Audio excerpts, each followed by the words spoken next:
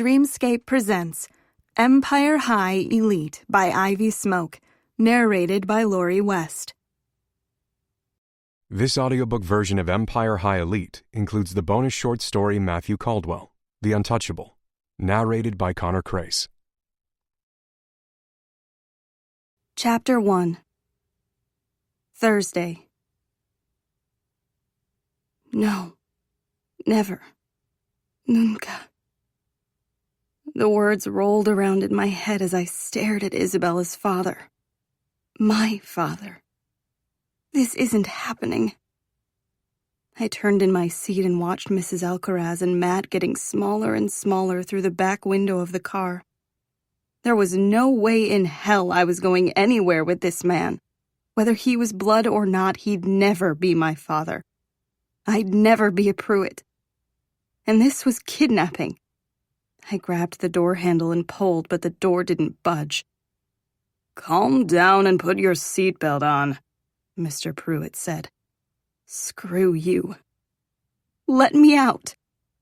My voice came out shakier than I hoped it would. He ignored me. I tried the handle again and then banged on the glass. "Let me out!" I couldn't even see Mrs. Alcaraz and Matt now. "Let me out of here." I slammed my palms against the glass. Mr. Pruitt put his phone down, but instead of saying anything, he just stared at me. His eyes felt like ice on my skin. The trail they made down my body made me shiver.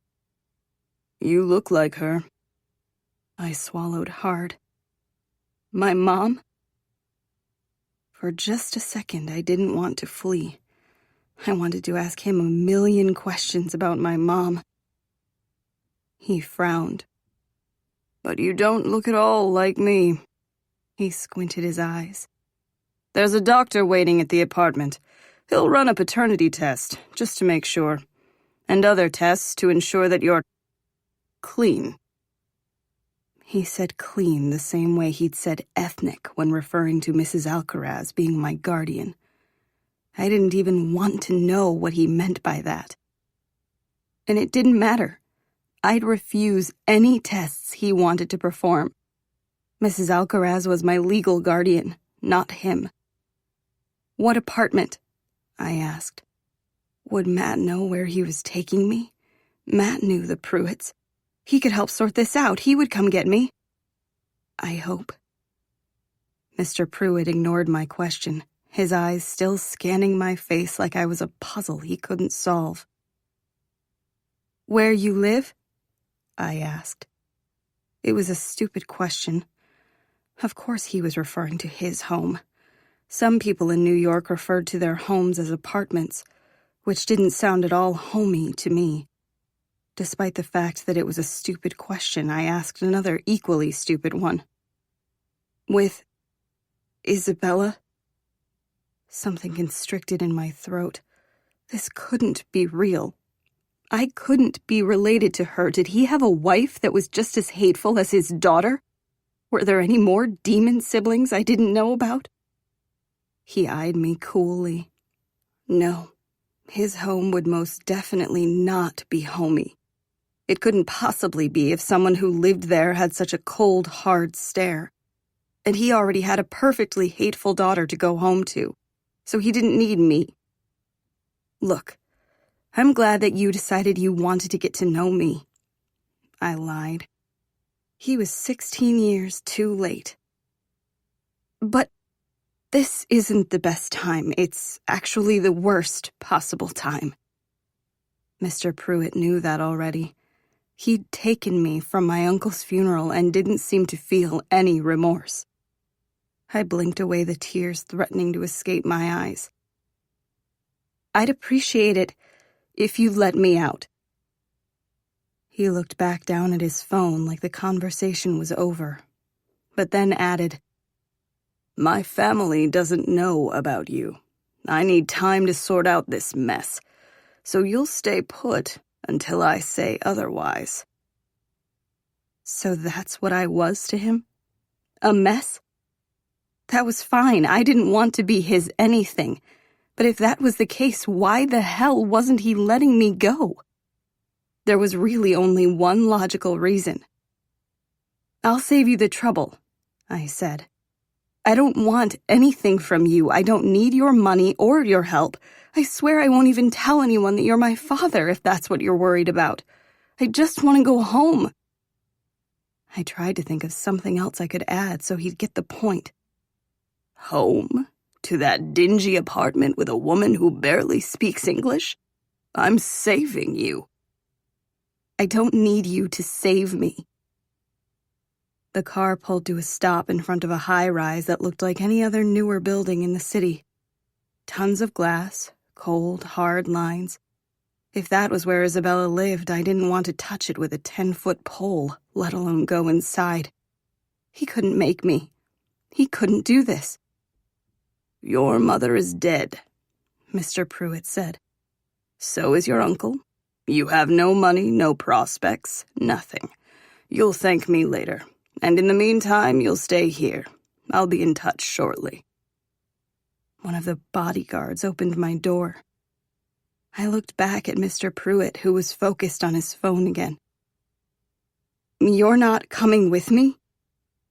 The thought of entering Isabella's apartment without her father was more terrifying than entering it with him. He ignored me as the bodyguard gripped my arm.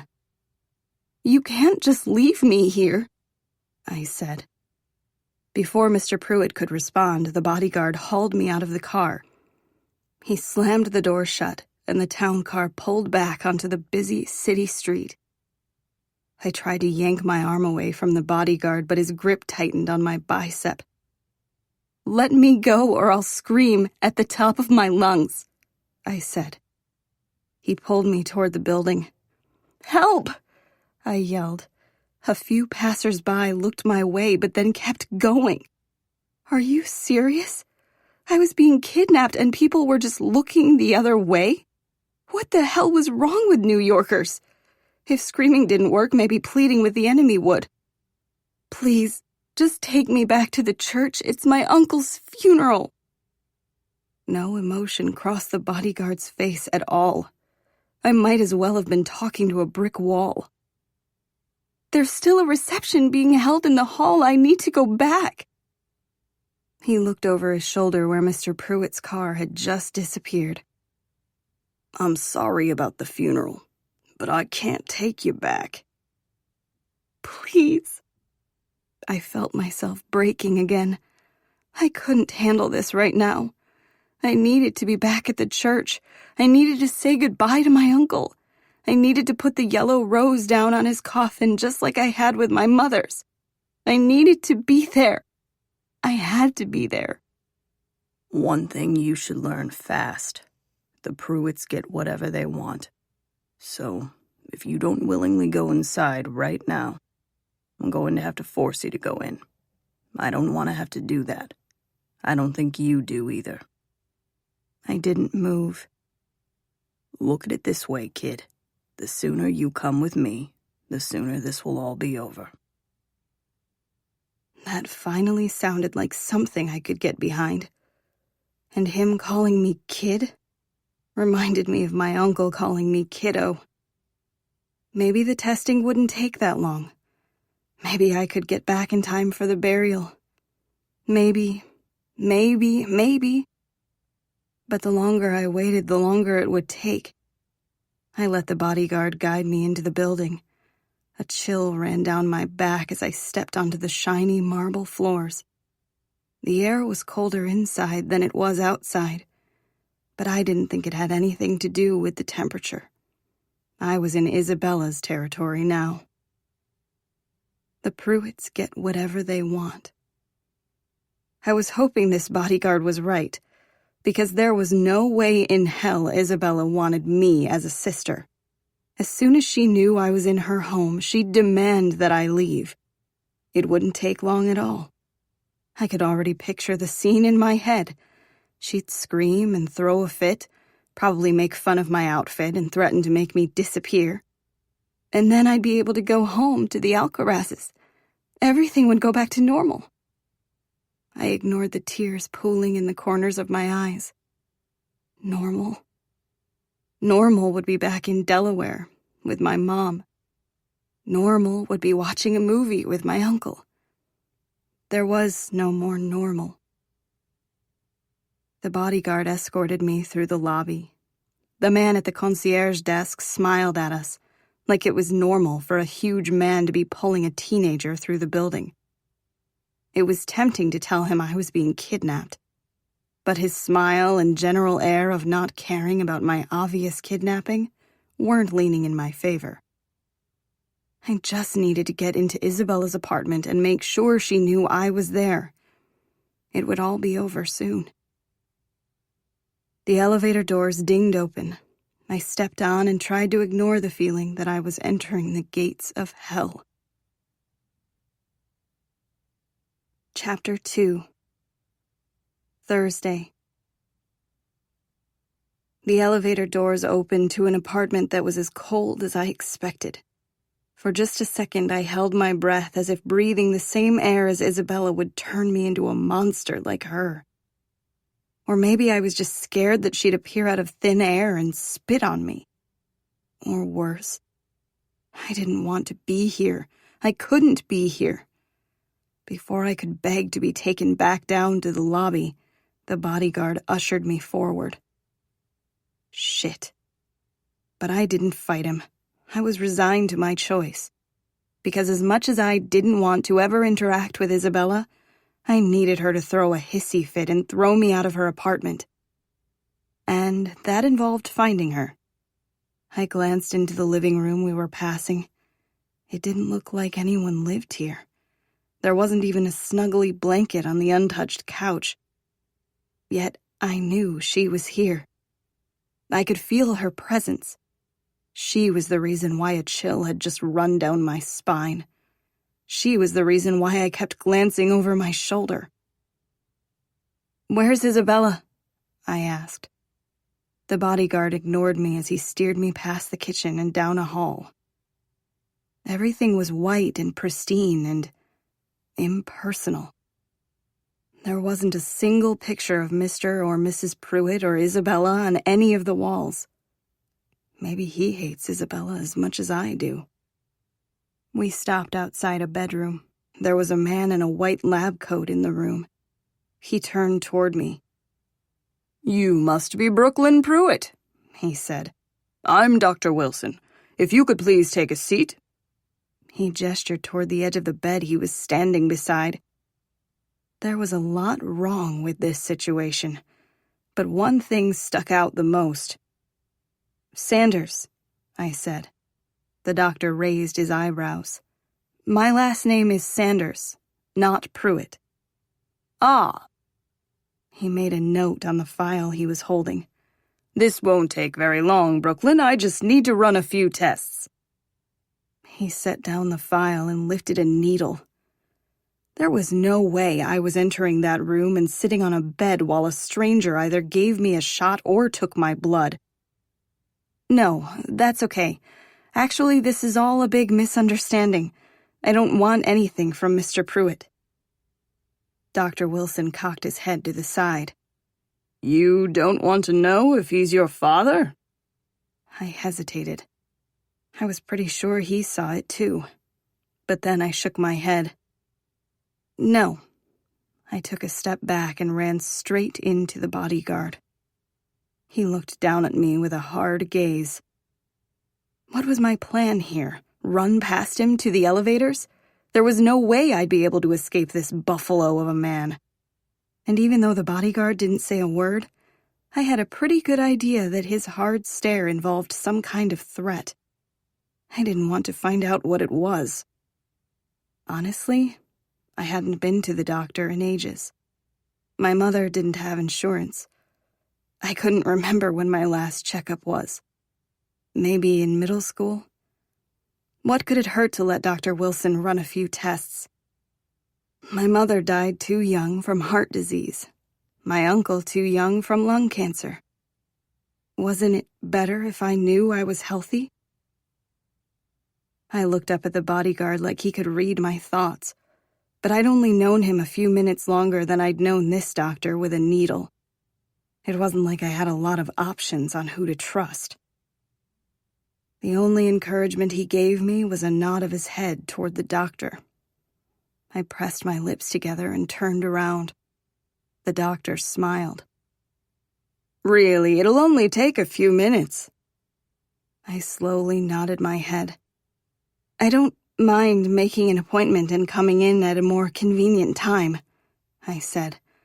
I was stalling, even though I couldn't think of a single way out of this. "I'm a family doctor. Your father pays me good money to be on call. Trust me, I don't mind." He chuckled, and the sound made me feel a little more at ease. "When was your last period?" he asked, and looked back down at his file. Okay, not at ease anymore. Who just randomly asked such a personal question with zero segue? I could feel my cheeks turning red, and I looked over my shoulder at the bodyguard. He didn't make eye contact, but he also didn't move. Apparently he was going to be here for this too. I swallowed hard. "A few weeks ago?" "It started or ended a few weeks ago?" "Started." What kind of doctor's visit was this? "Wonderful." He wrote it down while still balancing the needle precariously in his other hand. Come in, don't be shy." My feet guided me into the room even though my head was screaming no. The sooner I did this, the sooner it would be over. I answered the rest of his invasive questions. I tried to slow my rapid heartbeat when he scolded me for my heart racing. And I grimaced when he drew blood. "I should have your results by tomorrow morning," he said. "I know your father wants them as quickly as possible, and I'm not one to keep him waiting." Alleged father. I was still holding out hope that I wasn't related to this demonic family. I touched my arm where the doctor had left the cotton swab and strip of tape. "All will be clear soon," Dr. Wilson said. "Did you have any questions you wanted to ask me before I head out?" How could I be related to someone so cruel? How could my mother have fallen for a monster? Would I become one too? I shook my head. "Very well." He finished packing up his things, gave me one last smile, and disappeared out of the bedroom. I went to stand, but my head started to spin. I immediately sat back down on the bed. "Whoa, take it easy," the bodyguard said. He took a step forward like he actually cared if I fainted. "You need something to eat. What would you like?" I just stared at him.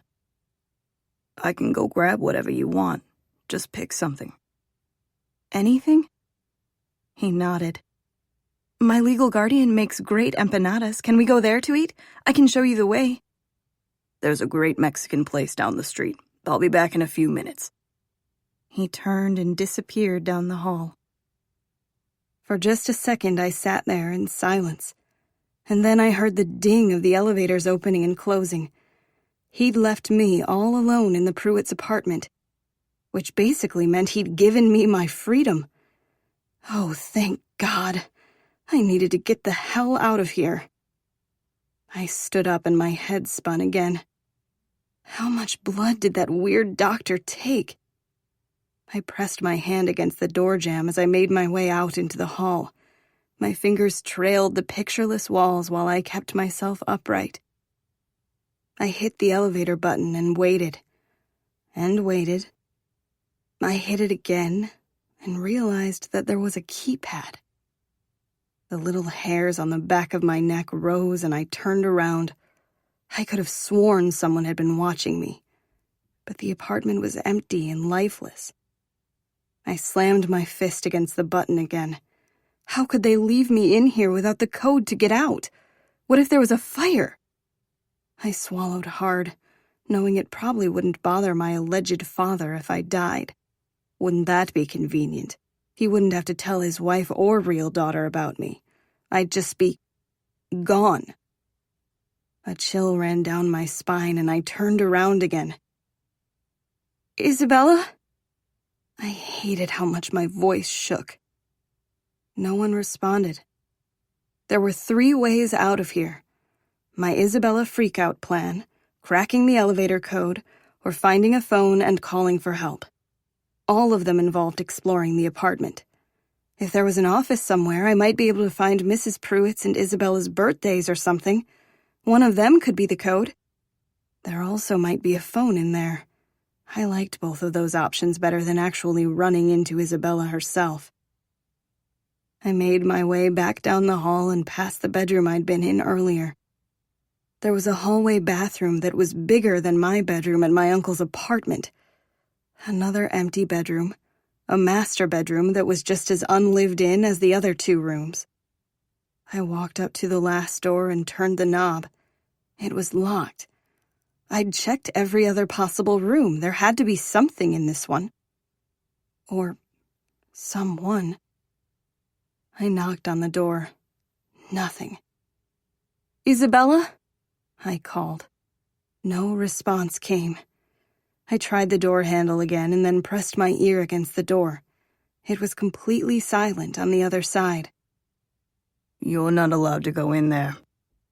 I jumped. I hadn't even heard the bodyguard come in. He was holding a few brown paper bags, and I could smell the cheesy, fried goodness from where I was standing. I couldn't remember the last time I'd eaten. It was hard to make yourself eat when all you wanted to do was cry. I ignored the audible growl of my stomach. "Where are Mrs. Pruitt and Isabella?" I asked. He just stared at me. "Is Mr. Pruitt even married? Does he have other children?" He squinted his eyes at me like I was some kind of puzzle he didn't understand. This wasn't working. "I need to make a phone call. My friends will want to know that I'm safe." My stomach growled again. "We'll discuss it after we eat." After we eat? My curiosity made me follow him. He started to unpack takeout container after container. "They didn't have any empanadas," he said. "I wasn't sure what else you liked." I sat down and lifted the lid off the closest container. It was filled with a bean burrito and rice that were both still steaming. Bean burritos were one of my favorites. He bought me all this food because he didn't know what I preferred? I stared at him as he grabbed a second bean burrito and started eating it. Was it one of his favorites, too? He was significantly younger than Mr. Pruitt. He couldn't be more than mid-20s. His hair was dark like Mr. Pruitt's and Isabella's. "Are you his son?" I asked. He started choking. "What? No." The way he said it made it seem like the thought truly disgusted him. Being related to the Pruitts disgusted me, too. I pushed some of the rice around with my fork. I wasn't hungry anymore. "He's not that bad." I looked back up at the bodyguard. "Isabella is." He finished chewing his bite. "I'm not supposed to talk about his family with you." For some reason, that was better than him denying that Isabella was horrid. "What's your name?" "You can call me Miller." "Is that your first or last name?" "It's just what you should call me." That was vague, but Miller sounded like a last name to me. "What's your first name?" I could have sworn he was trying to hide a smile. "Eat your food, kid." Kid. I felt that stab in my heart as I remembered my uncle. Would that feeling ever go away? I got it when things reminded me of my mother, too. It was like someone was following me around with a knife, constantly jabbing at my heart. I wasn't sure it would ever stop. "Fine, make your call. 2 minutes, then you eat." Miller slid his cell phone across the table. "But you're staying here tonight, so there's no point in asking someone to come get you." "Okay." I grabbed his phone and slid out of my seat. I wasn't allowed to ask someone to come get me, but that was fine, because the only person I wanted to talk to right now was someone that would just show up anyway, because that was what he always did. He'd figure out a way to get me out of here. He'd fix this. He had just as many resources as Mr. Pruitt. I dialed the number and put the phone up to my ear. Hello? His voice was rigid and cold, like he was in the middle of an argument. For a second, I wasn't even sure if it was him, but I'd memorized his number by heart. Matt? Brooklyn, is that you? The anger in his tone was gone. It was just that familiar warmth I'd grown used to. Hearing him say my name like that made my tears start again. I turned away from Miller so he wouldn't see. It's me. I tried to stop my tears so I could have a coherent conversation. Recently, Matt's arms around me were the only thing that could calm me down. He'd held me as I fell asleep every night after my uncle's death. I couldn't be here tonight without him. I couldn't do it. I needed him. Where are you? I'm at the Pruitt's apartment. Technically, I didn't ask him to come, but I could still feel Miller staring at me. I'll be right there. I gripped the phone tighter in my hand. Thank you. Please hurry. Are you okay? He hasn't hurt you? Was Mr. Pruitt violent? I gripped the phone even tighter. I wouldn't put it past him. He was certainly uncaring. I'm okay. I looked over at Miller and my untouched food. I'm not. I'm really not. He had a doctor run a few tests to make sure I'm his. I heard a car door slam. I'd never seen Matt drive before. He was always riding with James. I couldn't imagine James assisting him in this, even though Matt swore James was sorry about what he'd done. Humiliating me in front of the whole school and then coming to my rescue? It didn't seem like a realistic jump. Matt's parents had been at the funeral. Would they help? Would they even think this was an issue? I heard Matt tell someone where to head. Are you with someone? I asked. Rob. He borrowed James's car. Something about the way he said borrowed sounded a lot more like stole. Don't worry, Sanders, Rob yelled. A car honked. We're coming to save you. Matt and Rob were coming to save me from being trapped in Isabella's home. It was such a preposterous thought that I almost laughed. But instead, I love you tumbled out of my mouth. There was a long, awkward silence. So long that my eyes burned, and my throat felt parched, and I couldn't breathe. We'll be there in 10 minutes, Matt said. Okay. Maybe we could just pretend I never said it. I could take it back. I could... Brooklyn? Yeah. I closed my eyes tight, wishing I could rewind time. I love you too. I could already hear Rob making fun of him. The call ended, but I kept the phone pressed against my ear. Matthew Caldwell loved me.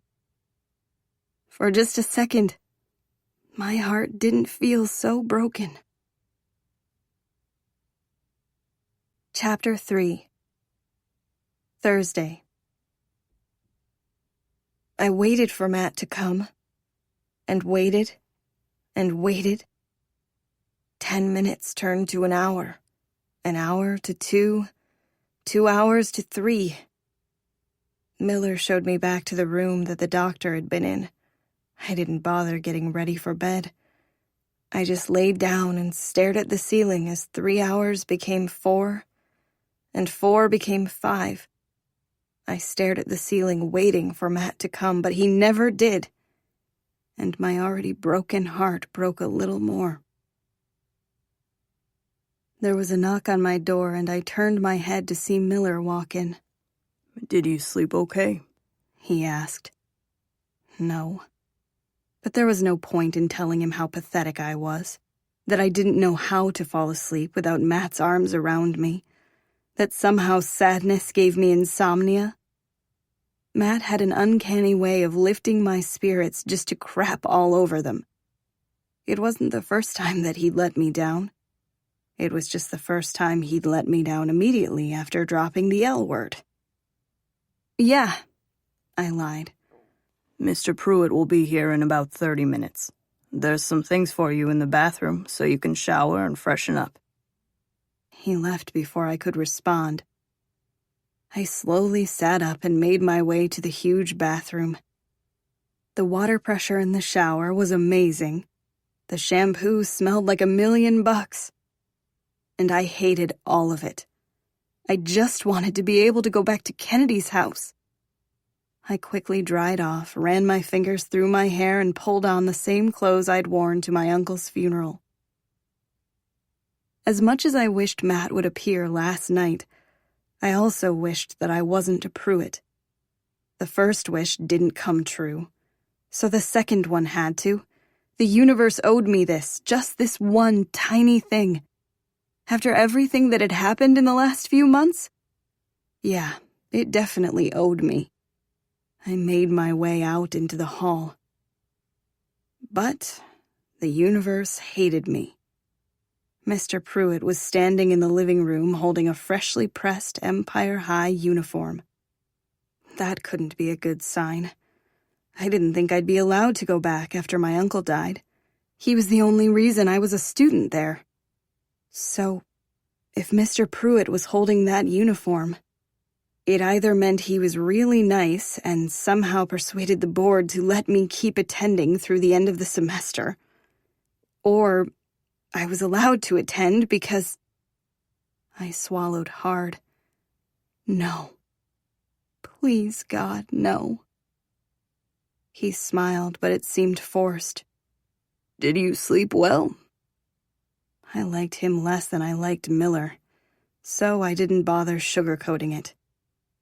No, I didn't sleep at all. Me either. We both just stared at each other. I tried to ignore the fact that he may have said that to imply that we were more similar than I thought.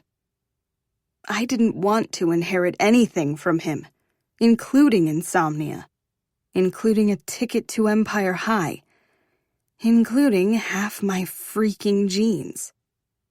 But instead of saying any of that, I just kept staring. Don't say it. Please don't say it. Good news, he said with that same fake smile. You are, in fact, my daughter. I was pretty sure I was grimacing. So, he cleared his throat. Classes start in half an hour. I'll have someone stop by this afternoon to take your measurements, but in the meantime, Isabella said you could borrow this one. He draped the uniform on the back of the couch. He wanted me to wear a uniform that belonged to Isabella? Was he kidding? There was no way that his daughter was okay with that. He smiled again. It almost seemed like it was a new action for him. It looked so forced. But he was trying. I could tell he was trying. He wasn't nearly as cold toward me as he was yesterday. And yet, I still didn't like him. Not even a little bit. Miller will escort you to and from school, he said. I'll officially present you to my family tonight at dinner. So make sure the stylist gives you something to wear for that. No. I shook my head. I don't want measurements. I don't want dinner. I don't want any of this. Please just let me go back to Kennedy's place. I'm afraid that's not possible. But Miller will also grab all your old things this afternoon and set them up in your new room so you'll feel more at home. Speaking of which, what's your favorite color? My favorite... What? No, I'm not moving in here. I know, you're moving in with us. I just stared at him. Right. Moving in here. I pointed to the bedroom down the hall that I had no intention of ever calling mine. This isn't my home. He laughed. Then what the heck was it? I'll see you tonight. You'll have a busy afternoon, so don't make Miller wait long for you after school. And Isabella said to make sure you sit with her at lunch. She's excited to get to know you better. She's always wanted a sister." I was pretty sure I vomited a little in my mouth. There was no way that anything Mr. Pruitt had just said about his daughter was true. He turned to leave. "Wait."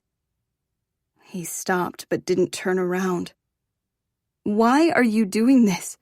Why can't I just go back to the Alcaraz's place, please? We can have dinner once a week or something to get to know each other. Just not this. Please, Mr. Pruitt." "You're my daughter." That was his only reply before he stepped onto the elevator. He didn't even look back at me. That one fact alone wasn't enough. Not when I knew the truth. He didn't want me. He told my mom to get rid of me. I wasn't the daughter that he wanted. "We need to get you to school before you're late," Miller said and lifted up the uniform. "I'm not wearing that. We need to swing by Kennedy's place so I can grab—" "There's no time." He shoved it into my hands. I looked down and the tag was still on it. Isabella had so many uniforms that she didn't even need to wear all of them. I only had one Empire High uniform, and it was second-hand. I'd never even touched a new one before. I shook my head. I can't do this. I can't be related to him. Can't we run another test? Maybe they mixed something up at the lab? I tried to hand the uniform back to Miller. "He's not that bad," he said, just like he had last night. But I didn't believe him then, and I didn't believe him now. When I'd asked him if he was related to Mr. Pruitt, he'd almost choked on his bean burrito. I'd seen his face. I'd seen the truth. Mr. Pruitt was horrible. He was just like his daughter. I could refuse to go to school, throw a fit. But even thinking about it made me feel like I was already becoming Isabella. I didn't want to be anything like her. And if that meant not getting what I wanted right now, then so be it. "Just give me 1 second," I said. Besides, there was a silver lining in all of this. I'd get to see Kennedy and Matt. At least I didn't have to worry about Matt suddenly hating me. I told him I was at the Pruitt's house, and I wasn't, apparently, so him not showing up was because of that, not because he flaked. I was in Isabella's uniform and in the car before I could change my mind. It's going to be fine. It's going to be fine. It's going to be fine. I said it over and over again until we pulled up outside of Empire High. "Have a good day at school, kid," Miller said. "You too." I cringed. But his laugh made me smile for the first time all morning. I climbed out of the black sedan. I wasn't sure if it was my imagination, but it felt like everyone was staring at me as I stepped out onto the sidewalk. My smile quickly evaporated. No, I wasn't imagining it. Heads were literally turning in my direction. I looked down at the ground and hurried up the stairs. Before I even reached my locker, Kennedy threw her arms around me. "Are you okay? I can't believe Uncle Jim didn't tell you that you are related to Isabella. Does everyone already know? It seems like everyone already knows." She gave someone an evil glare before pulling me into her arms again. Instead of demanding answers to her onslaught of questions, she just let me rest my head against her shoulder. "It'll be all right," she said and squeezed me harder. She didn't need an answer. She'd always been able to read me. "My mom will figure it out," Kennedy said. "She has a meeting with the lawyer that filed the paperwork for her to be your guardian this afternoon. It's going to be fine." "I'm related to Isabella," I mumbled into her shoulder. "Nothing is fine." Kennedy laughed. "And you are truly the better sister in every sense of the word. Sweeter, smarter, prettier. I'm a Pruitt. I shook my head. I can't believe I'm a Pruitt. No. She held me at arm's length. Your mom raised you. You're a freaking Sanders. Always have been, always will be. I felt my bottom lip start to tremble. How was the rest of the funeral? I couldn't believe I'd been forced to miss it. That wasn't something Mr. Pruitt could ever heal. He'd taken saying goodbye away from me. All the fake smiles in the world wouldn't make me forget. I was a little distracted trying to figure out what happened to you, but it was beautiful. Uncle Jim was really loved. Now it looked like she was going to cry too. I miss him so much. Stop it. You're supposed to be holding me together. I know. She wiped away any tears before they could even fall. It's just been a really hard week. I know. I miss him so much. Ahem, someone said from behind us. I closed my eyes and prayed that it wasn't Isabella, even though I already knew it was. It took every ounce of energy I had left to unwind my arms from around Kennedy. Isabella was standing there, surrounded by her minions with a smile as fake as her father's. Hey, sissy. Sissy? So, fake friendly was how she was going to approach this. Great. Hey, I should get to class. Not so fast. She flipped her hair over her shoulder. I wanted to invite you to sit with me at lunch. You can both come, I guess, she said and smiled at Kennedy, too. I knew the friendliness behind the lunch invite was fake. She knew it was fake. But she was still doing it. And I was beyond shocked. Apparently the only person Isabella listened to and respected was her father. I didn't really know what to say. Come on, Charlotte said. It's going to be so much fun getting to know you better. This was the same minion who always got me in trouble in class. The same one that said she'd make me disappear. She was almost as bad as Isabella. Almost. Maybe another day, I said. Isabella flashed that smile at me again. Daddy wants us to get to know each other better. She reached out and grabbed my hand. Pretty please. I've always wanted a sister, and that new blazer looks so cute on you. I'm so glad it fits. Oh my goodness, I just realized we're going to get to share all our clothes. Ew. Just ew. Yeah, sure. All I wanted was for her icy fingers to release me. Great. Later, babes. She blew us each a kiss and then clicked away in her high heels. Daddy? Kennedy said and pretended to gag. Gross. Yeah. I opened up my locker and pulled out a few things. Most of my books were at Kennedy's place. We're not really going to sit with her at lunch, right? Kennedy asked. Because all that was over the top fake. And if I hear her say daddy again, I will actually hurl, especially if I'm eating. I was thinking the same thing. Okay, good. I just wanted to make sure you weren't buying it. Definitely not. She pulled a folded-up piece of paper out of her blazer pocket and handed it to me. Before I forget, Matt summoned you. I laughed. How do you know that? I accidentally read it. Accidentally? She shrugged. He wants you to meet him outside. But class is about to start. She winked at me. Looks like you're not going to your first class today. Later, babes. She blew me a kiss just like Isabella, pretended to gag again, and disappeared into the crowded hallway.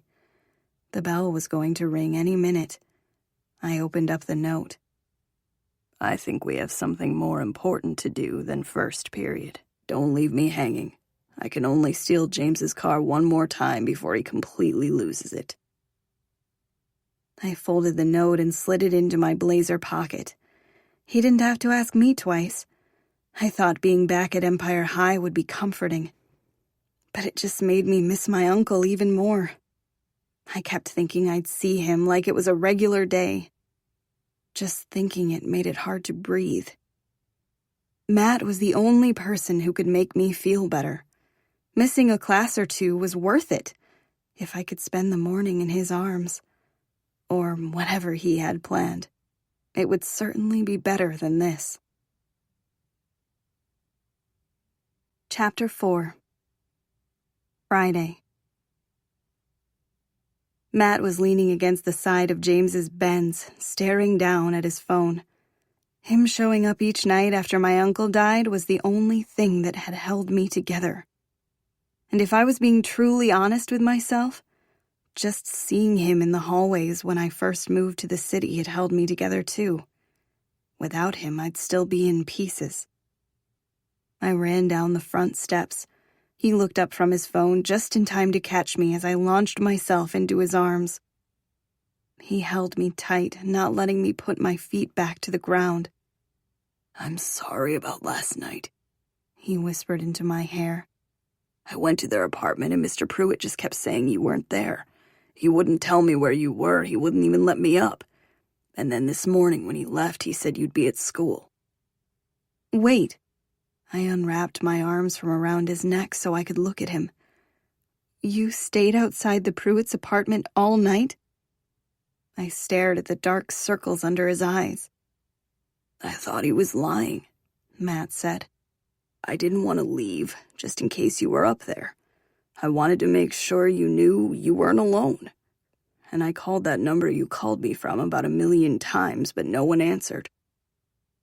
Miller probably wasn't thrilled about all those calls, but I didn't care about Miller, or Mr. Pruitt being annoyed, or any of that. Matt had camped out on a city sidewalk because he was worried about me. He wanted to be there for me even though he couldn't hold me in his arms. It was the sweetest thing I'd ever heard of, and that was all I cared about. He reached out and traced the circles under my eyes with his thumb. "Where were you?" I thought I was at his place, but this morning he mentioned that I'd be moving into his actual apartment with the rest of his family. So maybe it was like his spare apartment? I didn't know what sorts of weird stuff rich people were into. Matt frowned. "Why would he have a second apartment?" I don't know. Maybe a place to hide his illegitimate children? Matt winced. I'm kidding. He probably just rented it for the night or something. I didn't want to talk about this anymore. I wanted Matt to distract me like only he could, but I could see the question in his eyes before he even spoke. "Did he..." Matt's voice trailed off. "Did he get the results from the paternity test back yet?" Everyone in the whole school was acting like they already knew, but it was probably just rumors circulating from the scene Mr. Pruitt created at the funeral. Matt was the only one that knew about the paternity test.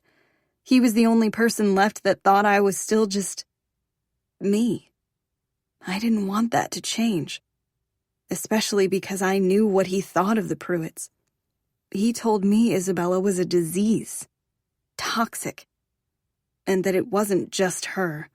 Her whole family was the same. Did that make me toxic too?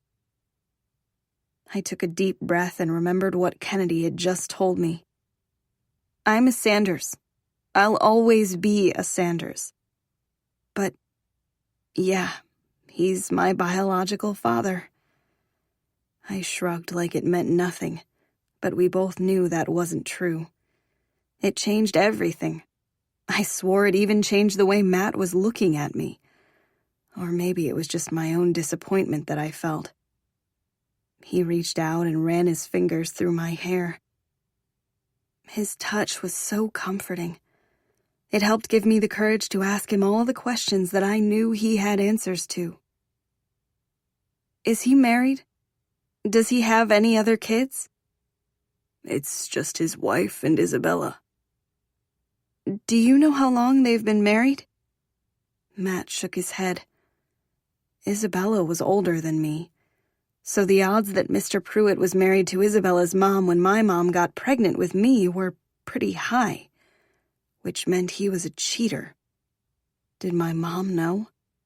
I swallowed hard. None of it mattered. I didn't want anything to do with his family. He didn't even want me. He'd told my mom so. I don't want to live with them, Matt. And you won't. My mom agreed to meet with your uncle's lawyer, along with Mrs. Alcaraz this afternoon. We have a great family lawyer that she's bringing. They'll figure it out. You won't have to spend one night at their place.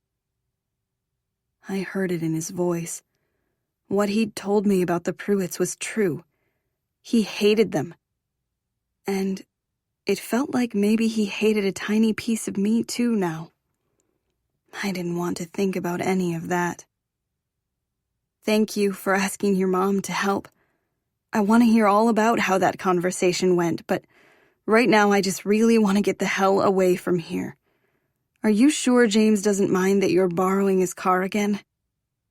Not that I really cared. Hopefully Matt would scratch the paint on his car or leave a ding.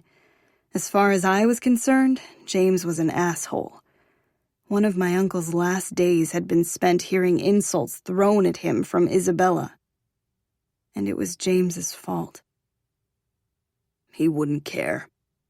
But my note was a joke. We're not actually taking his car. He threw his arm around my shoulders and directed me through the small parking lot. Where we're going, we can just walk. So, where are we going? I was actually glad that we weren't driving. Fresh air always made me feel better, if you could even describe any air in Manhattan as fresh. He smiled over at me as he steered me towards Central Park. One of my favorite places. It was like he could read my mind. For a while, we just walked in silence. Eventually, his arm fell from my shoulders and he grabbed my hand. I was happy to be walking around Central Park with him and not hiding our relationship to the world. But just thinking about it made me sick to my stomach. I didn't want to go back to school and pretend we weren't together. Not today, when it still felt like my world was falling apart. I gripped his hand a little tighter. Close your eyes, he said. I laughed when I looked up at him. The smile on his face was contagious. Any negative thoughts I had were easy to dismiss when I was staring at him. He reached out and covered my eyes with his hand. Now keep them closed. His lips lightly brushed against mine. I'll be right back. Wait, what? His hand fell from my face. I reached out for him, but my fingers came up empty. Matt? There was no response. I squeezed my eyes closed, despite the fact that I really wanted to open them. I trusted him. He'd be back. But as the seconds turned into minutes, doubt started to creep in. I remembered that day with him in the auditorium. I'd thought it was some terrible prank. He'd scared me half to death. Today felt exactly the same. My heart was racing and I could feel panic setting in. He'd left me alone in the middle of a path in Central Park. Wasn't that dangerous? I started counting in my head, trying to focus on something besides the random footsteps I kept hearing. Where are you, Matt? I screamed when he swooped me into his arms. My eyes flew open. You're terrible at keeping your eyes closed, he said. You left me. I didn't leave you, I just needed to grab something real quick. Now close your eyes. I followed his directions as he started to carry me somewhere.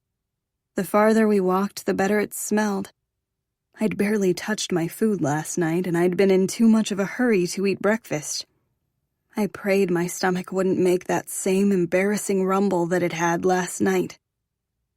Matt stopped walking and set me down on my feet. He put his hand over my eyes and turned me just so. Here it is, he said. The best view in the city.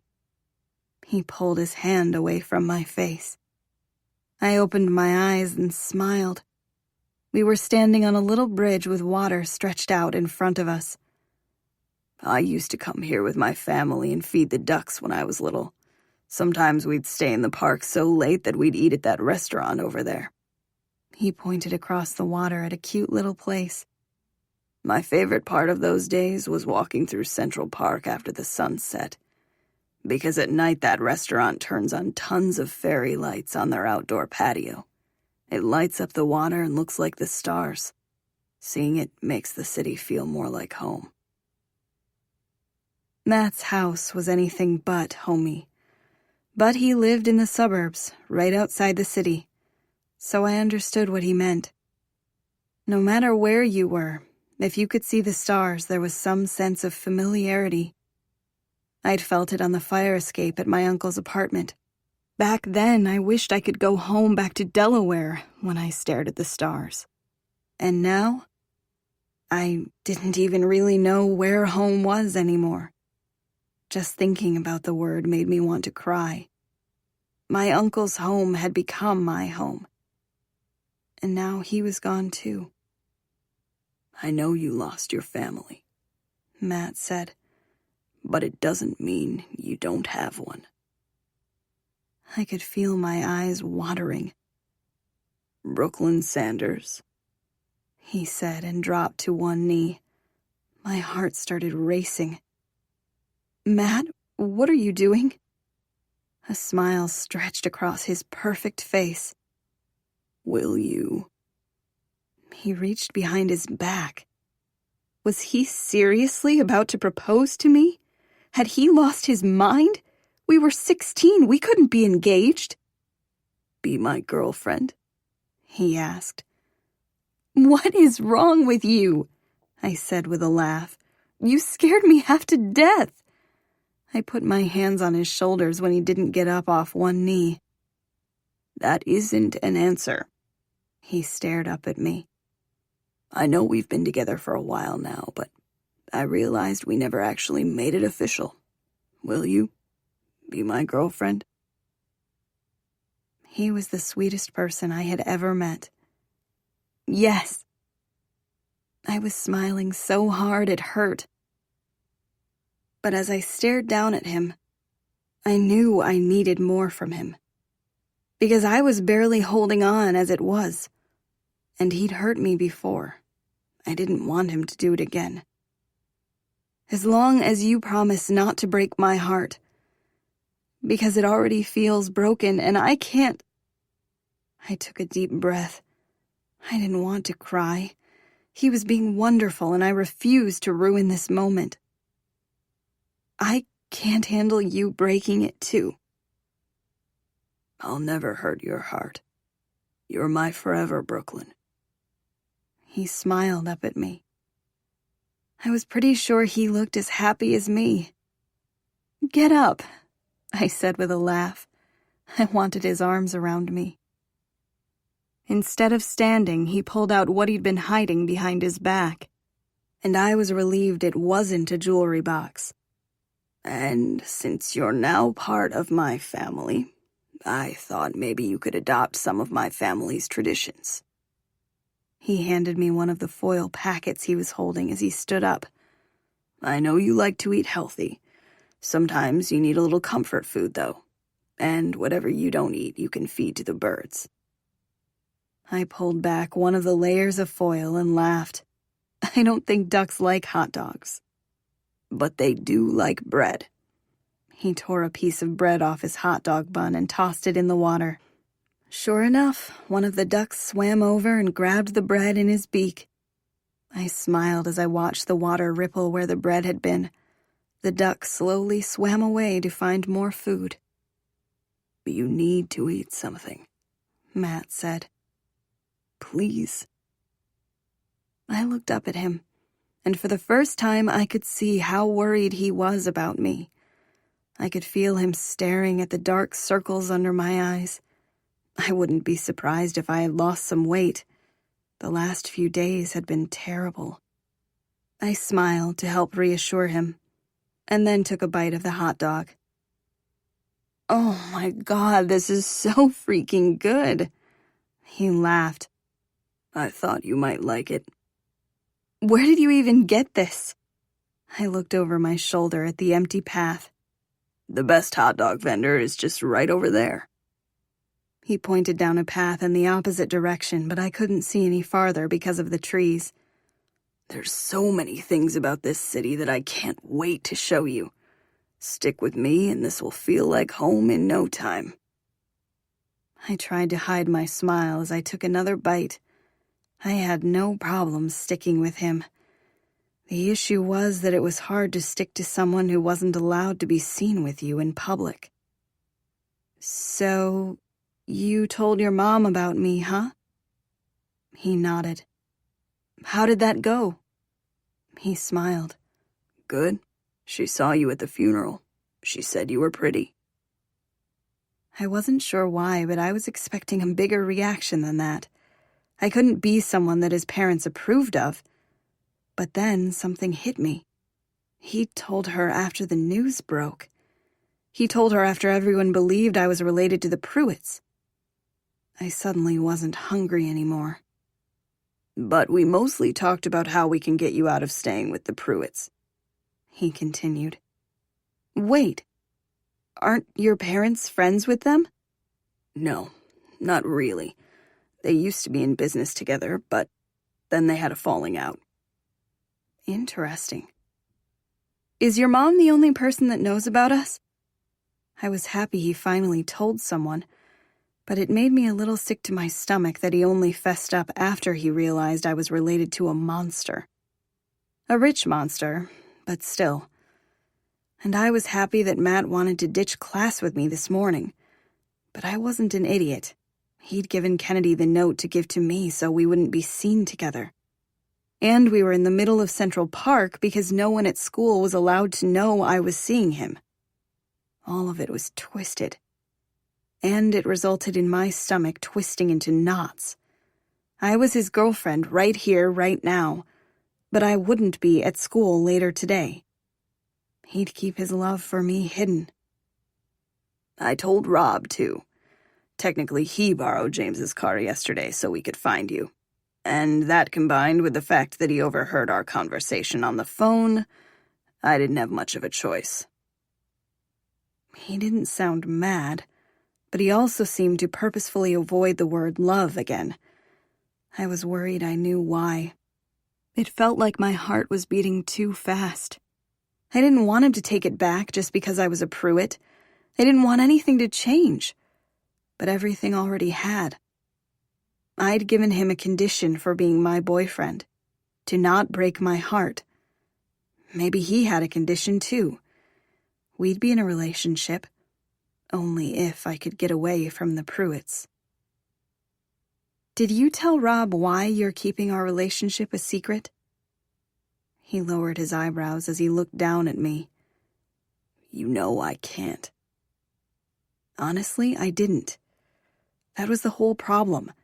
I knew there was some secret that Isabella was holding over his head. I knew it would hurt James if it came out. But that was all I knew. Didn't Rob ask why? I think he just assumed it was because of, our economic differences.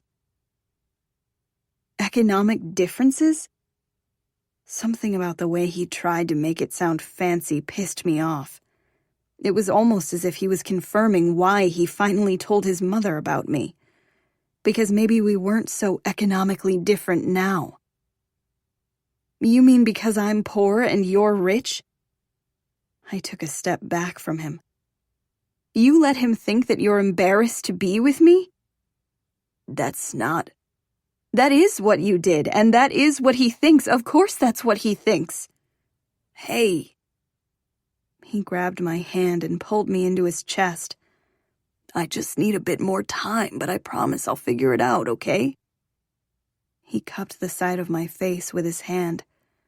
I could never be embarrassed of you. I love you. I couldn't exactly stay mad at him when he said that. I had worried he wasn't going to say it ever again. But there it was.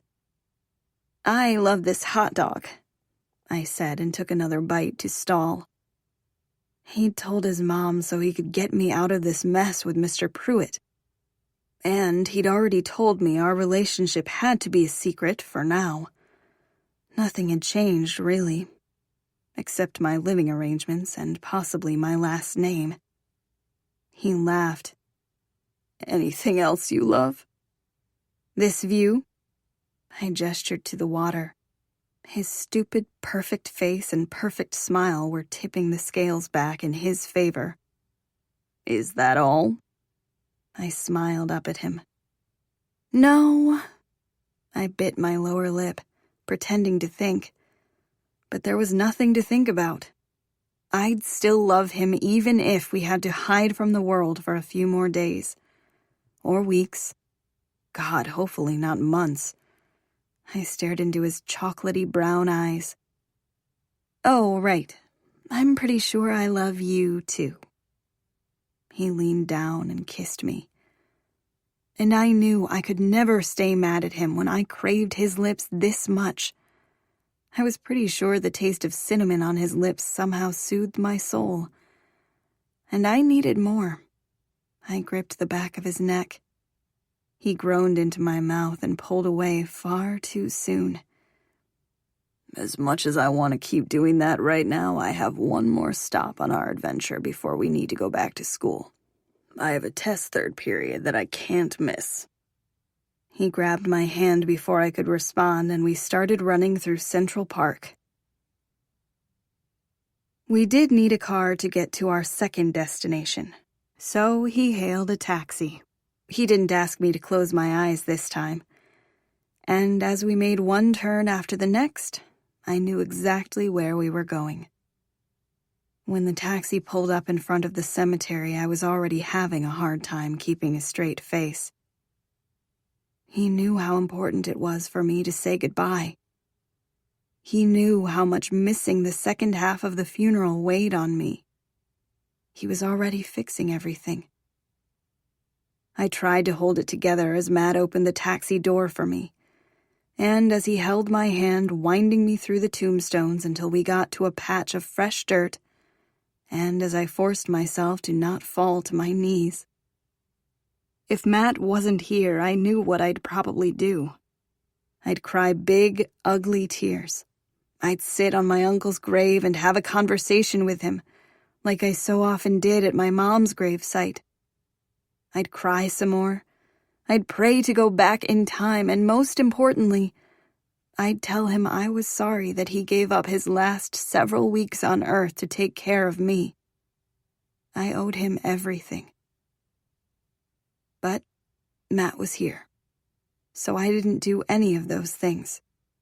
Instead, I just stared. I stared at the gravestone and tried to tell myself to hold it together, but in the end, the grief won. I wasn't strong enough to hold it in. I missed my uncle. I missed him so fucking much. And I regretted that the whole time my uncle was here with me, I'd been missing my mom instead of appreciating him. He'd never know how grateful I was that he'd taken me in when I didn't have anyone else. He'd never know. Instead of saying a word, Matt just held me so I wouldn't fall. He let me cry all over his school blazer. I was pretty sure some snot got on there too, but he didn't even flinch. When I'd sat on my mother's grave, I had never felt so alone in my life. I expected the same thing to happen right now, but it didn't, because I wasn't alone. I had Matt. I closed my eyes hard and tried to stop the tears from falling, and my thoughts latched on to the first distraction, even though it wasn't a great one.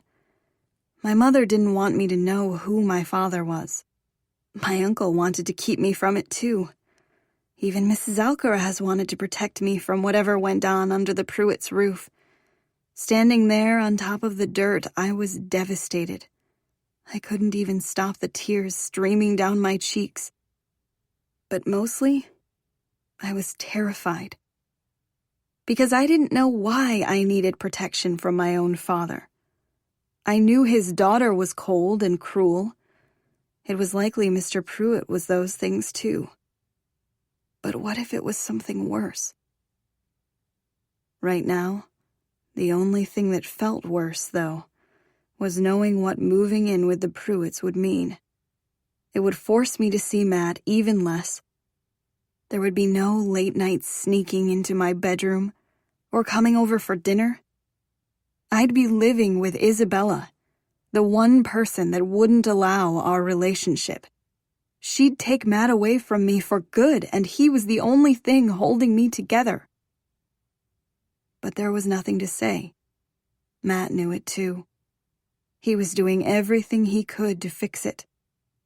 So I just had to wait. But I'd never been good at that. I'd never been good at wasting time. Because time was the only thing that was limited. I started to cry harder. I cried for my uncle. I cried for my mother, and I cried for myself, too. Because it was then that I realized that I had been wasting time. I'd been taking life for granted. The one thing I knew for sure I couldn't. I'd wasted away the time I had with my uncle. My last real home.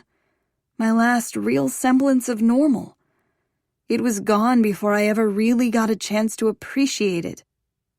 And now I had to spend all my foreseeable time with a family I hated. A family who might have secrets worse than their cruelty. A family everyone who loved me tried to protect me from. "He knew that you loved him," Matt said, and kissed the top of my head. "He knew." I was too embarrassed to tell him that I was mostly crying because I was scared. Chapter 5.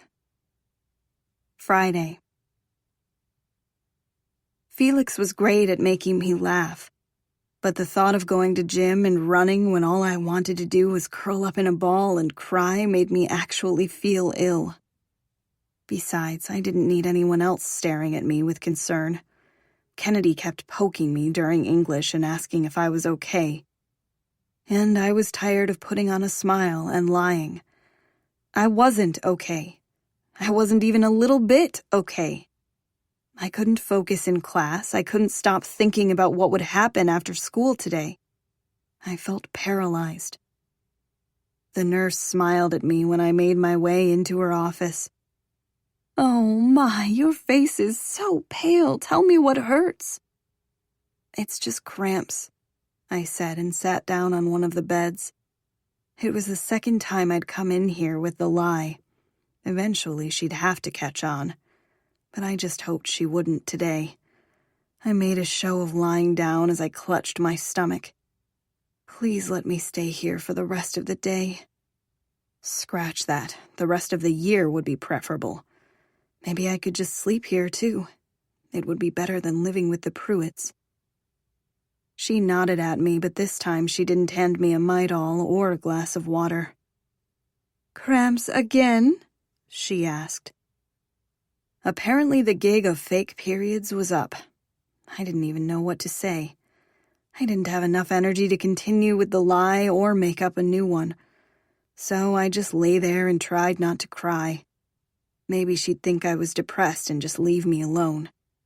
But I had no such luck. She sat down on the bed next to me. "Your uncle was a great man." Did she think this was going to help me? I closed my eyes tight, trying to keep the tears at bay. "I think that maybe a visit to the counselor might be better than camping out here. I can write you a note if you want." I kept my eyes closed. "I just need a few minutes," I said. "Then I'll go back to class. I promise." She patted my shin. "Okay, dear. A nap always makes me feel better, too."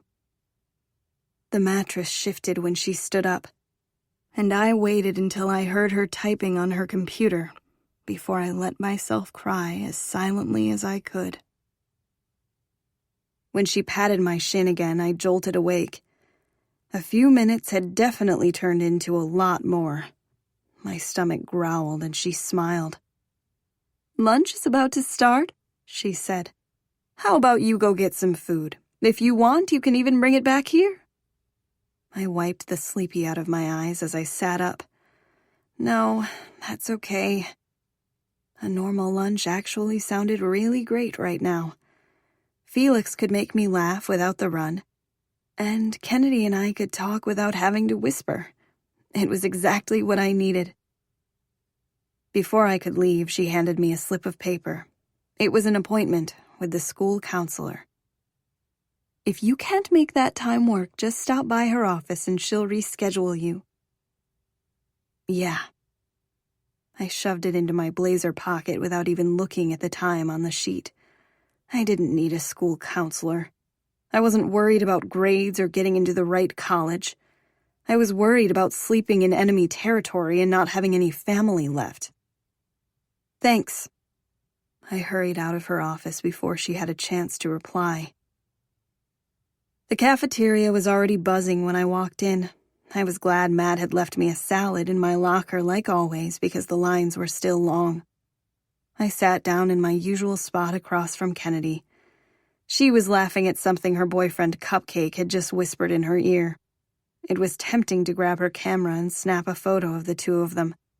They looked so happy. And I was happy for her. I really was. But that didn't mean that I wasn't horribly sad right now. I sniffed and hoped they hadn't heard. "You made me run all alone," Felix said as he plopped his tray down next to me. I laughed, but it sounded forced with the counselor note burning a hole in my pocket, and the sadness stabbing at my heart. "You really expect me to believe you ran without me instead of sitting on the bleachers?" "I kinda like running now. What, you think I did it every day just to hang out with you?" He winked at me. "Please, that would be desperate." My smile felt genuine now. Quite desperate. He laughed. "Well, I will admit that running is better with a partner. Where were you?" I didn't want to talk about my tearful slumber at the nurse's office. And it was like Kennedy could feel the awkwardness in the air because she jumped in to save me. "Dessert is always better than running." She held out her latest box of treats from Cupcake. Felix grabbed one of the pastries and took a big bite. "Can't disagree with that." I pushed my salad around with my fork instead of starting with dessert. Just seeing the name Dixon and Sons Sugar Cakes made me want to cry. My uncle had loved them, but I'd been forcing him to eat healthier. I'd been ruining his last few weeks without even knowing it. If I'd been dying, I would have wanted all the dessert I could get, too. My stomach twisted into knots. "Sissy, aren't you going to sit with me?" Isabella asked from behind me. The words themselves were friendly, but the way she said it wasn't. The knots in my stomach grew tighter. I turned around and looked up at her smiling face. "Maybe Monday," I said. "I really just need a normal day." She rolled her eyes. "Why be normal when you can be elite?" Was that a serious question? I didn't want to be elite, or however else she described herself. Besides, Cupcake and Felix were just as elite as her, and Kennedy's personality was 1,000 times more elite than Isabella's. "Come, come," she said like there was no possible excuse to what she'd said. "And I'm sorry, Kennedy. I forgot to tell everyone and I was only able to save one seat." "Really, Isabella," I said. "Monday would be better." "But Daddy insisted." She stuck out her lower lip, like that would somehow affect my decision. Ew. I heard Kennedy pretend to gag and tried not to laugh. Isabella cleared her throat. "Trust me, Sissy. You don't want to upset Daddy. If I tell him that I invited you to sit with me and you refused, well, you don't want to see what happens when he gets mad." My heartbeat kicked up a notch. No, I really didn't want to know what her father was like when he was mad. My father. Yeah, I was definitely going to be sick. You could sit with us, Kennedy said. There's a seat right there. She pointed to the one on the other side of me. No, I sit at that table. She pointed to the Untouchables table, and for the first time I looked over, too. Matt was staring at me so intensely. The 2 seats across from him were empty, which meant I'd be sitting with Matt at lunch for the first time since we started secretly dating. And now that we were officially boyfriend and girlfriend, that didn't seem like such a bad thing. I wouldn't be alone over there. I'd have him. It's just a table, Kennedy said. Isabella ignored her and looked back at me. Last chance, sissy, or Daddy will be hearing all about this. I lifted my salad off the table. Okay. You don't have to sit with her, Felix said and grabbed my arm. It wasn't that I wanted to sit there. I didn't. Not even if it got me closer to Matt. But I had to go, because I was already scared of Mr. Pruitt. It's just for today, I said. I looked at Kennedy and hoped she could read my mind. I didn't want her to think I was ditching her. I'd figure a way out of this from here on out. But today, I might have to spend all weekend with the Pruitts. I didn't want to start that off on bad terms. I followed Isabella over to her table. She sat down across from Matt, and I sat down next to her. Matt was staring at Isabella now. But not the way he stared at me. He looked beyond pissed off. I hoped he never looked at me like that.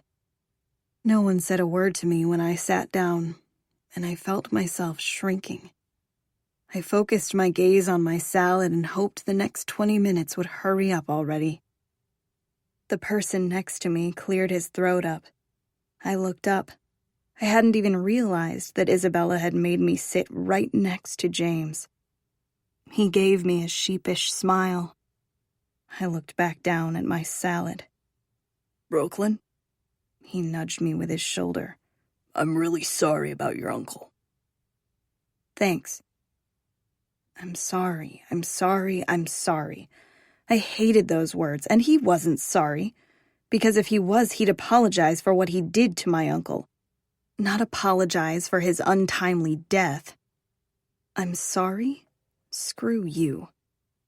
And I'm sorry about what happened in the cafeteria before.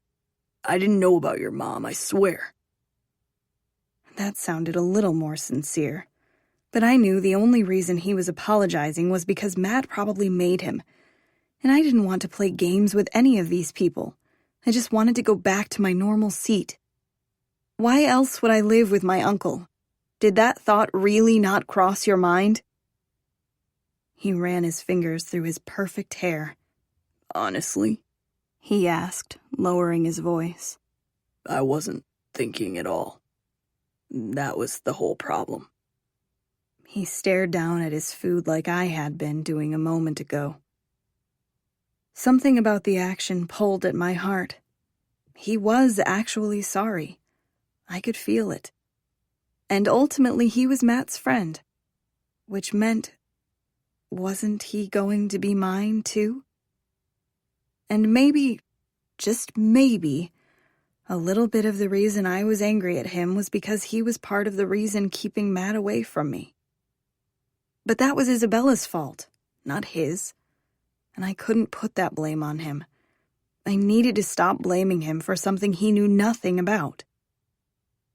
It's okay, I said and nudged him with my shoulder like he'd done to me when I first sat down.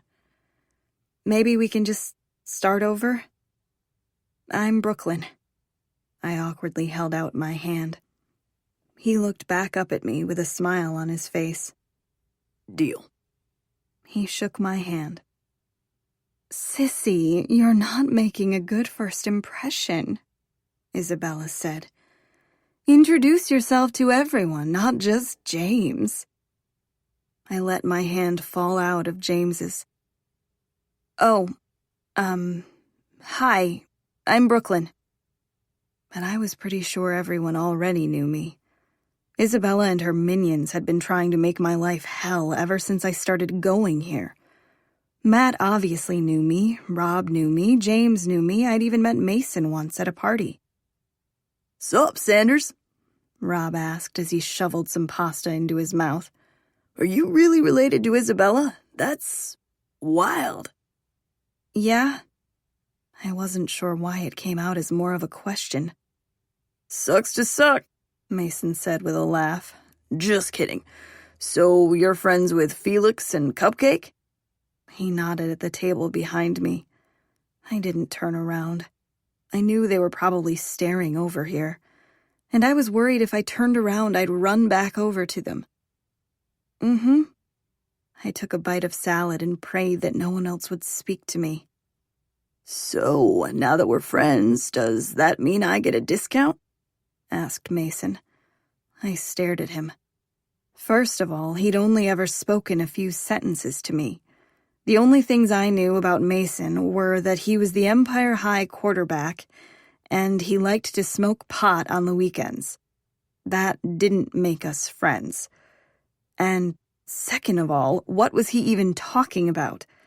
A discount on drugs? Because Felix stopped selling. Mason must realize that.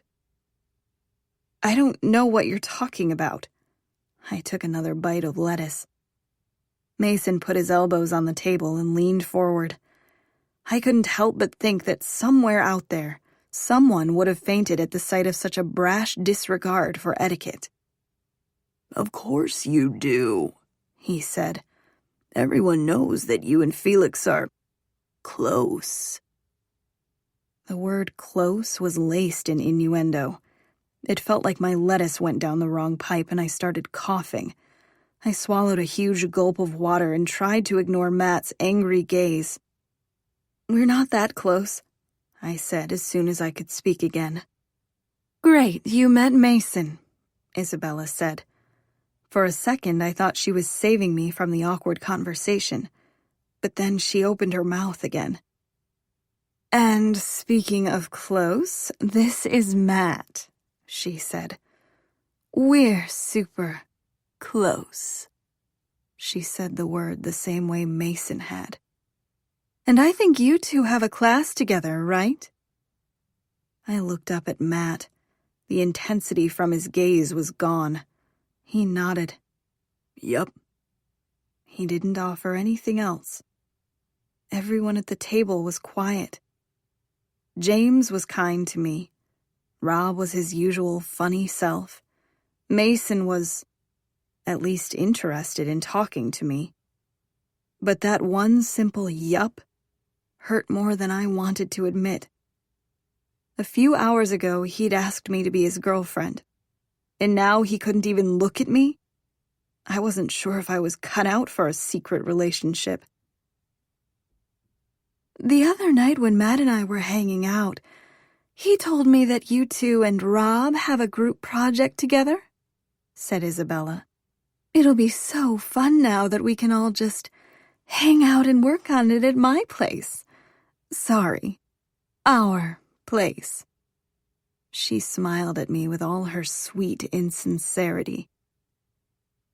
They were hanging out together the other night? As in, one of the nights he'd come over to my uncle's apartment to hold me while I cried myself to sleep? Had he held her, too? Right before he held me? I tried to take a deep breath. "Yep," I said, mimicking my brooding, silent boyfriend, who was a fantastic actor. So fantastic that it stung. So fantastic that I wanted to cry. So fantastic that I hated him in that moment. Sorry, I shouldn't have said hang out. Because you're not friends with any of them. It's just a group project that you were forced to do together. That's what Matt told me the other night, when we were hanging out, just the two of us, alone in my room. Right, Matt?" He didn't respond. He just sat there and stared at her. Her, not me. I tried to swallow down the hurt. "What the hell, Matt?" Rob asked. "We both know that's not—" "Rob, no one cares what sarcastic thing you have to say," Isabella said. "So keep it to yourself, yes?" "Fuck off, troll," he said. She ignored him and turned to me. "Speaking of things that don't belong to you." "No one was speaking of that," Mason said with a laugh. She glared at him and then back at me. "Speaking of things that don't belong to you," she repeated. "I need my blazer back. Right now," she added when I didn't respond. "What?" I didn't have a spare.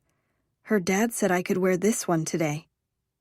"The only other one I have is back at Kennedy's house, and I'll get in trouble if I'm not wearing it." "Yeah, but I got a spot on mine." She pointed to absolutely nothing on one of her lapels. "You can't expect me to walk around like this all day." I shook my head. "I don't see anything." "Oh," she laughed. "That's right, I'm sorry. It was actually on yours." She lifted the milk off her tray and poured it down the front of my blazer before I even realized what she was about to do.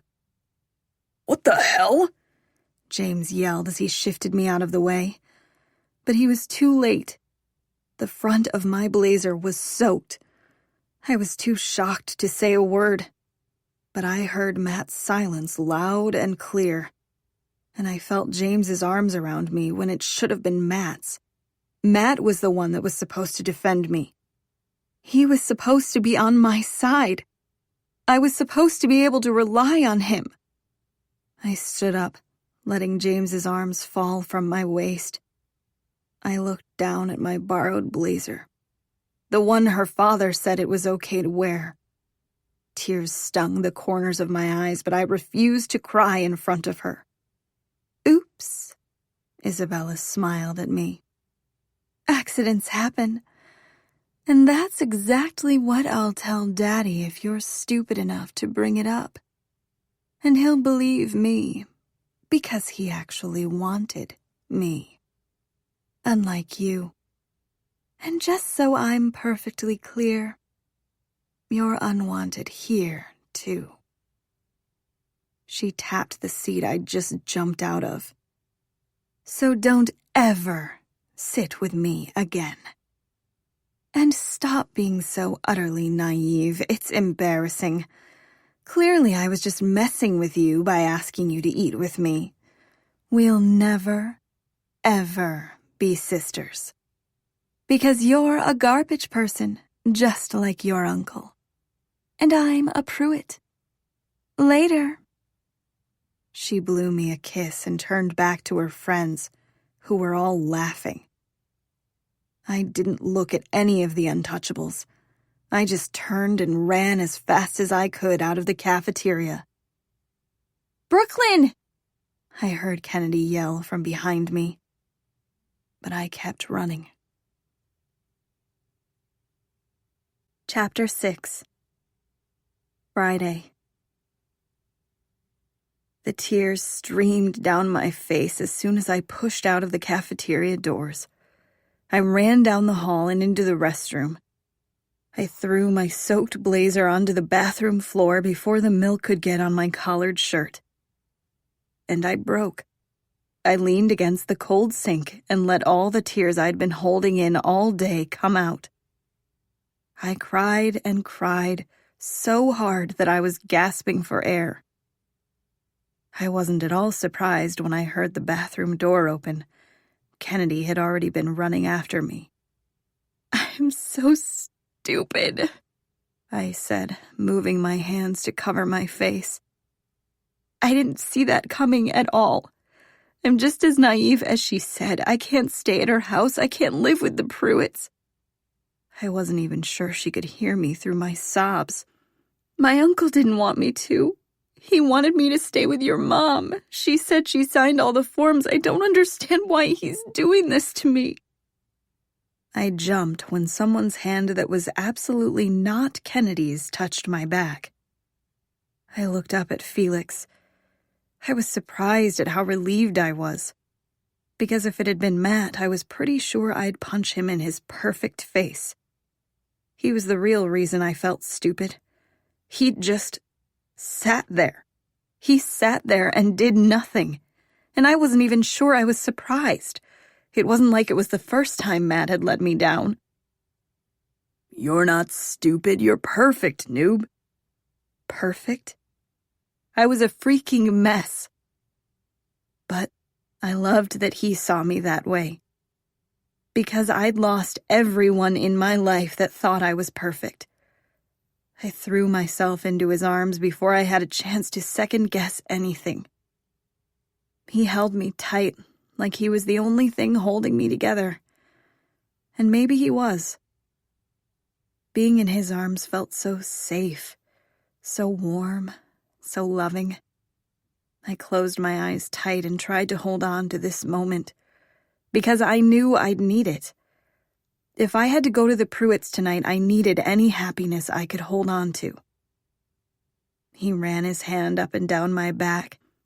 And I know you probably thought I was Kennedy, but you know you can stay at my house anytime you want. My mom wouldn't care. My parents are never around. I may have to take you up on that offer, I mumbled into his chest. He continued to rub his hand up and down my back. Stay with me tonight, then. I pulled back from him so I could see his face.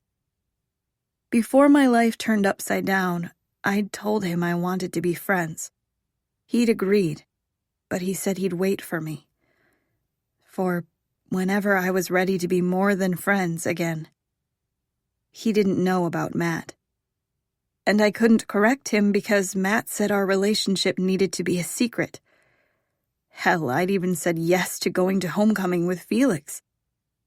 But I'd also said I'd go with Matt. And I hadn't sorted any of it out because I could barely breathe, let alone think about any of that. I thought my heart couldn't hurt anymore. But I was wrong. My life was a mess. Everything was a mess, and I was too worn out to fix anything right now. I'll call you if I can, I said. I wasn't sure where the Pruitts' home was. I wasn't sure if I'd have access to a phone. But if I was able to leave, I'd go to Felix. I didn't care whether we were dating or not. I just cared that he cared. And I needed him right now. I needed him so badly. He wasn't my best friend, or my boyfriend. He was somewhere stuck in between. And maybe that was why it was so easy to share my darkest fears with him. I lost my mom and my uncle. I don't have anyone anymore. I'm alone. I'm all alone. He pulled me back into his arms and rested his chin on the top of my head. You have me. I felt my body start to shake with my tears. Felix's words just made me miss my uncle more. You have me. It's exactly what my uncle had told me when I'd needed him. Is that really so bad? He asked. I laughed through my tears. And you have Kennedy. If there's one thing I know about Kennedy, it's how fiercely she loves. You have her. I wasn't crying because you're one of the only people I can rely on. I'm crying because you offering to be that person is really overwhelmingly sweet. And I don't deserve it. All I do is cry recently. Well, maybe if you didn't skip gym class, I could get you to smile again. Me making you laugh is kinda our thing. I'm sorry. I was hiding out in the nurse's office. I wasn't ready to come back here. Everything reminds me of him. He held me as my tears started to subside. I know. He ran his hand up and down my back again until I was finally breathing normally. "Thank you," I mumbled into his chest. "For coming after me?" "I had to race Kennedy, but because of you, I'm pretty fast now." I laughed and looked up at him. "I guess you're welcome?" He smiled down at me. "It also helped that you ran into the boys' restroom." "I what?" I pulled out of his arms and spotted the urinals for the first time. "Oh my God, what is wrong with me?" "Not a single thing." The way he said it made my cheeks flush. The bell rang and Felix shrugged out of his blazer. "Here." He held it out to me. "I know you don't want to be any later for class." "I can't take your blazer. And you're late too," I said with a laugh. I wiped away the rest of my tears. "I'm always late for class," he shrugged. "Take it." "You'll get in trouble." "And I'm always in trouble." He pushed his blazer into my hands. "Call me tonight and I'll come get you from wherever you are, okay?" "Okay." Matt had promised me I wouldn't have to spend the night at the Pruitts', but I knew Matt's promises weren't guaranteed. He promised me all sorts of things in the darkness of night. But in the light of day, I wasn't sure he meant a word of it. I pulled on Felix's blazer. It was way too big, but at least it didn't smell like spoiled milk. "That looks better on you than it does on me." I smiled at him. "I'll see you tonight." He winked at me and disappeared out the restroom door. If only I was as confident that I'd see him. There was a pretty slim chance I'd be allowed to leave or call him, but I hoped I'd be able to. I grabbed Isabella's blazer off the bathroom floor. All I wanted to do was throw it in the trash, but I knew how expensive these things were. There was a reason I only had one. Despite the fact that I was already late for class, I scrubbed the milk stain out of the front, hung it up in my locker to dry, and then just stood there in the empty hallway. If I closed my eyes really tight, I could almost picture my uncle standing there too. I was glad it was finally time for my last class of the day, but I was also terrified about what would happen after school. I pictured the Pruitts living in a big, haunting mansion like Matt's. Matt. I wasn't thrilled to see him either. He'd been so sweet this morning, but he was able to turn off his affection for me so easily, like it was just a switch. It wasn't an easy switch to me. And he wasn't just ignoring me in front of Isabella. Matt sitting there and letting her pour milk all over me and call me a garbage person? That was just cruel. And I'd never thought Matt was cruel. "Hey," Matt whispered. I didn't look up from the blank page in my notebook. "Hey?" How was it possible that I already felt like crying again? I should have been out of tears after this week. "I'm really sorry about what happened at lunch." That was a lame apology. "Yeah?" Because it certainly didn't seem like it at the time. I wanted to tell him that, but it was easier to stare at my notebook. I wanted to ask him if he was really hanging out with Isabella every night before sneaking into my bedroom. I wanted to ask him if he realized he was being cruel. I wanted more from him. "What are you wearing?" I was surprised that his tone was suddenly harsh. Couldn't he see that I was barely holding it together? I lifted my gaze to him. Yeah, he looked pissed. But he wasn't allowed to be angry with me for borrowing a blazer. I was the one that was pissed with him.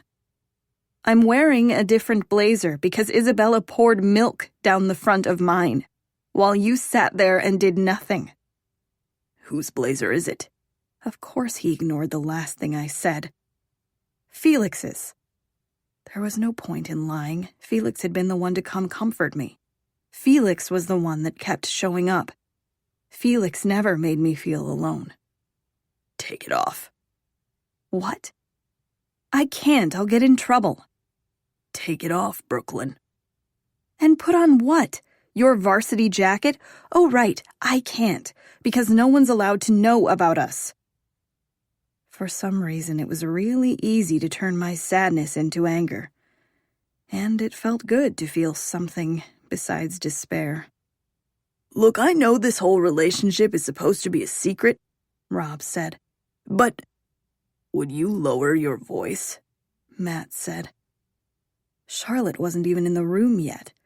I thought about how Matt just let Rob assume that our relationship was a secret because I was poor. This didn't feel like a secret tryst. This felt like he was embarrassed of me. Honestly, I was embarrassed of myself. What would my mother think of the fact that I agreed to be Matt's dirty little secret? What would my uncle think? How had I let myself become this person? This wasn't me. My mom had raised me better than this. I was a Sanders, and Sanders women were good at walking away from assholes. It's okay, Rob, I said. No need to worry about keeping it a secret. I shoved my notebook into my backpack. Because Matt and I are done. Brooklyn, Matt hissed as I stood up. I didn't turn around as I rushed out of the classroom. No one else said a word. Not a funny comment from Rob, or an insult from Charlotte when I almost ran into her in the doorway. Mr. Hill didn't even scold me for leaving. I was invisible again at Empire High. I mean, who wanted to talk to the girl that lost her whole family? The girl who was hated by the queen bee, Isabella Pruitt. The girl who cried more than smiled. I didn't even want to talk to that girl. And it sucked that I was her. It wasn't until I got onto the busy city sidewalk that I realized I had nowhere to go. Chapter 7. Friday. The black sedan pulled up next to me on the sidewalk. I quickened my pace, but Miller was out of the car and blocking my path in a matter of seconds.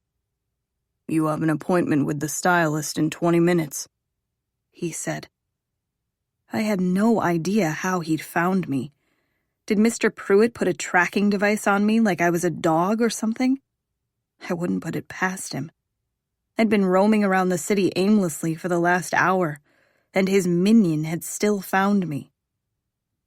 The whole time I'd been taking turns crying and seething, mostly crying, because I kept reminding myself that a broken heart from a stupid boy wasn't at all comparable to losing the two people I loved most in the world. And the fact that I was even thinking about Matt made my stomach turn with guilt. He wasn't important. He didn't matter. I kept saying those two sentences over and over again, like I could convince myself they were true if I heard them enough times. But it was hard to convince my heart that it was fine, when it felt like Matt had driven over it with James's Benz. I tried to sidestep Miller, but he blocked my path again. What happened to the blazer you were wearing this morning? He asked. I stopped moving and just stood in the middle of the sidewalk. It doesn't matter. Nothing matters anymore. It does matter. The stylist has a whole list of things you're going to need, and if you lost it, we need to add a new one to the list. I clenched my jaw. Lost it? I didn't just lose items of clothing randomly during the day. I could barely afford this stupid uniform. I'd never lose it. And just the thought made me actually lose my mind. I don't need any more blazers or clothes. Just let me go back to Kennedy's. Yeah, I'd lost it, screaming at a practical stranger. You know I can't do that, kid. Today, the nickname wasn't reassuring at all. Only my uncle was allowed to call me kiddo and make everything better, not this random security guard. Don't call me that. I tried to sidestep him again, but he put his hand on my shoulder. What happened today? He asked. Why didn't you meet me outside the school like you were supposed to? I didn't meet you outside because I have no intention of going anywhere with you." "What happened?" he asked again in such a calm voice that my bottom lip started to tremble. I wiped my angry tears away, hopefully before he could see them. It wasn't like I could tell him about the lunch incident. Isabella's threat had been heard loud and clear. She'd have some alternate story about what happened today, and no one would believe me over her. "Nothing. It's not important," I said. He pressed his lips together. "I think it is important." "You're really not going to let me go back to Kennedy's place, are you?" I asked, ignoring what he'd said. "I grabbed your belongings this morning. It's all in your new room. It'll be just like you're there." Was he kidding? The Alcaraz's apartment was warm and homey. There wasn't a chance in hell that Isabella lived in a place like that. But there was no point in arguing more with Miller. He was just following orders from the devil himself. I might as well get this over with.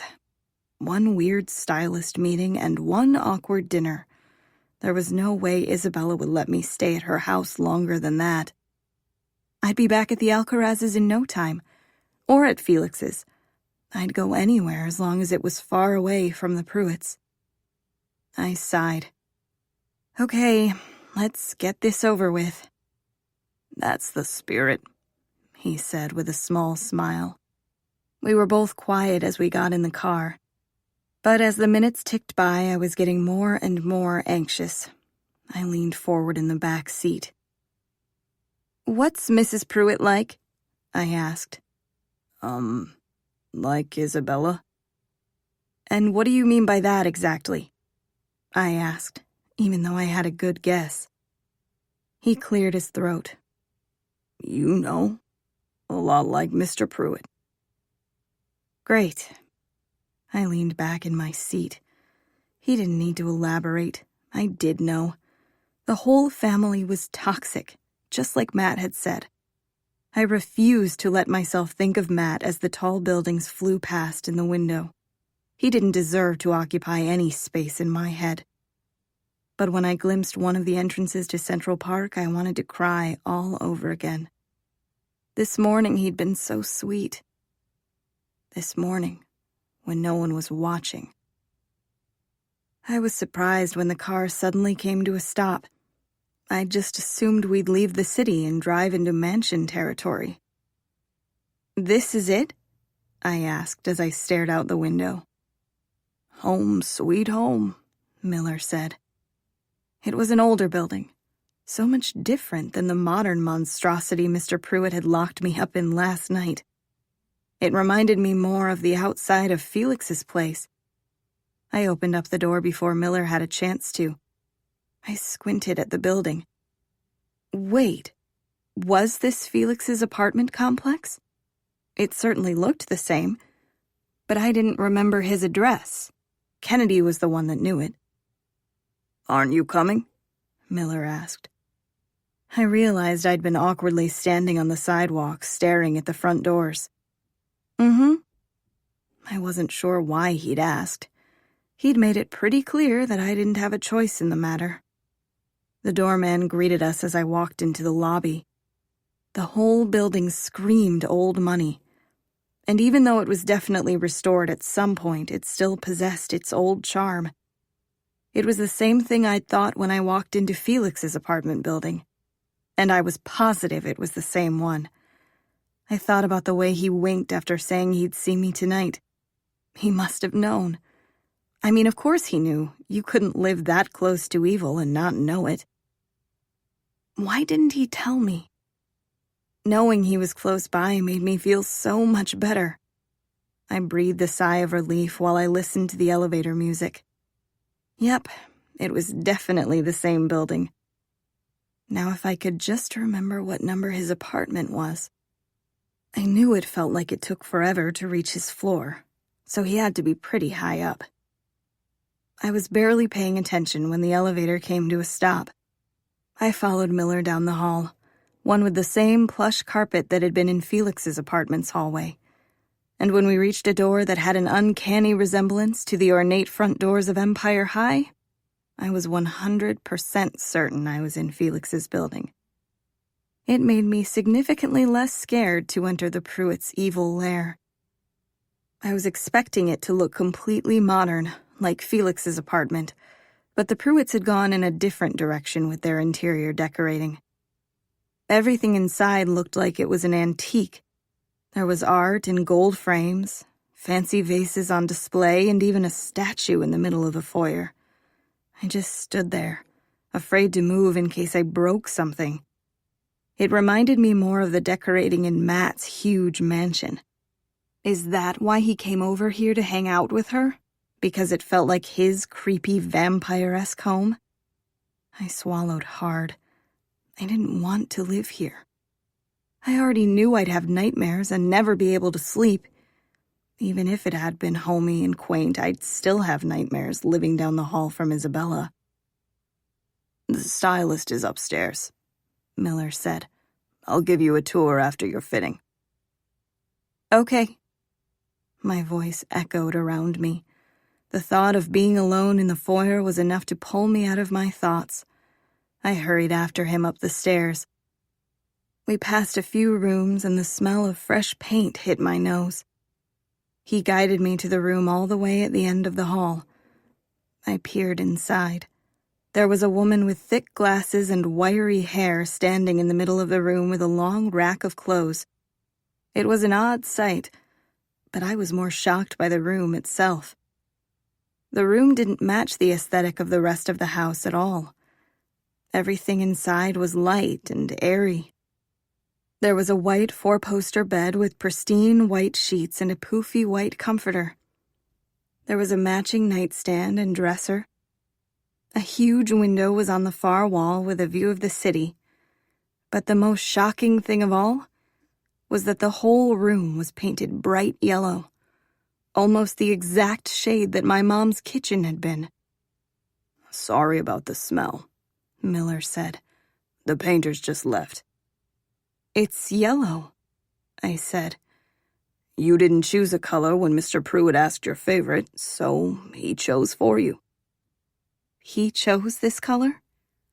Miller nodded. If you don't like it, you can just choose a new one and I'll call the painters back tomorrow. No, I like it. Actually, I loved it. The yellow hue couldn't be a coincidence. Yellow wasn't exactly a safe choice for a teenager's bedroom.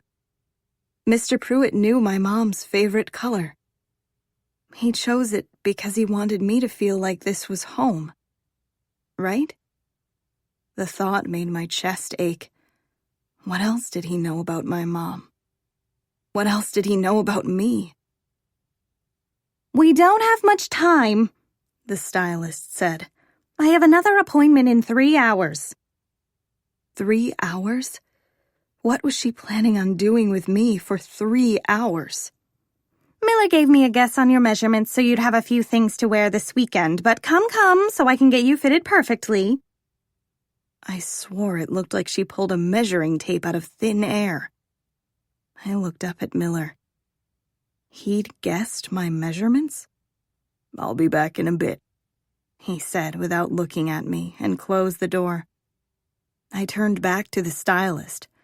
Her eyes were magnified by her glasses, and it seemed like they were about to bug out of her head. She hurried over to me and started measuring every inch of my body. She rapid-fired questions at me about styles I knew nothing about. I wasn't even sure how she was talking, because there was a handful of pins sticking out of her mouth. She forced me to try on every single item on the garment rack she'd brought in, even though I insisted I didn't need anything. And the whole time, all I could think about was how did she get this rack of clothes up the stairs? It looked like the metal beam holding all the hangers was about to snap from the weight of all the clothes. She said it was just for stuff to wear this weekend. How often did the Pruitts change in one day? She tightened a skirt around my waist and put a pin in it. Perfect, she mumbled. I'll alter that one, but the next one should fit fine.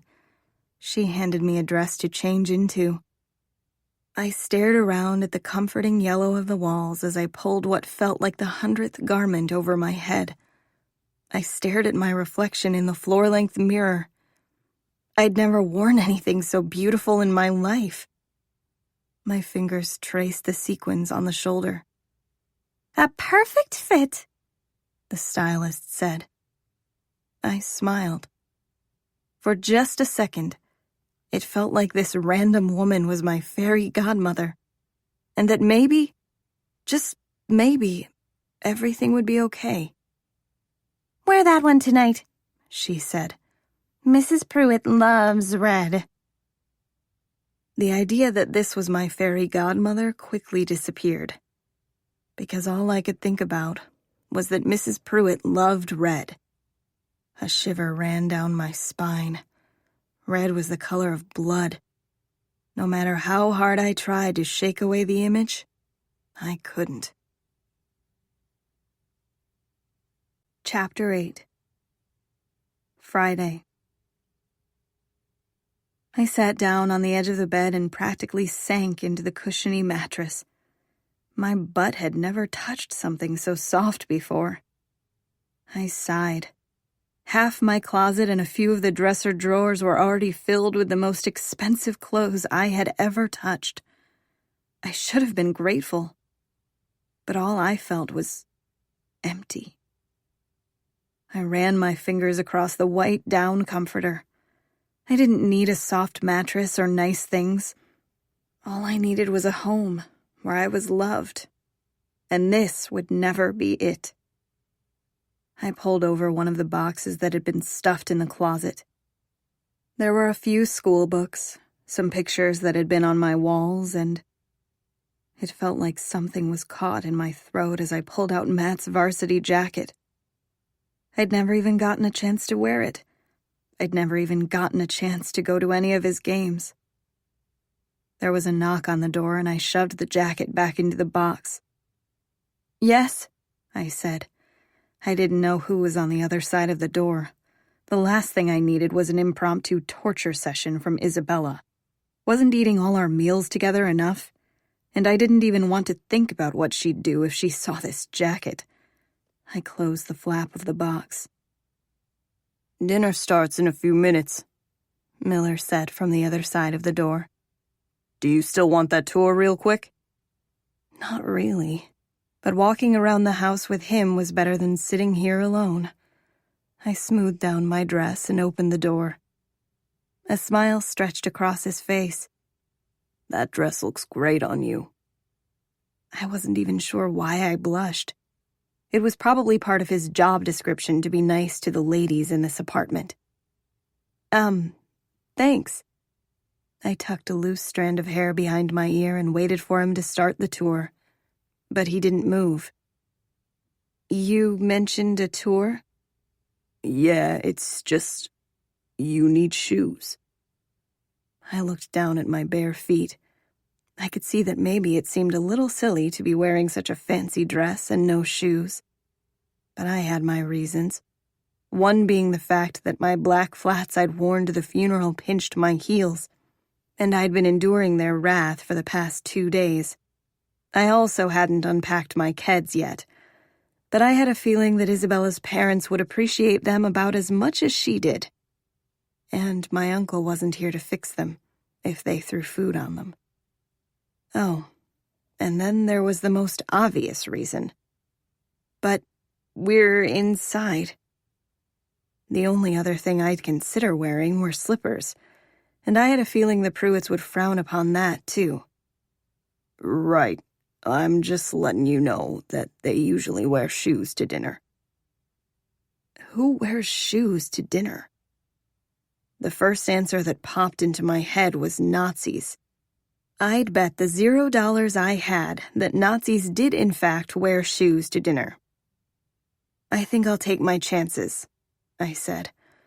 I wasn't a Nazi or a Pruitt, and I wanted to keep it that way. "As you wish," he said, and stepped to the side. I patted across the plush carpet as Miller pointed out a hall bath. "Is this the one I'm supposed to use?"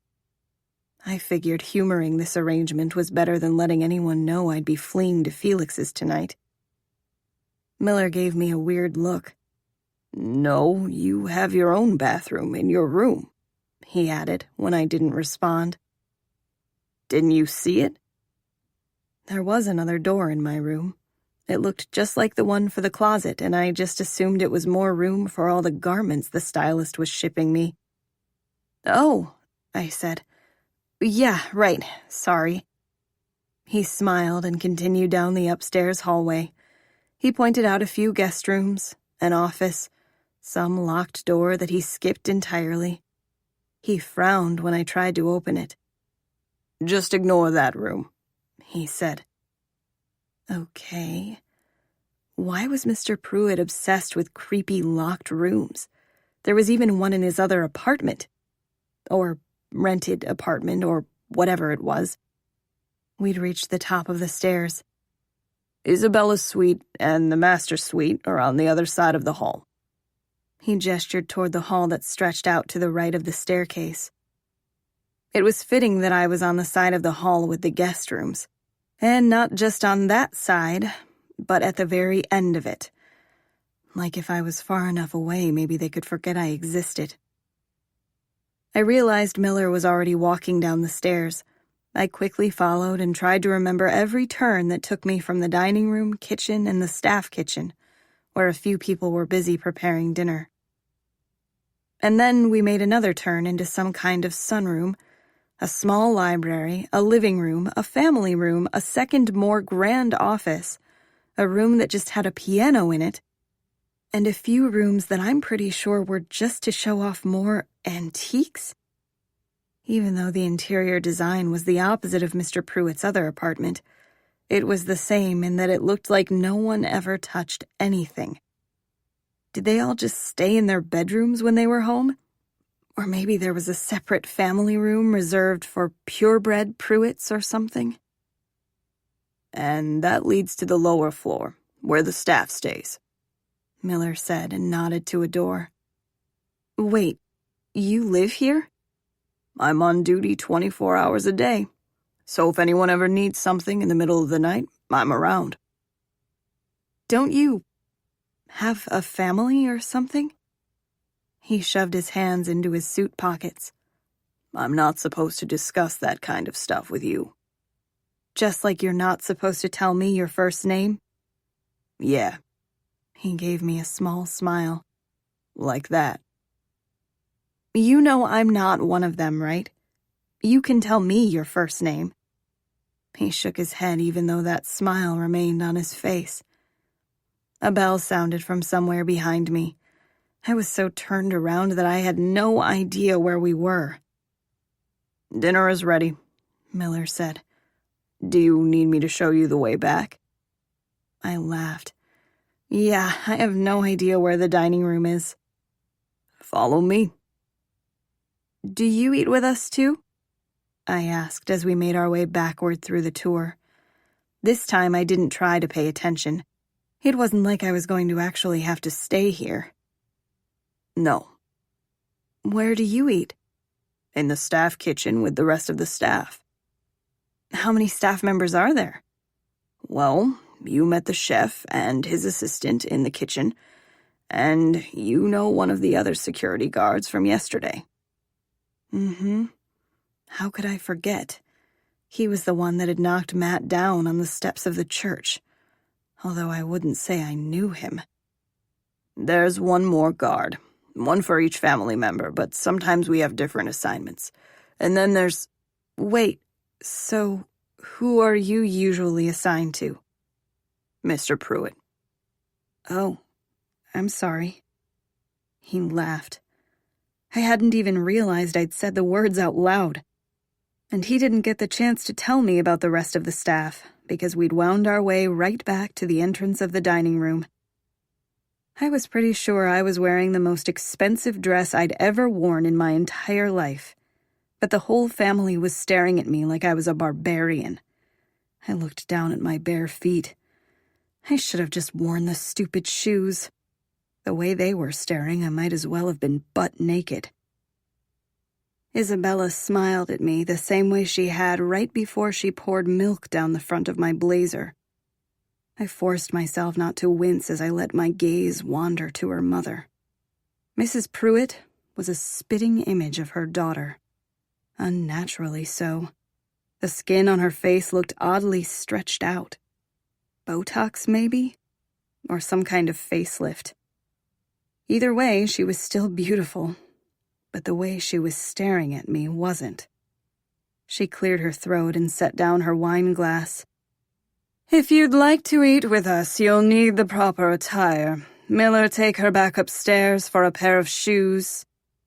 "It's fine, Patricia," Mr. Pruitt said to his wife and then looked back at me. "Brooklyn, sit." I stood frozen on the hardwood floors. What had I been thinking? This wasn't a home. Only homes were for bare feet. I mean, Mr. Pruitt had instructed me to wear a dress. Of course that meant I was supposed to wear shoes. I swallowed hard as I looked back and forth between them. This was an awful way to start this already awkward dinner. "No," Mrs. Pruitt said. "Just because we let in a stray doesn't mean we have to lower our standards." Ouch. "I don't mind," I said and took a step back from the dining room. "It's no trouble at all. I'll be right back." "Brooklyn, sit," Mr. Pruitt said before I could flee. "Miller, get her seat. Now." He snapped his fingers like Miller was a dog. Miller stepped forward and pulled out my chair for me. Who treated people that way? I wanted to run. I wanted to be anywhere in the world but here. But wasn't this all kind of going according to plan? Mrs. Pruitt clearly hated me as much as Isabella did. I'd be kicked out in no time. "Thank you," I said to Miller and sat down in the chair. "That'll be all, Miller," Mr. Pruitt said. "I'll let you know if we need anything else." Miller nodded and retreated into the kitchen. I would have done anything to be allowed to run away with him. Mrs. Pruitt took a huge gulp of her wine and glared at her husband. "So this is how it's going to be now? Utter chaos? Darling, we have standards." "It's a pair of shoes," he said, and gave me a smile that he probably thought was kind. But it looked like a grimace. "She probably just didn't have any that looked good with the dress. Right, Brooklyn?" "Actually, I just thought—" I let my voice trail off as I eyed the salad in front of me. Were they going to serve a 3-course meal during a family dinner?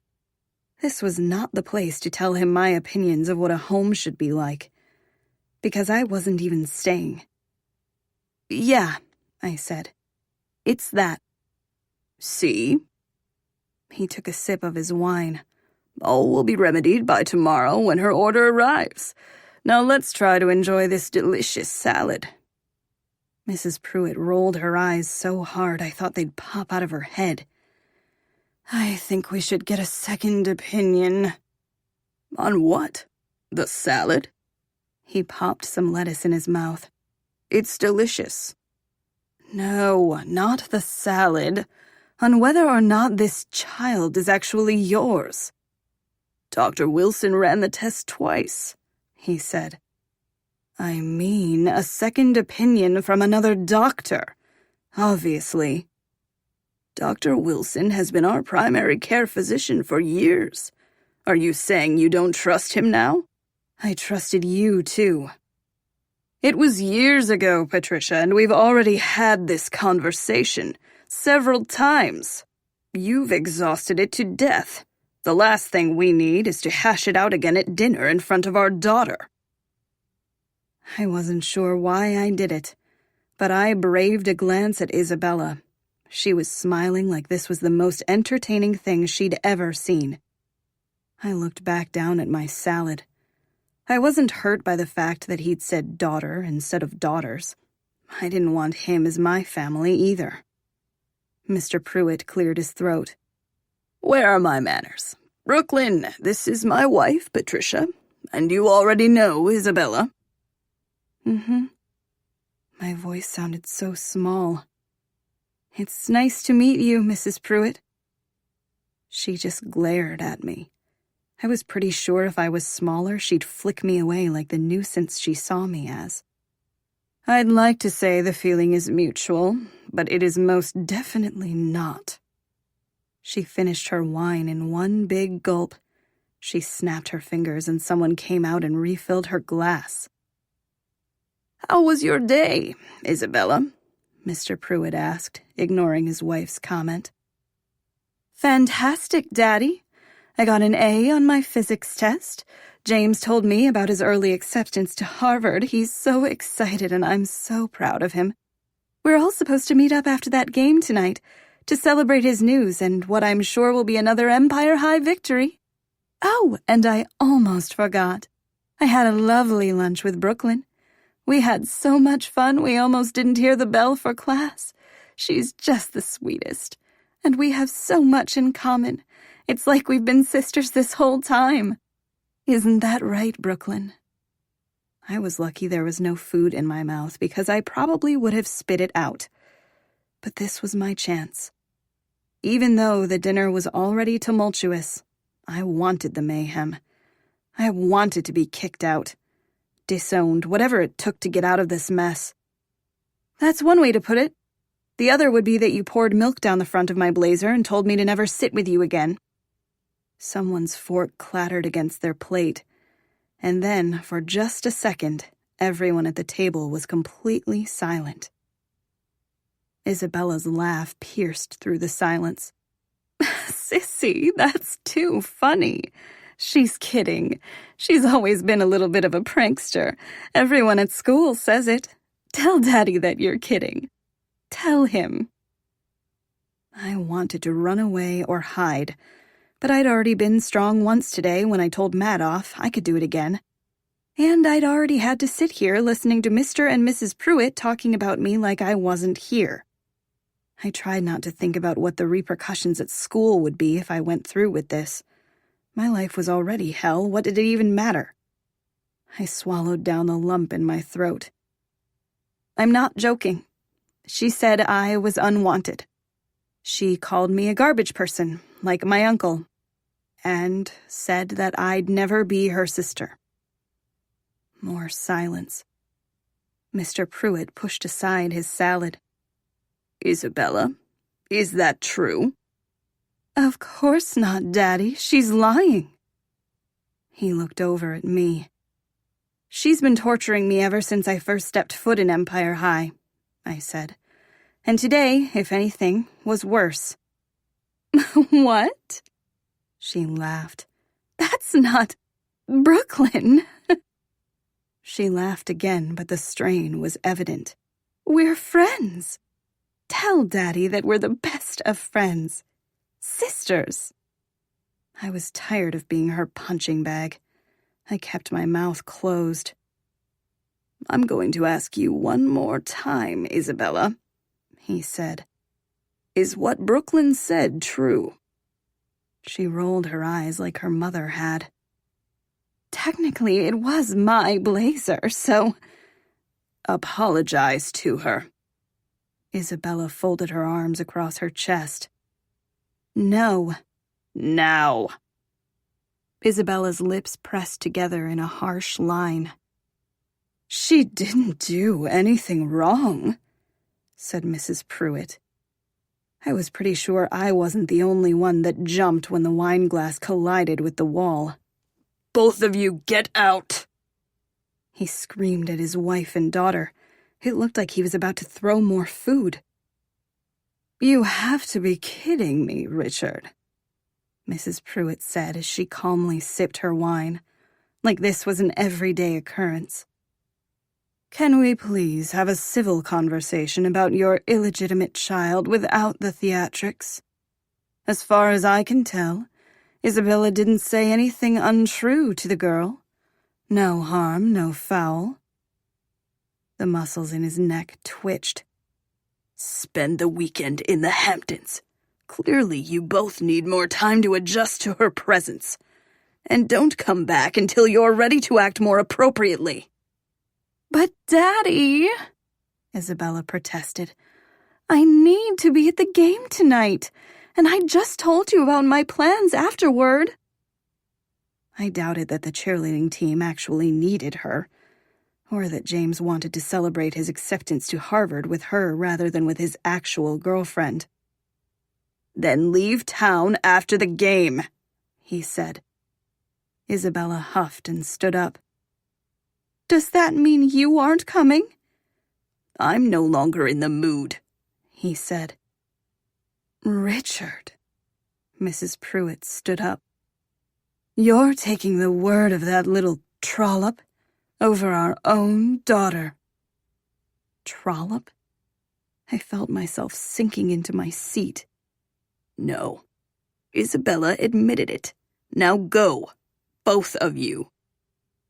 He waved his hand to gesture them out of the dining room. Isabella gave me a look of pure fury before stomping after her mother. The awkward silence stretched between us as doors slammed upstairs. Mr. Pruitt finished his salad right before the main course came out. And then he held up his hand before the plate could be placed down. He looked at me, but it felt a lot more like he was looking through me. "Is there anything else you need tonight? Anything at all?" I shook my head. Isabella was right. His wrath was terrifying. Even though it wasn't directed at me, I still felt my accelerated pulse. Mr. Pruitt was scarier than Isabella and her mom put together. I wanted to tell him that all I needed was to leave. I didn't want to be here. But no words escaped my throat. "I'm going to finish my meal in my bedroom. I'll see you in the morning. And don't worry about shoes," he said with a wave of his hand. "Please just come to breakfast however you wish." He walked out of the room without another word, and the chef's assistant dropped a plate in front of me before rushing after him. Instead of getting up, I just sat there, and I watched the red wine drip down the paint. I was too scared to move. My plan had failed. Isabella hadn't gotten me kicked out. She'd gotten herself kicked out. I cringed as I heard another door slam upstairs. All I'd done was make Isabella hate me 1,000 times more. Chapter 9.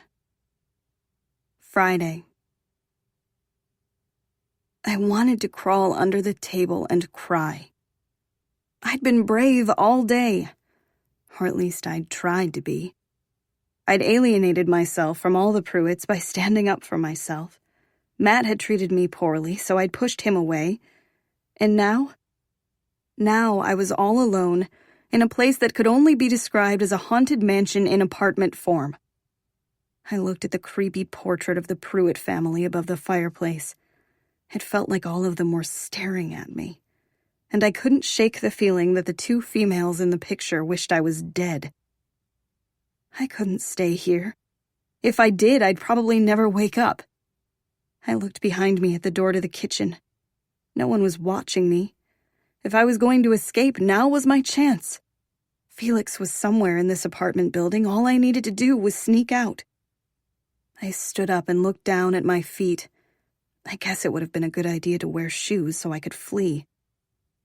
But I didn't necessarily need shoes to roam the halls of this apartment building. I was sure the fancy carpets in the halls were regularly cleaned. And even if they weren't, I'd risk the cleanliness of my feet to stay alive. A floorboard creaked as I tiptoed out of the dining room.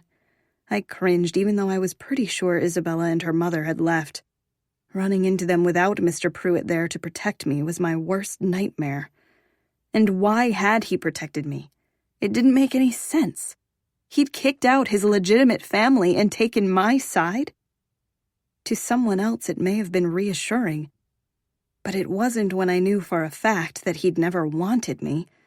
It was just odd. I took a left down the hall past the room with the piano. The way to the front door was the only thing I'd remembered about this whole stupid place. I was relieved when I reached it without running into anyone. I grabbed the handle, but it didn't turn. I turned the lock and pulled again, but it didn't budge. What the... I stared at the keypad to the side of the door. Oh no.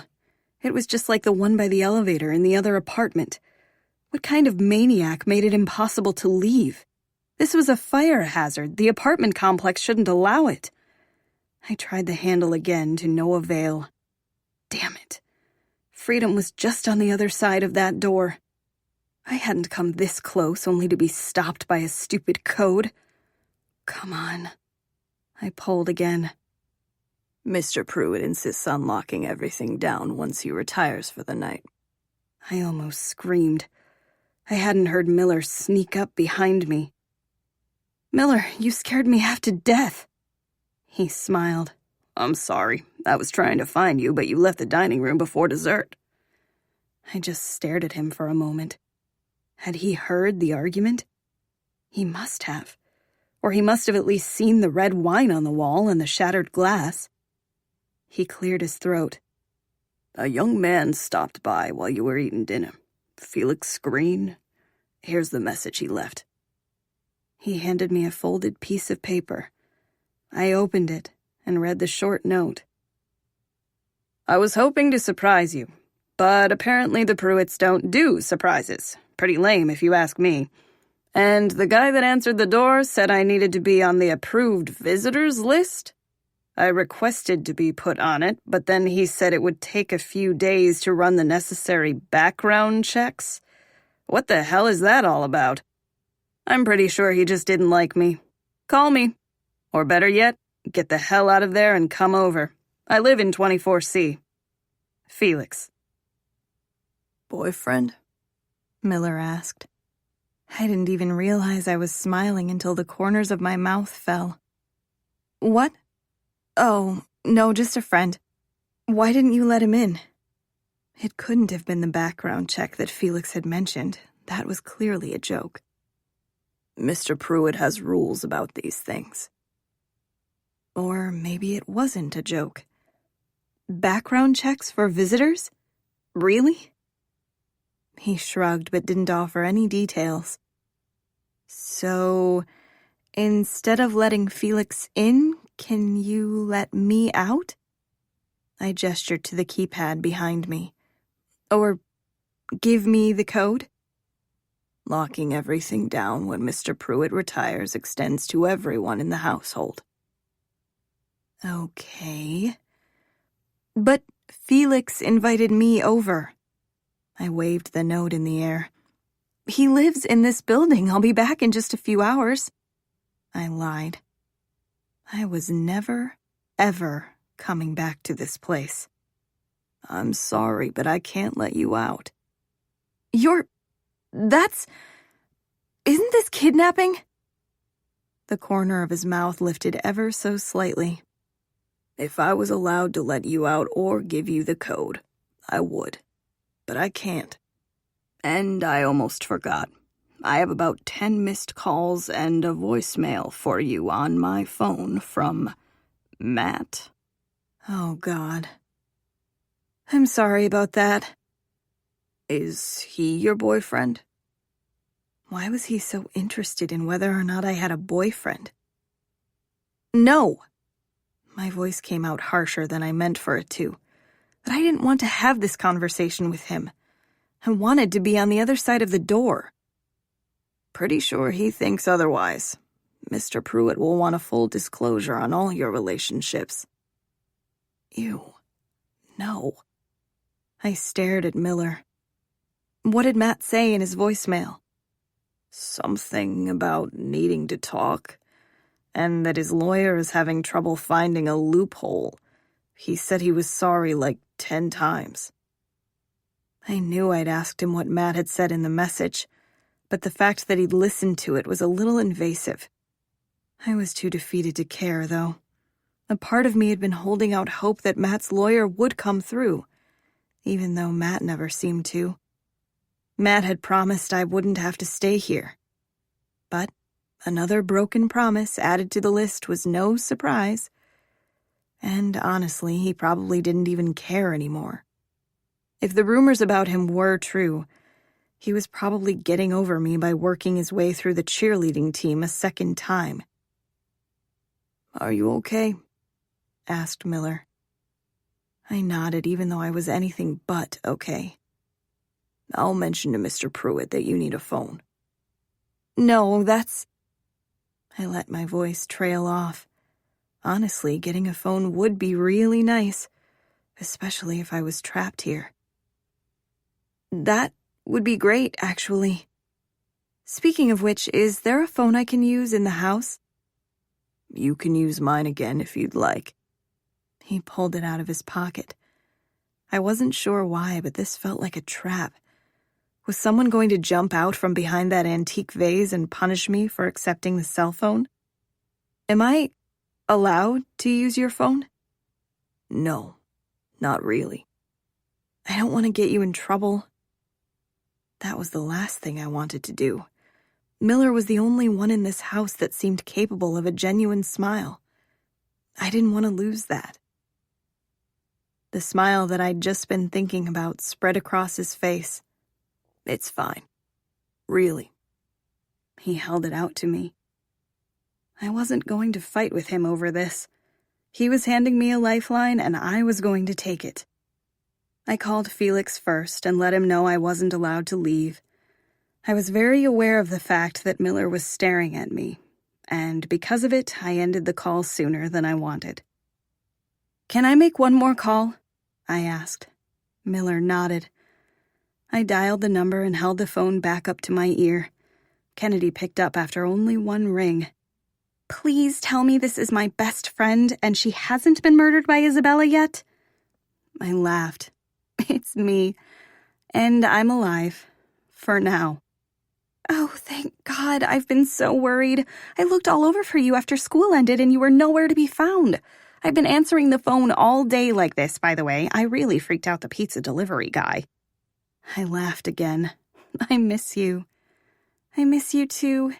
What's it like there?" asked Kennedy. "Oh, wait, let me guess. Creepy as hell?" "Pretty much." "Do you think you'll come to work tomorrow? I know you had called out sick today, but I thought you were still planning on coming tomorrow. I think it'll feel normal, you know?" Normal. I doubted that. But a night of work sounded a lot better than a night of whatever the hell this was. "Yeah, if I'm allowed out, I'll be there. I'll talk to Mr. Pruitt about it in the morning." "If you're allowed out? What does that mean?" Kennedy asked. "It means there's a keypad and I don't have the code." Weird. I stared at the keypad. I know. "Maybe the code is Isabella's birthday?" Kennedy said. "Do you have any idea when that is?" "Nope." You really should know your sister's birthday, Brooklyn." "She's not my sister." Kennedy laughed. "I know, I was just kidding. Maybe the code is 666. You know, the universal code for Isabella." "That's not a bad guess." I didn't try it, though. Just because I thought the Pruitts were evil didn't mean they personally identified as evil. Or did they? "So you're really stuck there?" "Yeah. Nobody is allowed in, and I'm not allowed out." "Are you going to be okay tonight?" "It's the same apartment building that Felix lives in. It's nice knowing he's nearby, even though I can't see him." "Well, that's not so bad, then. His apartment isn't exactly homey, but it's nice. Not even a little creepy." The Pruitt's place isn't decorated like Felix's. It's more Haunted Mansion-esque in here. Miller laughed from behind me. I turned around and smiled at him. "I should probably go. I'm borrowing a phone." "Okay, but you should call Matt when you get a chance. He's kind of losing it. He stopped by about an hour ago and he looked awful." I swallowed hard. He'd been a jerk, countless times. But it still hurt me to know that he was hurting. Or hurt me more. I was already hurting. "So I guess he told you what happened in class?" "No. What happened?" I gripped the phone a little tighter in my hand. He hadn't told her that I broke up with him? He just showed up at my best friend's place to try to get her to make me call him back? That wasn't him being hurt. That was him being manipulative. We broke up. The line was silent for a few beats. Because of what Isabella did? No.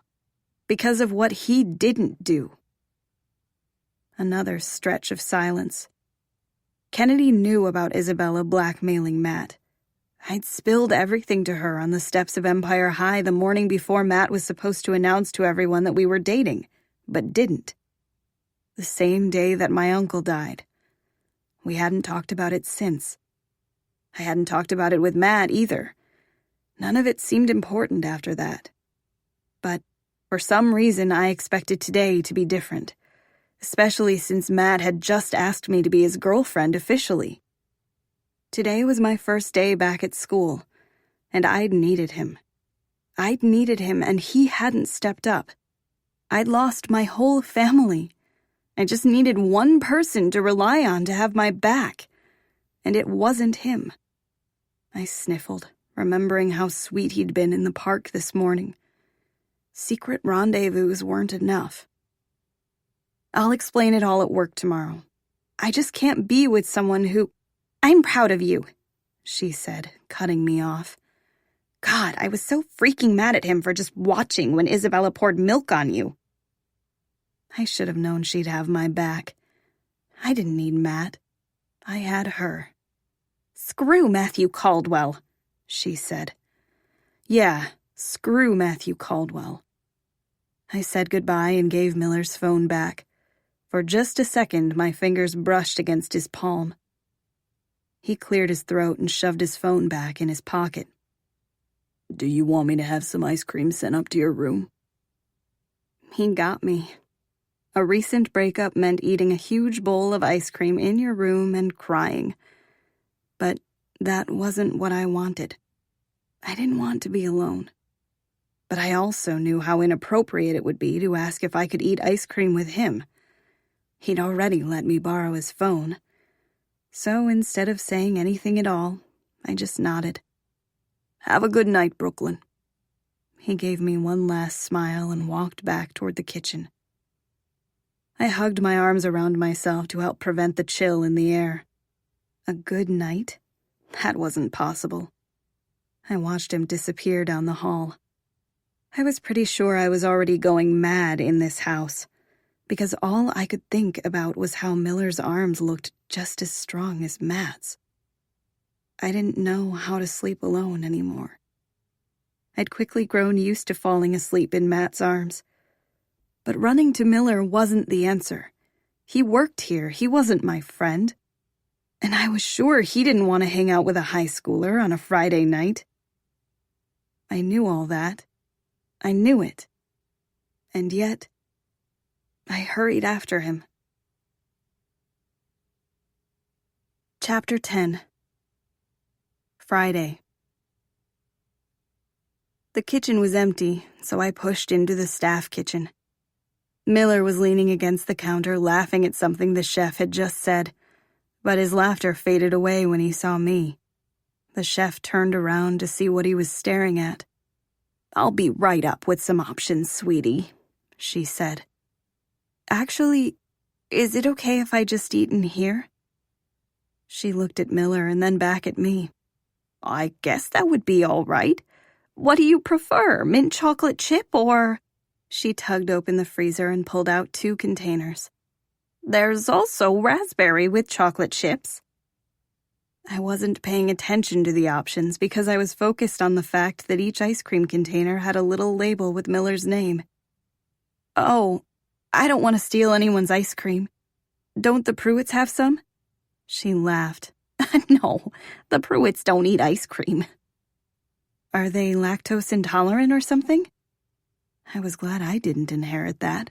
I wasn't sure which was worse. Never eating cheese or inheriting the evil gene. Probably the evil thing, but it was close. More of a vanity thing, she said. So, which flavor will it be?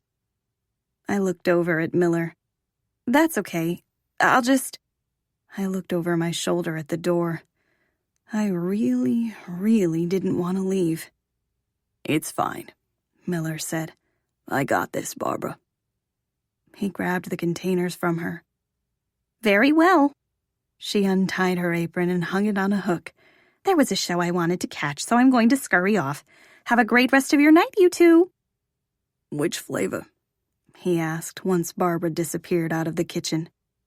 I tucked a loose strand of hair behind my ear. You didn't have to offer me your ice cream.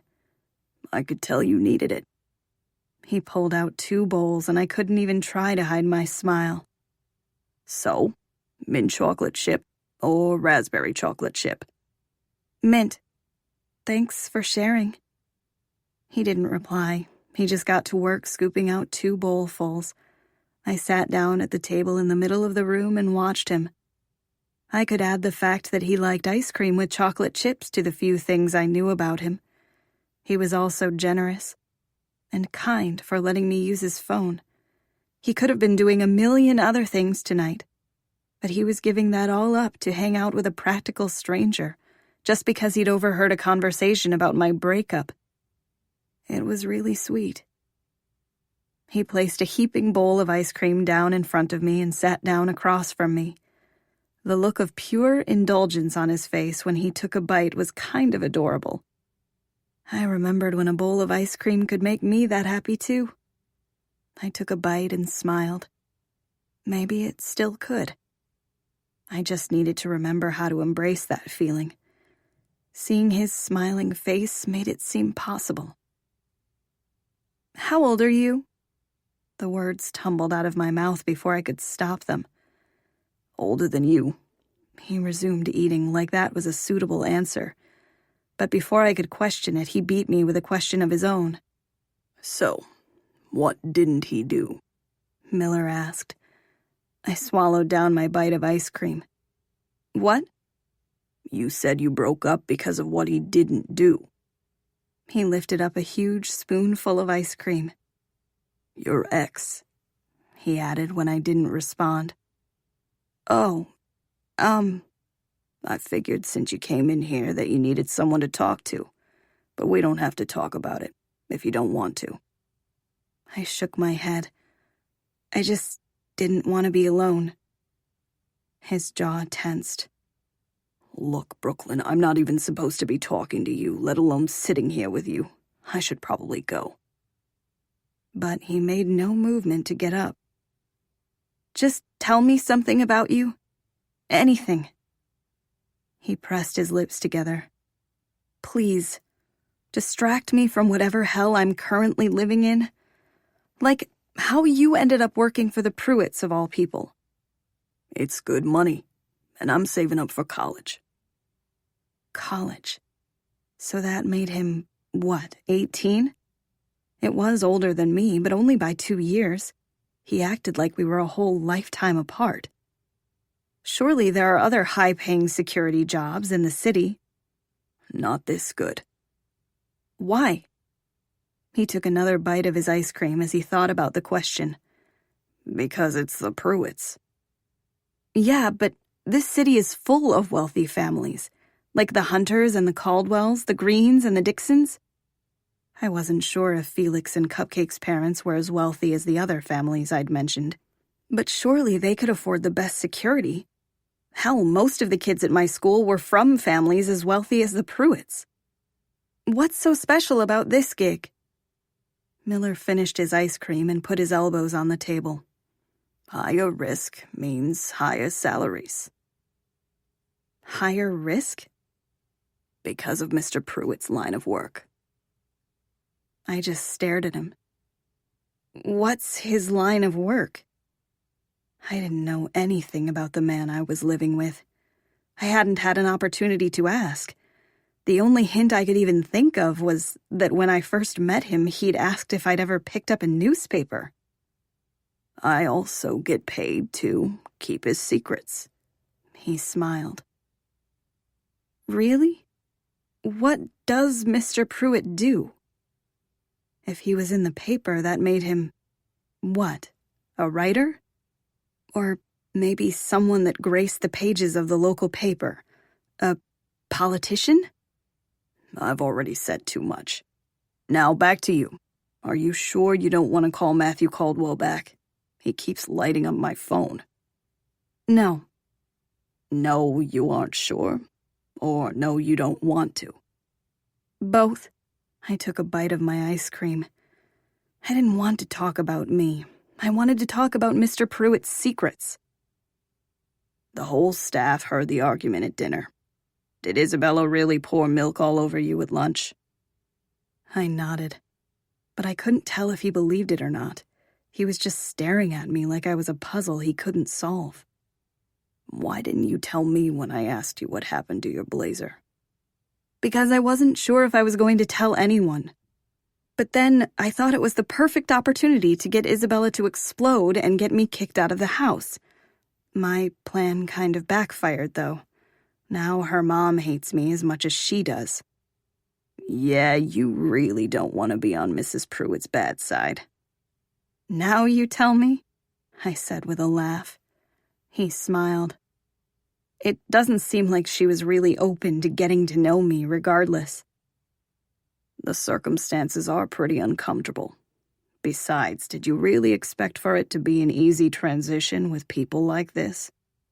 People like this. I smiled. He didn't think I was one of them.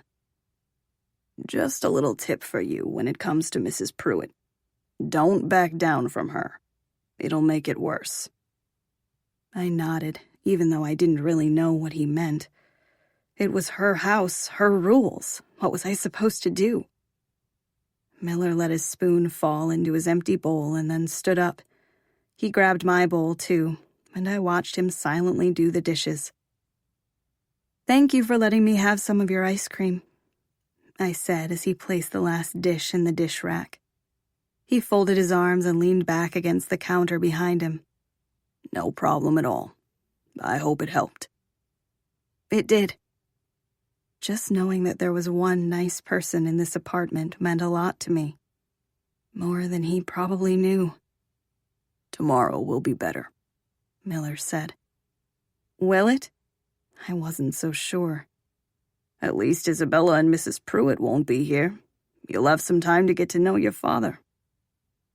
That wasn't time that I wanted. But instead of saying that, I just nodded. It's getting late. I should head to bed. Okay. My voice sounded so small. I was about to be alone in this horrible house.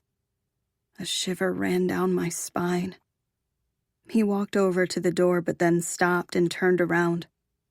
For the record, a guy who doesn't stick up for you isn't someone who's worth your time. I felt frozen under his gaze. Good night, Brooklyn. Good night, Miller. His last name felt weird on my tongue. Even though it seemed like he was on my side, the use of his last name was like a line in the sand. He was hired to keep Mr. Pruitt's secrets. And I knew that meant he'd keep them from me, too. For a while, I just sat there. Going to my room meant another sleepless night staring at the ceiling. But when the clock ticked closer to midnight, I finally got up. I made my way through the creepy house and up the stairs. I looked right at the top of the stairs down the hallway where the real family slept. Was Mr. Pruitt awake right now? Was he wondering how the hell he wound up in this situation, too? He'd taken my side at dinner. I should have felt something. He'd protected me like a father should. But I just felt confused. He had a wife and daughter that loved him. Why would he defend a girl who didn't?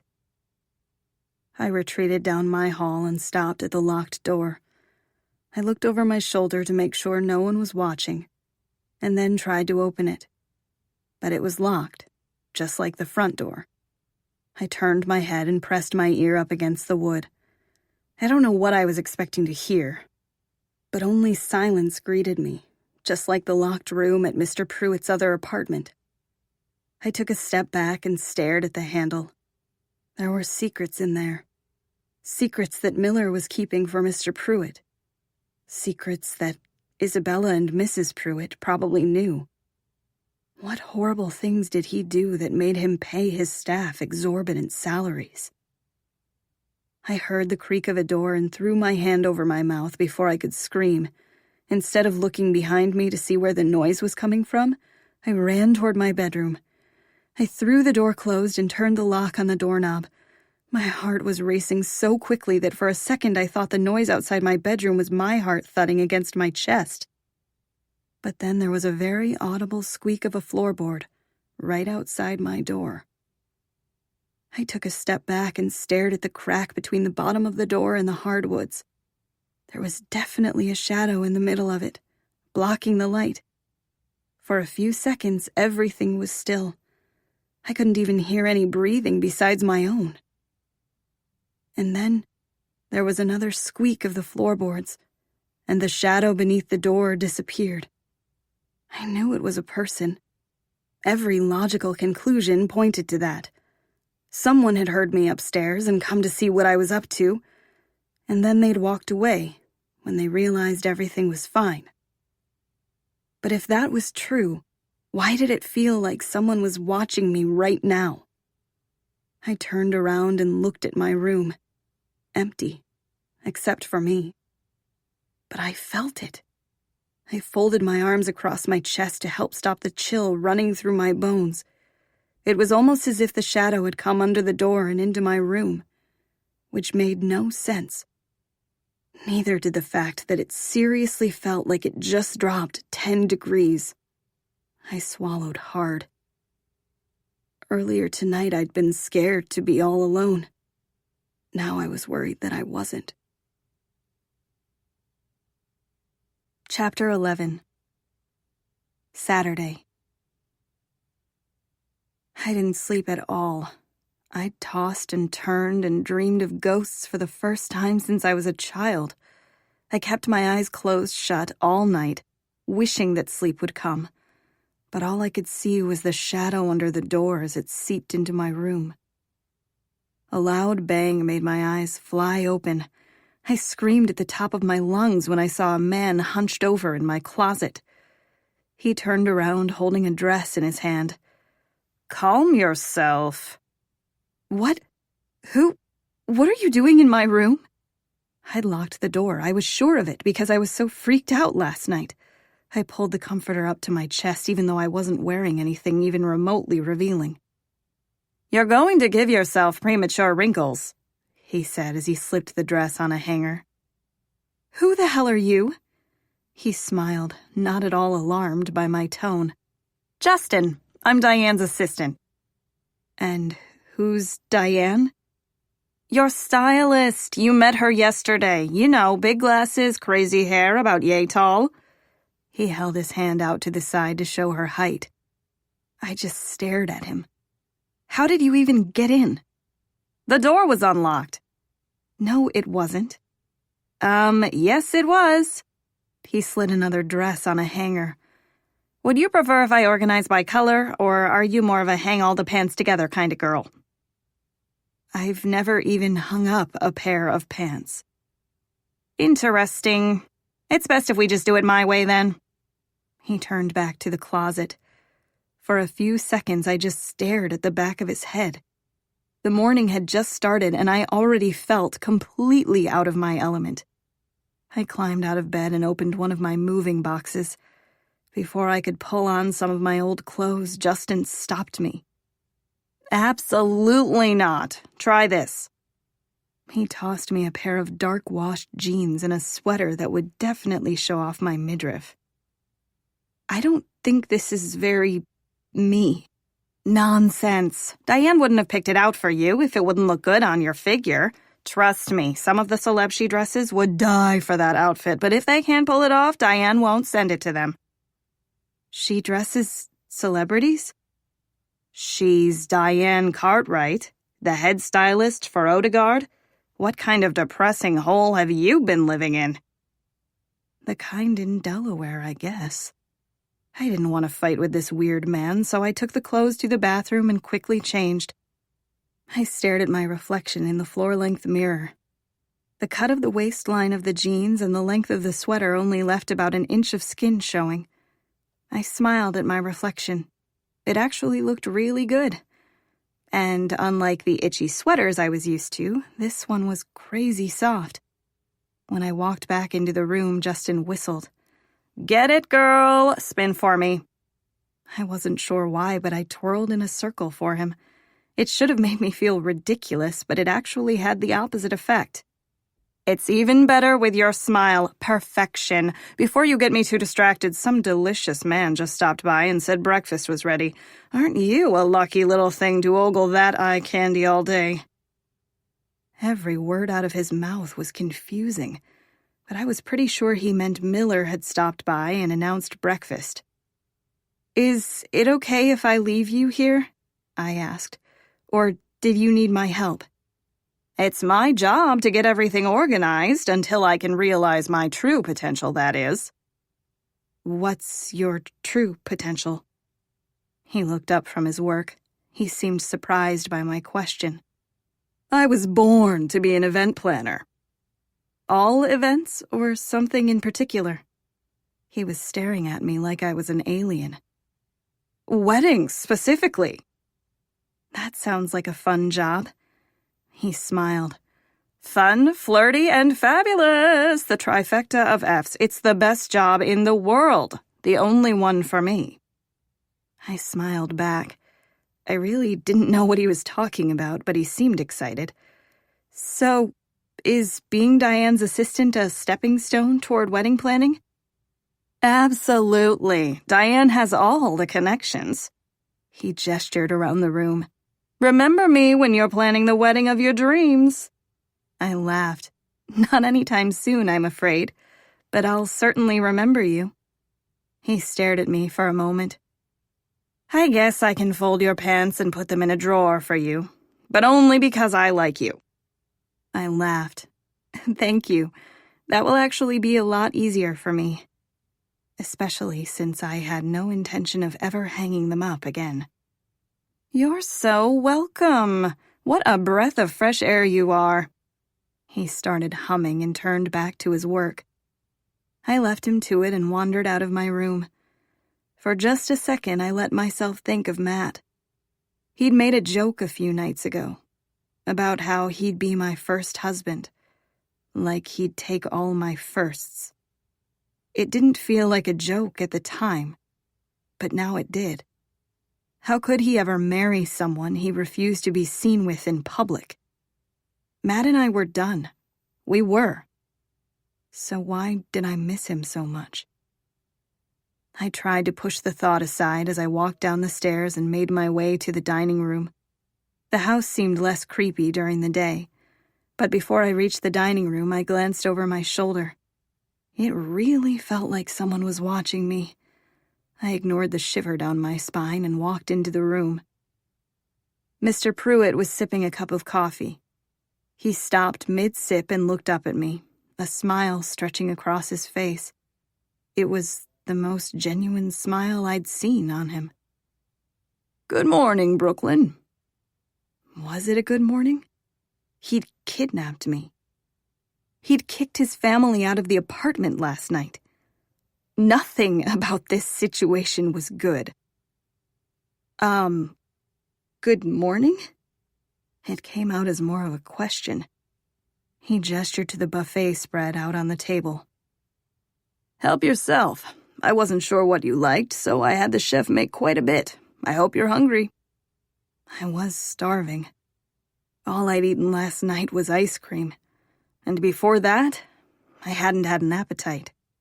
So there was no way I could turn down this feast. I sat down and piled my plate full of fresh fruit, bacon, scrambled eggs, fluffy waffles, and syrup. I pushed the eggs into the syrup. "Your mom liked syrup on her eggs, too." I looked up at him. Yeah, she did. I wasn't sure why it surprised me that he knew that. Clearly he did know her. My mom never made it sound like a one-night stand or anything. I was pretty sure she'd been in love with him. Had he felt that too? "You painted my room yellow." "You never told me what color you preferred, and it was your mother's favorite. I took a gamble. If you want to change it..." "No, I love it." I tried not to wince. Loving my new jail cell wasn't exactly the right thing to say. I still wanted to leave. But I did have a million questions for him. And right now seemed like the perfect opportunity. There was only one that really mattered, though. You could have reached out to me my whole life. Why'd you wait until now? Your existence only just came to my attention. What? That was a lie. My mom told me that you didn't stick around after you found out that she was pregnant. I know that you knew about me. Yes, but I gave her money to take care of it, and then I never heard from her again. It? I wasn't an it. Of course he never heard from her again. She wanted me. I was never an it to her. You never thought of following up? To make sure you didn't have another kid out there? I was married, it was complicated, and I had no reason to assume she didn't go through with the abortion when I gave her the proper funds. How could he talk about it so nonchalantly? He'd tried his best to get rid of me. Didn't he see how fucked up this situation was? Why would he think I'd want to be here with him? I tried to focus so I could get the rest of the answers I needed from him. Did she know that you were married? He shook his head. No, not until the last time I saw her. When you told her to get rid of me. I took a deep breath. I'd never think differently of my mother. But it was nice to know that she didn't know he was married. If she had known, that would have been a lot harder to swallow. She was the only role model I ever had. And I didn't want my memories of her to be tainted by him. God, how had she loved him? I couldn't see it. My mom had been so full of life, and Mr. Pruitt was cold and cruel. So, if you didn't want me, why am I here? Because you're mine. I'm not yours, that's the whole point. You didn't want me, and even if you've changed your mind, you can learn about me over dinner once a week or something. I don't need to live here. I'm trying to protect you. I don't need to be protected. Please, just let me go back to the Alcaraz's place. He shook his head. I can't let you live there. Ah, here, your presents have arrived. One of the bodyguards I didn't know came out with a big wrapped package, complete with a huge bow on top. He placed it down in front of me on the table. Did he seriously think he could buy my love? I really don't need anything else. Honestly, you can return all those clothes upstairs. I already have everything I need. Nonsense. You like your new clothes, or else you wouldn't be wearing them. Besides, you need these things. Just open it. I stared at the gift like it was toxic. I shouldn't have put on this stupid outfit. It didn't matter how soft the sweater was or how good it looked. Putting it on made him think I wanted something from him. I didn't. Really, it's... You look lovely this morning, by the way. That color suits you. His compliment threw me off guard. And your mother would have wanted you to have nice things. Go on, open it. I was wrong before. He didn't know my mother at all. She cared about quality time, not quality items. The only expensive thing she owned was a floor-length cobalt blue dress that she wore on special occasions. Like when I pretended to open a bakery in the middle of our kitchen, and she came to my opening night. Mr. Pruitt didn't know me or my mom. He wasn't my family. But I also didn't want to fight him. I'd be gone soon enough. I pulled the bow and lifted the lid off the box. There was a laptop and a cell phone staring back at me, and a black Amex card with my name on it. This should make you feel more at home, he said. You'll still be able to converse with the Alcaraz girl over the phone without actually seeing her in person. Throwing expensive things at me wasn't the way to make me want to stay. And talking about my best friend like that, it made me want to run in the opposite direction of him. Her name's Kennedy. This will be better for everyone. You'll stay nice and safe here instead of ever being in that dingy building you came from. Wait, am I not allowed to leave? He laughed. Of course you are. I have a whole list of approved visitors and of people you can visit as well. Miller will accompany you for all outings, and itineraries for the upcoming week must be submitted to me on Sunday mornings, so I have time to approve them. If you'd like to give a list of friends to Miller, he'll do the proper background checks. He had to be kidding. I waited, but he didn't laugh. There's a code on the front door. What is it? You don't need to worry about that, since Miller will be accompanying you. But it's for your safety. It was a fire hazard, not a safety precaution. But I didn't care. I'd already gotten a plan in my head.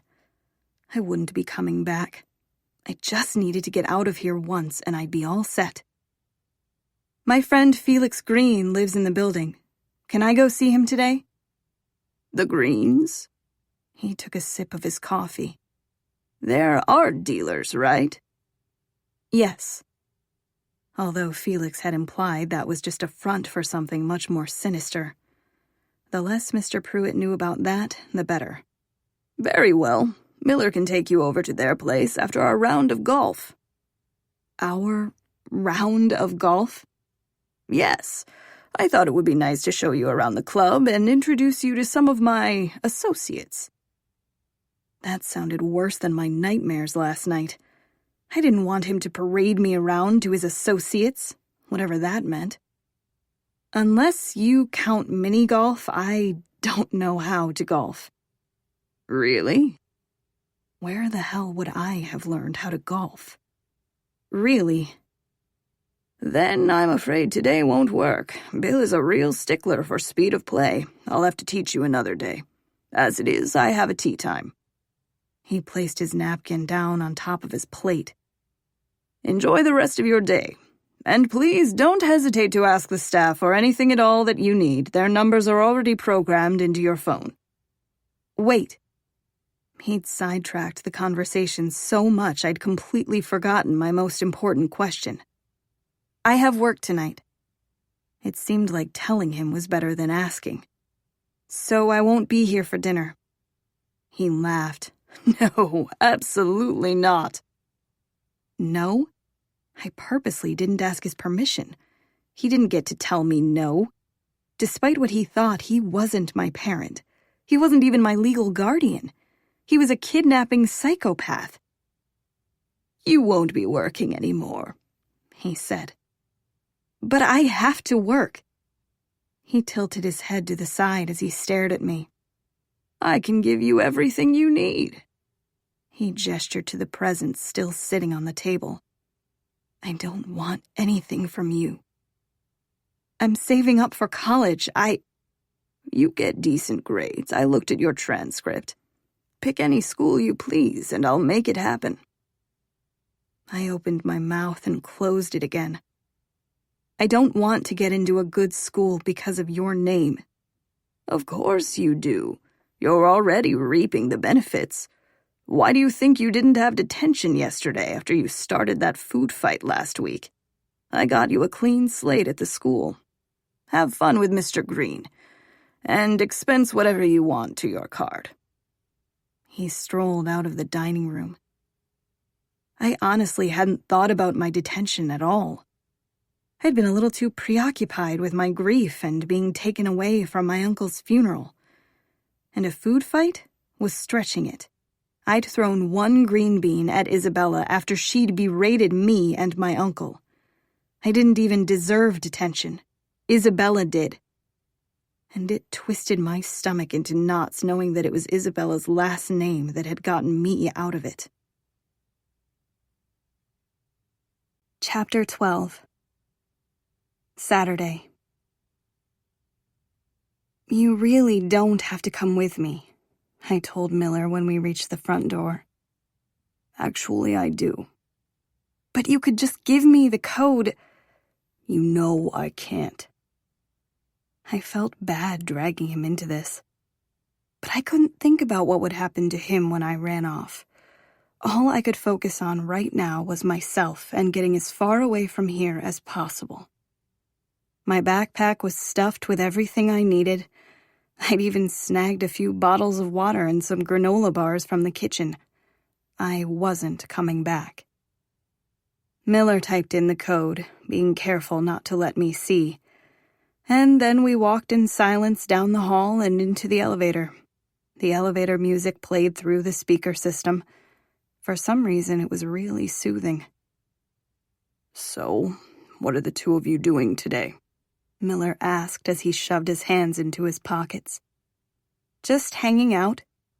Felix didn't even know I was coming, but hopefully he was home. If I didn't see a familiar face right now, I was pretty sure I'd lose it. I knew Mr. Pruitt was trying to be nice this morning. Gifting me a phone, inviting me to his tea time, complimenting my outfit. But at the same time, he was also controlling and rude. I didn't want to be here. I couldn't do this. Sounds like fun, Miller said. Mm-hmm. The doors opened on the 24th floor. Are you sure you want to be an awkward third wheel? I asked as we stepped off. I wasn't sure anything about Miller was awkward, which made me think I'd somehow wind up being the awkward third wheel with him and Felix. This was going to be a disaster. You won't even notice that I'm there. That's the whole point. I'm pretty sure I'll notice that you're there. The corner of his mouth ticked up. I wasn't giving him a compliment. I just meant that if he was staring at me and Felix, it was going to be weird. But his smile made me smile. We stopped outside of apartment C, and I knocked on the door that looked exactly like the Pruitt's apartment door. After a few seconds, I knocked again. Please, Felix. Please, please, please.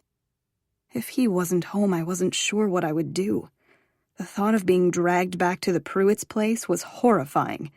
Felix was my ticket to freedom, but first he had to show up. Can I use your phone? I asked. Didn't Mr. Pruitt give you one this morning? Oh, right. I pulled it out of one of the pouches in my backpack and tapped out a text to Felix. The door opened a few seconds later. Sorry about that, noob, he said with a laugh. I don't usually get many visitors. How are you doing? I launched myself into his arms before he could finish his thought. God, it was so nice to be hugged after walking around the Pruitt's haunted house for the last day. I'd started to believe in ghosts, for goodness sake. And the chill that wouldn't leave my skin dissipated in his arms. Hey, man, Felix said, his arms wrapping more securely around me. Can I help you? I pulled myself out of Felix's embrace. This is Miller. I believe you met him last night when you stopped by? Yeah. When no one said anything for a beat, Felix added, but that doesn't explain why he's here now. Miller has to follow me around all day because Mr. Pruitt is insane. Felix looked back and forth between us when Miller didn't even offer a hello. What do you mean, follow you around? He's my bodyguard or something like that. Miller nodded. Well, thanks for dropping her off, Felix said. Miller shook his head. If she's coming in, so am I. Okay. Well, come in then, I guess. Miller walked past him and looked around the foyer like he thought there were explosives and guns about to go off. He peered behind a few pieces of framed art and looked under a console table. What the hell is this? Felix whispered. I'm sorry, I only just found out that he'd be accompanying me during all my outings. I watched Miller look behind another painting. He'd been so normal last night. And now he was acting like a guard dog. Was he sniffing that vase for a bomb? All your outings? Felix asked. There's a whole list of rules about who I'm allowed to hang out with. Luckily, you made the cut, because it doesn't seem like Mr. Pruitt is ever going to let me hang out with Kennedy again. He has some grudge against people that aren't in his zip code or something. Which is why I need to ask you a favor, I said, lowering my voice. What do you need? Can you distract Miller for me for a few minutes so I can make a run for it? Actually, I wasn't sure if I'd need Felix for this. Miller seemed plenty distracted all by himself. Seriously, what was he looking for? Felix looked over at Miller and then back at me. Where are you going to go? Why don't you just stay here?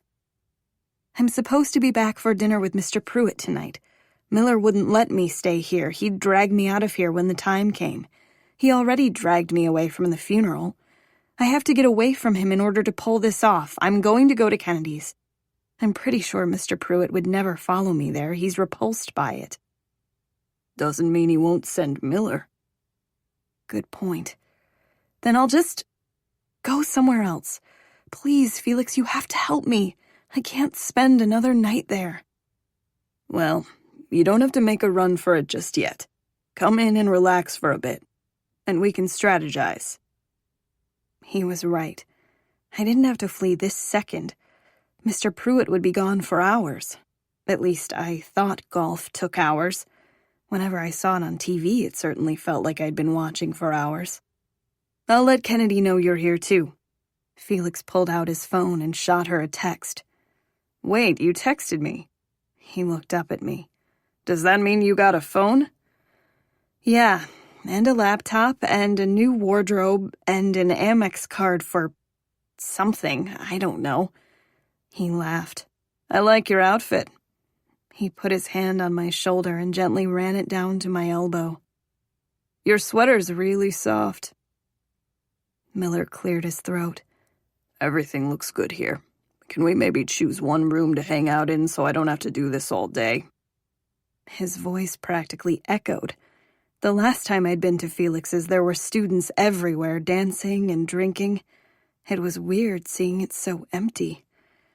But empty was a lot better than haunted. Sure, Felix said as he threw his arm around my shoulders. Right this way. I was pretty sure Miller was glaring at us as Felix pulled me to the family room. Yeah, I could definitely feel Miller's eyes burning a hole in the back of my head. I knew this was going to be awkward. Miller had insisted it wouldn't be, but he was the one being weird. And I hadn't even run away yet. At least he was the third wheel instead of me. Is this okay? Felix asked. Yeah, It'll take me a few minutes to make sure, Miller said, cutting me off. Just stand there for a second.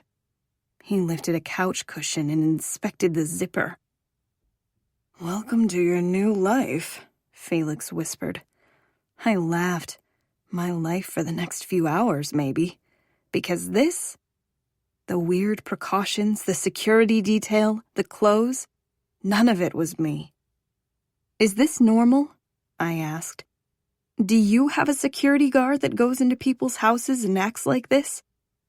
No, I have a driver, and a chef, and a maid. No security, but even if I did, this would be a bit extreme.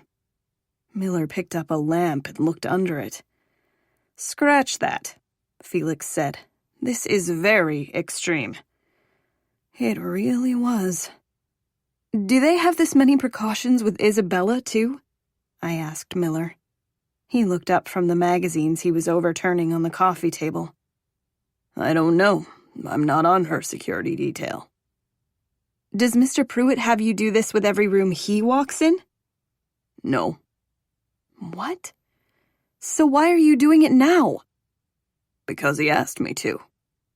What does he think is going to happen to me? I laughed. Miller didn't respond. He just kept examining pieces of furniture. This was ridiculous. You can stop securing the premises or whatever you're doing, I said. No one's trying to hurt me. Felix's apartment is safe. I've been here before. What are you even looking for? Mr. Pruitt gave me strict instructions about this, he said, ignoring my question. Just give me a few more minutes. Why? Am I in danger or something? I said it as a joke, but as soon as the words left my mouth, they freaked me out. Wait, am I in danger? He paused for way too long. No, of course not. That was not convincing at all. So, if I'm not in danger, why are you doing all this? Because he asked me to. Well, this conversation had gone in a perfect circle. I sighed and sat down on the arm of the couch. Mr. Pruitt had said something about wanting to keep me safe. That was why he didn't want me staying with Kennedy. But what could possibly happen to me there? Or here? It didn't make any sense. I was surrounded by good people. The only person I could even think of that wanted to hurt me was Isabella.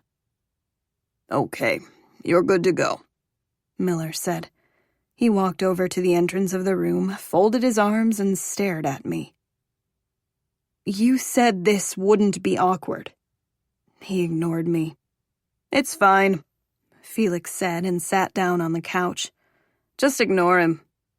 I didn't know how to ignore him, and I wasn't even sure that I wanted to. Miller was the only person at the Pruitts that was nice to me. I didn't want whatever this was. I wasn't cut out for a security guard following me around. It was too uncomfortable. This is weird, I whispered to Felix. I'm sorry. It's fine. I'm just glad you're here. How bad was last night? I moved to sit next to him and let myself sink into the soft couch cushions. God, I was so tired. I was pretty sure I hadn't slept at all. Awful. I told Mr. Pruitt about the lunch incident, and he threw Isabella and her mom out of the house. Whoa. I didn't expect that to be the end of that story. Me either. I don't get it. Why did he take my side? He was supposed to throw me out of the house for slandering his daughter, not this. That was your plan? He smiled. Well, I could have told you that would backfire. He sought you out, noob. He clearly wants to get to know you. But why? He didn't want me. Why now? It doesn't make any sense. Why can't he just leave me alone? Is it really so bad that he cares? You lost your whole family. Why are you fighting off someone trying to take care of you? Why am I fighting off Mr. Pruitt's affection? I knew he was trying, in his own way. I looked down at my hands. My fingers were clasped so firmly together that my knuckles were turning white. I pulled my hands apart. He left my mom to take care of me all on her own. It didn't matter if he thought she got an abortion. He still left her. I know what it felt like to be left. My mom left me. My uncle left me. Maybe he's sorry. Whose side are you on here? He laughed. Yours, always yours. And I'll help you get away if that's what you want. You know that. I smiled. He reached out and tucked a loose strand of hair behind my ear. But I really don't mind having you in my building. You being close by is the only positive, trust me. But I can't stay there, Felix. I couldn't sleep at all. I'm pretty sure I stopped talking before I could embarrass myself. I'd almost said there was a ghost in my room. He'd think I was nuts. Oh, God. Am I nuts? One night in that place and I'd officially lost my mind. Pretty sure what? Nothing. He moved closer. No, what were you going to say? I was saved by a knock on the door. Both of you stay here, Miller said. His voice was so firm I actually froze in place. I'll be right back. What's going on? I asked, but Miller had already disappeared. The banging on the door grew louder, and I grabbed Felix's hand. For just a second, I thought the ghost had followed me here, that it was trying to get in and terrorize Felix, too. "It's okay," Felix said. "You're safe here. If it's Mr. Pruitt, I won't let him take you. You can stay with me." Right. It was a lot more likely that it was Mr. Pruitt than a ghost. But I squeezed Felix's hand tighter still. Or maybe it wasn't either of those things. Maybe it was whatever Miller was supposed to be protecting me from. I have every right to be here. Kennedy's familiar voice flitted into the room. So get out of my way. Kennedy? I stood up and ran toward the foyer. Move it, buddy, she said. "I can't let you in," Miller said. "You aren't on the list." What list? Brooklyn! She screamed. Brooklyn, are you here? I ducked under Miller's arm that was blocking the door and threw my arms around Kennedy, and I immediately burst into tears. Felix's hugs were great, but Kennedy smelled like her mother's cooking and home. She smelled like everything I was missing. "Brooklyn," Miller said from behind me, "you need to let go and come back inside. Right now." "Fuck you." "Neither of them are on the list," he said. "Neither?" I opened my eyes and looked over Kennedy's shoulder at Cupcake. He was holding a box that I was sure was filled with high-calorie, sugary treats. "Hey, Brooklyn," he said. "I brought dessert. Thought it might make you feel better." It was the first time I'd ever been happy to see him. Another familiar face, even if it was one that had thrown a dodgeball at my nose. "Thanks for coming, guys, and for bringing snacks." "Where else would we be?" Kennedy said. "Felix said you were here, and I knew you needed me." I had the best friends in the world. "That's enough," Miller said more firmly. "Brooklyn, get back inside this apartment right now, or—" I turned around. "Or what? They're not going to hurt me if that's what you're worried about." He frowned. "They're my friends. I don't care if they're on Mr. Pruitt's approved list, because they're on mine." "Brooklyn." "Miller, please." My voice cracked.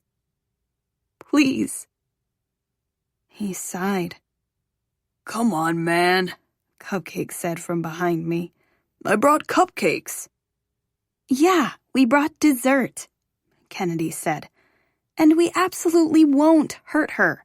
That's not really what you're worried about, is it?" There was an awkward silence. "Wait, that is what you're worried about?" She lifted up her camera. "The worst I could do is sell pictures to the paparazzi, and I'm not even going to do that." I laughed. "See? Please, Miller." I blinked up at him. We'd shared some kind of moment last night. Maybe it was one-sided. Maybe it wasn't. But it felt like he was at least my friend. "Please." "Fine. But don't tell Mr. Pruitt." That was a promise I could easily keep, because I was never going to see Mr. Pruitt again. Chapter 13. Saturday. Kennedy pulled me into the bathroom with her before Miller had a chance to demand to search it for whatever it was he was looking for. "Are you okay?" she asked and put her hands on my shoulders. "Tell me everything. What was it like at their place? Were they as awful at home as they are in public?" I messed up. I tried to blink away the tears that had started the moment she'd hugged me. "What do you mean?" I told Mr. Pruitt the truth about what happened at lunch and got Isabella and her mom kicked out of the apartment for the weekend. Isabella's going to be worse than ever to me. What was I thinking? "You were thinking that the truth is better than lies." Not when it comes to the Pruitts, apparently. Kennedy's hands fell from my shoulders. She was staring at me with so much concern on her face. I didn't know if she was waiting for me to say more, or if she had more to say. but it was easy for me to fill the silence. "I don't know what to do," I said. "I can't stay there another night." And I was hoping Felix would help cause a distraction, and then I'd be able to sneak away to your place. But he brought up the point earlier that Miller would easily find me, and I don't have anywhere else to go. What am I supposed to do? They'll always find me, won't they? I had already answered my own question. Kennedy nodded. "Here's what you're going to do. You're going to be brave, and you can tell me all about how horrible they are when we hang out every day. And you're going to get through this. Before you know it, we'll be off to college, and you never have to see them again." That wasn't what I was expecting her to say. At all. What was she talking about? College? That was 2.5 years away. Your mom told me she was going to fix it. Kennedy shook her head. "Matt even had his fancy lawyer go with my mom. There isn't anything they can do." "But Mr. Pruitt isn't my legal guardian. Of course they can do something. He freaking kidnapped me." "Trust me, they brought up that point, but no one's budging. Matt's fancy-pants lawyer thinks Mr. Pruitt bribed someone. Everyone my mom goes to just looks the other way. Maybe he bribed a whole lot of somebody's." "So you're telling me that there's no way out?" I tried to take a deep breath, but it didn't feel like my lungs were expanding anymore. "I'm stuck here?" "Brooklyn, you're the strongest person I know. You got through your mom's death, and I'm not through it." I couldn't breathe. "My heart is still broken." "That doesn't mean you're not strong. You're still standing here, fighting the next battle." I was barely standing. "And I'll be there for you the whole time." "Kennedy, he's not going to let me see you. He barely let me leave the apartment today. I'm... I let my voice trail off. I'm trapped. I'd known it all along. I'd held on to hope when I tried to sneak out last night, and hope that today I'd be able to run away. But I'd known the truth all along. I was trapped in this hell. "He has to let you see me," she said with a smile. "We go to school together." She didn't get it. Mr. Pruitt had made it very clear about what he thought of Kennedy and her mom. Yes, I'd get to see her at school, but never after. Not on the weekends, not at work. But all the fight was out of me once the truth sunk in. I'm trapped. "Let's just try to forget about it for a day." That was easy for her to say. She wasn't living with the Pruitts. She hadn't lost her whole family. But instead of saying anything at all, I just nodded. Kennedy smiled. "Come on, it'll be fun. It's kind of like we're having a double date." Oh, God. That's exactly the way it looked. But she had to realize that I couldn't possibly be on a date right now. My heart had broken when my mom died. It had shattered when my uncle died. And it got tossed into oncoming traffic when I broke up with Matt. I didn't have a heart left for anyone. Kennedy pulled me out of the bathroom and we practically ran into Miller. His arms were folded across his strong chest and he looked pissed. Or was it amused? I didn't really know him at all. But then I realized that amused and pissed were probably exactly right if he'd just been listening to our conversation. "How much of that did you hear?" I asked. "Just about all of it," he said. So, my plans to run away and the double date bit. Great. As if my day couldn't get any more terrible, now he had to be mad at me too. But why was he mad? Really, I should be the one who was mad. Was it actually in his job description to eavesdrop?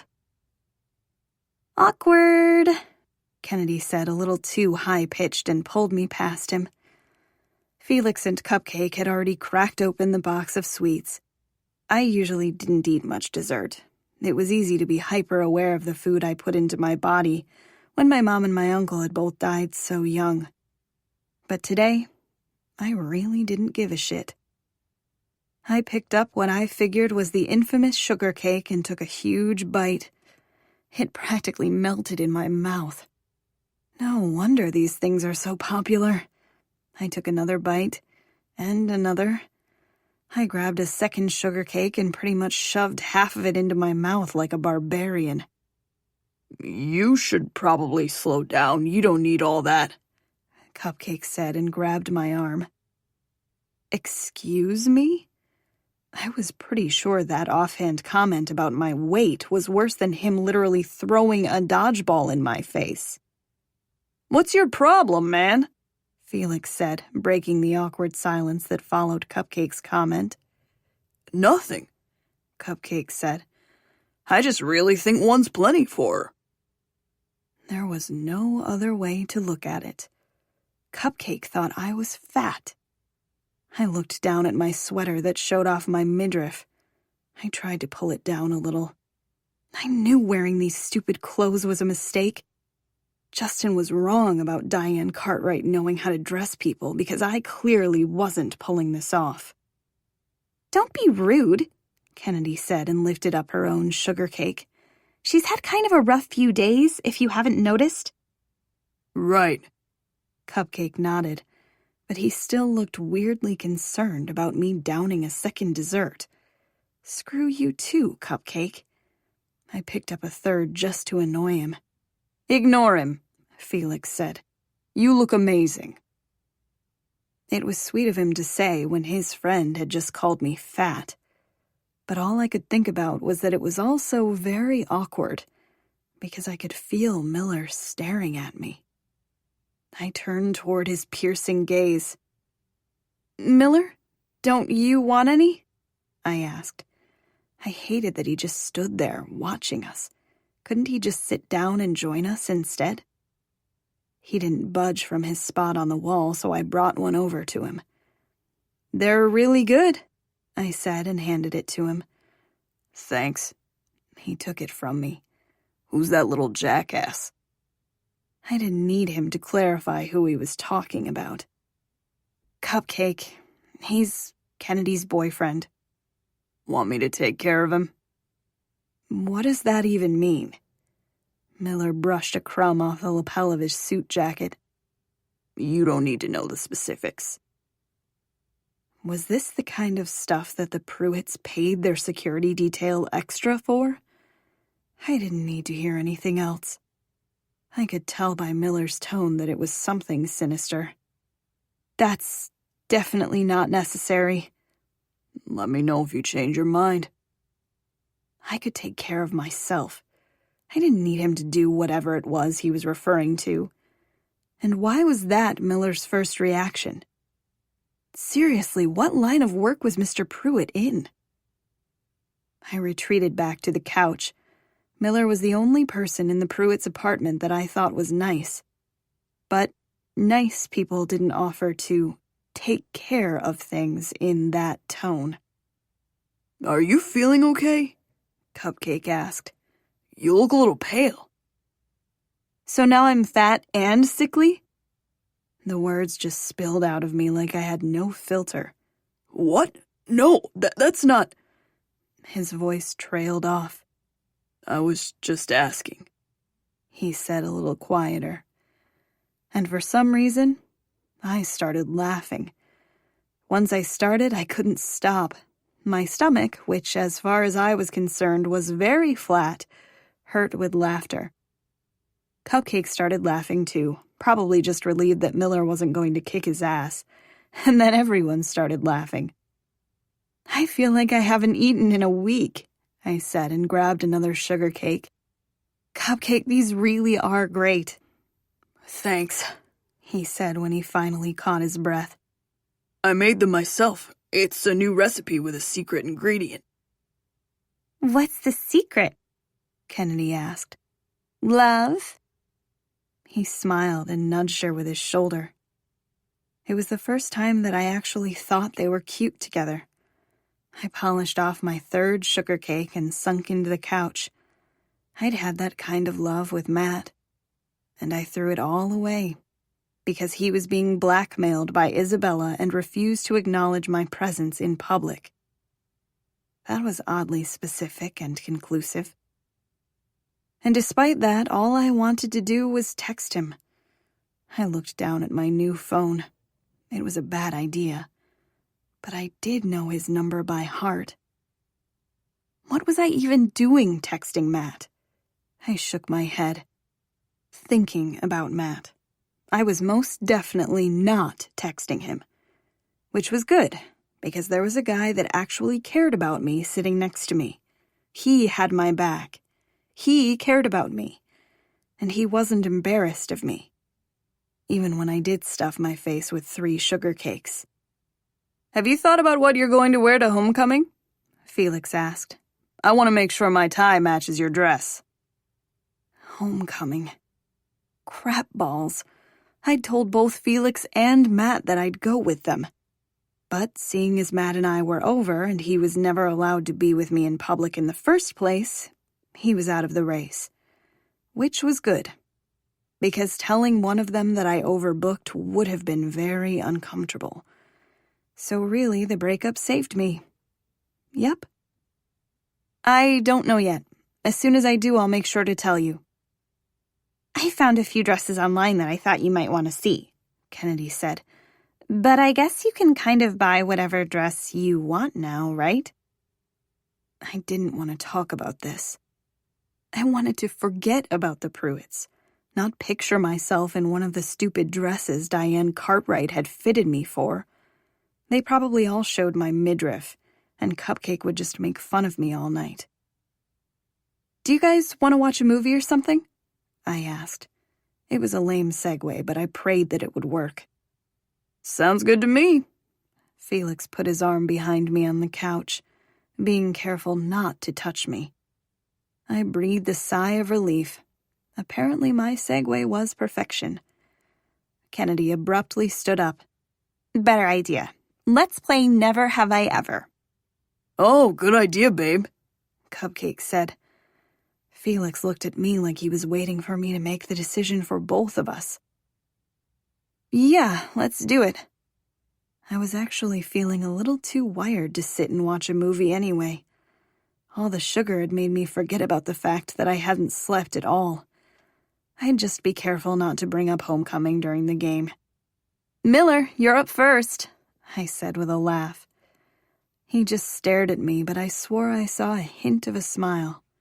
I can go first, said Cupcake. I always forget, do I say I haven't done something, and if you guys have done it, you raise your hands? Yep, Kennedy said as she settled herself into his lap. He nodded. Got it. Never have I ever used a public restroom. I laughed. He clearly didn't understand the game. That was just a flat-out lie. I was about to correct him, but Kennedy beat me to it. Wait, Kennedy said. Your thing is supposed to be something you haven't done. Right. I've never used a public restroom. That's what I just said. Wait, Kennedy said again. Are you seriously telling me that you've never used a public restroom? Never. Her jaw dropped. How is that humanly possible? I always just go home. So, if you had to pee right now, he shrugged. I'd go home. No freaking way. That was the weirdest thing I'd ever heard in my life. Had he never had a bathroom emergency? Oh no, what if he had? That meant he'd probably wet his pants in his fancy town car. But you'd have to drive like 20 minutes, she said. You're supposed to raise your hand if you have done that thing, Cupcake said. You're not supposed to question it. I'm sorry, babe, it's just... You're serious? Of course I'm serious. Public restrooms are gross. So is peeing your pants.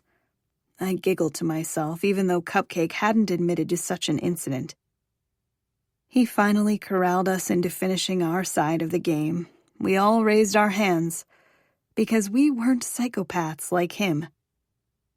Okay, that was interesting, Kennedy said.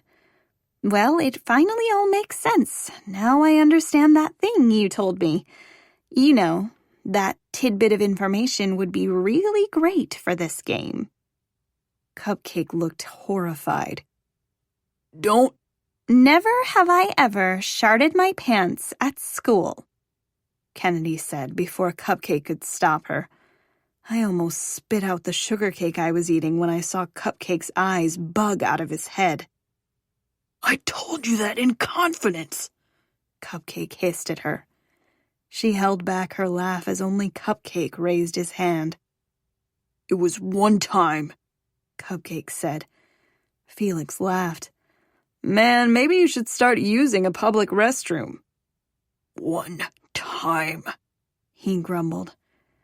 Suddenly, Cupcake nailing me in the face with a dodgeball or calling me fat didn't seem so bad. The poor guy had sharted in school. It was hard to come back from that. And yet, he was one of the most popular kids at Empire High. With the name Cupcake. He was basically a genie for pulling that one off. Okay. I rubbed my hands together while I tried to think of something fun and witty, too. Never have I ever had a real boyfriend or girlfriend. You know, one that takes you on dates in public and holds your hand in the hallways of school. God, that wasn't fun and witty, it was pathetic. Kennedy, Cupcake, and Felix all raised their hands. So you only had a fake one? Felix asked with a laugh. Something like that. That's not part of the game, Kennedy said, saving me from answering. It's your turn, she said to him. Coming from someone who forced Cupcake to clarify about 1,000 times, Felix said. Kennedy threw a pillow at him. Felix easily caught it before it hit him in the face. Never have I ever wanted pizza more than I do right this second. I let the sentence roll around in my mind. Wait, does that mean you do want pizza? I think it means he doesn't, Kennedy said, because he said I never. She put her hand up in the air, but she looked really confused. Cupcake shook his head. No, it means he definitely wants it right now. My head hurts. I have no idea whether or not I'm supposed to raise my hand, I said. But all I can think about is eating pizza right now. Same, Kennedy yelled and waved her hand in the air. Pizza, please. Felix started laughing. I was trying to be clever, but I have no idea if that made any sense. I'm starving. Who else wants pizza? I shoved Felix's shoulder. Cheater, you're supposed to confess something like the rest of us. I'll make it up to all of you by ordering pizza. Oh, you should use my Amex card. I think it's for stuff like this. It's fine, I got it, he said with a wink and started talking on the phone. Amex card? Kennedy asked. One of the perks of being a Pruitt. Mr. Pruitt gave me a credit card and told me to expense whatever I wanted on it. Pretty irresponsible of him, if you ask me. Kennedy shrugged. I guess he trusts you. That was it. I just had an epiphany. What if he didn't trust me? She just stared at me. I should just go crazy and buy a ton of stuff. Then he'll hate me and disown me. How much stuff do you think you'll have to buy to make him mad? I don't know. Like $1,000 worth? I looked down at the couch I was sitting on. I should buy a couch. That would really show him. Kennedy nodded. Those are expensive. We got ours secondhand and it was still a few $100. This is genius. Miller, can we go furniture shopping? It wasn't just a small corner of his mouth to lift up this time. He was full on smiling. He even laughed. It'll have to be more than a couch. You're thinking too small. So, like, the matching love seat and chair, too? He won't even bat an eye at that. He'll just think you're decorating your room. Well, what do you suggest I do? I don't know. He walked over to us, his air of seriousness completely gone. But I'm going to have another one of these.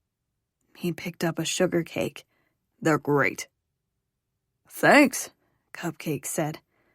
What if I bought 1,000 sugar cakes? I asked. That would be a lot. I couldn't mentally get over the number 1,000. Anything more seemed so extreme. Why don't you just tell him how you feel? Felix asked. His arm was still stretched out behind me on the couch, and I let my head fall on his shoulder. I already tried that. It didn't work. I left off the fact that Mr. Pruitt swore he didn't know about me. It didn't change anything. It was my mom and me against the world. As soon as I thought it, I closed my eyes. My mom and me against the world.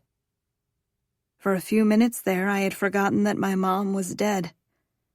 I'd forgotten everything that hurt.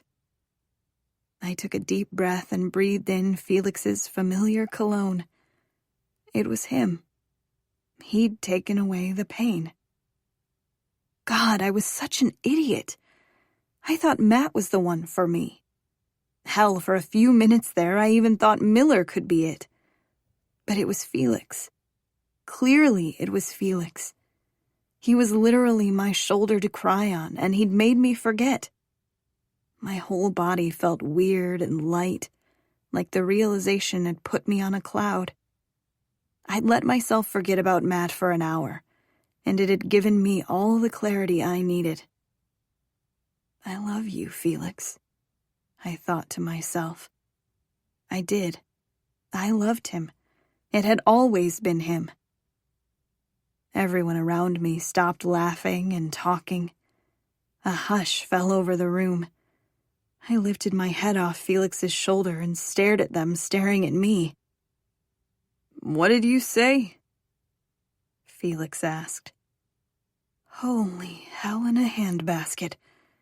Had I just said that I loved him out loud? Like, the words came out of my actual mouth? I reached up to touch my lips and was weirdly surprised that they were even there. What? I croaked. You said you loved me. Felix's voice was soft, like butter. God, butter was so good. I wanted some right now. I wanted him right now. I did say those words out loud. Yes. The doorbell rang, but Felix didn't break eye contact with me. Miller cleared his throat. The pizza's here. I'll get it. Felix reached out and ran his fingers down my jaw. The action made me shiver. You love me. He touched me like he was scared I'd disappear. And I realized it wasn't just me that didn't have any love left in my life. I lost everyone who put me first. But Felix had said his parents never put him first either. They were always gone. He was all alone, just like me. And when I told him I was all alone at school the other day, he told me that I wasn't. That I had him. I had him. But that wasn't why he was looking at me like that. He was staring at me because he had me. And he needed love just as badly as I did. I tilted my head up to his. I didn't care that Kennedy or Cupcake were watching. Or that Miller and a pizza delivery guy could probably see too. I was much too curious to find out if two broken souls could make one perfectly whole one. Because I really needed them to. I didn't want to feel like I was drowning anymore. Just before our lips touched, I heard the one person that could break me out of my trance. The person who had thrown my broken, shattered heart into oncoming traffic. Matthew freaking Caldwell. Get your fucking hands off my girlfriend. Chapter 14. Saturday. Nunca. I was imagining Matt standing there, right? Like I'd imagined him kissing me 1,000,000 times before he'd ever even spoken to me. He was just ingrained in my brain and wouldn't go away, no matter how much I tried to force him out. But then Felix's face morphed from a smile to a frown. Girlfriend? What is he talking about, noob? Oh, no. No. Felix wasn't supposed to find out about this until I figured out a great way to tell him. Definitely not like this. Shit. I'm not going to say it again, Matt said. And then he appeared before me, his chest rising and falling like he'd just sprinted here. I was definitely not imagining him, or imagining the way it felt like there was a knife twisting in my heart. I wanted to run into his arms. I wanted to scream at him. I wanted to cry, because I didn't have any idea what I wanted. Brooklyn, Felix asked. His hands were still on my face, trying to get me to look at him, trying to get me to answer his very simple question. But it wasn't simple to me. Nothing was simple anymore. And then Matt's hands were on Felix, ripping him away from me. I wasn't sure who landed the first punch, but before I even realized what was happening, they'd toppled onto the coffee table, snapping its legs with a crunch that echoed around the room. Kennedy and I both screamed. The snapped wood cracked even more as they rolled on top of it, and the sound of broken wood was quickly replaced with bone slamming against bone as they broke out into a full-out brawl. "Stop it!" I screamed and tried to grab Matt's arm before he could land another punch, but his fists were too quick. "Stop it! Miller! Miller, do something!" For some reason, Miller was laughing as he got between the two boys. He was bigger and older, but not that much bigger and older. The weird laughing confidence was alarming. He could easily get hurt. "Miller!" I yelled as Felix's fist hit him before it hit its final destination of Matt's face. Miller immediately stopped laughing. "Oh my God," Kennedy said. "Cupcake, help him break it up." There's no way I'm getting into that, Cupcake said as he helped himself to another sugar cake. "What are you doing?" She shrieked and slapped the sugar cake out of his hand. I tried not to pay attention to them as Matt slammed another punch across Felix's jaw. Don't you ever fucking touch my girl again, Matt yelled. She doesn't belong to you, Felix said, and elbowed Matt in the throat. "Stop! Please stop!" I yelled, but they didn't listen. Someone needed to stop them. I stepped forward, but Miller blocked my path. "Just give me a second," he said. He was able to pretty easily separate the two of them when he finally tried. Miller pushed them apart with a grunt. "That's enough. Cut it out, you two." Matt wiped the blood from the side of his mouth. "Why was he touching you?" He sounded so pained. "Matt." My voice cracked when I said his name. "You and me, we broke up." He shook his head. "Like hell we did. We had a disagreement. That doesn't mean you go running into someone else's arms without talking to me." I felt so small. And that was the whole problem. Something about being with Matt always made me feel small. At least when we were around other people. I didn't want to have this conversation in front of everyone. Not now. Especially when he was kind of right. We broke up yesterday and I was already telling someone else that I loved them? There was seriously something wrong with me. It was like all my thoughts were colliding. I didn't have an explanation for him. Matt. Come on, we're leaving. What? No. I wasn't going anywhere with him. I wasn't even allowed to. What are you even doing here? You invited me, he said. No, I didn't. And I think you should leave. What was he talking about? I looked over at Felix and grimaced at the blood on the side of his jaw, and his eye that was already swelling shut. You texted me asking me to come here, Matt said. I absolutely did not. Sure, I had thought about it, but I didn't actually do it. He was staring at me like I'd lost my mind. I grabbed my phone and looked down at the text message thread. I had indeed texted him. It was right there in front of me. But I had no recollection of doing it. No, I shook my head. I didn't write that. Matt looked over at Felix like he was about to attack him again. It wasn't Felix either. I don't remember. It felt like my head was spinning, and for some reason I really wanted to laugh, because Matt's face was so serious. Everyone's faces were so serious. What do you mean you don't remember? Matt said. It was less than half an hour ago. I didn't know what else to say. Maybe someone had stolen my phone? But I didn't think Felix would do something like that.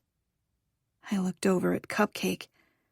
If I had to guess one person who would steal my phone and text Matt randomly, I'd guess him. We were barely even friends. Matt, she asked you to leave, Felix said. So I'm not going to ask you again. Get out of my house. Are you kidding me? Matt sounded more pissed than ever, but he wasn't looking at Felix. His eyes were trained on me. I tried to take a step back as he took a step closer, but the back of my legs collided with the couch. What, was he mad that I was staring at Cupcake? I was trying to figure out what the hell was happening, not checking him out. Your pupils are huge, Matt said. What have you been taking? Nothing. What was his problem? First, Cupcake implied that I looked huge, and now my pupils were big too? All men were jerks. Matt drew even closer. Have you been drinking? No, you sound insane right now. I think you need to go home and chill out. Kennedy giggled. Chill out, bruh. She laughed again as she lifted up a sugar cake. Do you want one? They make me happy. They'll probably make you happy, too. She held it out to him. Matt looked at the sugar cake in her hand and then down at the almost empty box of desserts. He grabbed it out of her hand. Did you put something in these? No, psycho, said Kennedy. What would I have put in them? Matt turned toward Felix. What the hell did you do? I didn't do anything, Felix said. You expect me to believe that? You're a drug dealer. He tried to step around Miller, but Miller blocked his path. You wanted to get with my girl, and the only way you could do it was to get her high off her mind? You laced these with something, you dirtbag. He threw the sugar cake at Felix. Felix ducked, but not quite quickly enough. The sugar cake smooshed into the side of his face, smearing the blood along his jawline. Felix lunged at Matt, but Miller stopped him. Enough, Miller said. And then he laughed. And then he stopped. And then he laughed again. Shit. There is definitely something in those. Everyone turned toward Cupcake, who was sitting there happily on the couch munching on a sugar cake. What? He said. I told Brooklyn not to have any more, and everyone made it seem like I was a monster. I was trying to get her to pace herself. She didn't listen. Pace myself? I asked. What the hell is in those sugar cakes? Pot, obviously. I was trying out a new recipe so it would be easier to get away with selling them at school. It was Felix's idea. He's a freaking genius. We're all about to make so much money. Fuck, Felix said and ran his hand down his face. We were supposed to work on the recipe together, you dick. I thought you'd be happy that I did it so fast. Surprise. Happy? You freaking drugged us, Cupcake. What the hell is your problem? Wait, Kennedy said. You're selling drugs? She looked upset, furious even, but her face looked so calm, like she was about to fall asleep. Yeah, Felix gave me a stake in his business when he had to stop selling himself. I thought everyone already knew this. Kennedy, you tried out my first batch last night. Her face went ghostly pale. I can't believe you, Kennedy said. Instead of falling asleep like I thought she was about to, she stood up. I trusted you, Cupcake. That sentence was ridiculous. She did realize that, right? Trusting a cupcake? I held back my laughter because I could tell it wasn't the right time. But I swore the smile on my face probably looked like the Cheshire Cat from Alice in Wonderland. Why do I always fall in love with drug dealers? She said and put her face in her hands. Always? I looked at Felix. He was the only other drug dealer I knew. Kennedy had told me she didn't like Felix when I'd confronted her about it. But then I thought about how weird Kennedy had been when I'd first started hanging out with Felix. How she'd tried to get me to stay away from him. How she'd kept saying she thought Felix was probably related to me. God. Rob had even tried to warn me about this, but I hadn't listened to him. Kennedy really was in love with Felix? But Felix didn't react to what she said at all. No one did. The only person that knew what she meant was me. I put my hand on her back. I didn't even care about the fistfight that had just happened right in front of me. I was solely focused on my friend's pain. Kennedy, I'm so sorry. You told me you didn't... I let my voice trail off. My best friend was in love with the guy I just told I was in love with. And I couldn't say any more in front of all these people who were still clueless. What? She said and pulled her face out of her hands. Her eyes grew round as what she'd just said dawned on her. I didn't mean that. I'm just upset that my boyfriend is selling drugs without telling me and tricking me into being his guinea pig. Her throat made a weird squeaking noise when she swallowed. For a second, everyone just stared at her. I have to go. She sprinted so fast, I would have sworn she was on the track team. Shit. Cupcake ran after her. I tried to move around Miller to run after her too, but he stopped me. You were only given permission to come here, Miller said. You can't follow them wherever they're going. So now we're following the rules again? I only didn't follow them one time by letting those two in the first place. And look at what happened. He gestured toward the broken coffee table. No, this happened because you just let Matt waltz in here, and he's not on my approved acquaintance list. Or whatever the hell it's called. Actually, he is, Miller said. All the Caldwells are. Of course. The one person I don't want on it already is. Pizza delivery, some stranger said as he entered the family room. Whoa, what happened here? Miller cursed under his breath and grabbed the pizza delivery guy by the arm, hauling him back toward the hallway. Felix, Matt, and I were left standing there in an increasingly awkward silence. I wanted to make a joke about how good the pizza smelled, but it didn't seem like it would be well received.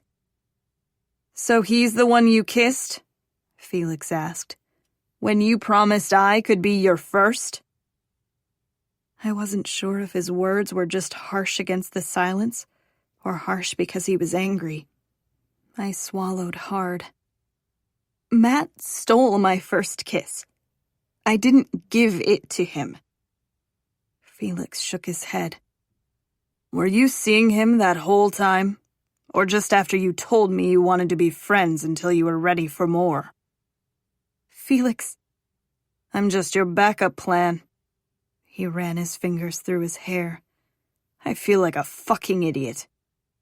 "Felix, that's not—" "Then how else would you put it?" "That I really like you. And I'm confused." "A few minutes ago, you looked me right in the eyes and told me that you loved me, so that I'd keep crawling back to you like an idiot. You're not confused, noob. You played me." "Felix, please." I reached out to him, but he sidestepped my hands and walked away without another word. I looked at the broken table and the drops of blood on the plush carpet. What the hell had I just done? I didn't realize there were tears streaming down my face until I tasted the salt on my lips. "Brooklyn." Matt's voice was gentler than it should have been. Wasn't he going to tell me I was a terrible person and run off too? But he didn't run. He just stared at me with so much concern on his stupid, perfect features. Matt. My Matt. The one that held me while I cried every night after my uncle died. The one who took me to his favorite spot in NYC so I wouldn't feel like I didn't have a family. The one that got down on one knee to ask me to be his girlfriend, just to make me smile. I took a deep breath. The one who did nothing when Isabella poured milk on me. The one who let his best friend believe he was keeping me a secret because I was poor. The one that made me lie and sneak around and hurt the people that I loved. I don't have anything left to say to you. "Well, tough luck, because I have a lot to say to you." God, he was exasperating. Matt, I told you that I couldn't date you because my heart couldn't take it. I told you that, and you kept pushing it anyway. So I gave it to you and... I couldn't keep going. I trusted you. And I feel... nothing. I'm not even sad anymore. I can't feel anything. I'm numb. "That's the drugs," he said. "No, it's you." "Brooklyn." You just sat there and watched at lunch. All those terrible things Isabella said to me and you did nothing. Your friends actually stood up for me, but you were silent. I get that you didn't want Isabella to know we were dating, but even strangers can be kind, and I don't want to be with someone who isn't. I walked away from him without looking back, but I was very aware of his footsteps following me. Chapter 15. Saturday.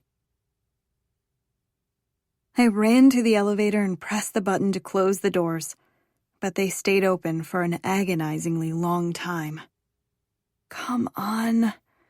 I slammed my fist against the button again. I just needed a few minutes alone to clear my head. Come on. I pushed on the button again. Just as the doors started to close, Matt slid into the elevator. Damn it. I didn't say a word as Matt hit the button for the Pruitt's floor. I tried to focus on the elevator music, but it was hard to pretend Matt wasn't there. We were alone. When we were alone, we were always kissing or holding hands, or I'd be wrapped in his arms. But he didn't touch me now, and I could feel the distance between us. "Did you kiss him?" Matt asked. The elevator music wasn't loud enough to drown him out. No, I shook my head. I mean, not today. Not recently. Not recently? Not since you left me your varsity jacket. Even though Matt and I hadn't made our relationship official that night, that's when I was all in. That's why everything he did hurt so freaking much. Do you still have feelings for him? Why weren't these doors opening? Yes. His inhale was sharp, like I'd just slapped him. Why? I didn't want to talk about Felix with him. I didn't want to talk to him at all. For starters, he's not embarrassed to talk to me in public. And he's always been my friend. Brooklyn. But you have nothing to worry about, because he clearly hates me now.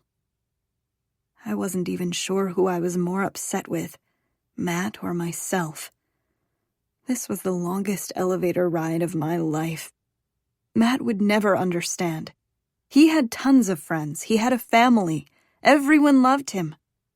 All I had were Kennedy and Felix. That was it. And now I only had Kennedy. That wasn't my intention. No? I finally made eye contact with him. It wasn't your intention to make him hate me when you were punching him in the face? I hit him because he touched you. The elevator doors finally opened with a happy little bell jingle that made me want to scream. He's allowed to touch me. You and I broke up. How many times did I have to tell him this? He was acting like he wasn't there when I told him it was over. I shoved my way past him. I saw Miller standing in front of the Pruitts' door. How did he beat us here?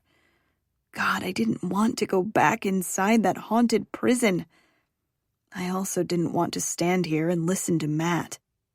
My brain was screaming at me to make a run for it. That was my plan all along, to flee. But I'd messed it all up. No, Matt had. He'd ruined everything. I swallowed down the lump in my throat. He'd ruined me. Kennedy had told me I needed to be brave, but I wasn't brave. I took a step back and collided with Matt. His arms encircled me, and I immediately felt more comforted. But thinking about how he had that effect on me just made me feel claustrophobic. I didn't need him. I didn't need anyone. I slipped out of his embrace, and for a second I just stood there. I couldn't run for my freedom. No matter which way I turned, there was someone there to stop me. And right now, anything seemed better than standing next to Matt. Please, just go home, I said to him. Not until you talk to me. God, why couldn't he just respect my decision? Couldn't he tell that I could barely think right now, let alone talk to him?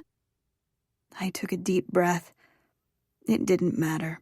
He wouldn't have a choice once I told Miller to not let him in. I made my way over to Miller, and he opened the door to let me in. I'd feel better once I was in my room. The rest of the apartment was too creepy to comfort me. Take him off my list, I said to Miller. I didn't wait for a response. I hurried through the foyer and up the stairs. But still I heard the footsteps behind me. I wished it was a ghost. I'd take the place being haunted over having Matt alone with me in my room. Or Miller, if he was the one following me. I didn't want to speak to either of them. I didn't want to see anyone. I tried to close the door to my bedroom, but two strong hands stopped it. Brooklyn, I just need 5 minutes. Matt. You've had plenty of my minutes. I don't have any more time to waste on you. I tried to close the door, but he was too strong. I've never wasted a second with you, he said. That was certainly poetic, but it was even more false. He didn't get it. He'd never understand. Time is limited, Matt, and every time you don't have my back, that's time I can never get back. I'm running out of time. I pictured my mom unconscious on the kitchen floor. I pictured my uncle coughing at the kitchen table. I'd never have enough time. He pushed the door open hard, knocking me backward. I fell back and landed on my butt. "Shit," he said as he reached down to help me up. I didn't need his help. I didn't need anything from him. I pushed his hands away from me. "Just let me help you up." He grabbed my bicep when I wouldn't let him grab my hand. I could smell the cinnamon on his breath and feel his fingers digging into my skin. Suddenly, all I could think about was being closer to him. I just wanted to feel something. Anything. I grabbed the front of his t-shirt and pulled him toward me. His lips collided with mine in a frenzy as I pulled him onto the floor with me. He was pissed. I was furious. And for some reason, for a few heartbeats, this made it better. I was sick of feeling sad and angry and alone. Or worse, nothing at all. I needed this. I needed him. His fingers slid ever so slightly underneath the bottom of my sweater, the pads of his fingertips warm against my skin. We'd been in this position dozens of times, and it always stopped here. But today I couldn't bear the thought of stopping. And his hands were higher than usual because my sweater was cropped short. I wanted his hand to slide up higher. I shifted beneath him. No, I wanted his hand to slide lower. So much lower. I needed more. I just needed something to make me feel like I wasn't drowning. And I knew he had the power to do that. I knew he could make me forget. I ran my hand down the front of his shirt until I reached the waistline of his jeans. All I could think about was touching him. And him touching me. My fingers fumbled with the button on his jeans. He grabbed my hands and lifted them above my head, pinning them to the carpet. "Not like this," he said. "We can move to the bed." "You're high, Brooklyn." He was staring at me like I was lost. It didn't matter if I was. I just wanted him to stop looking at me like that. "I know what I'm doing," I said. I tilted my hips and I could feel him pressed against me. I knew that he wanted this too. The evidence was clear enough. He pushed himself off of me. This felt like the one thing that would make me feel better. And him denying me? "You'll sleep with the whole cheerleading team, but you won't sleep with me?" My voice sounded so small. I slid away from him and stood up. "Who told you that?" It wasn't a denial. "Screw you, Matt." I pulled my sweater back down. "I didn't sleep with the whole cheerleading team." "Just most of them, then?" I thought about Isabella and I felt like I was going to be sick. "I can't undo my past, but I told you I'd wait for you now. And I have. I'm not the one letting someone else touch." "We broke up." "I never agreed to that." "You don't have to agree with it. It still happened. It's done."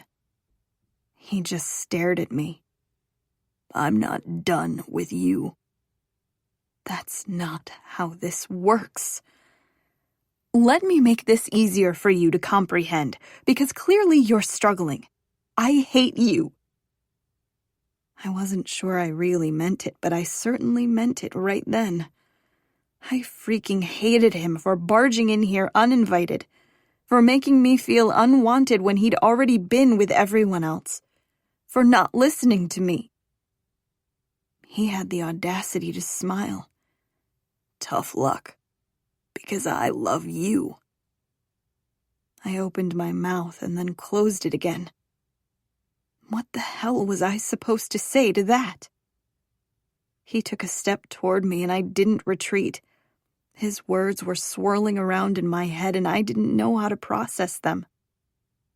"You really want your first time to be like this?" he said. With you mad at me?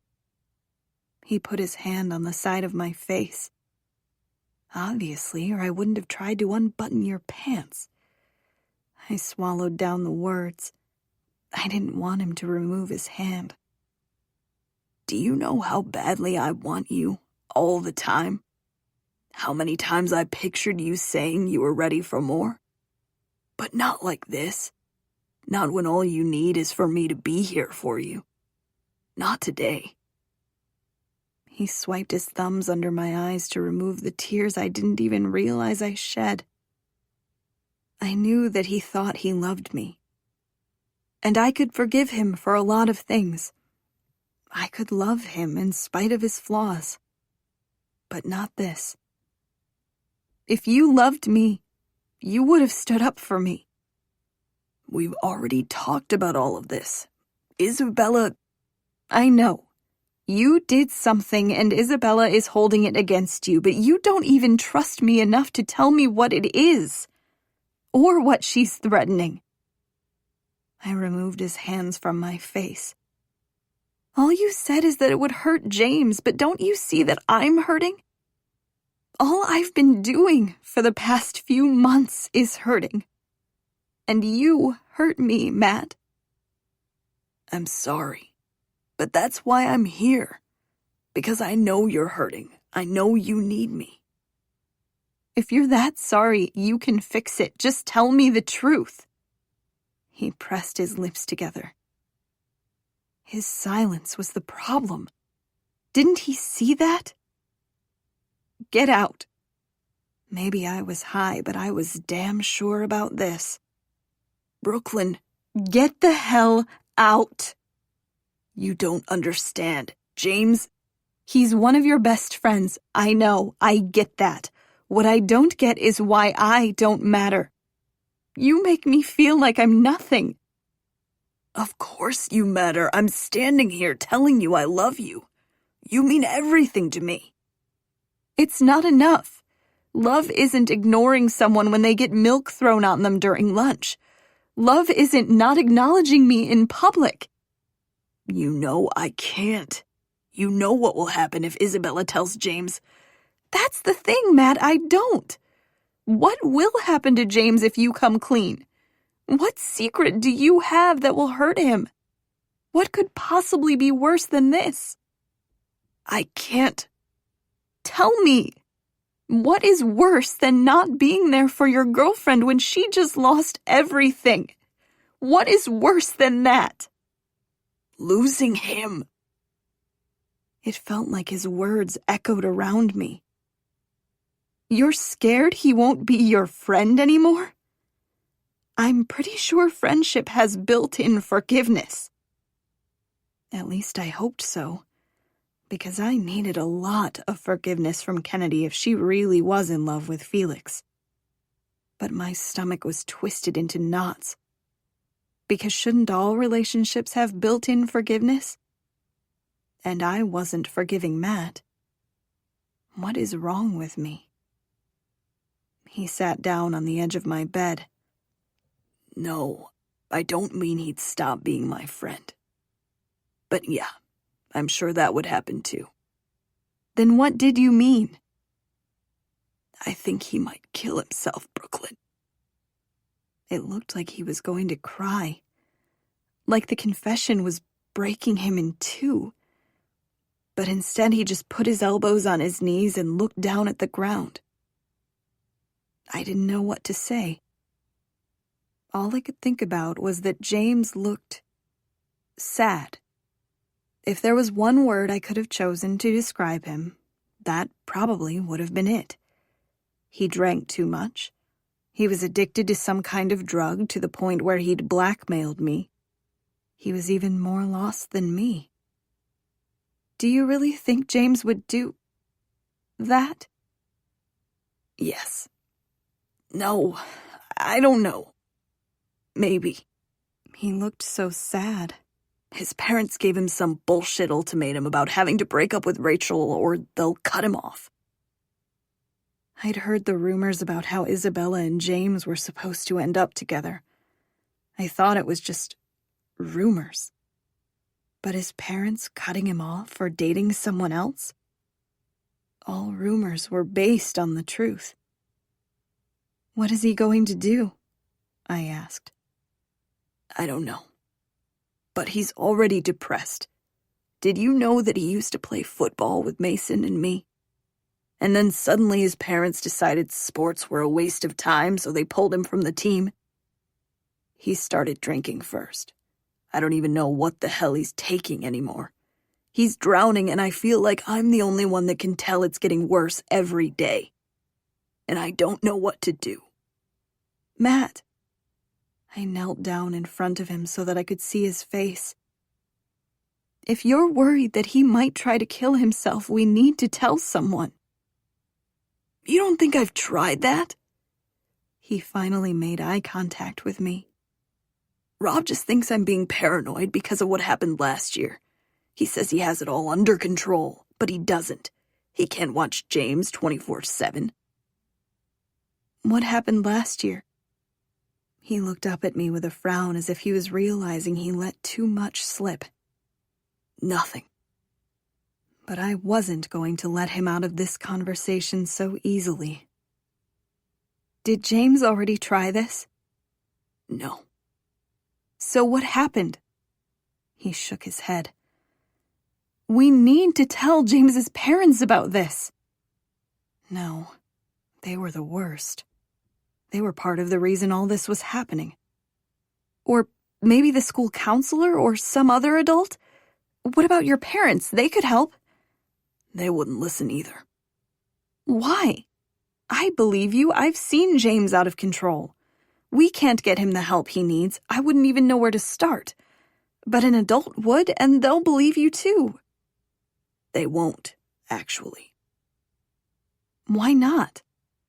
Because they all know the truth. He looked down at his hands. I slipped my hand between his. I'm not supposed to tell anyone about what really happened, he said, as if that was the end of it. I think I've proven that I know how to keep a secret. Please, Matt, let me in. For a few moments, he didn't say anything at all. I wasn't even sure if he was breathing. My parents paid someone off to change the autopsy report. But the hunters know. They were there that night. He cleared his throat. And I guess now you'll know too. He still didn't look up at me. I squeezed his hand. I found my aunt hanging from the chandelier in my house last Christmas Eve. And I don't want to find someone I love like that ever again. Oh, Matt. Tears welled in my eyes. I thought about the rumor about how his great-great-grandmother or something like that had hung herself from the chandelier in their foyer. Rumors always started with a grain of the truth. I just thought that about James and Isabella, and it was true in both cases. Matt was always so put together. He was the only untouchable that I thought was truly happy. But that was just the front he put on. He was as broken as me. That was why he always knew the right thing to say to me. That was why he knew all I needed was for him to hold me. He just knew. He knew what it felt like to lose someone. I climbed up on his lap and straddled him on the bed. I understood all of it. The pain he carried around. The fear, too. I placed my head on his shoulder and wrapped my arms around his back. My heart hurts for you, I whispered into the side of his neck. For a few minutes we just sat there holding each other in silence. It always felt like he took away some of my pain when he held me. I hoped I was doing the same for him. I can't stand the thought of you hating me, he said into my hair. I can't lose you too. It didn't matter how mad I was. I loved him. I loved him so much that it hurt. That's why I was hurting right now. That's why he was hurting. I didn't want to cause him any more pain. Of course I don't hate you, Matt.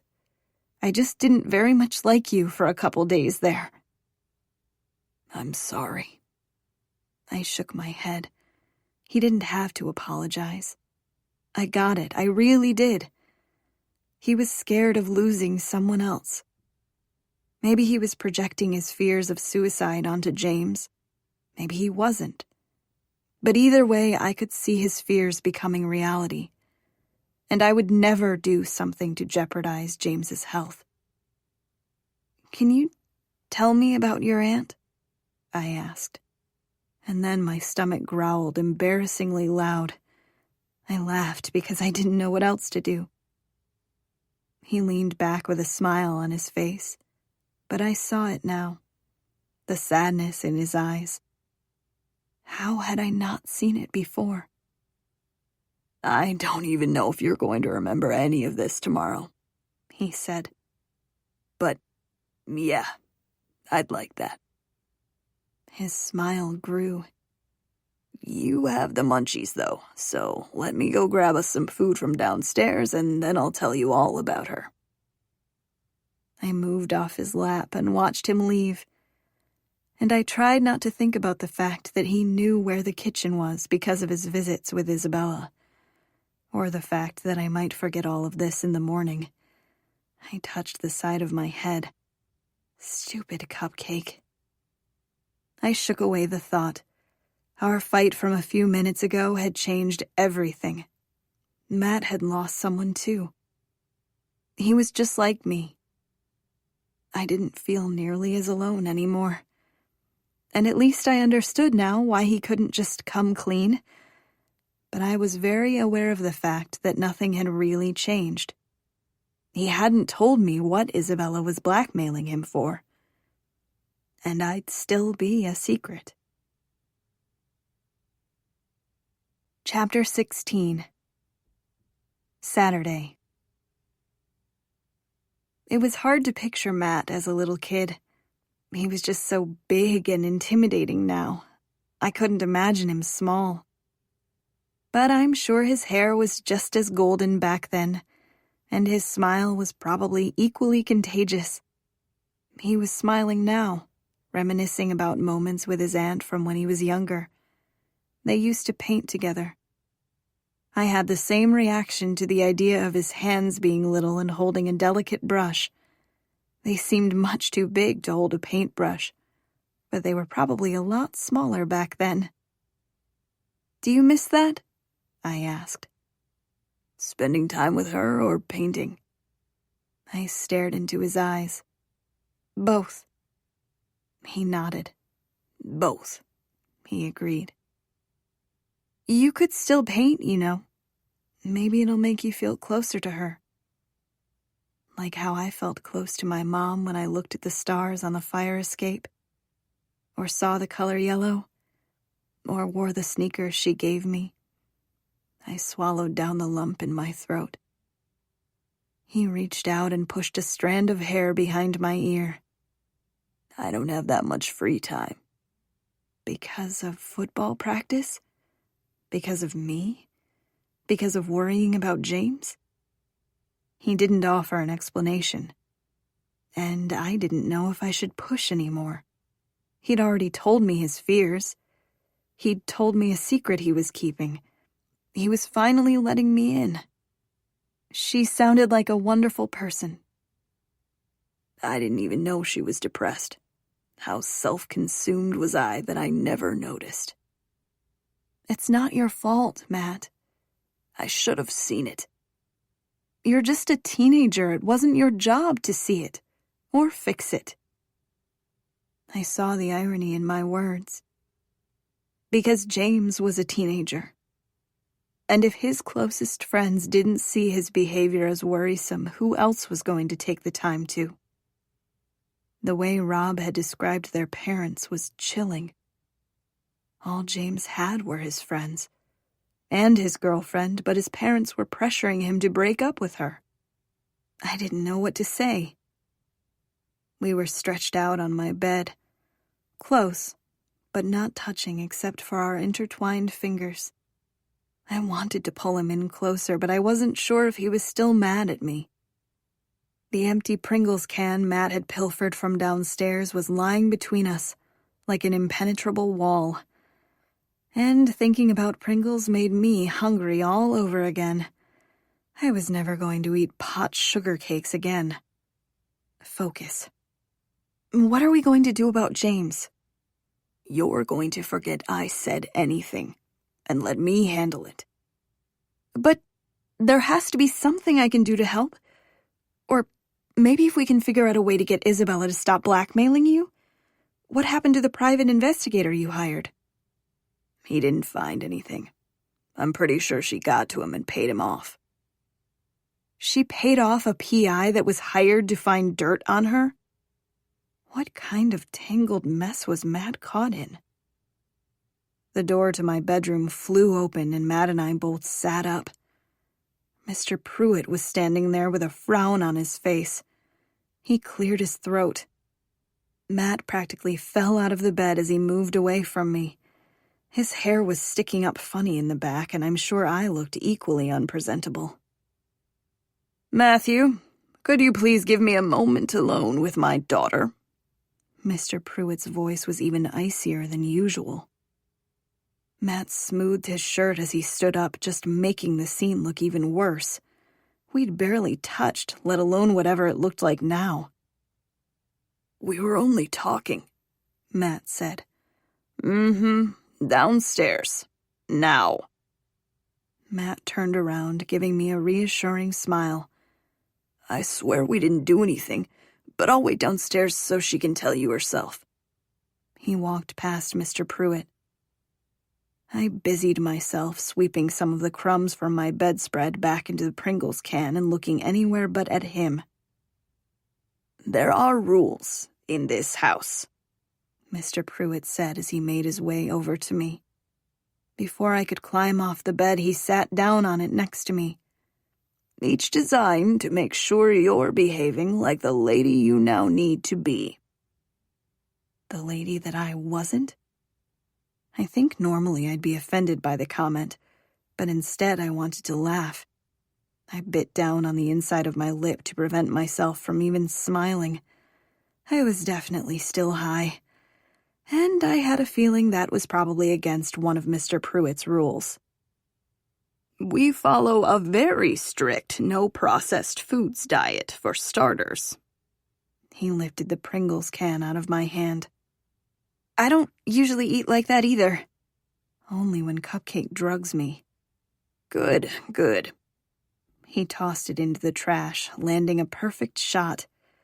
Nice, I said. Every ounce of me wanted to lift my hand for a high five, but it was better not to risk it. Instead, I slid my hands underneath my legs to keep them still. A small smile spread across his face. God, he knows I'm high. I used to play basketball in my youth. I breathed a sigh of relief. He was smiling from the compliment on his shot, not the fact that he was about to call me out on my drug usage. It shows, I said. You played in high school? He laced his fingers together. You're just like your sister when you're in trouble, trying to change the topic to anything but your conduct. I swore I threw up a little in my mouth at the comparison. Another rule is that you are not under any circumstances allowed to have gentlemen's suitors in your room. Who talks like that? Unless they've asked me for your hand, of course, but clearly you're too young for such talk. So, no boys upstairs. I nodded. No boys in my room. Got it. Are you two being sexually responsible? I made a choking sound and he stared over at me as I gasped for air. No? He lowered his eyebrows. Brooklyn, it's very important that you're responsible when it comes to protection and... No! No, we aren't doing that. But I'd be safe if we were. Who was he to tell me about safe sex? I was literally a walking example of why he wasn't a reliable source. It was hilarious that he thought he could tell me any of this. Don't laugh, Brooklyn. Don't you dare laugh. He nodded. All your tests came back clean. A clean bill of health is better kept than tainted.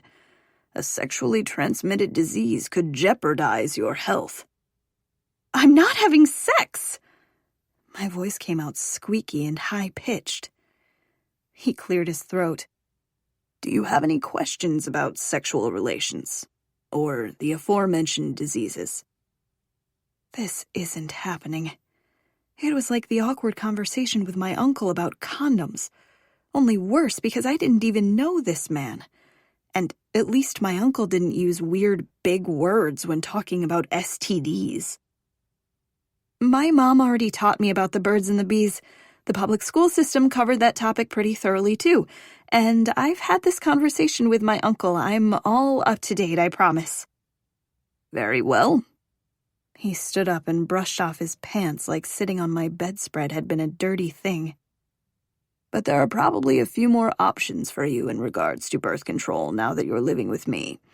You can get on the pill, or there's even a shot. Please come to me first before you put anything like that into your system, though. We'll want to take a thorough read-through of all the side effects, yes? Sure.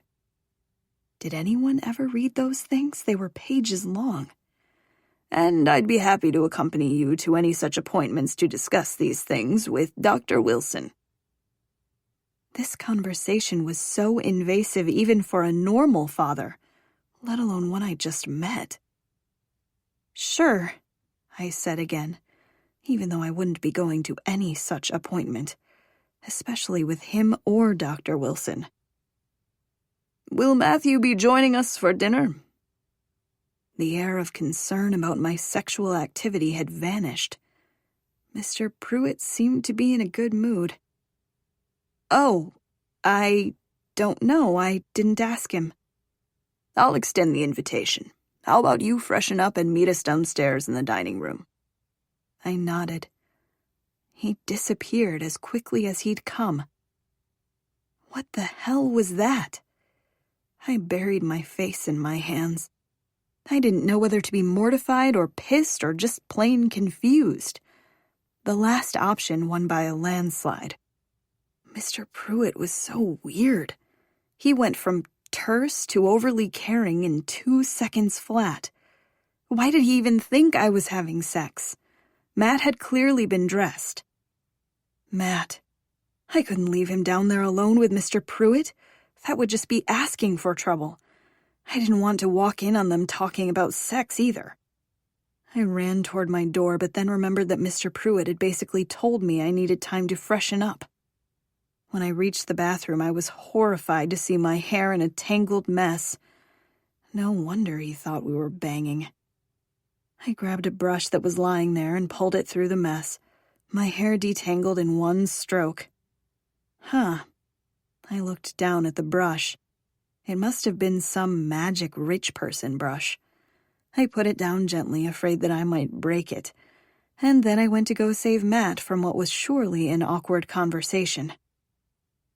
But when I walked into the dining room, it was only Matt sitting there. "Hey," I said, "where's Mr. Pruitt?" He said he needed a few minutes in his office, but that we could start without him. You want me to stay, right? Of course. I sat down next to him at the table, avoiding the chairs Mrs. Pruitt and Isabella had sat at the other night. If it was up to me, you'd never leave. I opened my mouth to say something else, but one of the staff members I hadn't met yet bustled in carrying a tray of salads. She didn't question the unannounced guest, the absence of Mr. Pruitt, or the fact that Mrs. Pruitt and Isabella were missing. "Thank you," I said when she placed a bowl down in front of me. "This looks great." She seemed surprised that I was talking to her. "You're welcome, miss." "I'm sorry, I didn't meet you the other day on my tour. I'm Brooklyn. What's your name?" She glanced at Matt nervously. Tiffany? She said. Her skin was so pale that I thought she might faint, but then I thought that maybe she was just never allowed to leave the apartment. Like me. Besides, the rest of her looked healthy enough. She couldn't be much older than me, and her mousy brown hair was shining, and I wondered if she had one of those magical hairbrushes too. "It's nice to meet you," I said. Tiffany smiled, but it faltered when there was a noise from somewhere in the hall. It almost sounded like the heat had just kicked on, even though it wasn't quite chilly enough for it. She scurried away as quickly as she had come. Why does everyone always look so shocked when I talk to them? Justin had acted the same way earlier. I shoved a huge forkful of lettuce in my mouth. Matt laughed. I looked up at him and tried to swallow my food as fast as I could. "You don't see it, do you?" he asked. See what? It took every ounce of restraint I had not to shovel more food into my mouth. I was so freaking hungry. "They react that way because people usually ignore them. And you're so nice, and kind and sincere. It's refreshing." I felt my cheeks blush. "And beautiful," he added. I laughed. I don't think that's why they're shocked when I talk to them. "I was shocked when you talked to me." No, you weren't. But I was smiling so hard that my objection didn't sound like much of one at all. He thought I was beautiful. He was acting like he was the lucky one in this relationship, not me. Are we still... I know I said I wanted to break up, but... "Are you asking me out, Brooklyn?" Yes? He smiled. "As far as I'm concerned, we never broke up." He reached out and grabbed my hand. "And I don't care about what happened with Felix. I deserved it for not sticking up for you." Nothing happened, minus the fact that I told him I loved him. But I was freaking high. I had no idea what I wanted. Except Matt. I knew I wanted him back. I squeezed his hand. "But nothing has really changed. You still won't be able to stick up for me in public." "What if we have a secret code? A code? So that you'll know I'm on your side even if I can't say anything." I'm not sure that will really help. "Or a signal, so I know to help get you out of a situation?" It should have been pretty clear when I needed help. But maybe a signal would assist him. And it would allow us to communicate without anyone knowing. What about sticking out our tongues? He laughed. "People will think we're sick. How about you bite your lip?" Like this? I bit my bottom lip and I swore he groaned. "Yeah, like that." He did the same, and I realized why he groaned. Something about the way his teeth dug into his lip made me wish he was doing it to me.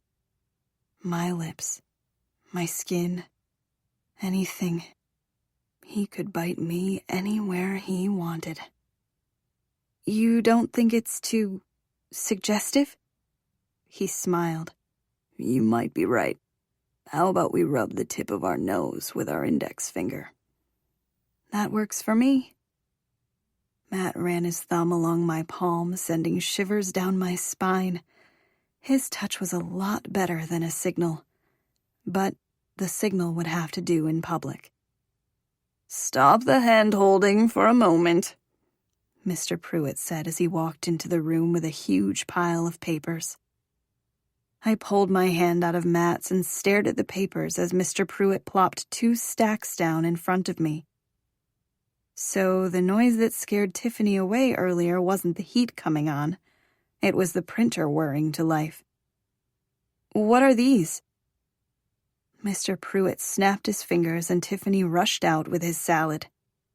"These," he said as he placed his napkin on his lap, are a relationship agreement for the two of you, as well as the list of rules for the household for you, Brooklyn. Matt already signed the guest rules years ago, but I'll need his signature on the relationship agreement and your signature on both of them. A relationship agreement? Why did Mr. Pruitt have any say in my relationships? The two of you are in a relationship, are you not? Mr. Pruitt asked and started to eat his salad. Matt looked at me and then back at the document. He looked so uncomfortable. What could we possibly say here? Mr. Pruitt had already seen us together. He might let something slip to Isabella. Signing a freaking document seemed like a bad idea, and I knew Matt loved me. I didn't need his signature on some kind of weird relationship document. Actually, Matt and I are taking it slow. We'd rather not let anyone know about our relationship just yet. Mr. Pruitt wiped at the corner of his mouth. Is that true? He asked and turned his head to Matt. You'd rather keep your relationship a secret? Matt looked up from the document. We're just not ready to share it yet. Something about the way he said it made me sad. I was ready to share it. Are you embarrassed about dating someone from the wrong side of the tracks? Mr. Pruitt asked. No, that's not. Brooklyn is a Pruitt now, and I expect you to treat her like a Pruitt. Sign the papers, or you can leave. I didn't even know if Mr. Pruitt realized he was standing up for me. It was all I tried to say on Friday when Matt and I broke up. I just wanted Matt to acknowledge that I wasn't invisible at school. But none of this was his fault. I don't know if it was Kennedy's pep talk about being brave or the weed in my system, but I was suddenly tired of all the secrets. Matt and I have to be a secret because Isabella is blackmailing him. Brooklyn, Matt started, but I kept talking. She's trying to make both of our lives a living hell. Mr. Pruitt nodded like he wasn't at all surprised by my words, but his eyes were focused on Matt. And what is she blackmailing you over? I can't say, he said. It doesn't just involve me. Mr. Pruitt clasped his hands together and sighed. But you can confirm that my other daughter is doing what Brooklyn said, blackmailing you, trying to ruin both your lives. She's certainly not making my life any easier, Matt said. Mr. Pruitt sighed. Interesting. Well, I will have to look into that for you as discreetly as possible. I'm assuming she threatened you with my assets. Assets? What is he talking about? Yes, Matt said. But I wasn't worried about that. I've only ever been concerned about Brooklyn's safety. Mr. Pruitt sighed. I'm sorry. I've had this conversation with Isabella before, and I guess I need to have it again. Go ahead and sign the papers, and Isabella won't know, and I'll make sure to look into this inconvenience without putting either of you in danger. Isabella knows better. What are you talking about? I asked. My safety? Danger? What else did Isabella threaten you with, Matt? I asked. Matt didn't respond. Oh, she threatened to have him killed, Mr. Pruitt said like it was nothing. You too, I presume, but she knows the rules. She's not allowed to escalate anything to homicide. It's actually in that document there, he said and nodded toward one of the stacks of papers. I expect you to have that signed and back to me by the morning, he said and started to eat again. She was going to kill me? I asked. I remembered her friend Charlotte saying how easy it would be for them to make me disappear. She'd been freaking serious. No, she's not allowed to use my assets like that. Another thing in the rules. an amendment specifically added for her. So, not murdering people is in the house rules? Why the hell does that have to be in the rules? And why did it have to be added because of Isabella? Has she already killed someone? Mind your language at the table. Mr. Pruitt seemed so calm as he took a sip of his wine. Keeping family secrets is one of the rules, and I can't discuss anything further with you until you sign the papers. I'm not signing this. I shoved the stack of papers away. If you want my protection, you'll sign the rules, he said. I don't want your protection. I've told you, I don't want anything from you. It doesn't matter what you do or don't want from me. You need my protection. Why? I was perfectly safe before. But you aren't now, he said firmly. So please sign the papers and don't disobey me again. I need to know why I'm not safe now. What am I not safe from? I thought about Miller, checking everything so thoroughly in Felix's apartment. What exactly had he been looking for? Because you're a Pruitt, Matt said, like that was explanation enough. I just stared at him. I don't know why that changes anything. Mr. Pruitt looked exhausted as he pushed his salad to the side. Because there are a lot more people that want you dead besides Isabella now. Let's have the main course, shall we? He snapped his fingers. I wasn't sure if it was to signal the server or to show that it was the end of the conversation, but I was too stunned to speak anyway. Chapter 17. Monday. I walked up the steps of Empire High in my new uniform. It didn't feel like students were staring at me anymore. Whatever rumors had been circulating had died down, probably thanks to some other rich person's scandal. I made my way through the big wooden doors and down the crowded hallway.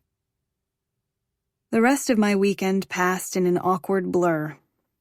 Mr. Pruitt wasn't how I'd imagined him. He was protective of me, despite the fact that he swore he only just found out about me. He treated me like I belonged, and he was trying hard to get to know me. But when he presented me with a contract bigger than any of my textbooks, it made me wary. I'd signed the relationship agreement as soon as Matt had. I didn't even really get a chance to look at it. If Matt trusted it, so did I. But as for the house rules, I hadn't signed those yet. Mr. Pruitt had given me a stern look when I didn't have it signed and ready yesterday morning like he'd requested. But instead of chastising me, he handed me a section of the Sunday paper to read. Instead of reading anything, I just stared at the crossword puzzle and missed my uncle. I spotted Kennedy by her locker and hurried over to her.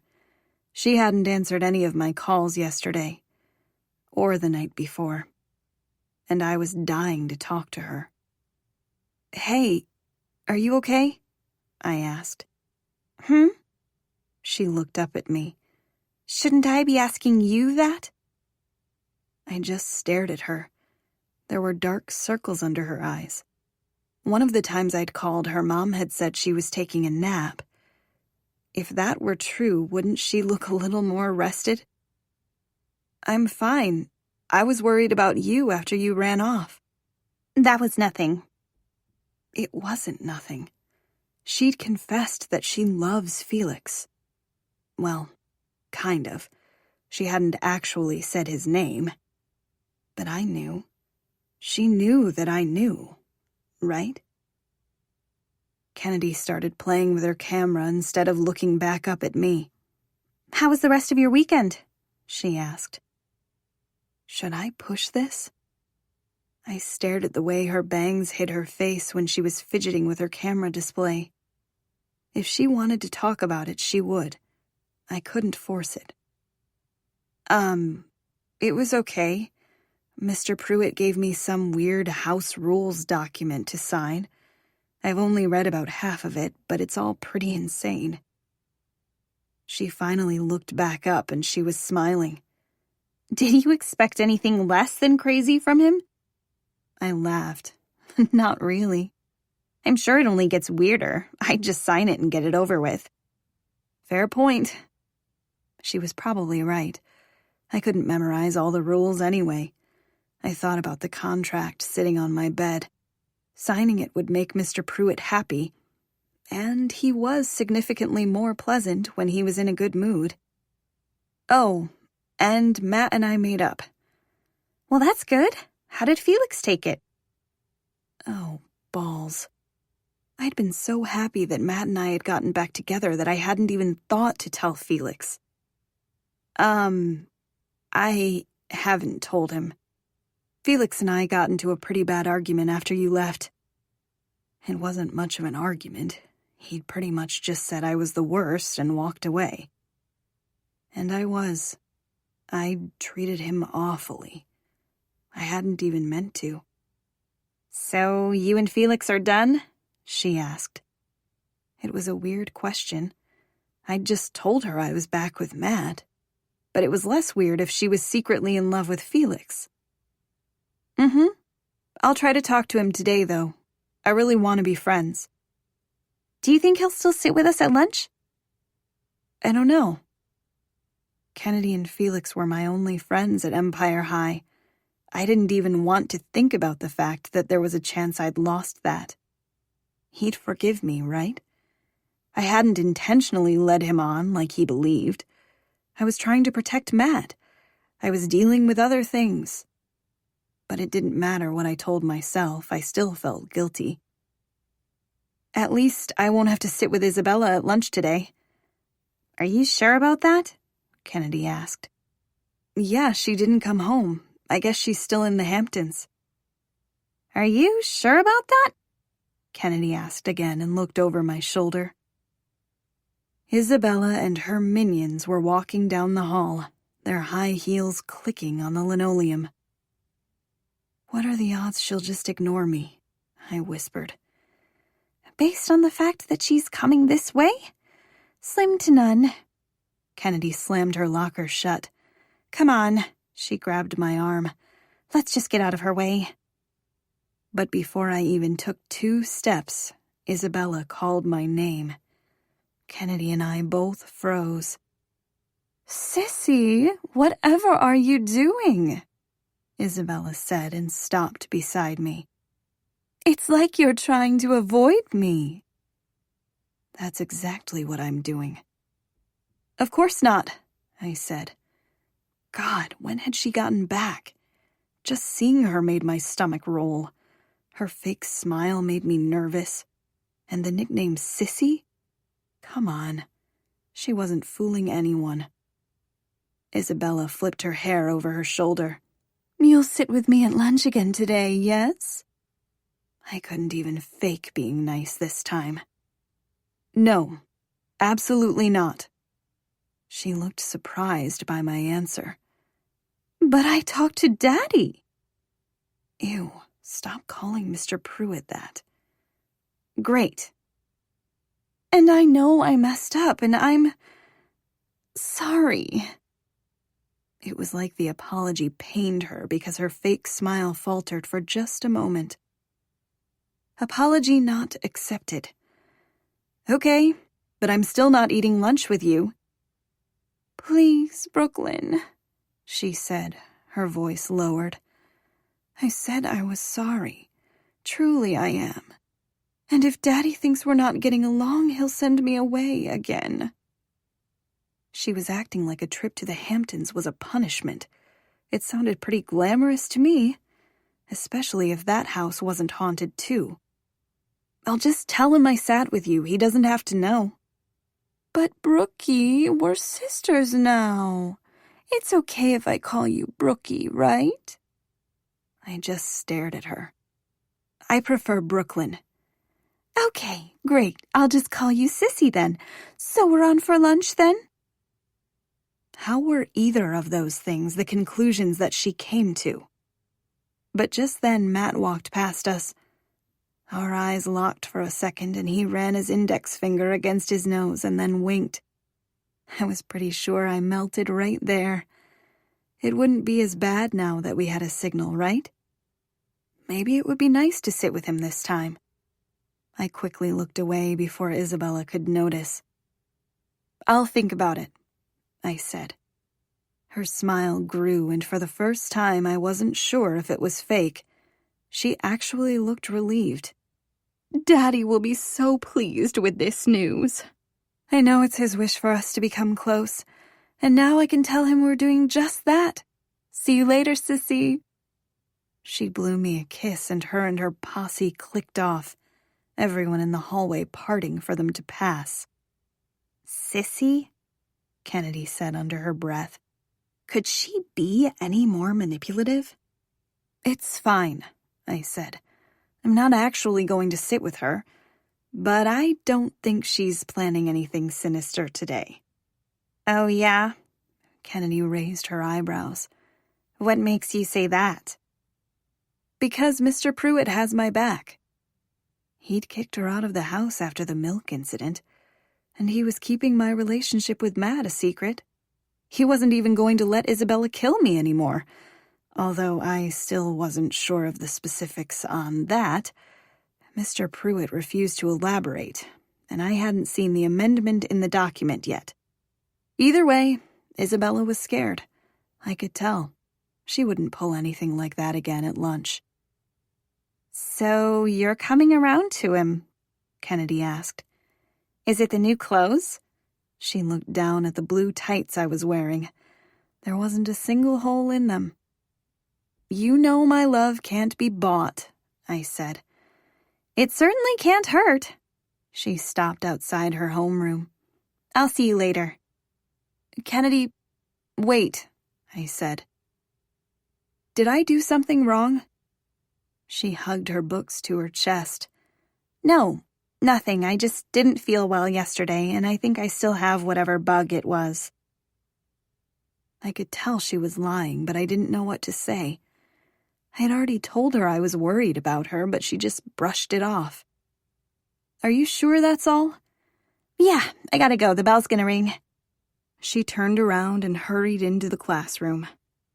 I just stood there for a moment. Felix hated me, and now I was pretty sure Kennedy was mad at me too. In the course of one weekend, I'd gone from 2 best friends to none. It didn't matter if I had Matt back. I wasn't going to survive going to Empire High without my friends. I needed to find a way to fix it. Everything okay, Sissy? I almost screamed. I hadn't seen Isabella sneak up behind me. What? Yeah. I rushed over because it looked like you were distressed. I'm not distressed. Oh, I think I know what's going on. Let me give you a piece of sisterly advice. It's better to cut off ties from your lesser associates sooner rather than later, don't you think? Your little friend will never belong in our world, and she's clearly bitter about your new status. You don't need that kind of resentment and negative energy in your life. It'll just give you worry lines, and Daddy won't allow us to get Botox until we're 18. See you at lunch. She turned on her heel and left as quickly as she'd come. Isabella was the negative energy in my life, not Kennedy, and I didn't care about worry lines. I was just worried that I was losing my best friend. The bell rang and I hurried toward homeroom. But what if Isabella was right? It did seem like Kennedy was bitter about my new clothes. I tried to dismiss the thought. Anything Isabella said was toxic. But I couldn't shake it. Did Kennedy really resent me? Chapter 18. Monday. All I wanted to do was talk to Felix. But when he chose to play basketball with Cupcake instead of heading outside to run, I knew he wasn't going to give me a chance to explain. He was ghosting me. A part of me knew I deserved it, but it still stung. No, students weren't staring at me and whispering behind my back today, but I still felt isolated. I thought running would clear my mind, but I was no closer to figuring out why Kennedy was mad at me, and I had no plan on how to make Felix stop hating me. I sighed as I headed toward lunch. I just wanted things to go back to normal. Normal. I tried to push the thought aside. I didn't even know what normal was anymore. And I certainly didn't want today to be my new normal. The only person that had been nice to me all day was Isabella. What twisted reality was I living in? Not sitting with Isabella? Kennedy asked, but didn't look up from her chicken sandwich. No, I'm sitting with you, like always. Where's Cupcake? She shrugged. I tried to spot Felix and Cupcake in one of the lines for food, but I didn't see either of them. I knew Cupcake would sit with us whenever he got here, and that should draw Felix over too, right? I just needed 5 minutes to explain what happened. He'd listen about the blackmail. He'd understand that I just didn't want anyone to get hurt. Except I hurt him. I swallowed hard. I needed to focus on fixing one relationship at a time, and since Felix wasn't here, I needed to figure out why Kennedy was giving me the cold shoulder. Do you want to come over after school? I asked. I hadn't gotten Kennedy on Mr. Pruitt's list yet, but I had a feeling Miller would let me sneak her in. Maybe I could force her to take half the clothes the stylist had given to me. Kennedy was taller than me, but we'd swapped clothes before. Besides, she liked her skirts and dresses shorter than I did. I'm still not really feeling that well. I think I'll just head straight home after school. Could I come over to your place then? I asked. She pushed around some applesauce with her spoon and didn't look up. What are you doing, sissy? Isabella said from behind me. Couldn't she see that my best friend was distressed? Of course she couldn't. Isabella only cared about herself. Eating lunch, I said. But you promised to eat with me and my friends, sillykins. I saved a seat for your BFF too this time. Come, ladies. She turned on her heel and walked over to the Untouchables table. I saw the 2 seats beside Matt were empty. I could finally sit right next to him at lunch, for the first time since Isabella had started blackmailing him. Or threatening to kill me. Or whatever the hell she was doing. I pressed my lips together, but I couldn't go over there, not when Kennedy was mad at me. God, why had I even considered it? Isabella was a monster. I could hang out with Matt some other time. Today, I was solely focused on making sure Kennedy was all right. We don't have to, I said, but Kennedy was already grabbing her tray. No, I want to, she said. You do? But there isn't a seat for Cupcake. She laughed. It's fine. I can't pass up the opportunity to watch Isabella in her natural habitat. At least she laughed. If you're sure it's all right, I said and stood up too. Absolutely. Plus, you'll get to sit with Matt. I couldn't even hide my smile as we walked over to their table. Matt looked up at me as I approached. He rubbed his nose, and I'm pretty sure my smile grew. I sat down next to him, and I realized I was holding my breath. I quickly exhaled and tried to pretend this wasn't momentous. Hey, James said. He was the first person to acknowledge my presence, and I was grateful. How was your weekend? Awful. Wonderful. Weird, I said. He smiled. I heard you got into Harvard. Congrats. His smile faltered. Thanks. Congratulations are in order for me, too, Mason said as he lightly punched James's shoulder. He's not the only one that got his letter. Wow, that's awesome, I said. Mason gave me his signature smile that had the whole female student body kneeling at his feet at parties. It didn't have the same effect on me. It just made me feel uncomfortable. And reminded me that Mason didn't know that I was dating his little brother. "You seem surprised," Mason said. "What, you don't think I'm as smart as this guy?" He pointed to James. "What? No, He's just messing with you," Rob said. He leaned forward so he could see me from his seat on the other side of Matt. "What's it like living with Isabella?" he asked. It's so fun, Isabella said before I had a chance to say I didn't really know because she'd been banished to the Hamptons.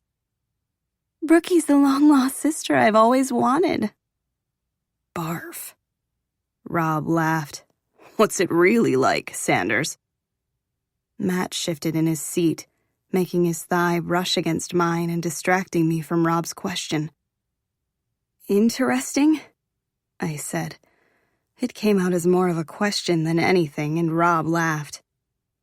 You're hilarious, sissy, Isabella said.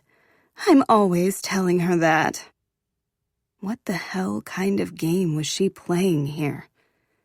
I realized that in all of the awkwardness, I'd forgotten to introduce Kennedy. "Oh, and guys, this is Kennedy," I said. "You're dating Cupcake, right?" Rob asked. "Mm-hmm." Kennedy's voice had never sounded so small before. I wondered if she truly was sick. "Speaking of dating," Isabella said and batted her eyelashes at James. "How's your girlfriend handling the Harvard news?" Matt had told me the other night that James's parents were giving him an ultimatum. His girlfriend or Harvard. It was like Isabella had been waiting for the perfect time to make this jab at him. What was her problem? James ran his fingers through his hair, looking more distressed than he had after I brought up Harvard in the first place. I studied his face. Or did he just look sad? I tried to view him like Matt did. The drinking, the drugs. His behavior was sporadic, but his general mood wasn't. James Hunter was always sad. It was one of the first things I ever noticed about him. "You have told her, haven't you?" Isabella asked when James didn't respond. "Isabella, stop it," Matt said. "Oh, no," she said. "You have to tell her the truth about this. Secrets are so toxic in relationships. Isn't that right, Matthew?" she said and turned to him. I was pretty sure I stopped breathing. No. I know you guys were thinking that I'd never let Brooklyn sit with us again after that milk spilled on her the other day, let alone that I'd extend the invitation to her little friend. But that was before I realized that she actually is one of us. Isn't that right, sissy? "I don't know what you're talking about," I said. But I was scared I did. She had to be talking about me dating Matt. What else could it possibly be? Mr. Pruitt said he'd talked to her. Had he really told her everything? He'd said he'd fix it, not make it 1,000,000 times worse. Damn it, Mr. Pruitt. This was why Isabella invited me over here. To torture me again. She'd even let me sit right next to Matt so she could publicly shame both of us. Isabella frowned. "Of course you do. You're dating Matthew. And by extension, you're one of us now." Everyone at the table was eerily quiet. James raised his left eyebrow and stared at Matt like he was trying to figure out why he'd been left out of the loop. I didn't know what to say. And clearly Matt didn't know what to say. Did this mean that we were in the clear? That she was done blackmailing him? Maybe Mr. Pruitt had actually fixed it. "You ruined the surprise," Kennedy said, finally breaking the silence. They were planning on telling everyone later this week. She kicked me under the table. Right, Brooklyn? I bit the inside of my lip so I wouldn't yelp. Yeah. Matt seemed to relax next to me. It's about time you asked her out, Mason said. He's been crushing on you since the beginning of the semester. I could feel my cheeks turning red. You're awfully quiet, Mason said to Rob. Did you know? Rob shrugged. Yeah, I have a class with them. They're kind of ridiculous, always making me feel like I'm third-wheeling on our group project. He winked at me. Why didn't you tell us, Matt? James asked. Dating someone our parents don't approve of isn't exactly working out so well for you, Rob said. I felt myself sinking in my chair. I knew that's what Rob thought, that I was from the wrong part of town, that Matt's parents wouldn't accept me. Matt had just let Rob assume he was embarrassed of me. It stung. That's not it, Matt said. I don't care what Mom or Dad think. They'll probably love her. He looked over at me, the first time really acknowledging me in front of all his friends. But none of that matters, because I love her. For a second, everyone drifted away. All I saw was him, and he slid his hand into mine, showing our solidarity. It was the first public display of affection we were ever allowed to have at Empire High, and I was smiling so hard it hurt. So why didn't you tell everyone right away, then? Isabella asked. If it wasn't the very reasonable idea that you were embarrassed of her upbringing and where she lived and how she, carries herself. She waved her hand at me like that explained everything. Secret relationships are fun, Kennedy said, trying her best to stand up for me. The forbidden aspect and all that? They were just having fun sneaking around. We both know that's not it, sweetie, Isabella said. Matt, I think it's about time you told James the truth, don't you? Come clean. The truth shall set you free. She was a murderous psychopath, and now she was quoting scripture? This girl was completely nuts. What is she talking about? James asked. Nothing. Matt was glaring at Isabella. Can I talk to you in private? Now? He pulled his hand out of mine. Why? I think it's time we put it all out there. I mean, you finally came clean about your charity case of a girlfriend. Why not admit to the rest of it? I wanted to know what Isabella had on Matt. Desperately. But not like this. Not right in front of James when Matt swore it was going to hurt him. Isabella, I started. Shut your daddy-stealing mouth. I wasn't talking to you. I was talking to your whore of a boyfriend, who owes my future hubby an apology. I didn't close my mouth because she'd told me to. I closed it because I wanted to know why she'd described Matt as a whore, and how it had anything to do with James. James, can I talk to you for a second? Matt said. No, Matthew. Here. Now. You have 5 seconds to tell him the truth, or I'll tell him for you. This is going to sound bad, Matt started. But I swear, James, if you give me a chance to explain, it's not what you think. Oh, it's exactly what he's going to think. When I was referring to secrets, I didn't actually mean your secret relationship. I was referring to the fact that you're a liar, and manipulative, and a pretty terrible friend. She reached out and grabbed James's arm. Remember that party over the summer, where you and Rachel had that huge fight? Matt was there to console her. She paused and a sinister smile crept over her face. Sexually, that is. I caught them in the act in the pool house. What the fuck, Isabella? Matt yelled. That's not even close to what happened. Did you have sex with Rachel? James asked. His voice was calm, cold, calculated.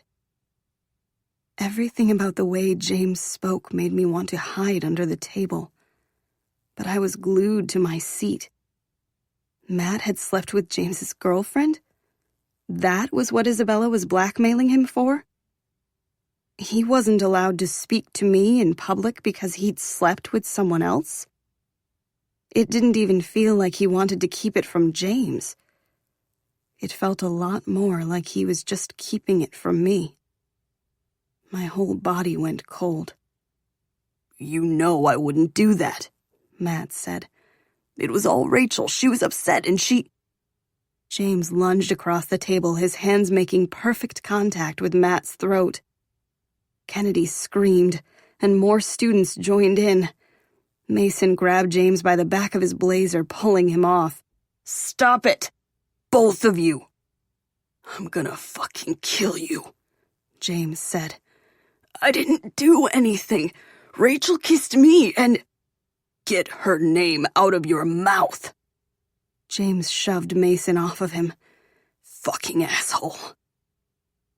Instead of trying to attack Matt again, he stormed out of the cafeteria, but not before his fist collided with one of the windows. The sound of glass shattering echoed all around us. For just a second, no one moved or spoke. All I could hear was my own breathing. But then Matt went to follow James.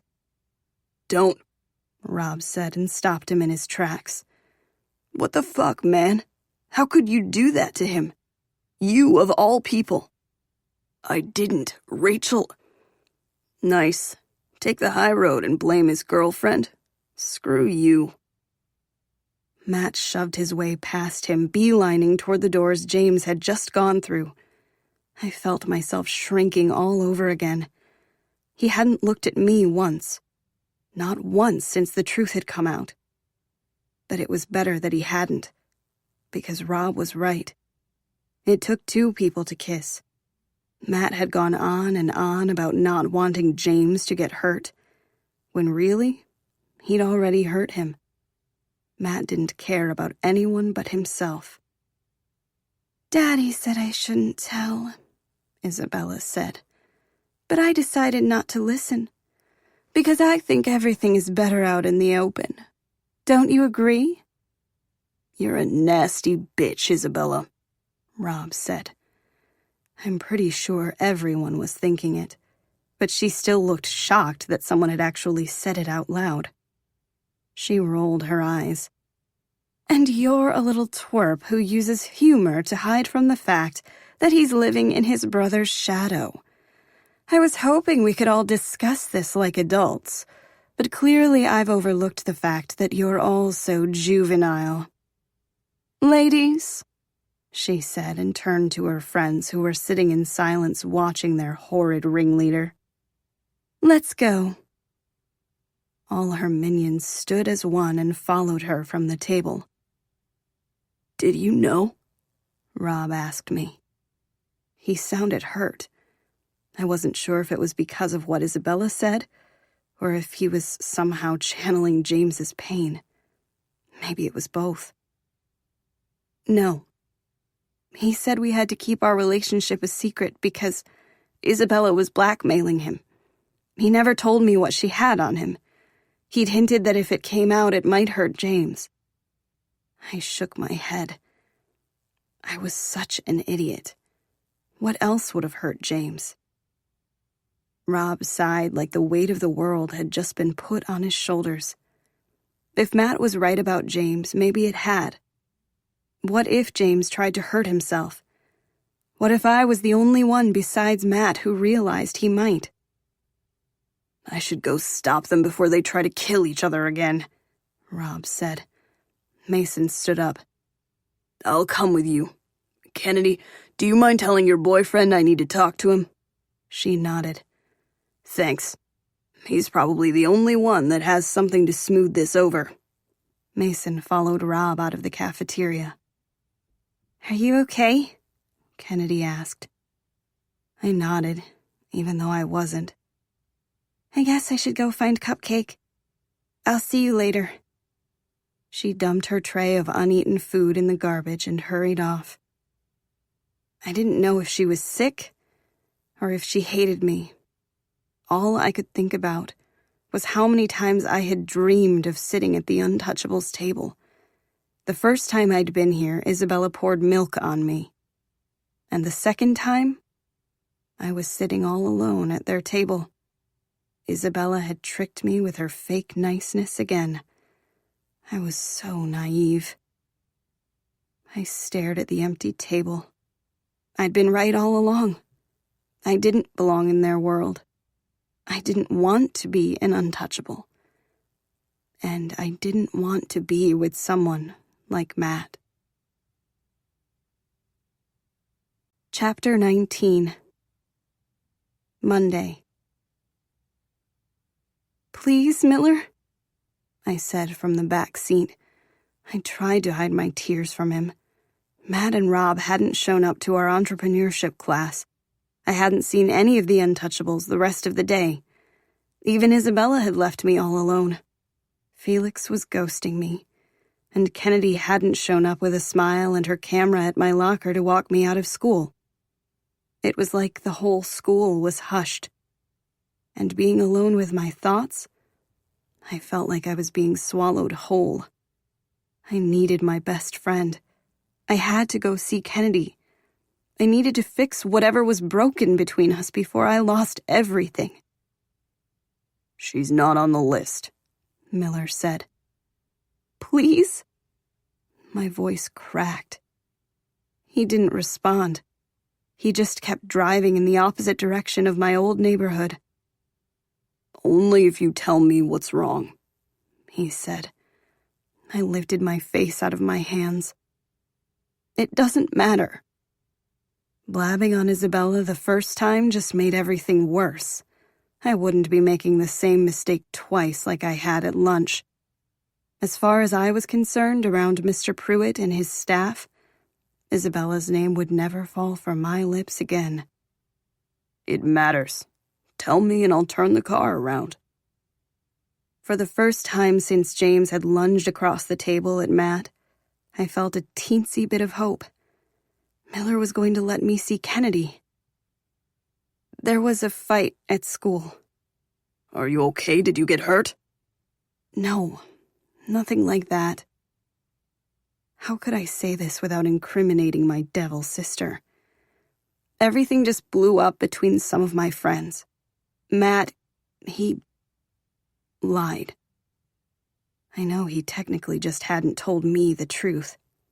But the truth was momentous enough that his omission felt even worse than a lie. Miller kept driving in the wrong direction, so I figured he needed more than that. "James is upset with him. They're all upset with each other, and I just need to talk to Kennedy." He still didn't turn around. "I think she's upset about what happened at Felix's this weekend. I haven't had a chance to clear the air with her." No response. "And Felix is mad at me, too. I'm pretty sure you already knew that. Can you please just take me to Kennedy's? She's the only person still speaking to me, and I'm worried that she's going to pull the plug on our friendship, too. And I don't know what I'd do without her." Miller put on his blinker, and I breathed a sigh of relief. I didn't say anything else in fear that he'd change his mind. When we pulled up to the curb of my old apartment building, I practically flew out of the car. I pressed the call button. "Mrs. Alcaraz, it's me." The door buzzed before I even had a chance to explain why I was there. I didn't even realize that Miller was following me until I heard his heavy footsteps behind me on the rickety old stairs. Mrs. Alcaraz was standing in her doorway, an apron around her waist and the smell of delicious food hanging in the air around her. "Mi amor." She pulled me into her embrace, and I felt calmer than I had in days.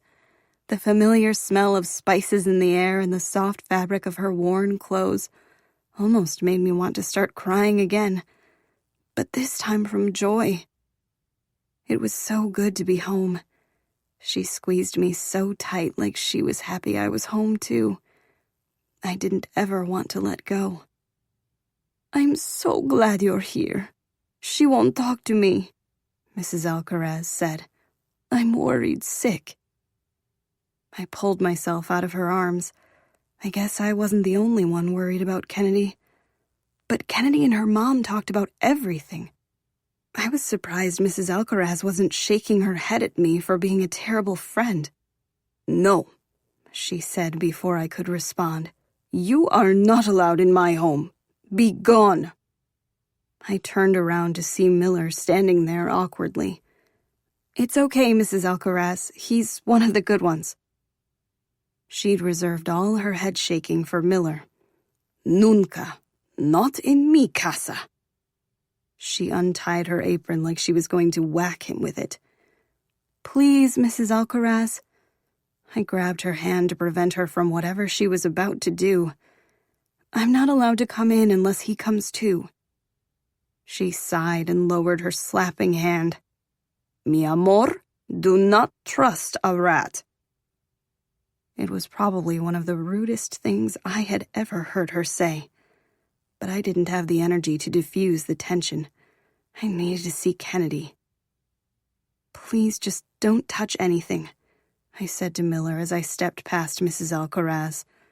The last thing I needed was for him to turn over every lamp and couch cushion in their small apartment. There wasn't anything dangerous here, especially since it seemed like the only person who wanted me dead was Isabella, and she'd never be caught dead in a place like this. I knocked on Kennedy's bedroom door, but there was no response. Less than a week ago, this had been my room, too. As far as I was concerned, she couldn't kick me out of our room. I opened the door.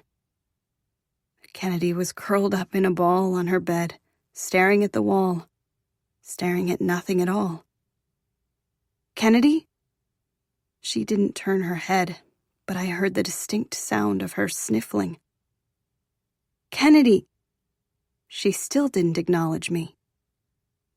And that was fine, because I knew what she needed, and right now that wasn't words. I kicked off my shoes and climbed in bed beside her. I wrapped my arms around her, and her body shuddered as her tears started anew. I just held her tighter, and the longer she let me hold her like this, the more sure I was that I wasn't the one she was mad at. "Tell me what's wrong," I whispered. "I can't. You can tell me anything, you know that." She wiped at her eyes and turned to face me. "I lied at lunch. I'm not dating Cupcake anymore." "What happened?" She sniffed. "He dumped me." So maybe I wasn't the only one that understood her confession of falling for drug dealers. Plural. "Well, he's an idiot," I said. "Screw him." She didn't say anything. "I told him I loved him the day before we all hung out, and he said it back. How could he just change his mind?" She pulled her knees up to her chest. "Like I said, he's an idiot." "Hey," I said and grabbed her knee. "Don't waste any more time thinking about him." "How can I not? I gave him everything. He tricked me." My stomach dropped. "What do you mean by that?" "That wasn't the first time he drugged me without me knowing, Brooklyn. I didn't even have any idea he was selling. God, I'm such an idiot. Apparently I was high when I told him I loved him the other night, and when I let him have sex with me." Her voice was so quiet I barely even heard her. "What?" "I barely even remember my first time, Brooklyn. He used me, and I let him." She started crying again. I pulled her into my chest. A million thoughts were running through my head. Wasn't that rape? She needed to tell someone. She needed to get tested. She needed to... I looked down at the top of her head. Right now, she needed to cry, and she needed someone to hold her. I cried too, for everything she lost, for how much she was hurting. I cried because she'd been alone in this secret for days. I was so acutely aware of my own pain. How had I not seen hers? I really liked him, Brooklyn, she sobbed. And I thought he liked me back. Why does no one ever like me back? Her body shuddered as she cried. I held her until she ran out of tears. You need to tell your mom about this, Kennedy. How? She'd be so ashamed of me. No, she'll hurt for you. She'll be mad for you, but she won't be ashamed. He took advantage of you, Kennedy. He can't just do that and get away with it. Of course he can. She finally looked up at me. You really think our lawyer, the one who couldn't even get you away from the Pruitts, is going to get some kind of justice against the Dixons? Everyone at Empire High can get away with anything they want. Except for us. She sat up and wiped the remaining tears from her eyes. I just feel so dumb. You're not dumb, Kennedy. I sat up too. Everyone else knew he was selling except me. I didn't. Hey. I grabbed her hand. You're one of the smartest kids at Empire High. Everyone else goes there because their parents pay the exorbitant tuition. You're there because you're smarter than everyone else. And you're going to go farther than everyone else, too. We both are. She sighed. Well, I might be book smart, but not relationship smart. I asked Cupcake to stop selling. That's why he dumped me.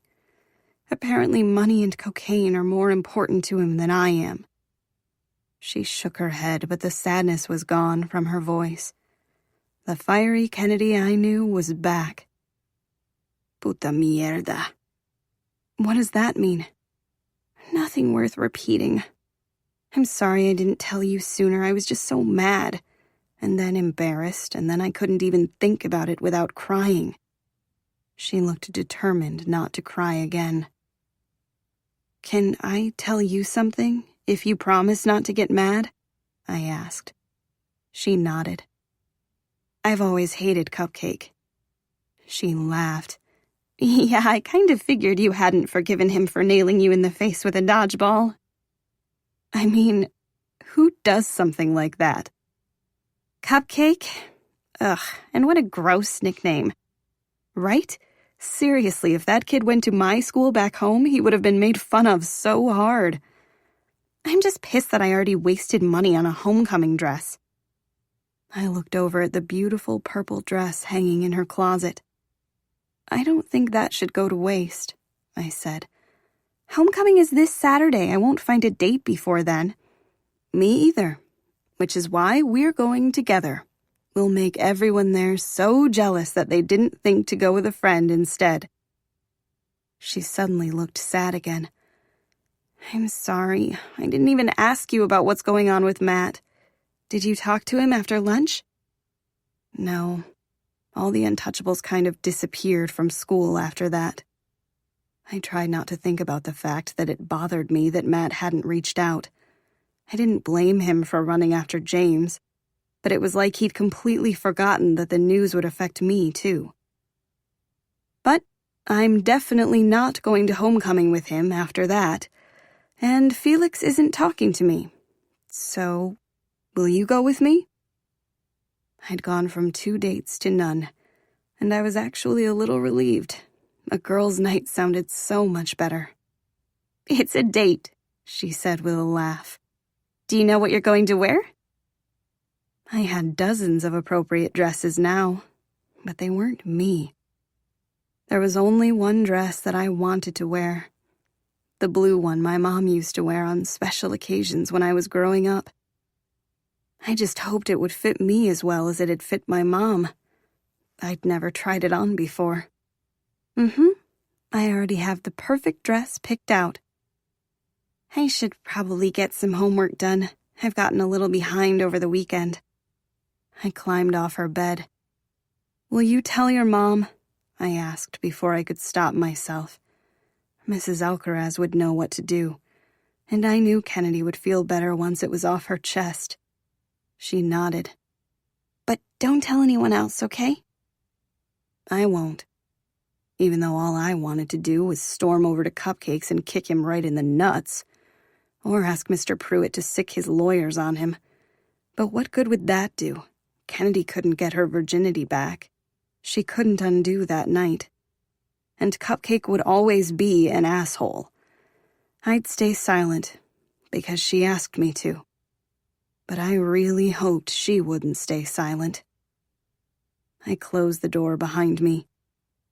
Matt had stopped me from trying to have sex with him when I'd accidentally eaten tons of pot sugar cakes. He promised to be all my firsts. But I was so grateful that he hadn't taken that one, too. I was done with him. Done with the Untouchables. Done with all the boys at Empire High. Chapter 20. Monday. Princess, how was school today? Mr. Pruitt asked Isabella. Of course he calls her princess. Superb, Daddy. Is it okay if I go out on the town after dinner? I need to pick up my homecoming dress. I ignored the rest of their conversation when I felt my phone vibrate in my pocket. I wasn't sure why, but I'd been carrying around the stupid thing all afternoon, hoping Matt would call, hoping he wouldn't, hoping Felix would call, hoping he wouldn't either. I wasn't sure anymore. But as soon as I felt the vibration, I couldn't lie to myself. I wanted it to be from Matt, even if I wasn't sure I'd ever be able to forgive him. I pulled my phone out of my pocket and hid it under the tablecloth so that no one would see. It was from him. I held my breath as I read the words. Meet me outside after you're done with dinner. I read them again as if a second glance would make them make any more sense. No apology. No explanation for what he'd done with James's girlfriend. Nothing. Meet me outside after you're done with dinner, my ass. Daddy, she's definitely on her phone, Isabella said. I heard it buzz. I looked up. I'd been doing a great job of avoiding Isabella and Mrs. Pruitt's evil glares all night, but now I was locked in Isabella's. We don't allow phones at the table, Mr. Pruitt said. I'm guessing you haven't finished going through the rules. I'm almost done. I wasn't, and I was leaning toward just signing them like Kennedy had suggested. I quickly slid the phone back into my pocket. Did you hear what I asked you? He said. I shook my head. I hadn't realized that their conversation had turned to me. Would you like to go with Isabella to pick up her homecoming dress? Maybe you can try on a few yourself. Oh, no, that's okay. Even if I hadn't already decided to wear my mom's dress, I wouldn't have taken him up on the offer. I'd stopped tattling on Isabella at dinner because there was no point to it. She'd always win. But I wasn't going to go out of my way to do things with her. I wasn't insane. Do you already have one or something? Isabella asked. Mm-hmm. Oh, is it one of the ones in your closet upstairs? She asked. Yes. It came out as more of a question. This felt like some kind of trap, but I didn't know how. What color is it? What style? This was definitely some kind of trick, because everything with her was a trick. Why do you want to know?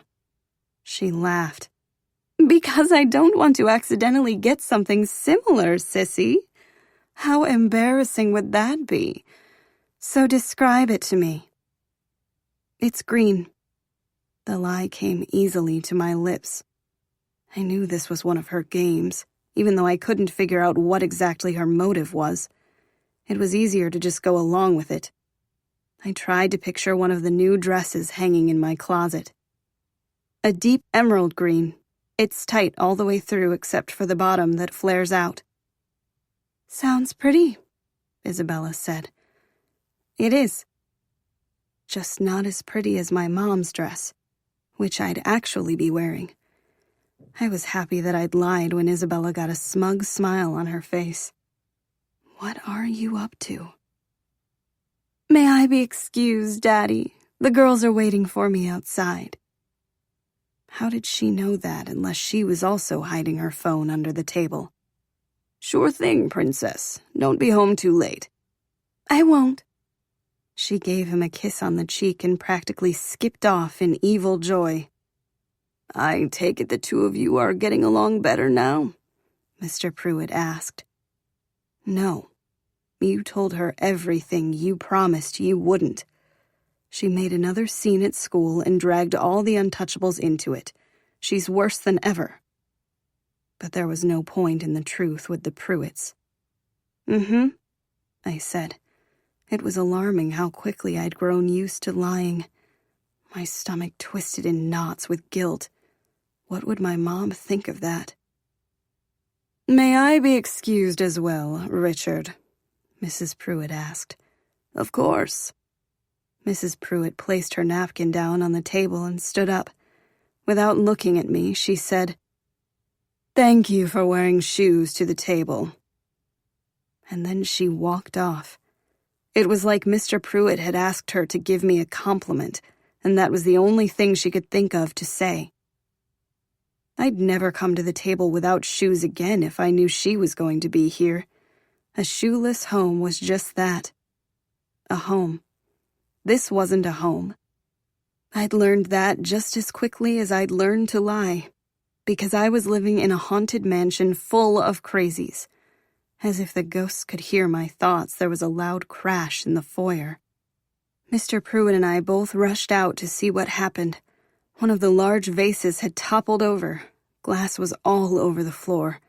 Mrs. Pruitt was nowhere to be seen. Had she knocked it over? Had it been something else? Someone else? A chill ran down my spine. It didn't matter who or what had done it. Someone needed to clean it up. I got down on my knees to start to help pick up the pieces. Get up. Mr. Pruitt's voice was stern. I looked over my shoulder. It's not your job to clean. His voice softened when he saw my expression. Not anymore.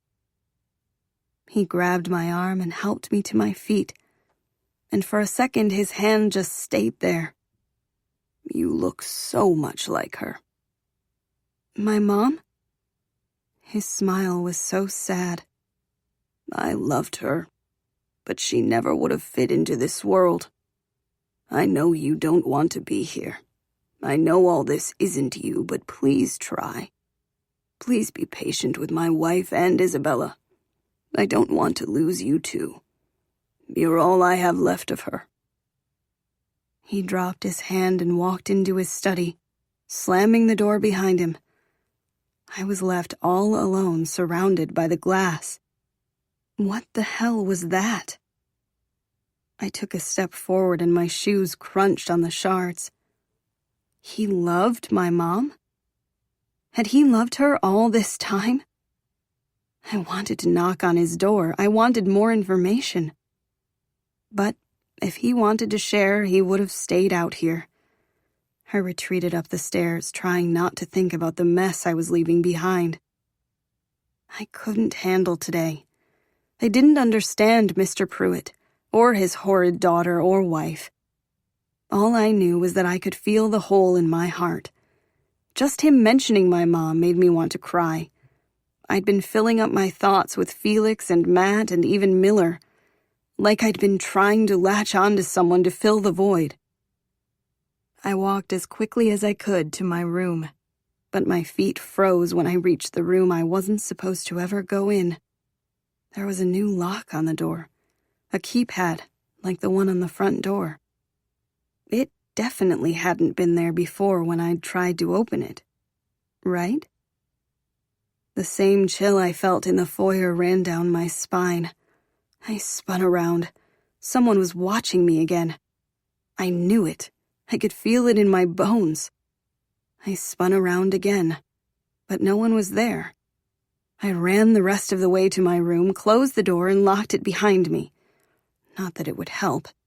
I'd locked the door before, and Justin had just magically appeared inside my room the next morning with tons of clothes I didn't want. Before I could reach my bed, my phone buzzed again, this time repeatedly. I pulled it out and saw that Matt was calling instead of texting this time. I answered it before I could chicken out. I can't do this with you, Matt. Do what? I need to talk to you. Come outside.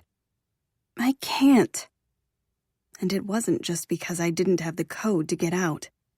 I told you not to break my heart. I've told you 1,000,000 times. I'm not okay. I haven't been okay in a really long time, and you're making it worse. Everything you do just makes it worse. Just give me a chance to explain. No one person should ever need to give this many explanations. Brooklyn. I can't. I didn't sleep with Rachel. I would never do something like that to James. You have to believe me. Believe you? I did believe you. That's the whole problem. I believed that you cared about your friends. I believed that I was special. I believed a lot of things, and I don't anymore. I don't believe in you. I do care about my friends, and you are special.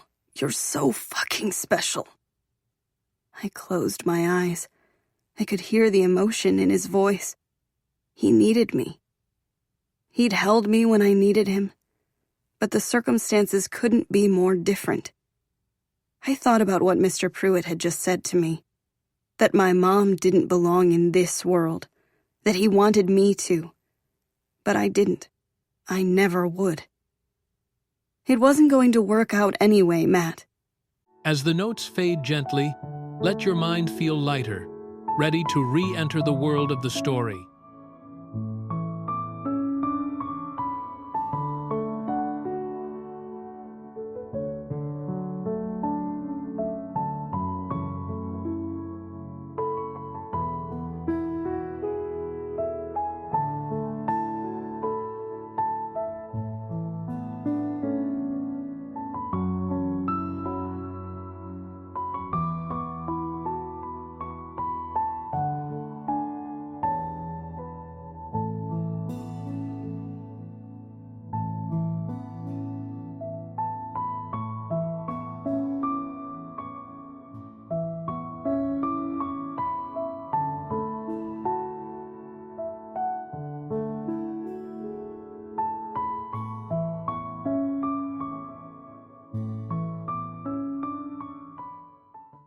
What are you talking about?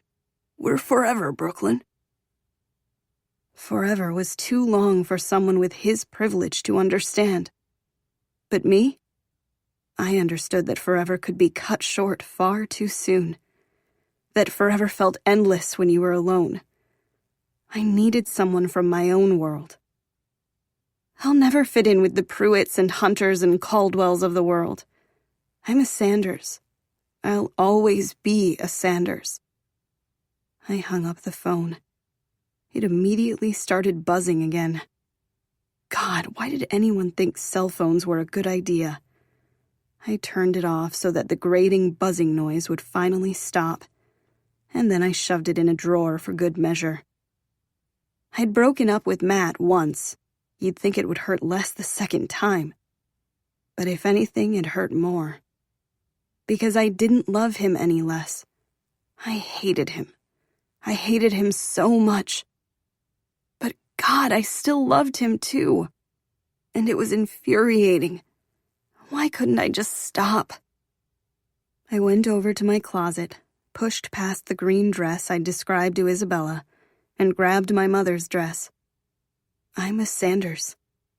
If my mom had lived longer, she would have warned me about the kind of boys that went to Empire High. She'd have made sure I didn't make her same mistakes. Matthew Caldwell was a mistake in all capital letters. I needed to be with someone like me. Someone who wanted to pick up glass when it shattered. Someone that knew what it was like to not be elite. I held my mother's dress in my hands as I retraced my steps past the locked room and down the stairs. Miller had shown me where the staff resided. Left, right, left, left. This door wasn't locked. I made my way down the second set of stairs and through the empty hallway. There were nameplates outside each door I passed, but I didn't recognize any of the names. The only two people I knew besides Miller were Tiffany and the chef Barbara, but I didn't know their last names, and the nameplates were all last names. I passed door after door, so many people I hadn't even met yet. And then, finally, at the end of the hall, much like my room, was a nameplate that read Miller. I knocked before I could chicken out. I didn't know what I was doing down here.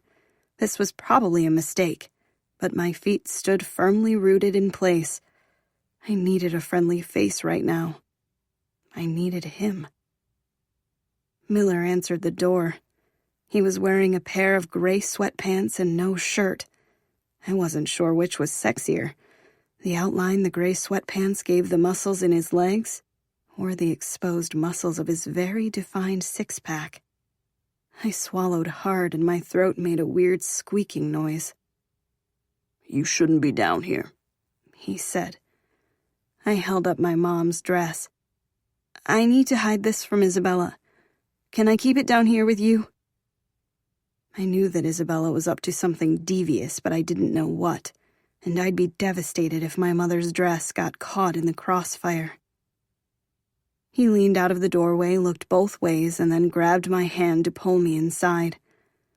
The room felt small as soon as I entered it. Or maybe it was just because Miller was so massive. His hand fell from mine. He grabbed my dress and hung it in his closet amongst a sea of crisply pressed suits. He cleared his throat. "Was there anything else?" "I just want to be with someone like me, even if only for a minute." I shook my head, but I didn't move to leave. "You're going to get me fired." He didn't sound mad. "You'd be fired if someone found me down here?" "I'd be fired for a lot of things when it came to you. Letting you get high, letting you go to the Alcarazes. But this is probably the worst." "Why? I'm just standing here." I watched as his Adam's apple slowly rose and fell. Was he thinking it too? That he wanted to do more than stand? My eyes wandered to his bed behind him. It wasn't made, and something about that felt so homey to me. I wanted to crawl under his sheets and never leave. "You need to go," he said. "You're the only one here that makes me feel like I'm not alone." "I can't be that person for you." "Why?" I hated how small my voice sounded. "Because I work for your father." "He's not my father. A father is someone who's there for you when you fall off your bike and skin your knee. A father is someone who hugs you when you're crying. A father is someone that didn't pay off your mother just to get rid of you. He isn't my father. He's a monster. No matter how hard he tries, he'll always be a monster. Because that was how my mother remembered him, and I'll never dishonor her memory." I didn't even realize that he'd drawn closer to me. He reached out and ran his index finger and thumb down a loose strand of my hair. "It doesn't matter how you think of him. He's still going to take care of you. And I'll never be able to. Not the way he can." "Are you talking about money? I don't care about money." "You date guys like Felix Green and Matthew Caldwell." "I hate guys like Felix Green and Matthew Caldwell." "Hate and love are a fine line, kid." I wasn't a kid. I was barely younger than him. You were right. I shouldn't have come down here. I stepped around him, but he moved to block my path. What did you want when you came down here? For you to hide my dress. That's it? I shook my head. I wanted you to make me feel less alone, like when we ate ice cream together. I'm not a cure for loneliness. I took a step toward him. I know. But you also said a guy who doesn't stick up for me isn't someone who's worth my time. And I have a feeling you'd always stick up for me. His eyes dropped to my lips. I'll never belong in your world, he said. My world? What world? The Pruitts? I didn't belong there. I stared at him, but he was saying that I didn't belong in his either. But his world was the same as my old one. How could I not belong in my new world or my old one? Where the hell was I supposed to be? Before I even realized what was happening, his lips were on mine. His words said leave, but his grip on my hips and his tongue in my mouth begged me to stay. And I was more confused than ever as his kiss made my head spin. He pulled away far too soon, his forehead pressed against mine. I'll make you feel less alone whenever you want. I'll let you see your friends. I'll stop checking every room you walk into if that's what you want. I'll let you eat my ice cream and borrow my phone. I'll give you the code so you can sneak out whenever you want. But don't ask me to let you spend the night when I know you're in love with someone else. I wanted to tell him that I wasn't in love with someone else, that I wanted to stay. But I couldn't do that. You could get fired for all those things, I said, trying to lighten the mood. They're worth it, if they make you smile. He pulled back from me. So, you're offering me kisses, but not... My voice trailed off as I looked at his bed. Snuggles? He shook his head and laughed. You're definitely too young for me. He walked over to his door and opened it. But you want to kiss me again? I really was being juvenile right now. He smiled. I'm finding it hard to say no to you, Brooklyn, which is why I'm leaving right now. Because I'm finding it increasingly hard to control myself. I've clearly lost all reason. He walked away before I could respond. I wasn't sure where he was going, because I was in his room. Chapter 21. Saturday. I snuck down to Miller's room every night after that.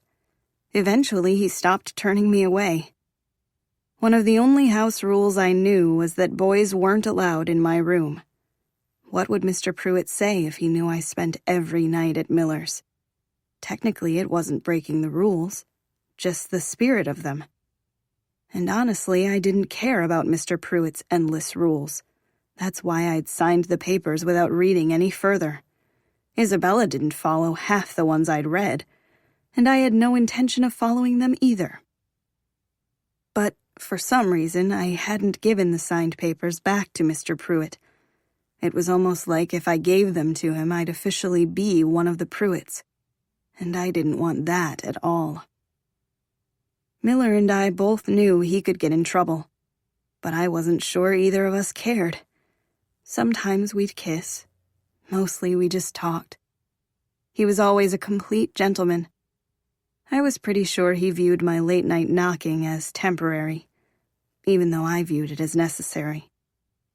I think we were both just lonely in a house that neither of us belonged in. I opened my eyes and stared at the wall of Miller's small room. I didn't want to move.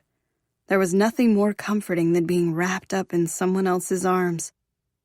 Miller's breath was light on the back of my neck, but his arm was heavy around my waist, It was hard to feel alone like that. But each morning, just like this one, I still woke up feeling lost, if not alone. Nothing made sense anymore. Kennedy was suddenly as scared of the other students at Empire High as I was. We started eating lunch every day in the library instead of the cafeteria, tucked away from prying eyes. But I wasn't sure anyone was even looking. Cupcake never came close to her, which was good because I could strangle him for what he'd done to Kennedy. He broke her. And I think not having Kennedy act like Kennedy broke me, too. My phone was still sitting turned off in my drawer, and Matt hadn't come to school for the rest of the week. I didn't know if he was okay. I didn't know if any of his friends were even talking to him. And even though I was mad at him, I was worried, too. Because there was one thing I did believe that he'd said. James did seem capable of hurting himself. He'd shown up drunk to school at least twice. His eyes were bloodshot. His tie was always a little askew. He had stubble on his face when he was usually clean-shaven. He was a mess. So, I watched him whenever I could. Because even though I was still mad at Matt, I didn't want his fears to become a reality. Besides, if Matt wasn't at school watching James, who was? What are you thinking about? Miller's voice was groggy. That I should probably get back to my room before anyone else wakes up? You weren't daydreaming about homecoming tonight? I turned to look at him. I'd studied his face a lot over the last several days, but I'd never seen that expression before. He looked wary of me. No. What was there to daydream about? I was supposed to go with Matt, but we were no longer an us. I was supposed to go with Felix, but he'd stopped speaking to me. I was looking forward to going with Kennedy, but it wouldn't be the same. It would be the first homecoming dance I'd ever gone to. I'd been looking forward to it for weeks. I just thought it would be more magical than this. Not even a little bit? Asked Miller. I wish you could come with me, I said. I'll be there. I propped myself up on an elbow. What? Mr. Pruitt doesn't want me to let you out of my sight. I have to be there. I wanted to make some joke about how he didn't even let me out of his sight when I was sleeping, but it didn't feel right. Why is he watching me so closely? It was the one question I couldn't get a straight answer about. There was that look again. Maybe he was just wary of the awkward situation. You know I can't talk to you until you sign the papers. I signed them. I bit the inside of my lip. I just need to give them back to Mr. Pruitt. He sighed and sat up, his ab muscles tightening in a delicious way. We'll talk about it again after you give them back. He stared at me, searching my face. You read all of it then? Yeah, I lied. I'd had homework to do, cupcake revenges to plot, texts from Matt to ignore, plans to go over to avoid Isabella whenever possible, and, of course, my daily 15-minute cry session after school. When would I have had time to read that monster of an agreement? You're sure about that? He asked. I hated when he treated me like a child. Of course. He nodded and then turned away. We should head out a little early so we can swing by and grab Kennedy before the football game. I almost forgot about the homecoming game. I could feel the smile stretch across my face. Really? Can she get ready here, too? I'll see what I can do. Thank you. I leaned over and kissed him. He caught my hip bone in his hand and pulled me closer. You should go, before you get caught. He reluctantly let go of my waist. I climbed out of his bed. Maybe if I get caught, they'll throw me out. I pulled on my white, puffy robe over my pajamas. And where would you go if that happened? asked Miller. I don't know. I looked at my mother's dress hanging in the closet. Somewhere far away from all this. Home. I turned back to him and he was frowning. What? I assumed you were no longer planning on running away. He grabbed his watch off the nightstand and strapped it in place on his wrist. They'll be up soon. He was right. I didn't have time for this conversation right now. But I didn't want to leave it like this either. You're right. I'm not leaving. This place is finally starting to feel like home.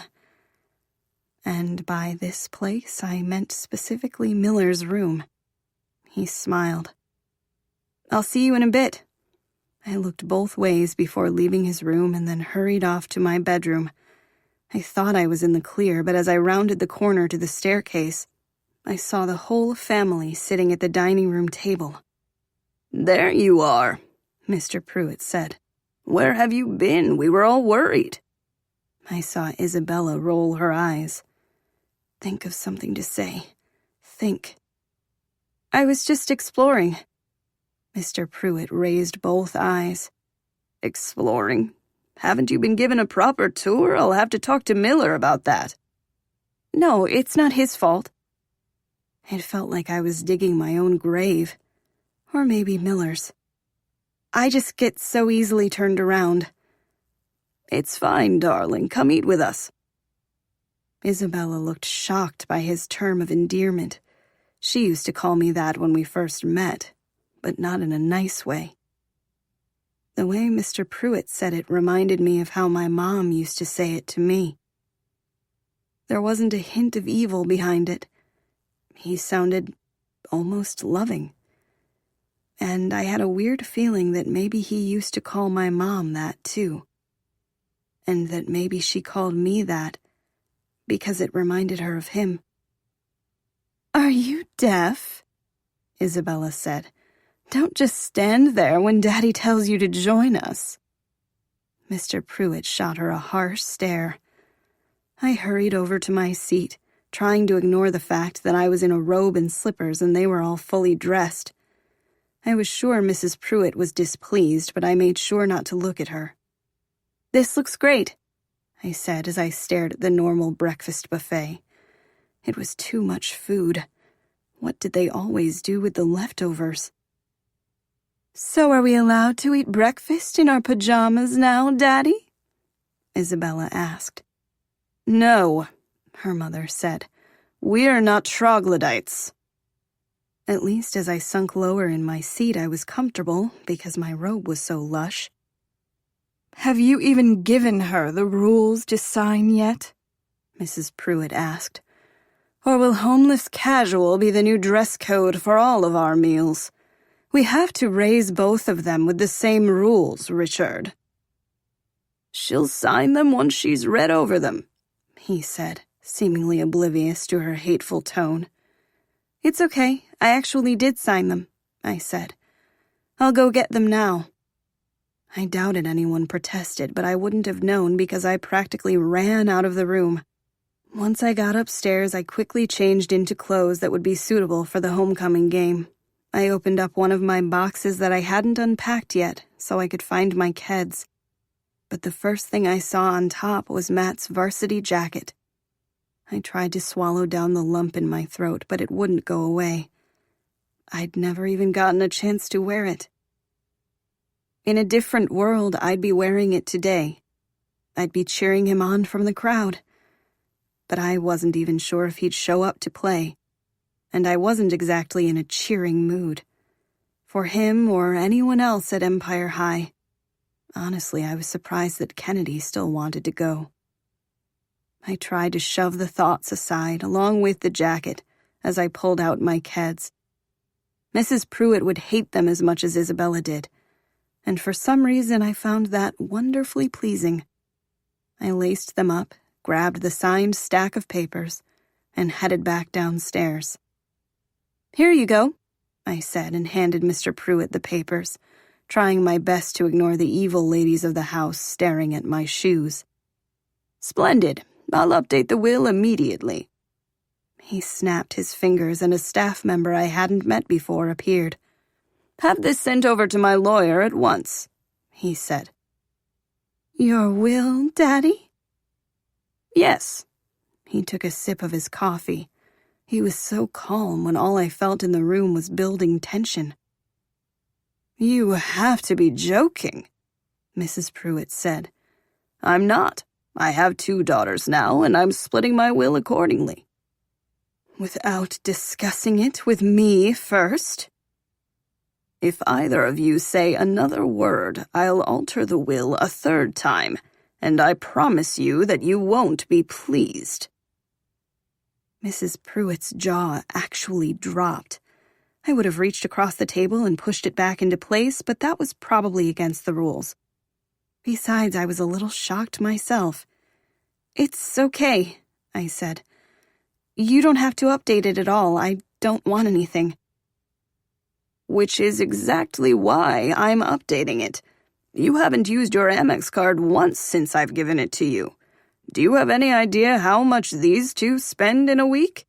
"Richard!" "I've already made up my mind," he snapped. Instead of throwing his coffee mug against the wall like I expected him to do, he just drank another sip calmly. "I'm going to call the lawyer in my study. Please do not disturb me." He stood up and grabbed the newspaper. But before he walked off, he peeled away the page with the crossword puzzle and handed it to me. He must have seen me staring at it last weekend. He noticed. He cared.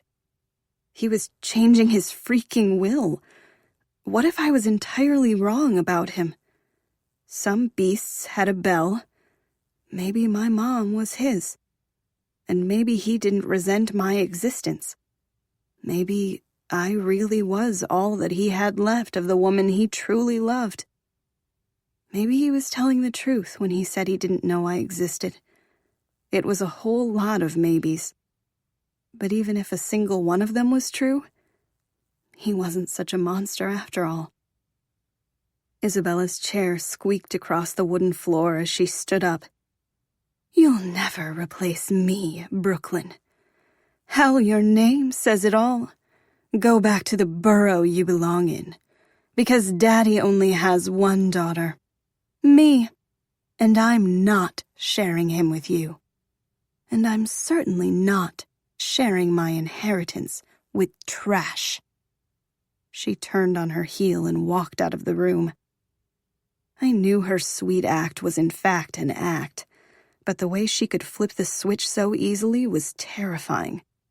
I never found the part in the rules about not murdering people, but I hoped there weren't any loopholes to that rule, because if there were, I was seriously worried for my well-being. "Your mother was a slut," said Mrs. Pruitt. She was so quietly sinister that I had practically forgotten she was still at the table. "Excuse me?" "As I'm sure you are, too. You'll slip up soon. And when you do, I'll see it. And I'll be the one to tell Richard. I'll strip you of everything you thought you could gain. Because mark my words, you are temporary in this house. My husband had 1 weak moment in his life, and it resulted in you. And I'm going to protect his legacy even if he has decided not to. Even if I have to make you disappear myself." She didn't storm off like her daughter. Instead, she left with a sigh, like my presence was exhausting her. Her words echoed in my head. There was a lot that should have made my knees shake. But there were 2 sentences that had me literally trembling. Even if I have to make you disappear myself. Maybe the murder rule was for Mrs. Pruitt, too. I knew it was a threat, but it was the other thing that stuck out even more. When you do, I'll see it. I felt the familiar chill run down my spine and turned around to see no one at all. She was watching me. I knew she was. And I'd already slipped up every night when I went to Miller's room. Did she know? God, she had to know. I heard the clock ticking down in my head that I always heard when something bad was about to happen. I'd never been wrong before. I'd always been good at knowing when my time was running out. Tiffany came out to clear the dishes. "Are you all right?" she asked. "You look a little pale." Because I just found my ghost. I'm fine. "You barely touched your food.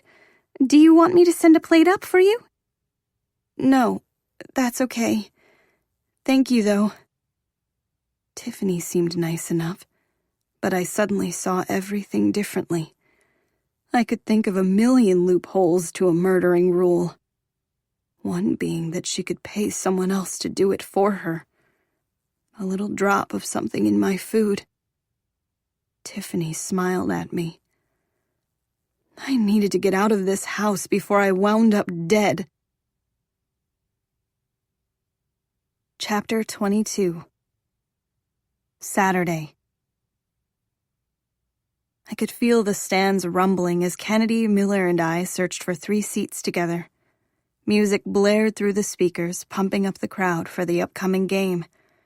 The stadium was a blur of Empire High blue and orange, except for a small section of the stands where our rivals Bernstein Prep were sitting.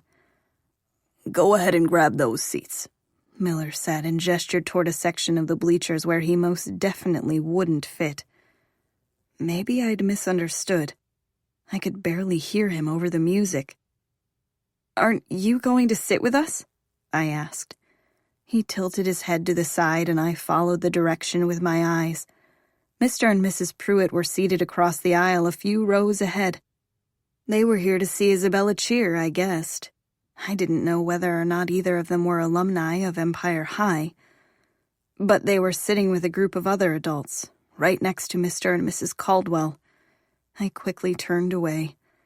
Matt had said he'd told his mother about me. Did he tell her we broke up, too? Did she know everything? I swallowed hard and turned back to Miller. Well, this sucks. It's fine. I'll just be a few rows back, keeping an eye on you. Grab the seats before someone else does. Kennedy grabbed my hand and pulled me past a few familiar faces from school. Familiar as I'd seen them, not that they'd ever spoken to me. Kennedy and I sat huddled together, bracing ourselves from the chilly fall breeze. For just a second, I let myself think how nice it would be if I could have worn Matt's varsity jacket. "Go Eagles!" Kennedy shouted at the top of her lungs and jumped to her feet with the rest of the crowd. What the hell? I didn't realize she was so school-spirited. And why was everyone standing? There were perfectly good bleachers to sit on. She pulled me to my feet. "They're coming out!" she screamed over the cheers. I turned in the direction she was pointing just in time to see the football team burst through a homecoming sign that the cheerleaders were holding. I wanted to think it was corny, the kind of scene you'd see in slow motion in a movie. But I'd be lying if I said I wasn't cheering along, too. It was easy to get swept up in the excitement. The stands shook even more as people stomped their feet and cheered. I tried my best not to stare at Matt as he jogged onto the field in his football gear. God, how did he look even better in that than he did in a suit? Stop it. I'd been avoiding looking over at the cheerleaders, but my eyes wandered in their direction. Isabella was bopping around, waving her pom-poms in the air. I wasn't sure if it was just the angle I was sitting at, but I swore her skirt was significantly shorter than the other cheerleaders. "Let's go, Eagles!" Kennedy yelled again as part of some cheer I didn't know that the cheerleaders were chanting. How did she know it? She worked weekends just like I did. She must have gone to a few games last year. But I didn't even question her because she was jumping up and down with a smile on her face.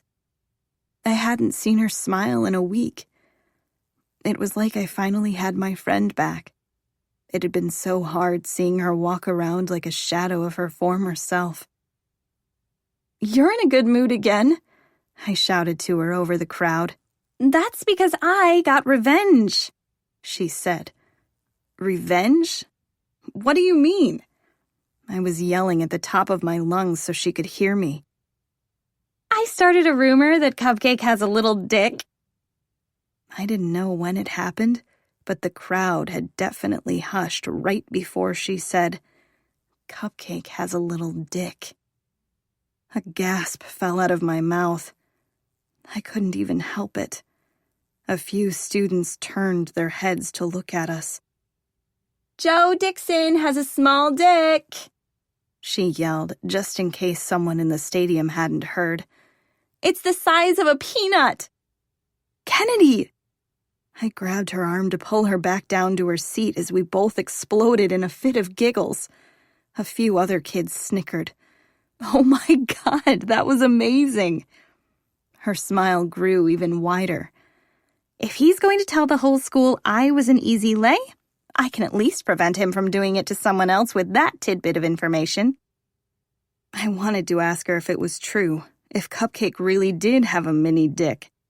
But I didn't want her smile to disappear. If she'd wanted to tell me any more details, she would have.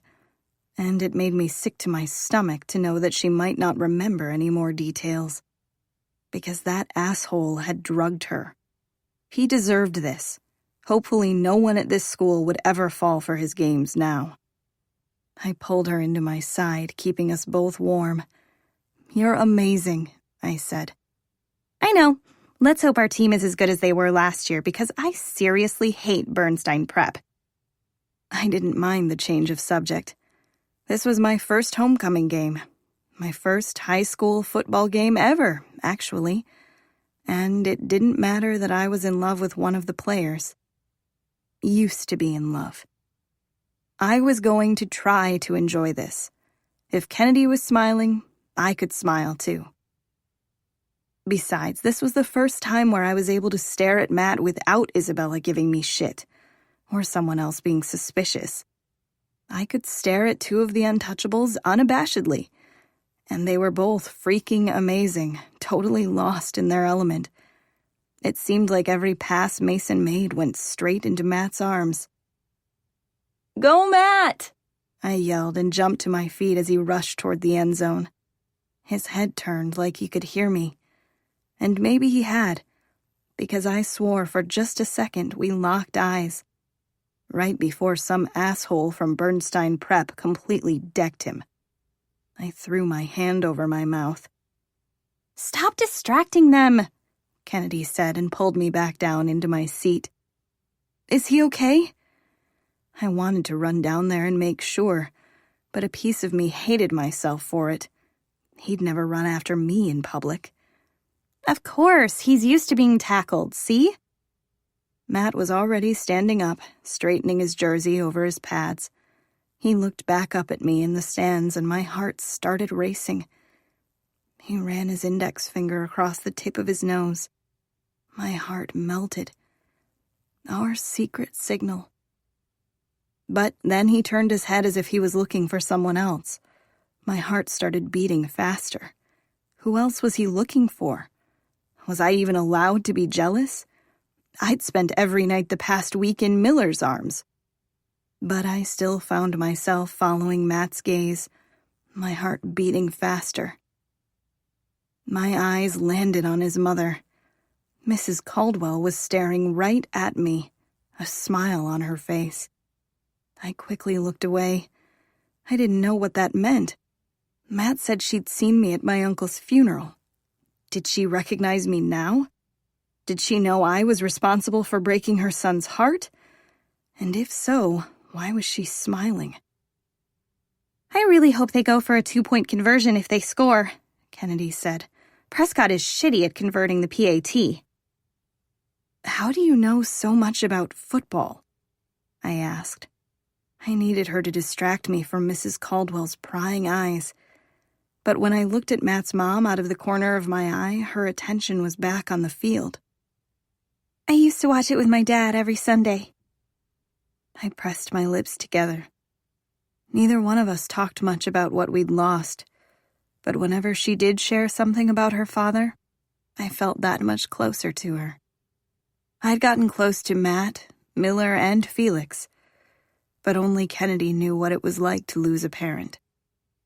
Matt lost his aunt. Stop. I couldn't think about that. I didn't know if anything he said to me was true. Ever. He was a liar. He was just playing me. Like I played Felix? God, my head was going to explode. Kennedy jumped to her feet and started cheering like crazy when we scored, and I cheered right along with her, mostly because it just felt good to scream at the top of my lungs, and maybe a little bit because it was easy to get caught up in the excitement. By halftime, we were up 19-7. It should have been 21, but Kennedy was right. Prescott was shitty at kicking the PAT. He'd missed 2. The stands started emptying out. "Where is everyone going?" I asked. Probably to grab something from the concession stand, or to use the bathroom. I felt silly. I thought there was some weird homecoming congregation or something. But food and using the toilet was the logical conclusion. "Are you hungry?" No. You? I shook my head. "So what's going on with you and Miller?" Kennedy asked. I was glad it had quieted down enough for us to not have to yell. "Is it that obvious?" She smiled. "No, I was kind of joking because it's literally his job to stare at you." She turned around and waved at him. "But now I know it's more than that." I grabbed her arm to make her face forward again. "He's the only one at the Pruitts' apartment that isn't a monster." "I thought you were getting along better with Satan." Satan was Kennedy's new affectionate term for Mr. Pruitt. "I don't know. Sometimes he's nice, sometimes he's rude. I don't know if he means to be, but I don't fit in with any of them." "And you fit in with Miller?" "Yes." It came out as more of a question than a statement. Kennedy laughed and adjusted her thin fall jacket. I made a mental note to give her one of my new ones. "Doesn't he remind you of someone?" she asked. "What?" "Brooklyn. He's just an older-looking version of Matt." "He is not." Yes, he is. Matt a few years in the future with brown hair." I turned and looked at him. His broad shoulders, his easy smile. Not that Matt's smile came easy anymore. I quickly turned back around.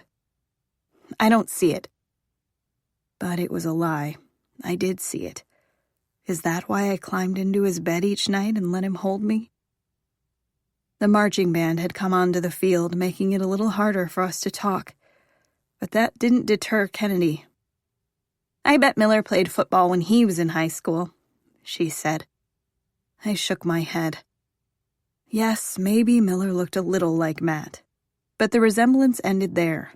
Miller couldn't be more different. And he was definitely no jock. I knew for a fact that his muscles were from a moving company he used to work for before Mr. Pruitt hired him. He'd told me so. Miller wasn't cocky. He wasn't privileged. He was real. He was like me. "Are you two serious?" she asked. I shrugged. He knows I still like Matt. "You're still in love with Matt after everything he did?" I didn't say that. "Yeah, but it doesn't mean it isn't true. Brooklyn, he kept you a secret for weeks because he didn't want James to know he'd screwed Rachel. He lied to you. Technically, he didn't lie. He just didn't tell me." She shook her head. "Same difference." "Is this the part of the lecture where you tell me you warned me about the untouchables? That guys like that don't end up with girls like us?" "What? No, it's not a lecture at all. I'm just worried about you. It's not like you to tell Felix you love him, then Matt within the same day, and now you're with Miller a few days later. I'm worried about you." I bit the inside of my lip. "What's going on with you?" she asked. I wanted to tell her she barely knew me better than any of those guys. But that wasn't true. She knew me, which was why it didn't feel like I could filter myself. I think maybe I just miss the feeling of being loved by someone, unconditionally. And I know that there's conditions with all of them, but for a few seconds when Miller holds me, I feel like someone's on my side. Like I'm not alone. She kicked my shin lightly. Girl, you have me. I love you. My mom loves you. But I'm not allowed to live with you guys. Do you have any idea what it's like for me to go back to the Pruitts after school every day? To live down the freaking hall from Isabella? I'm terrified all the time. I'm scared of her and her mom. I'm even scared of Mr. Pruitt. I don't trust any of them. Some mornings my bedroom door is open. Did you know that? And I lock it, Kennedy. I swear I lock it. She pressed her lips together. I'm not judging you. I'm just worried about you. If you still like Matt, you should tell him. Or, if you like Felix more... Her voice trailed off. You should tell him that, then. I stared at her. She didn't get what it was like in my shoes. Yes, she'd lost a parent, but she didn't lose her only parent. And she didn't lose Uncle Jim the same way I had. We both loved him, but I needed him. He was all I'd had left. And now I felt starved for love. Just thinking about it made me feel cheap. I owed Felix an apology. I owed Miller an apology. I even owed Matt an apology. But I wouldn't give it to him because he owed me a lot more. But the worst part was, I was worried I loved a piece of each of them. I was too confused to know better. I just liked the way they made me feel. I'll talk to them, I said. As soon as I figure out which one I liked the most. She laughed. We both know it's Matt. I didn't contradict her. We did both know it. And we also both knew he was an asshole. It was one trait I wasn't sure how to overlook. Everything else I thought I'd known about him had just turned out to be a lie. You're eventually going to need to talk to him, she said. I don't want to think about it today. It's homecoming. Shouldn't we be having fun? She laughed. I am having fun. I'm watching my favorite sport with my bestie. And now everyone knows that Cupcake has a mini dong. What's more fun than that? I laughed. But in the back of my head, I was thinking that a swift kick in the nuts would be more satisfying than a rumor. Cupcake deserved worse for what he did to her. Oh, the floats are starting! Kennedy pointed to the field. Several convertibles led the way, each with 2 members of the homecoming court sitting in them. I hadn't been paying attention to homecoming details at all. But I wasn't surprised to see that James, Mason, Isabella, and a few of Isabella's minions had all been nominated for homecoming king and queen. The stands started to fill up again so that everyone could watch who would be crowned. Not that I cared in the slightest. Although I really wished Isabella wouldn't win. If she did, it was probably because she'd threatened the student body. Stupid Pruitt rules that she doesn't follow. Behind the convertibles were floats that each grade had been assigned to decorate. Neither Kennedy nor I had been asked to participate. I watched the senior float go by. It was a 007 theme, which was pretty clever for their graduating year. The junior float didn't look nearly as good. There was an eagle made of crepe paper that was practically falling off the float. Apparently the juniors were a bunch of slackers. Then the sophomore float started to go by, and I could barely breathe. Matt was standing in the middle of it, still in his football gear but without the helmet. A few of his teammates were on either side of him. He was holding a microphone in his hand and staring right at me. Music started blaring through the speakers of the stadium. It was a You're an American Reject song that I knew pretty well, called My Dirty Little Secret. What is happening? Kennedy asked right before Matt lifted the mic to his mouth. She gasped. Oh my God, he's going to sing to you. No, he's not. This one's for all the beautiful ladies out there, Matt yelled into the microphone. See, I said, But my voice was so weak I doubted Kennedy heard it. Had he really moved on that quickly? Hadn't I? I swallowed hard. I hadn't. That was the whole problem. Just kidding, Matt said. This one's for my girl, Brooklyn Sanders, in the house. Oh my God. He really is going to sing to me. Kennedy nudged me with her elbow. This isn't happening, I said, as students had already started looking back and forth between me and the float. Oh, it's happening, Kennedy said with a laugh as the music got louder. I know what I've done wrong, Matt sung, if you could even call it singing because it was way off key. I've known it all along. I've tried to come clean a time or two, but I won't steal any more time from you. I stared at him in horror. He was changing the lyrics to be about us. I think? What the hell is he doing? Kennedy grabbed my hand. It's a grand romantic gesture. He's winning you back. I could feel my face turning bright red. What am I doing?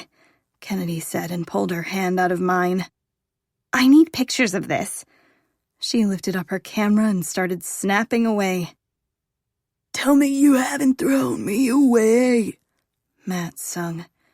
Because I'm done playing games with you, babe. His football friends leaned into the mic and added an out-of-tune, Done playing games, babe. I wanted to run away from all the prying eyes, but my ass was firmly glued to the cold metal bench. Had he lost his freaking mind? Everyone needs to know about us, Matt sung. Brooklyn, you're not a dirty little secret. No dirty little secret, his football friends sang. I'll tell everyone, because you are not a regret. Matt and his backup football dancers did a weird little spin maneuver. Not a regret. Hope you can believe that. You are not a dirty little secret. Everyone needs to know. He pointed up at me and did a weird hip thrust. We all know. The football chorus sang and did matching hip thrusts. It felt like everyone left in the stadium was turning my direction, except for someone in a suit who looked beyond pissed who was running up to the float. Oh my God, it's the principal. Coach Carter, my gym teacher, and the football coach ran up to the float too. He was waving his hands in the air in clear agitation. Matt ignored both of them. Apart we live fragile lives, but together is the best way to survive. Best way to survive, the other boys sang. Get off the float, Coach Carter yelled. Right now. I've been around a time or two. Matt winked at me, not seeming to care at all about the fact that he was in serious trouble. I laughed because I didn't know what else to do. At least he wasn't lying anymore. He'd definitely been around a time or two. Stop this right now, hissed the principal. I've never wasted a second on you, Matt sang as Coach Carter lunged for one of his legs. Shit, Matt said as he ran into one of his backup dancers. I was pretty sure he mumbled it, but it was into a microphone, so it was really freaking loud. I started laughing harder than I had in a really long time. This was freaking amazing. The principal climbed onto the float and demanded for Matt to hand over the mic. Instead of complying, Matt jumped off the float. Coach Carter and the principal started chasing him. Tell me you haven't thrown me away, Matt sang as he ran across the field, picking up his pace. You're not a game, and I'm sorry. You are the only one. I love you, Brooklyn. He chucked the mic on the field and sprinted toward the gym, Coach Carter hot on his trail. The principal had stopped at the 30-yard line, panting hard, his hands on his knees. The stadium erupted in cheers that were just as loud as when the Eagles had scored a touchdown. "If that's not an apology, I don't know what is," Kennedy said. It was a grand gesture, just like she'd said. Matt was not a good singer or dancer, and he'd just done both in front of the biggest crowd I could imagine, despite the fact that the principal was pissed. What was more public than that? I wasn't his dirty little secret anymore. He wanted me back. I wasn't sure if he had up until this point, but it was pretty clear now. I felt Miller's eyes on the back of my neck, pricking my skin. The question was, did I want Matt back? The smile on my face screamed yes. My heart, that was still in pieces, that was a different story. "That was seriously the most amazing thing ever," Kennedy said. She snapped a picture of me and pulled the camera away from her face. "I haven't seen you this happy in forever. This is going to be the best homecoming ever. Do you think he has anything else planned for the dance? Can you even imagine how he'd top that?" I nodded, but I wasn't really listening. I was doing my best not to look over to see if Mrs. Caldwell was staring at me, or the Pruitts for that matter. I watched as things calmed down on the field and the homecoming king and queen were crowned. James Hunter and Isabella Pruitt. Figures. I stared at the two of them. James looked so drunk I doubted he'd remember a minute of this. Did no one else notice?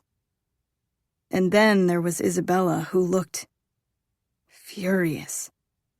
We locked eyes for a second and I felt myself sinking. She was definitely upset. And it was directed fully on me. Why was she mad at me? Her anger slowly shifted to a smile as pictures started to snap. She flipped her hair over her shoulder and jutted out her hip like she hadn't just given me a death stare. She even leaned over and kissed James on the cheek, much to his dismay. He looked like he was going to be sick. I would have maxed out my untouched credit card to see him throw up on her cheerleading outfit. But he didn't. He just looked so freaking sad. Like his heart had been stomped on too. I didn't want their life. I wanted a little house in Delaware with a yellow kitchen. I didn't want to be untouchable. I just wanted to be loved. And Matt had just sung about loving me. I pictured him and his friends thrusting again, and I laughed out loud. What the hell had he been thinking? Chapter 23. Saturday. We were stuck in traffic in the small parking lot at Empire High for what seemed like centuries. And sitting in the car with Miller after Matt's performance wasn't exactly fun. I breathed a sigh of relief when Miller was finally able to pull the car out of the parking lot. Kennedy was busy going through pictures on her camera. I turned to look out the window and could still see the team celebrating in the distance. They'd sat Matt for the third quarter, but let him play again in the fourth. Empire High had lost the lead while he was benched. I was pretty sure that was the only reason they let Matt back on the field. But we'd ended up winning by a landslide. The game was a great distraction. It was easy to get caught up in the cheers, which were surprisingly easy to learn. And Kennedy filled me in about some things I didn't know about the game, like being offsides. Starting too soon. Maybe that's what I'd done with Matt. I started something with him too soon after I lost my mom. I needed more time to heal. That's why my heart was so confused. Because it was still broken. "Check this one out," Kennedy said and showed me the display on her camera. It was an image of Matt thrusting. I couldn't help but laugh. It was ridiculous. The smile on Matt's face was contagious, and my cheeks hurt from all the pictures she kept showing me. But I could feel Miller's eyes on me in the rearview mirror. and the awkward tension in the air seemed to grow with each laugh. Miller had been so professional since walking us down the stands. Not one personal comment, even though the three of us had talked the whole car ride to the game. I knew Kennedy felt the awkwardness too, but she was trying to drown it out with funny pictures. It was homecoming. We were supposed to be laughing and having fun. The twisted feeling in my stomach seemed like all I ever felt anymore, and I was so tired of it. "I'm really sorry, Miller," I said. "That was so awkward. Can we just pretend that didn't happen?" He let his eyes travel to the rearview mirror for a second before looking back at the road. "You don't have anything to be sorry for. Consider it forgotten, if that's what you want." Are you planning on serenading Brooklyn now? Kennedy asked. To level the playing field? "Brooklyn knows how I feel," he said and hit the turn signal. I absolutely did not know how he felt. Most nights when he held me, he'd just let me talk about my awful day. He was really good at listening, not so much at sharing. He was literally my shoulder to cry on. And I hadn't been very good at returning the favor. If I really thought about it, I barely knew him at all. How had that happened? I was pretty sure he knew everything about me. And how do you feel, Miller? Kennedy asked, as if she could read my mind. "Right this second?" He focused on the road. "I feel like my patience is wearing thin." Kennedy laughed. I didn't. It had to have been hard to watch Matt sing to me. I really think a grand romantic gesture would do you well after that performance, Kennedy said. Maybe you could choreograph a dance with the other security guards? That would be so much fun. "Actually bothering to show up is the best gesture," Miller said. I jumped in, hoping to end the awkwardness. Agreed. Sick burn on Matt, Kennedy said. I saw a hint of a smile on Miller's face at my agreement. He was right. Matt dancing was wonderfully public and hilarious. But it didn't really change anything. He had still slept with his best friend's girlfriend. And yes, he still tried to call and text me, but he stopped showing up to school. He stopped showing up for me. He'd never shown up for me before that either.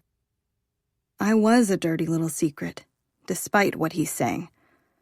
Miller, on the other hand, was always there. He was solid like a rock. Literally. I stared at the way his muscles bulged beneath his suit jacket. He'd never let anything bad ever happen to me again. All Matt did was make bad things happen to me, sprinkled with moments that tricked my mind into forgetting. But I wasn't an idiot. Well, if you can really sneak me into the Pruitts' apartment, that's a pretty grand gesture all by itself, Kennedy said. This is going to be so much fun. She elbowed me in the rib cage. This really was going to be fun. I took a deep breath. Tonight was going to be the best night ever. Sneaking in turned out to not be hard. At all. Despite the traffic, we'd beaten Mr. and Mrs. Pruitt back in record time. All we had to do now was get safely to my room. Sneaking back out would be harder, but we'd deal with that little hiccup later. I tried to pull Kennedy through the foyer, but her feet had frozen in place. This place is... Her voice trailed off as she turned in a circle. Cold? Over the top? Massive? Vulgar? She laughed. No, it's haunting, she finally said as she eyed a portrait of the Pruitt family above a vase Mrs. Pruitt hadn't gotten a chance to smash yet. Her words sent a chill down my spine. Or maybe it was just the dead look in Isabella's eyes when they were so blown up. Or maybe it was because it felt like someone was watching me. "You two should get up to Brooklyn's room before they come back," Miller said. He handed Kennedy her homecoming dress. Kennedy folded her dress over her arm. Yeah, I really don't want to run into Isabella outside of school, if I can help it. Welcome to my new life. Her bedroom is on the other wing, upstairs. I actually run into her less here than at school. Now that I thought about it, that was pretty weird. It was like she avoided me here but sought me out in public. A game she played for her father, I guessed. Our father. You'd think she'd pretend to like me here, right in front of him. And the more I thought about it, the less any of it made sense. I'd never understand Isabella, and I never wanted to, because if I did, I was worried it meant I was truly becoming one of them. But you see her at family dinners, Kennedy said. I love those stories. I can't believe your life now. Oh, God, don't get me started on family dinners, I said with a laugh. Can I see the dining room real quick? I want to be able to picture your epic stories of the upper class better. The Pruitts just pulled up, Miller said as he looked down at something on his phone. You have about 3.5 minutes until they come in. Make it fast and I'll go get your dress from my room. He walked away without waiting for a response, suddenly all business. I wasn't sure if he was upset with me or not. Maybe he was just tense because he was putting his neck on the line by letting me sneak Kennedy in. The dining room is this way. I grabbed Kennedy's hand so she wouldn't keep stopping and staring at everything along the way. Why is your dress in Miller's room? She asked as we stopped outside the dining room. It's silly. I thought maybe Isabella was trying to sabotage me or something, but maybe she really was worried we'd be wearing the same color. The feeling of being watched all the time was getting to me. I was even making up evil moves by Isabella. She was horrible. But it didn't mean she was out to get me all the time. Surely she had other people she had to harass. Her list of enemies was probably quite long. The same color dress for homecoming? Oh, the horror, Kennedy said with a laugh. Which wall did Satan throw the wine on when he got mad? I laughed and pointed to the far wall.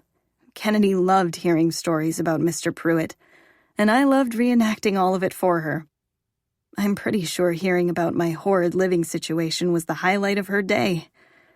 And I was happy to give her all the dirty details because they distracted her from Cupcake and his assholery. He seems legit crazy, she said. Yeah, and you legit don't want to run into him. I have no idea what his reaction would be. He pretty much banned me from seeing you, and I signed all these papers agreeing to it. I think I really should have read that contract. She rolled her eyes. How can I hate someone that I don't even know? Easily when it's a Pruitt, I said with a laugh. But come on, let's get upstairs. The last thing I need is to get Miller fired. She followed me up the ornate staircase. This place is seriously insane. I can't believe you live around all this gold. She ran her index finger along the gold trim of the railing. Isn't that just paint? She leaned down and tapped it with her finger. I don't think so. The sound of locks clicking open echoed around us. Hurry, I whispered and sprinted up the stairs with Kennedy hot on my trail. But when I reached my room, I realized that Kennedy wasn't with me. She had stopped in front of the door down the hall with the new security system. What the hell is in there? She asked as she stared at the keypad. I have no idea. You haven't asked? It's right by your room. Miller said not to go in, which I promptly ignored, I said with a laugh.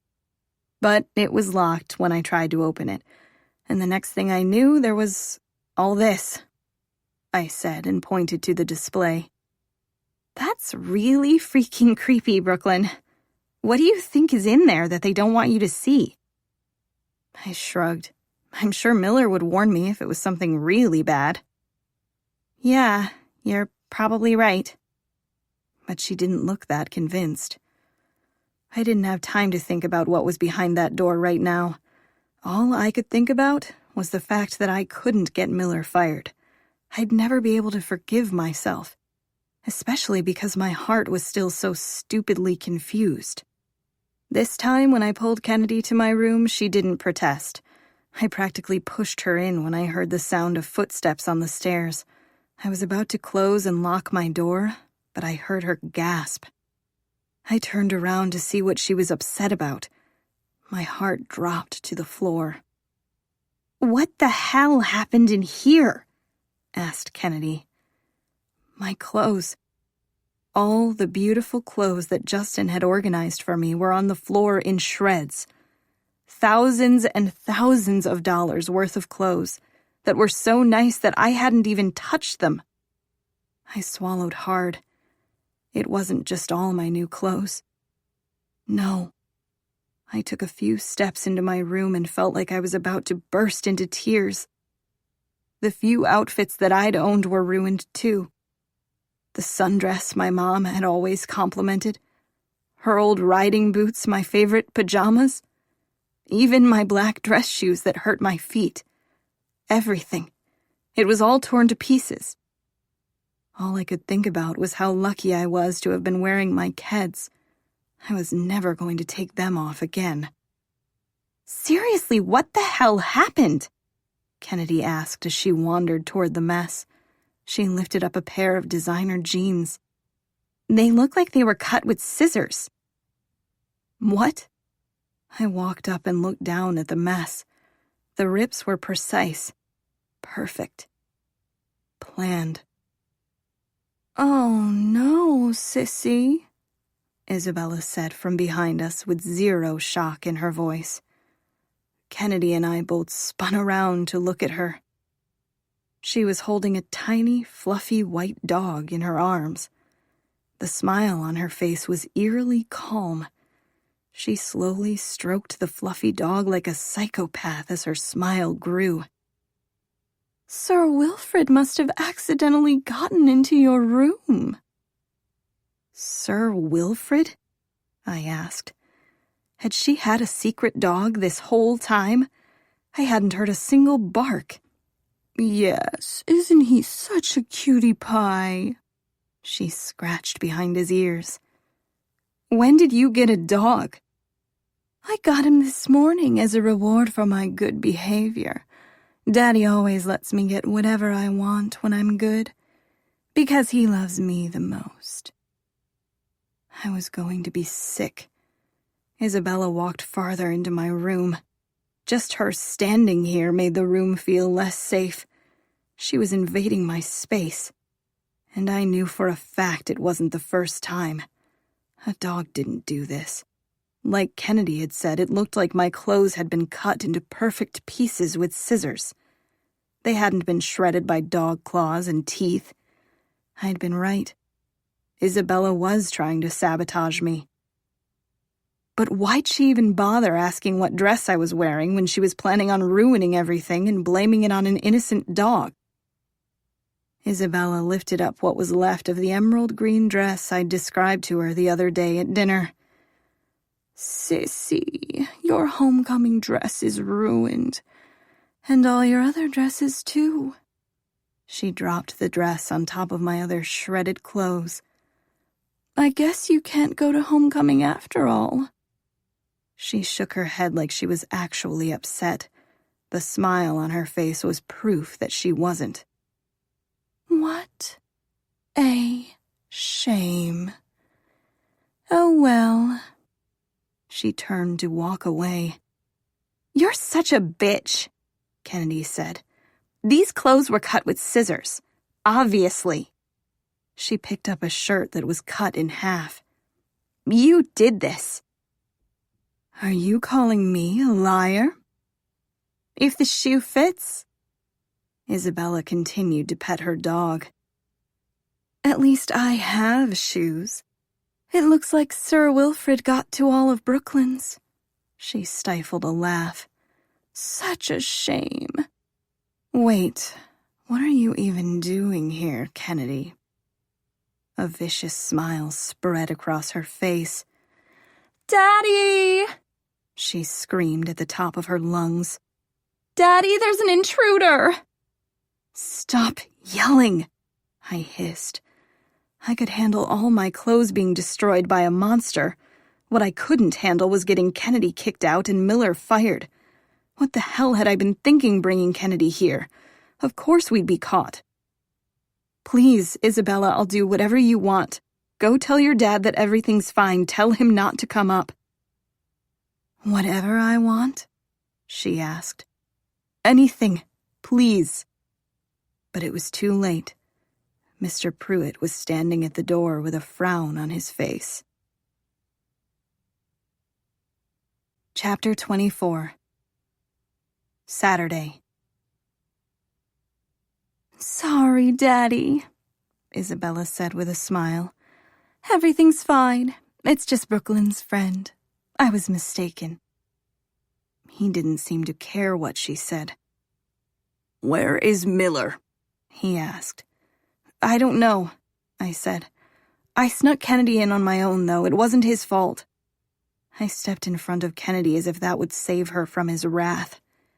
Not his fault. It's his job to watch you 24/7. Miller was watching me 24/7? What? I tried to shake away his comment. That wasn't important right now. I'm sorry I snuck her in, I said. But did your little friend do this? He asked and gestured to my destroyed clothes. What? Of course Kennedy didn't do this. It was like this when we got here. It was Sir Wilfrid, Isabella said, cutting me off. She gave me a death stare. I didn't dare contradict her when she was staring at me like that. I'd heard Mr. Pruitt loud and clear the other day. Isabella had murdered people before, I think. And I just wanted to go to homecoming, not land 6 feet under. Yeah, I'm pretty sure it was Sir Wilfrid, I said. Mr. Pruitt shook his head. Isabella, I told you that you had to keep him in your room while he's being trained. We talked about this. I'm sorry, Daddy. He must have slipped out when Anderson came in to clean. I told you we should fire her. She's horrid help. This is all her fault. Not mine. And not poor Sir Wilfrid's. He didn't know any better. But Anderson did. Anderson. I didn't know any of the staff's last names besides Miller. I wondered who was going to take the blame for Isabella's cruel prank. I bit down on the inside of my cheek. I didn't want to start World War III. Very well, Mr. Pruitt said. I'll take care of Anderson. As for this, he shook his head. Will you be a dear and let Brooklyn borrow one of your dresses for homecoming? I'm sure the two of you can find something that fits her. But, Daddy... No buts. Your dog did this, so you will share with your sister. He turned to me, his expression void of the anger that had been there moments before. Brooklyn, he said and cleared his throat. I wasn't sure if you had hired someone to help get you ready, so I arranged for Justin to assist you. He'll be here shortly, and I'll have him order another of everything that was ruined. He sighed like Isabella was as exhausting to him as she was to me. Your friend can stay, of course. It's the least I can do after this disaster. He stepped forward and put out his hand. I'm Richard Pruitt. You must be Kennedy Alcaraz. I'll add you to Brooklyn's list of approved visitors. For a second, Kennedy just stared at his hand. It's a pleasure to meet you, she finally said and shook it. I swore she curtsied and the corners of Mr. Pruitt's mouth ticked up ever so slightly. The pleasure is all mine. You two have fun getting ready. And if there's anything you need, please don't hesitate to ask. I'll be in my study. He turned back around. Apologize before you leave, Princess, he said as he walked past Isabella and out the door. It looked like Isabella was going to explode. The three of us just stood there awkwardly for a moment as Mr. Pruitt's shoes echoed in the hallway. If you think I'm loaning you one of my dresses, you're out of your damned mind, Isabella said. And I can't wait to cash in on that favor you owe me. What favor? Your dad came up here anyway. I don't owe you anything. Yeah, but I told him I made a mistake, that everything was fine. That's what you asked me to do. And I did. What the hell was wrong with her? You were supposed to do that before he came up here. I don't owe you a thing. She shrugged. Too bad. We had a verbal agreement, sissy. Now you owe me whatever I want. I believe your exact words were, anything. You should be thanking me, I said. I went along with your Sir Wilfrid lie. She kissed the side of her dog's head and put him down on the ground. Which was your choice. I can't help it if you're a little slow. Make, Sir Wilfrid. I was about to ask her what she was talking about when Sir Wilfrid pranced over and proceeded to pee all over the pile of ruined clothes. What is wrong with you? Kennedy said and held her nose closed. Me? Asked Isabella. Absolutely nothing. I'm perfect, if you haven't noticed. Come, Sir Wilfrid. I need to get ready for the dance. The fluffy dog lowered his leg and ran after his evil master. Stupid dog, Kennedy said when Isabella left. Stupid Isabella. Why do you go along with her? Kennedy asked. The clothes clearly weren't destroyed by the dog.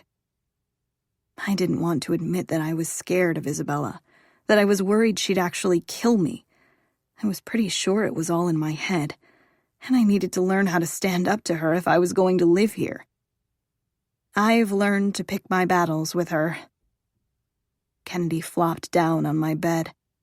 What do you think she's going to do when she realizes your homecoming dress is in Miller's room? I had completely forgotten. I breathed a sigh of relief. Thank God. I couldn't care less about homecoming, but I would have cried if something had happened to my mom's dress. She's going to lose her mind. Well, she'd lose it if she hadn't already. We both looked at each other and laughed. This is actually great, Kennedy said.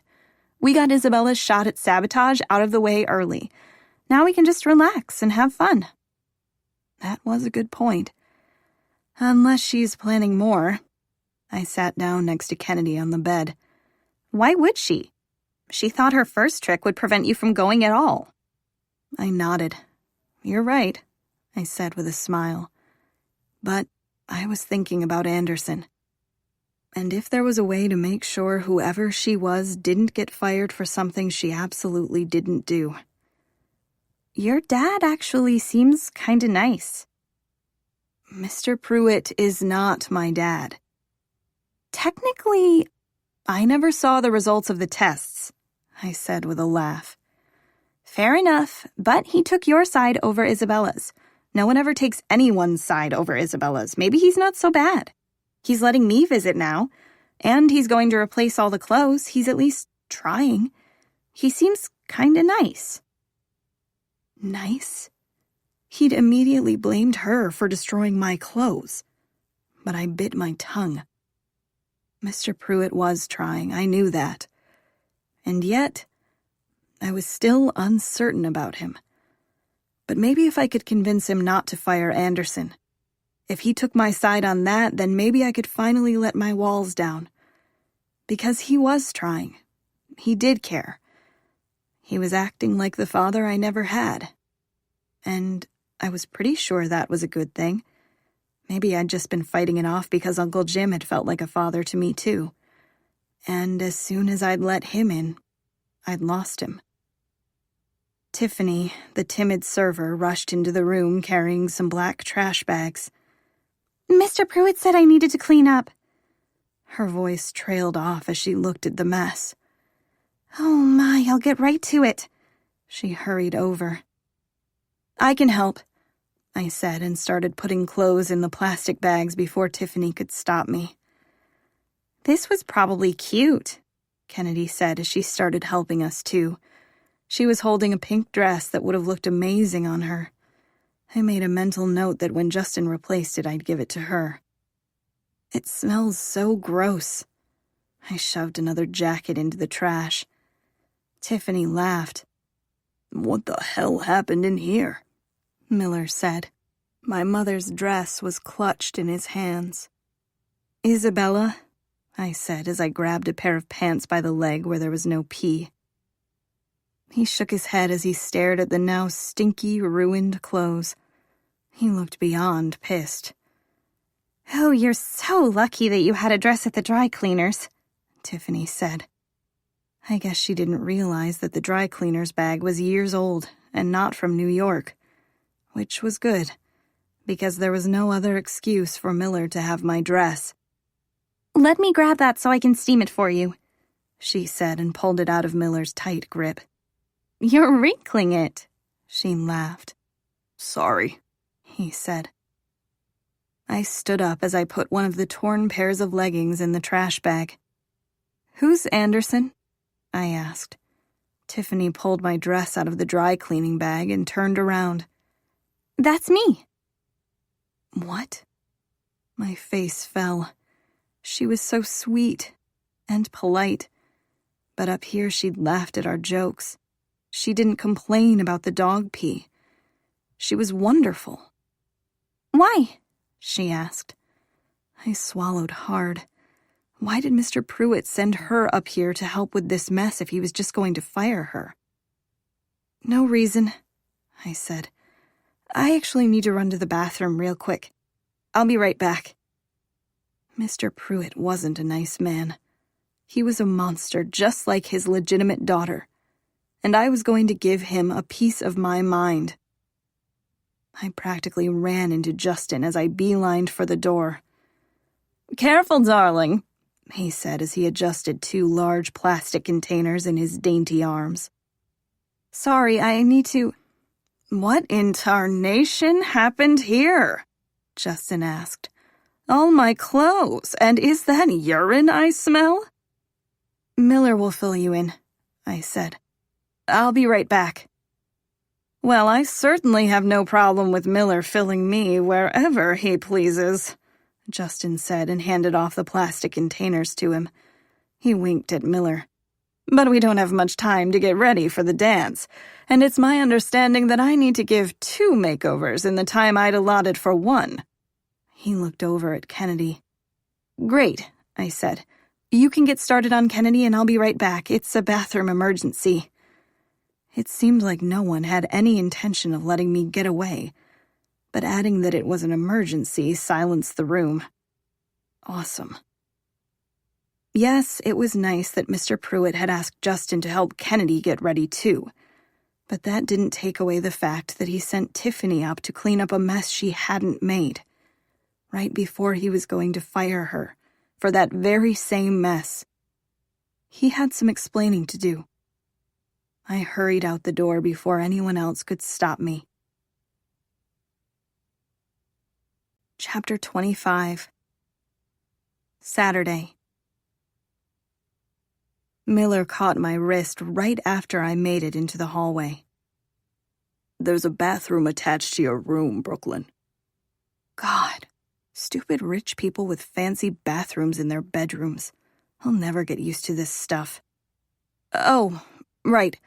Well, I'll just use the downstairs one now since I'm already on my way." I actually didn't even know where the downstairs bathroom was, but there were probably several. I'd eventually find one.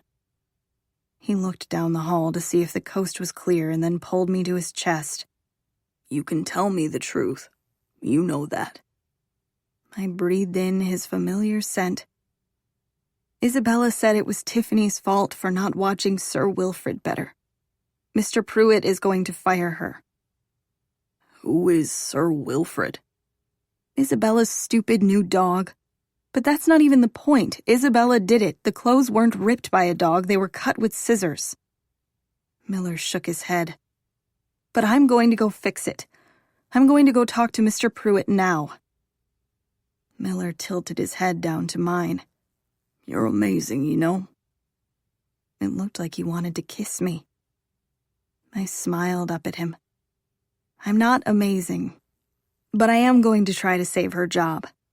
I looked down the hall to see if anyone was looking, but Miller grabbed my jaw and kissed me. Every now and then, when I'd climb in his bed and talk his ear off, he'd kiss me. Maybe to make me stop talking so he could sleep. Maybe because sometimes he just wanted to be closer to me. I didn't know why sometimes he did and sometimes he didn't. Maybe it depended on what I was talking about. But this kiss didn't feel sleepy or convenient. It felt a lot more real than all the others. He pulled away far too soon. I want to make sure you know how I feel, he said.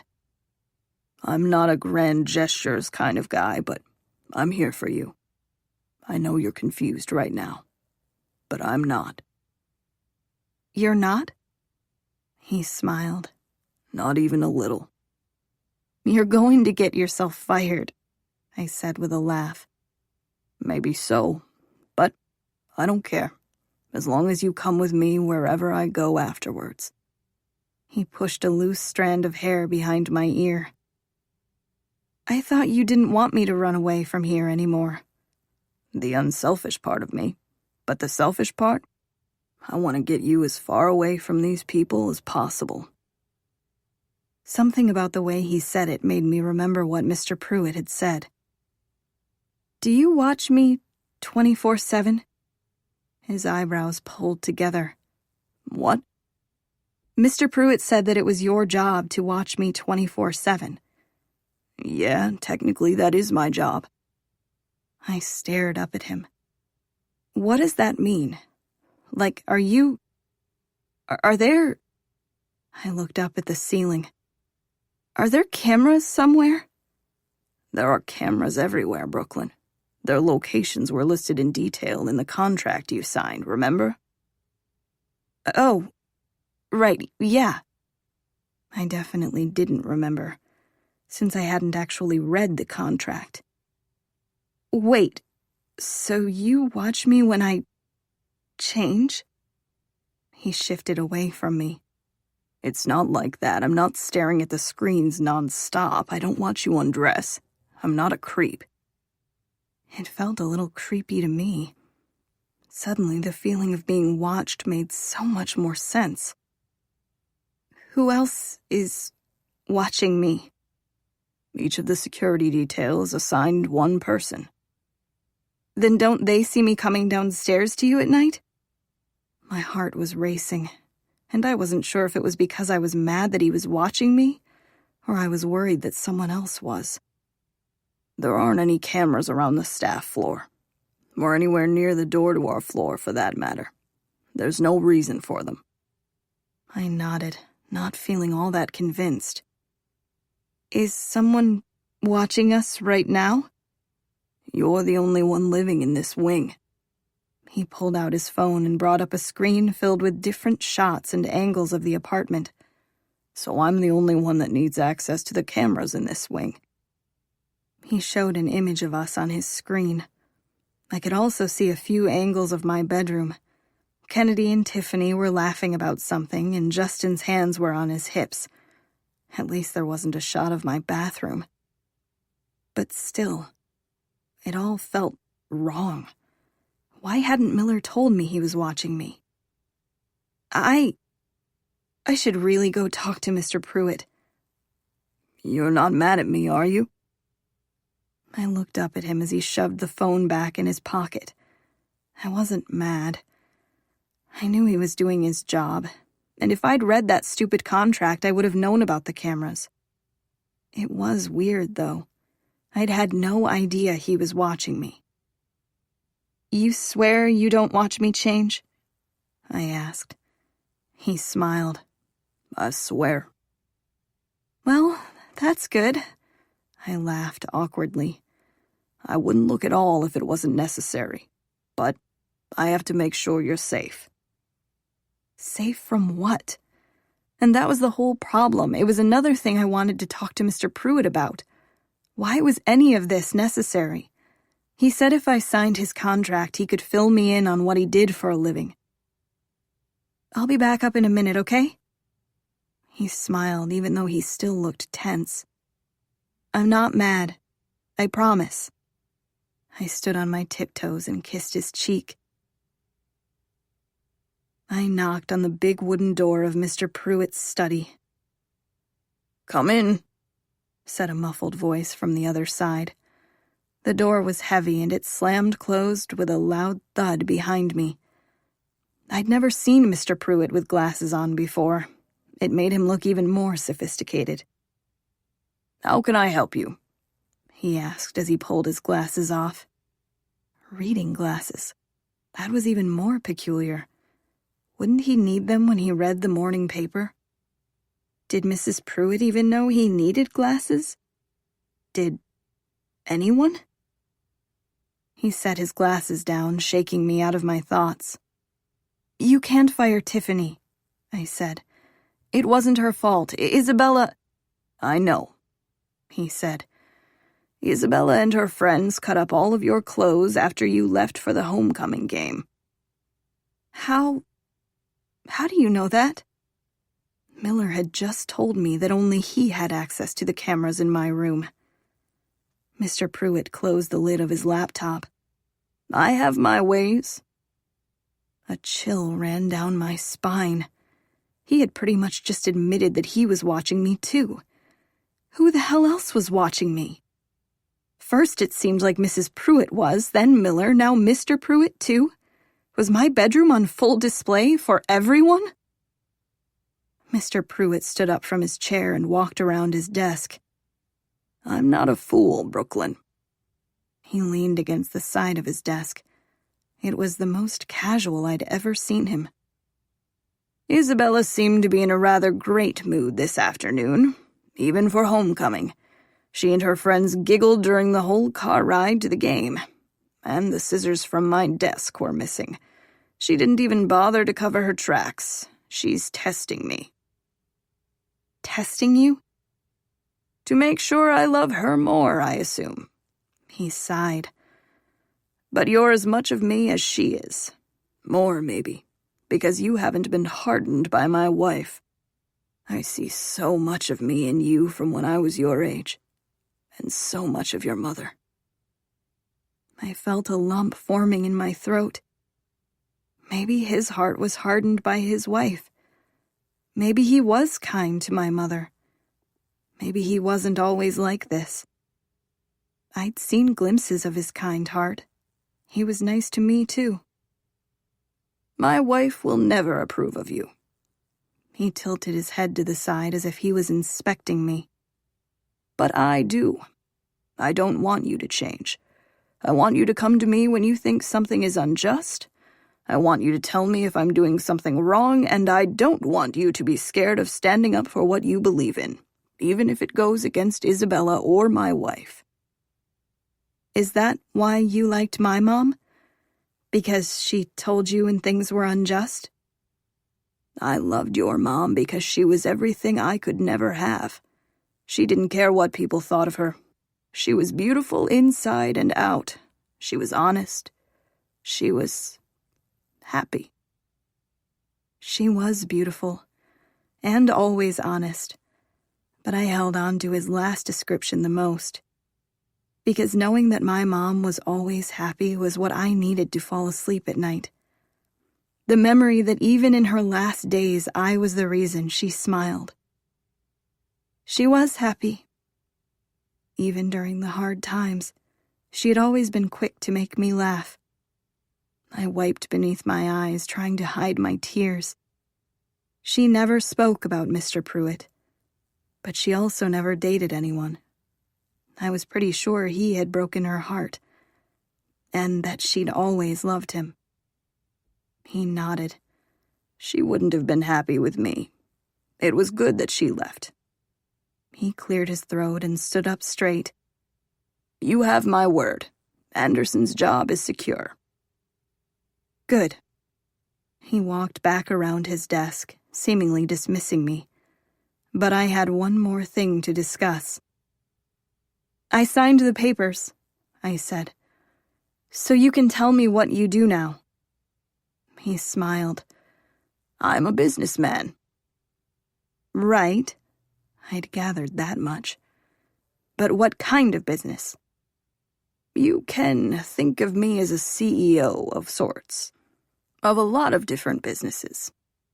He opened up his laptop again. Of what businesses? Family-run businesses. Well, a few families, really.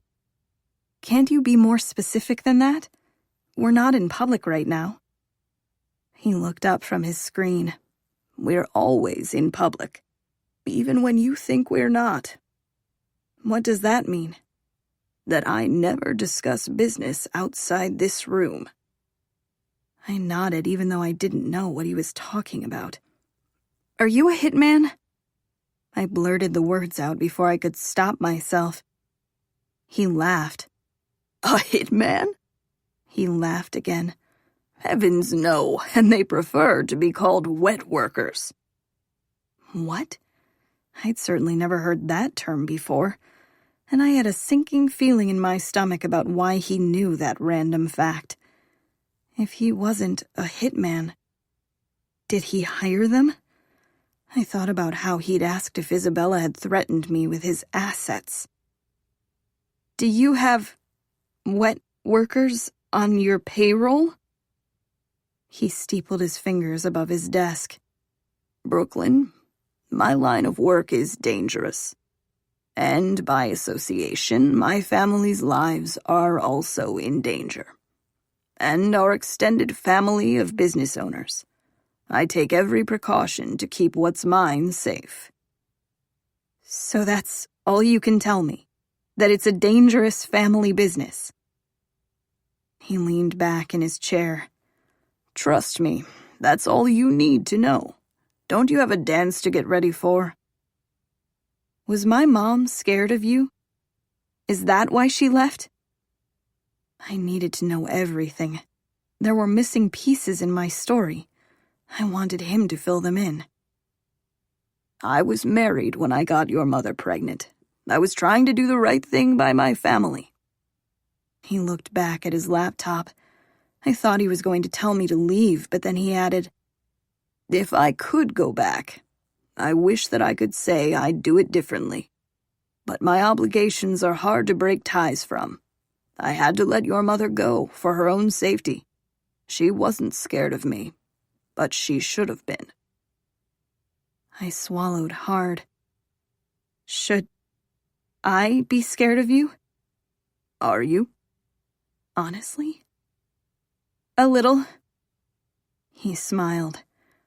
A little fear is always a good thing in my book. It means you're precautious. It'll do you well. That was not in any way an answer. He laughed. You have no reason to fear me, Brooklyn. You're my daughter. I couldn't make your mother mine. But I already made you mine. You're Brooklyn Pruitt. You're protected under my name. You're untouchable. Untouchable. The nickname for the Hunter and Caldwell brothers wasn't lost on me. Officially, I was now one of them. Unofficially, I'd never be. Mr. Pruitt had said something about my last name being Pruitt before. Had he actually changed my last name without my permission? Legally? That seemed like a discussion for a different day, because he still hadn't answered my other questions. If I'm untouchable, then why do you have Miller watch me 24/7? Because sometimes people like to touch what isn't theirs, now don't they? What is that supposed to mean? It felt like I was in trouble, and I'd come here to get Tiffany out of it, not push myself into a hole. Matthew Caldwell signed your relationship contract and had a different date than you did. He said your relationship started several weeks before you did, which means that you were already seeing him before you came here. You're just like me, always trying to reach for more. That's not why I like Matt. Mr. Pruitt was basically insinuating that I was a gold digger. Then why do you like him? Because he liked me even when I was invisible. Invisible? Mr. Pruitt shook his head. No one like you could possibly be invisible. And if you ask me, you should be dating Mason. He's going to inherit Mac International, not Matt. Mason's the better choice. Maybe for someone else. Not for me. So you're choosing Matthew, then? Yes. My voice was a little more firm than my heart. I loved Matt, I did. But God, I didn't even know anymore. He didn't love me enough. Very well. I'll need you to change the date on that document then, so it matches Matt's. He pulled open a drawer and rifled through a few folders. Here we go. He handed me Matt's copy and then mine. Matt had put in an earlier date. He'd put in the date of his father's birthday party, where Matt had followed me into the restroom after I cut my hand. The real start of us. It was as sweet as it was arrogant. Because I wasn't his then. Hell, I was barely his now. And maybe take a lesson from me and stop sneaking off to the staff floor between midnight and 6 a.m. every day. If it continues, I'll have no choice but to figure out who it is you're seeing and fire him. Do we understand each other? Oh my God. Of course he knew. But it seemed like he didn't know it was Miller. And at least that was a relief. That's nothing. Do we understand each other? He asked again. There was no backtracking. He knew. Yes. Wonderful. I need to get back to work, but please knock again before you leave. I'd love to take a picture with you in your dress. I need one of you for my desk. He gave me a kind smile that didn't at all match his latest threat. Chapter 26. Saturday. It was easy to push the conversation with Mr. Pruitt to the back of my mind when I went back to my room. Kennedy was sitting on my bed getting her nails painted, laughing with Justin. Her hair was piled on top of her head in big rollers. I wasn't sure I'd ever seen her with such a big smile. I just wanted to focus on the dance and having fun for one night. Besides, Miller wasn't here, so I couldn't talk to him right now anyway. Going down to the staff floor was absolutely not the right move. Mr. Pruitt was clearly watching me. And I wasn't going to give him a reason to fire Miller. Don't you love this color? Kennedy asked as she showed me her purple nails. The hue matched her dress perfectly. It's great. I sat down next to her on the bed. So, let me get this straight, Justin. You're an assistant, a stylist, and a self-proclaimed makeover artist. He put the brush back into the nail polish. Your father called and asked if I had any recommendations, so I recommended myself right into this gig. I knew you'd be a valuable client. Now, pick a color. We don't have much time. He opened up one of the plastic containers he'd come in with. It was filled with a whole rainbow of nail polishes, a blow dryer, more bobby pins than I could imagine, and so much freaking hairspray. More hairspray than should ever be in anyone's hair. I suddenly understood how Justin always kept his hair just so. If we're running low on time, I can skip doing my nails, I said. I never really bothered to paint my nails. Nonsense, there's always time to be fabulous. He rifled through the colors and lifted up a silver one with sparkles. How about this? Kennedy gave me an encouraging nod. The silver sparkles looked fun. I felt a smile spreading across my face. Okay. I could get used to this, Kennedy said as she blew on her nails. Oh, our drinks are here. I looked up to see Tiffany coming in with a tray of glasses filled to the brim with something clear and bubbly. I remembered when I'd gone over to the Hunter's house for help with my project. They'd had someone serve alcohol, even though we were all underage. Why were adults agreeing to this? You asked her to bring us drinks? I asked. No, she offered, Kennedy said and lifted one off the tray. Don't worry, it's just sparkling water, not punch. I laughed. I couldn't be mad about sparkling water. I grabbed one too. Thank you so much, Tiffany. She smiled. Anything else I can grab for you? I know Barbara just pulled some chocolate scones out of the oven. Kennedy and I both looked at each other. We would love some scones, Kennedy said in a ditzy voice that sounded a lot like Isabella. Tiffany laughed. For a few minutes there, I thought Kennedy was getting more used to this lifestyle than I was. But she was just having fun. And Tiffany was enjoying it too. Right away, ma'am, she said, and we all giggled. I swear to God, if you girls smudge your nails, I'm not redoing them, Justin said as he snagged the sparkling water out of my hand for himself. Be still. Yes, sir. He laughed too, but then slapped the back of my hand when I fidgeted again. This room isn't nearly as bad as the rest of the house, Kennedy said. I love the color. Everything is so light and airy now that the smell of pee is gone. It reminds me of this beach house I went to when I was a kid. Mr. Pruitt picked out the color, I said. No. Yes. Interesting. I guess his wife decorated the rest of the apartment? Who knew he was such a bright and cheery guy? Justin laughed and then silently scolded himself for some imperfection I couldn't see on my nails. My mom loved yellow, I said. And he remembered. That's sweet. Kennedy reached up to touch one of her rollers. Don't you dare touch that, Justin said. It needs time to set. He screwed the cap back on the silver nail polish. Now what to do with your hair? He said to me and shoved the sparkling water back into my hand. I didn't really have any suggestions for him. I'd never had my hair done before. He continued to stare at me for a few more seconds before he snapped his fingers. I've got it. It's going to be fantabulous. You're going to love it. His voice went up about 12 octaves and his eyes rolled back into his head when he said love it. He seemed to be selling it pretty hard. But I trusted his judgment. The clothes he'd helped pick out had looked good on me.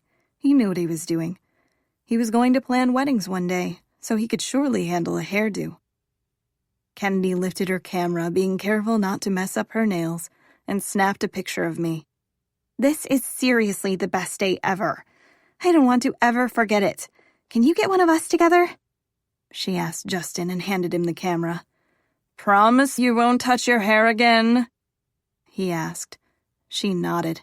He took the camera from her. Say cheese, he said. I smiled as big as I could. Kennedy was right. I didn't want to forget today either. We'd basically gotten a spa day without leaving my room. Plus, Kennedy was allowed to visit whenever she wanted now. What happened to your new cell phone? She asked as she took the camera back from Justin. It's in my dresser. Why? Because it was annoying. She laughed and walked over to the dresser. Why was it annoying? It has so many new features that mine doesn't. She pulled it out and turned it back on. It immediately started buzzing in her hand. Whoa! What? You have so many missed calls and texts from Matt. She squealed and started reading the text to me. Brooklyn, please, just let me explain, she said in a deep voice. I never slept with Rachel, I swear to God. You can't shut me out too. I swallowed down the lump in my throat. None of the Untouchables had been seen together all week. I was pretty sure their friendship had burst into flames just like Matt and my relationship. Probably around the same time that James put his fist through a window. Matt had lost everything. And I knew what that felt like. Kennedy scrolled down. There's like a bajillion messages here, Brooklyn. How could you ignore all of these? Oh my God, they get even better. She continued reading. I'll do anything to get you back. Just say the word. Meet me downstairs, please. Mr. Pruitt won't let me up anymore because our relationship contract has a discrepancy. What the hell is he even talking about? I'm sorry I made you look like a fool at lunch by not telling you the truth. I should have told you, but nothing happened between me and Rachel. Isabella jumped to a wild conclusion, and she was holding it over my head. You know that I'm worried about James. You know that this would hurt him. I don't understand why you don't believe me. I'd never lie to you, Brooklyn. Never. Will it help if I make a fool of myself? Kennedy looked up from the phone. He made a fool of himself for you, Brooklyn, even though he didn't know if it would work because you were ghosting him. It's so romantic. She pressed the phone against her chest with a sigh. What did he do? Justin asked as he started messing with my hair. To make me mad or to try to win me back? I got the gist of the mad part. He hooked up with someone else while you were together. No, not while we were together. Before we were together. Justin lowered his round brush. So, why are you mad at him exactly? He can't undo his past. Because he didn't tell me about it. And he hurt his friend who he swore he was trying to protect. The only thing Matt had been protecting was himself. Did you tell him about all of your past relationships? He propped the brush on his hip like he was going to hit me with it. No, but I've never been in a relationship before. There was nothing to tell. Oh, honey, you have a boy blowing up your inbox and another hunk of a man staring at you with googly eyes. He waved his hand in the direction of the door, and I assumed he was talking about Miller. I don't see the problem. I wasn't really sure if I did anymore either. I'd kill to be in your shoes. All the good men are straight. He started working on my hair again. Maybe he was right. Not the straight thing. I honestly had no idea if that was true. But my shoes seemed pretty great right about now. I looked down at my Keds. What the hell was I doing? Kennedy put the phone down on my lap with another text message opened on it. Brooklyn, I love you. I wouldn't have said it if I didn't mean it. I've never told anyone else that. I've never felt like this about anyone else. I don't want to give up on us. Please talk to me. I need you. I pressed my lips together. You have to text him back, Kennedy said. What if he's telling the truth? What if he didn't sleep with Rachel? What if it's all just a crazy big misunderstanding? I stared at the phone. I needed to hear Matt out. I owed him that much. Before you text him back, Justin said, what in the name of Judy Garland is a relationship contract? Is that some kind of kinky sex thing? Because if it is, I need a copy ASAP. No, I laughed. It's because my dad's a crazy person and needs to know all my business. Kennedy gasped. But I had already heard what I said. It was the first time I'd ever referred to Mr. Pruitt as my dad. It made me feel all warm and fuzzy. I had a dad, and he acted like it too. Well, your father tips well, Justin said. So how bad could he really be? If good versus evil was so easily defined by a tip, my life would be so much better. But Justin did have a good point. A monster wouldn't leave a tip at all. My dad wasn't a monster. I looked down at the texts. Maybe the monster was me. I quickly typed out a response to Matt. Are you still going to homecoming? Matt's response came almost immediately. Yes, I'll pick you up in an hour. Of course he jumped to that conclusion. I wasn't going to give in to him taking me. I already had my date. Kennedy and I were going to have a fun, drama-free evening. I'll just see you there. The phone buzzed. Save a dance for me. Always. I clicked send before I could change my mind. I'd give Matt the length of one dance to explain himself. Chapter 27. Saturday. "Wow," Kennedy said when Justin finished my makeup and hair. "You look so amazing, Brooklyn." I smiled and looked over at her. "No, you look amazing." Justin had finished her makeup first, and she was flawless. The eyeliner and mascara made her eyes pop even more than usual. The hair rollers that Justin had taken out had given her updo more volume. Cupcake was going to eat his heart out. "Thank you," she said with a smile.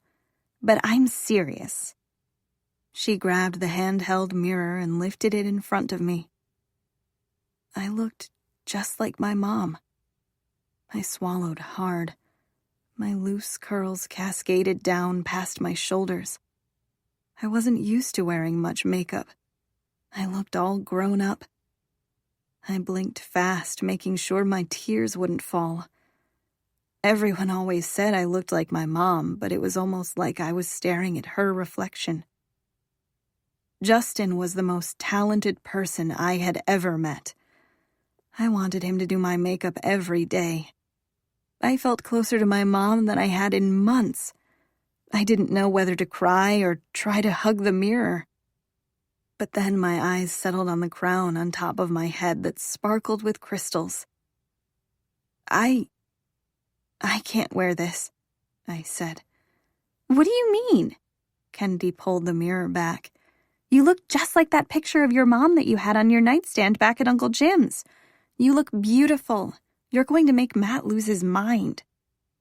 "It's not that." I shook my head and turned to Justin.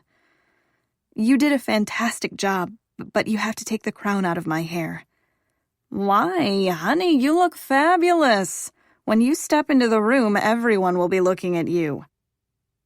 "Isabella's homecoming queen," I said. "She's supposed to be the only one wearing a crown. She'll kill me if I go like this." Justin laughed. "Well, maybe you should have won," he said. "That'll show that nasty bitch. Maybe it'll teach her some manners." He almost made me laugh.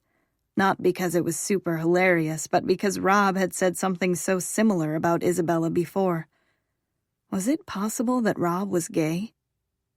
What am I even thinking about? I need this crown off my head. "I'm a sophomore. I couldn't have won. Please, just take it out."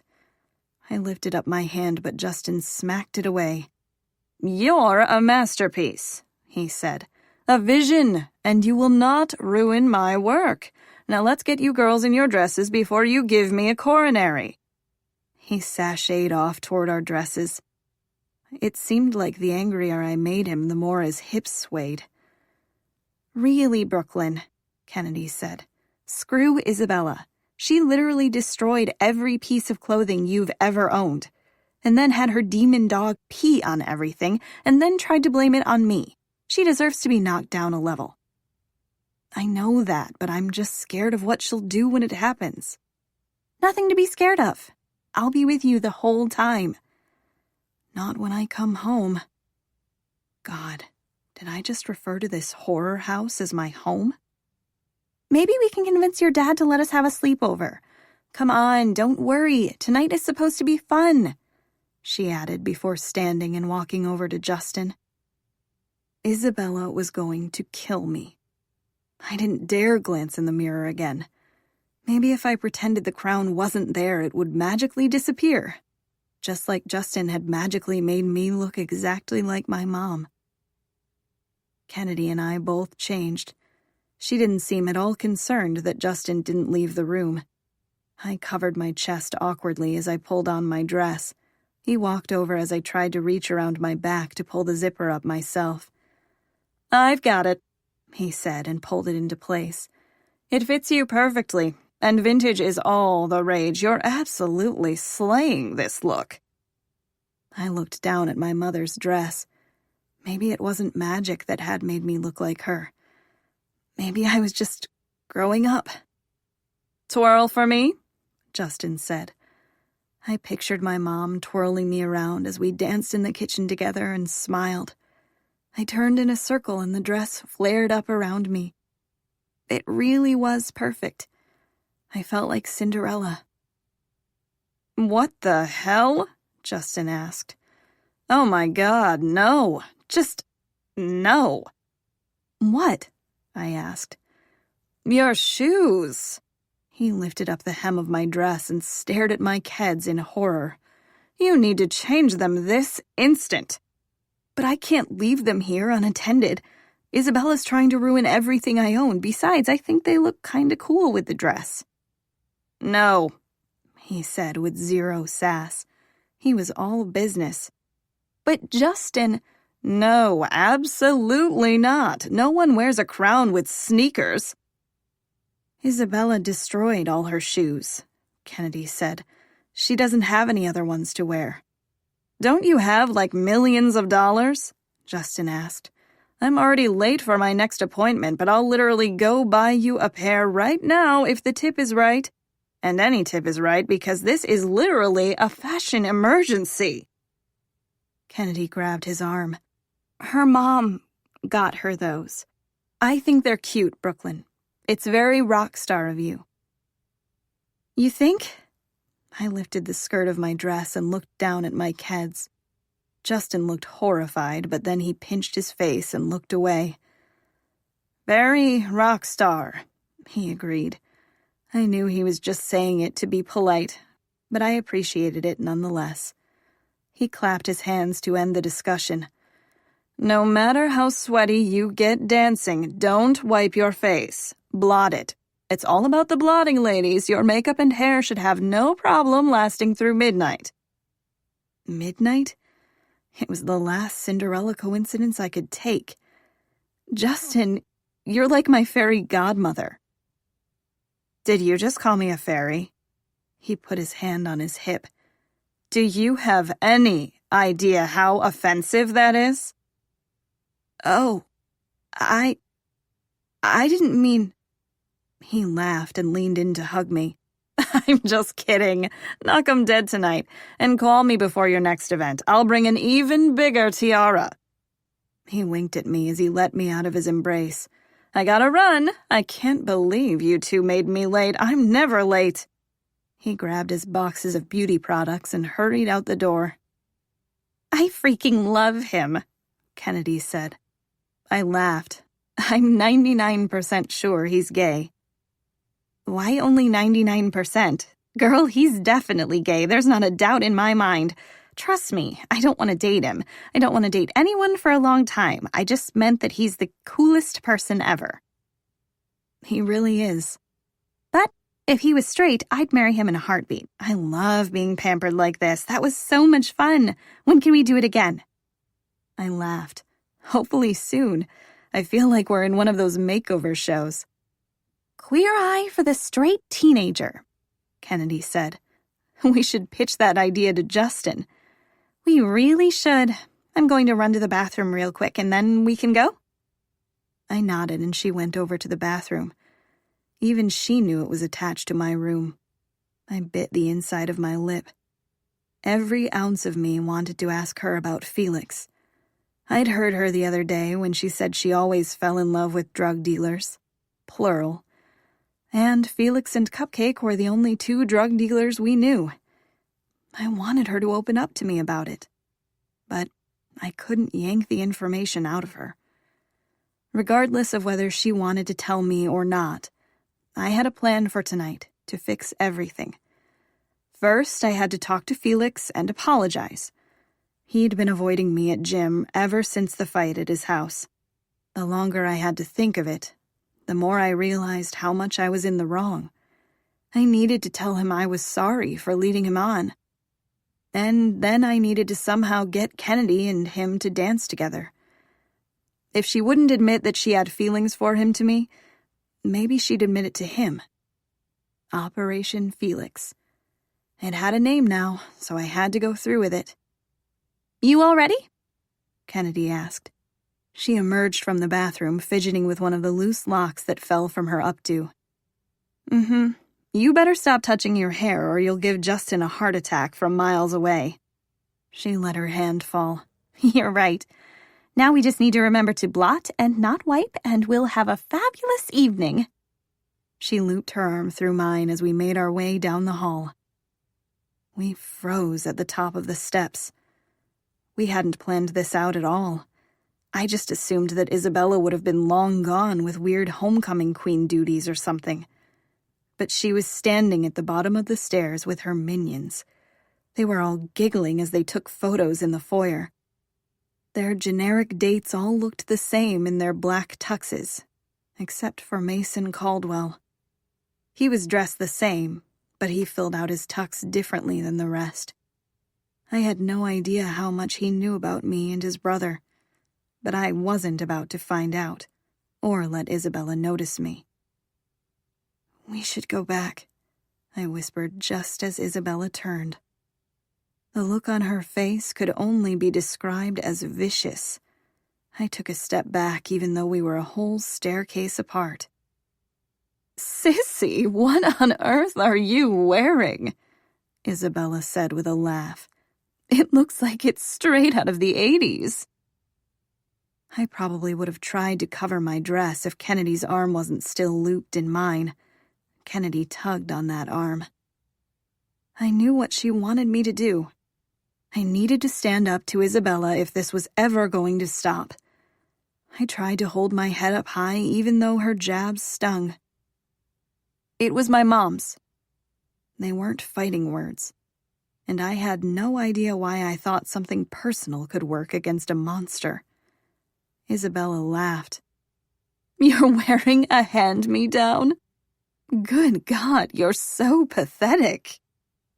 I looked down at my dress. It was beautiful, even if it was old, and Justin had said that vintage was in. "And I bet those aren't even real diamonds on your tiara." It seemed to be a rhetorical question, so I didn't say a word. "My dear, sweet, ugly half-sister, take off the crown you don't deserve, and then do the world a favor and stay locked in your room tonight like the hideous ogre you are. No one wants you at the dance." "Isabella," Mason said, "isn't that enough?" "No, I'm not nearly done." "You look fucking hot, Brooklyn," he said. "And I know my brother is excited to see you at the dance." My cheeks flushed. Isabella's mouth was hanging open. Apparently she wasn't used to being cut off mid-sentence. She was used to doing the cutting. "Who even invited you here, Mason?" Isabella spat. "My date, Lacey." He pointed to one of Isabella's minions. "Freaking Lacey," Isabella said under her breath, but loud enough for everyone to hear.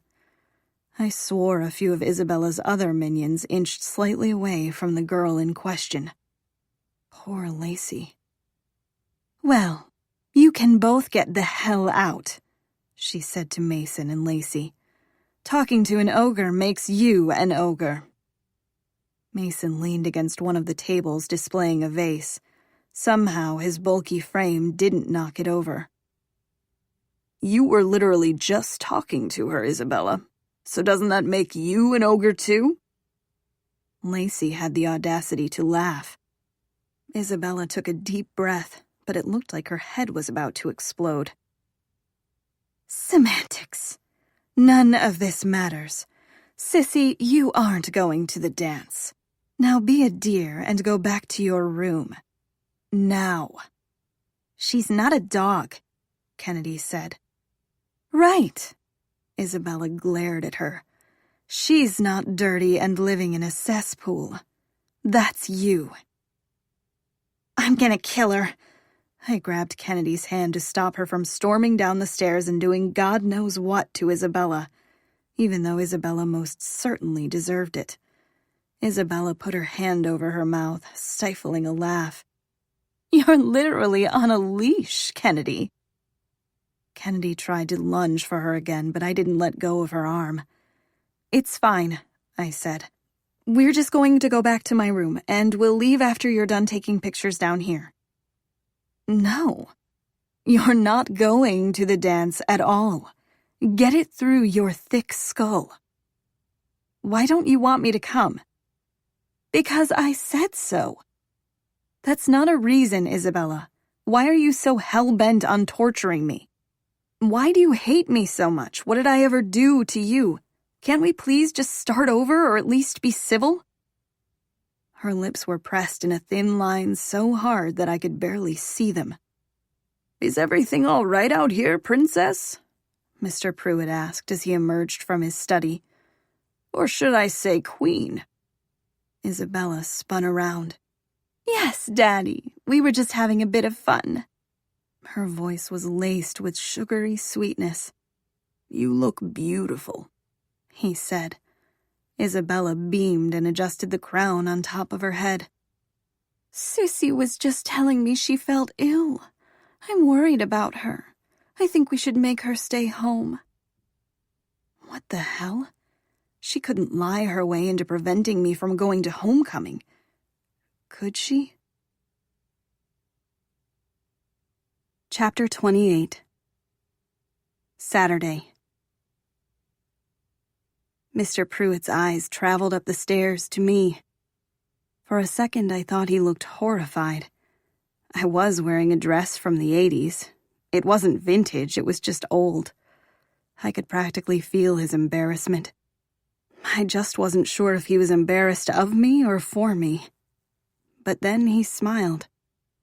A real one. Way more genuine than I'd ever seen. "You're breathtaking, Brooklyn." My dad thought I was beautiful. I wasn't an ogre. I didn't deserve to be locked in my room. He'd let me go to the dance. Mr. Pruitt walked up the stairs, stopping one step below me. "She kept it all these years." He reached out and touched the fabric. It barely seemed like he was looking at me. It was more like he was looking through me. "You knew my mom used to wear this?" He smiled. "I bought it for her." His hand fell from my shoulder strap. "She kept it all these years." "You look just as gorgeous as she did." "Thank you." I almost tacked on a dad at the end of my sentence. I wasn't even sure why. Maybe because he was looking at me like he loved me. Like he loved my mom, too. Like I wasn't a mistake. "Are you really not feeling well?" He gently put the back of his hand against my forehead. "You don't feel warm, but I should probably call Dr. Wilson just in case." He was already pulling out his cell phone. "I'm fine," I whispered. Isabella just didn't want me to go. His eyebrows drew together. "But you're sure you're all right?" he whispered back. "Positive." "Then I can handle this." His smile was back. "I'm so glad you're feeling better," he said, loudly enough for everyone to hear. "Come on, I want that picture with you." He put his arm out for me. "You too, Miss Alcaraz," he said and offered her his other arm. Kennedy laughed and took it. I couldn't help but glance at Isabella as her father escorted Kennedy and me down the stairs. Pure venom. And so priceless. "Do you mind if I get a shot?" Kennedy asked and pulled her camera out of her back. "That would be delightful, thank you," Mr. Pruitt said. "The tiara suits you," he added right before Kennedy snapped a photo. He didn't actually call me Princess like he called Isabella, but it was pretty much the same thing. I smiled harder when Kennedy took another shot. "Would you be able to send me copies?" Mr. Pruitt asked. "As long as I can sleep over tonight," Kennedy said. He laughed. "You strike a hard bargain. Very well." He turned to Mason. "Mason, why don't you come over and get a picture with Brooklyn, too?" Oh my God. I thought about my conversation with Mr. Pruitt earlier. About how he thought Mason was the better choice. Was he seriously trying to push us together? I just wanted to laugh. Because it was such a protective father thing to do. I was even a little embarrassed. My dad's so embarrassing. Mason shrugged and walked over to me. You okay? He asked. He didn't even have to do the head nod toward Isabella for me to know what he was talking about. I'm used to it. You shouldn't have to be used to it. He smiled for the camera. I looked up at him. It's kind of the new normal, right? You could always crash at our place. James and Rob are there half the time anyway. I didn't know that. Well, they used to be. He shoved his hands in his pockets. Used to be. They didn't come over anymore since the fight? I'd expected as much. I hadn't seen any of the Untouchables together in days. But it still made me sad. The four of them were best friends. How could everything crumble with one secret? Weren't the elite propped up with secrets and silicone? I can't, I said. Mr. Pruitt is really strict, and I don't even know what's going on with me and Matt. Well, I do. Matt's never been this into someone before. Mason looked down at me. You gotta give him another chance. He's a mess without you. Mason was a playboy. Everyone at Empire High knew it. So it was shocking to hear him talk like this. First being open about the rift between the Hunters and Caldwells, and now about his little brother missing me? I could have been wrong, but it seemed like Mason Caldwell had a soft side. Time to go, Isabella said. Make sure to let Brooklyn and Miss Alcaraz ride in the limo with you, Mr. Pruitt said to Isabella. But Daddy, she can't come. She's wearing a crown and she wasn't voted queen. It isn't fair. You will be nice to your sister or you'll be the one staying home. Isabella's eyes grew wide. But... No buts. He turned to me. And Brooklyn, if you do feel ill, please call me right away. I'll come get you. It was silly and overprotective, but I was smiling so hard. Mr. Pruitt walked back to his study and closed the doors. For a few seconds, the foyer was eerily silent. When hell burns over, we'll take the same limo, Isabella said. Come on, ladies, we're leaving. Do you want me to call a ride for you? Mason asked me. It's okay, Miller said. I hadn't even seen Miller approach. He stopped beside me, sizing up Mason. I'll be taking them. Cool. Mason lifted up his hands like he was innocent, which he was. See you at the dance, Brooklyn, Mason said. You too, Kennedy, he added before joining his date. Well, that wasn't the best start, Kennedy said as Isabella and her friends left. But at least we get to have a sleepover. I laughed. I can't believe you want to spend the night here. Both of you can't fit in my bed, Miller said with a smile. I shoved his arm and then immediately pulled back. Mr. Pruitt was probably watching us right now. But I didn't want to have this conversation with Miller right in front of Kennedy. Obviously, I'm sleeping in Brooklyn's bed, perv, Kennedy said. Miller laughed. Let's get you girls to homecoming. While we're at the dance, would it be possible to have all of Isabella's clothes cut up? Kennedy asked. That was a great question. We all laughed, even though I actually wanted to know the answer. How was I going to get through living with Isabella until she went off to college next fall? I looked over my shoulder at Mr. Pruitt's study door. I was only safe from Isabella when he was in the same room as us. And for the first time, I felt a chill run down my spine when I left the apartment instead of when I entered. Chapter 29. Saturday. Back home, all the dances had been held in the high school cafeteria.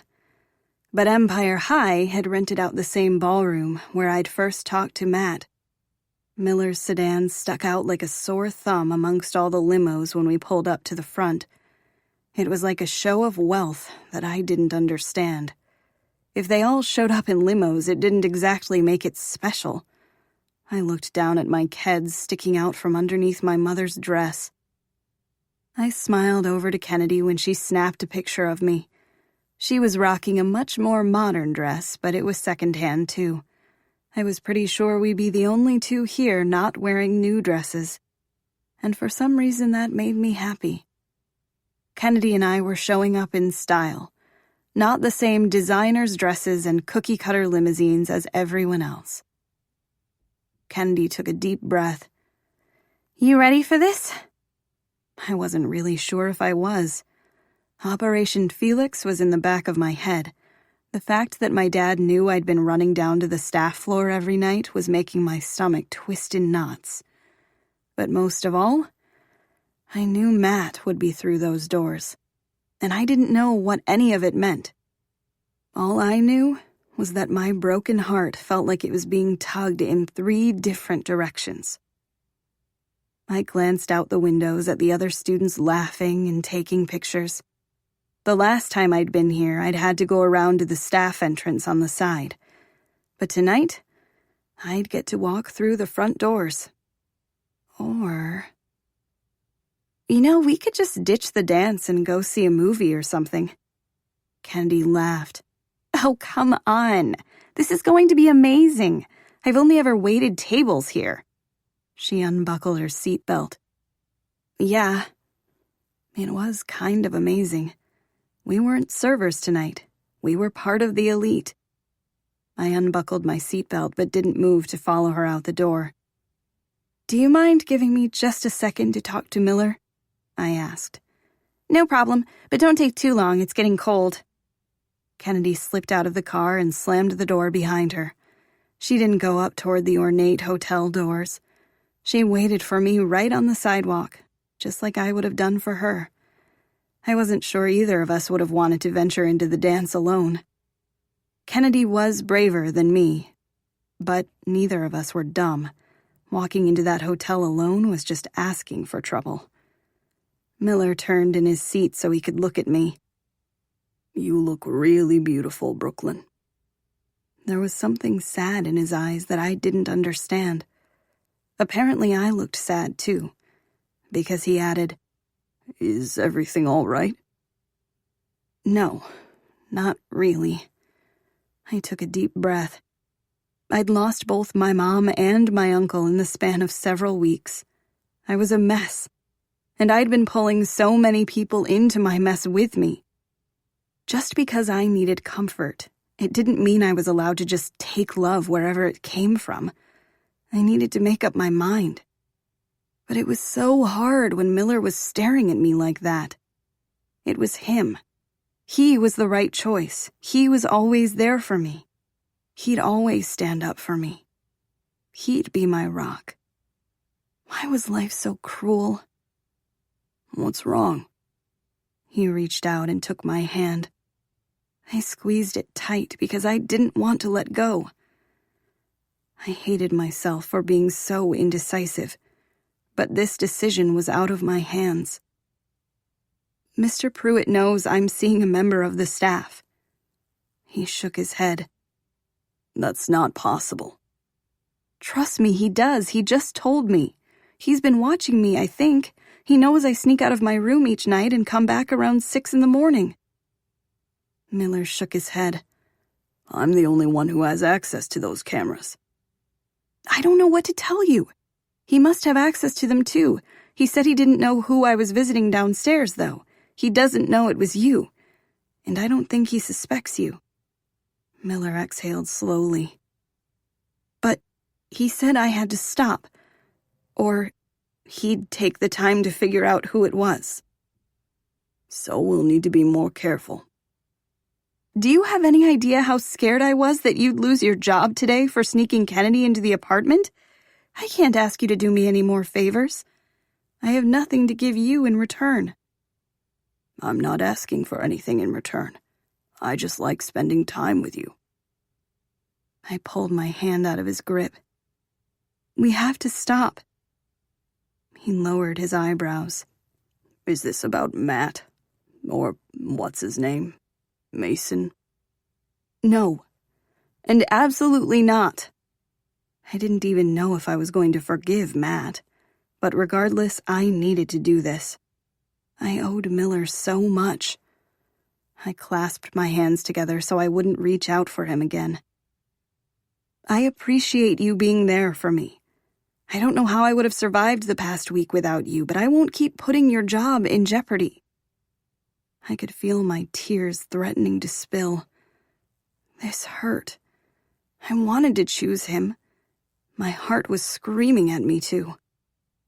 I don't care about my job. Of course you care. You said you needed the money for college. You think I would seriously leave you alone in that house with them and go off to college? I already mentally pushed it back 2 years. My heart skipped a beat. Miller, you can't do that. And you can't tell me what to do, kid. Kid. He used that nickname when he was annoyed with me. And every time I heard it was like a punch in the gut, reminding me of my uncle calling me kiddo. What was I doing? Why was I trying to push him away when he made me happy? Why did I have to choose right this second? Why couldn't I just catch a break? I really like you. It was the opposite of what I was supposed to be saying, but it was the first thing I said to him tonight that felt right. I really like you too. I pressed my lips together. I'm still confused. I've got time. He smiled out of the corner of his mouth. And I never asked you to make a decision tonight. I know, I ran my hands down my dress. Felix's harsh words were in the back of my head. I don't want to lead you on. You haven't. I knew full well what I was getting myself into when I let you climb into my bed. I laughed. You make it sound so much more salacious than it is. Just saying the words out loud reminded me that there was more to the reason why we couldn't be together. But it's not just Mr. Pruitt knowing, I said. I signed a contract that said I was with Matt, a relationship agreement or something like that. And I didn't read through it. I don't even know what will happen if I break it. Why would you sign something you didn't read? I shook my head. I don't know. Matt signed it without looking at it, and I just... You read all the house rules and signed that contract.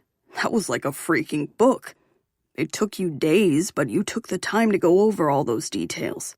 You could have taken a few minutes to read the relationship one, too. I didn't have the heart to tell him I never finished reading the first contract Mr. Pruitt gave me either. Not when he was looking at me like I was crazy.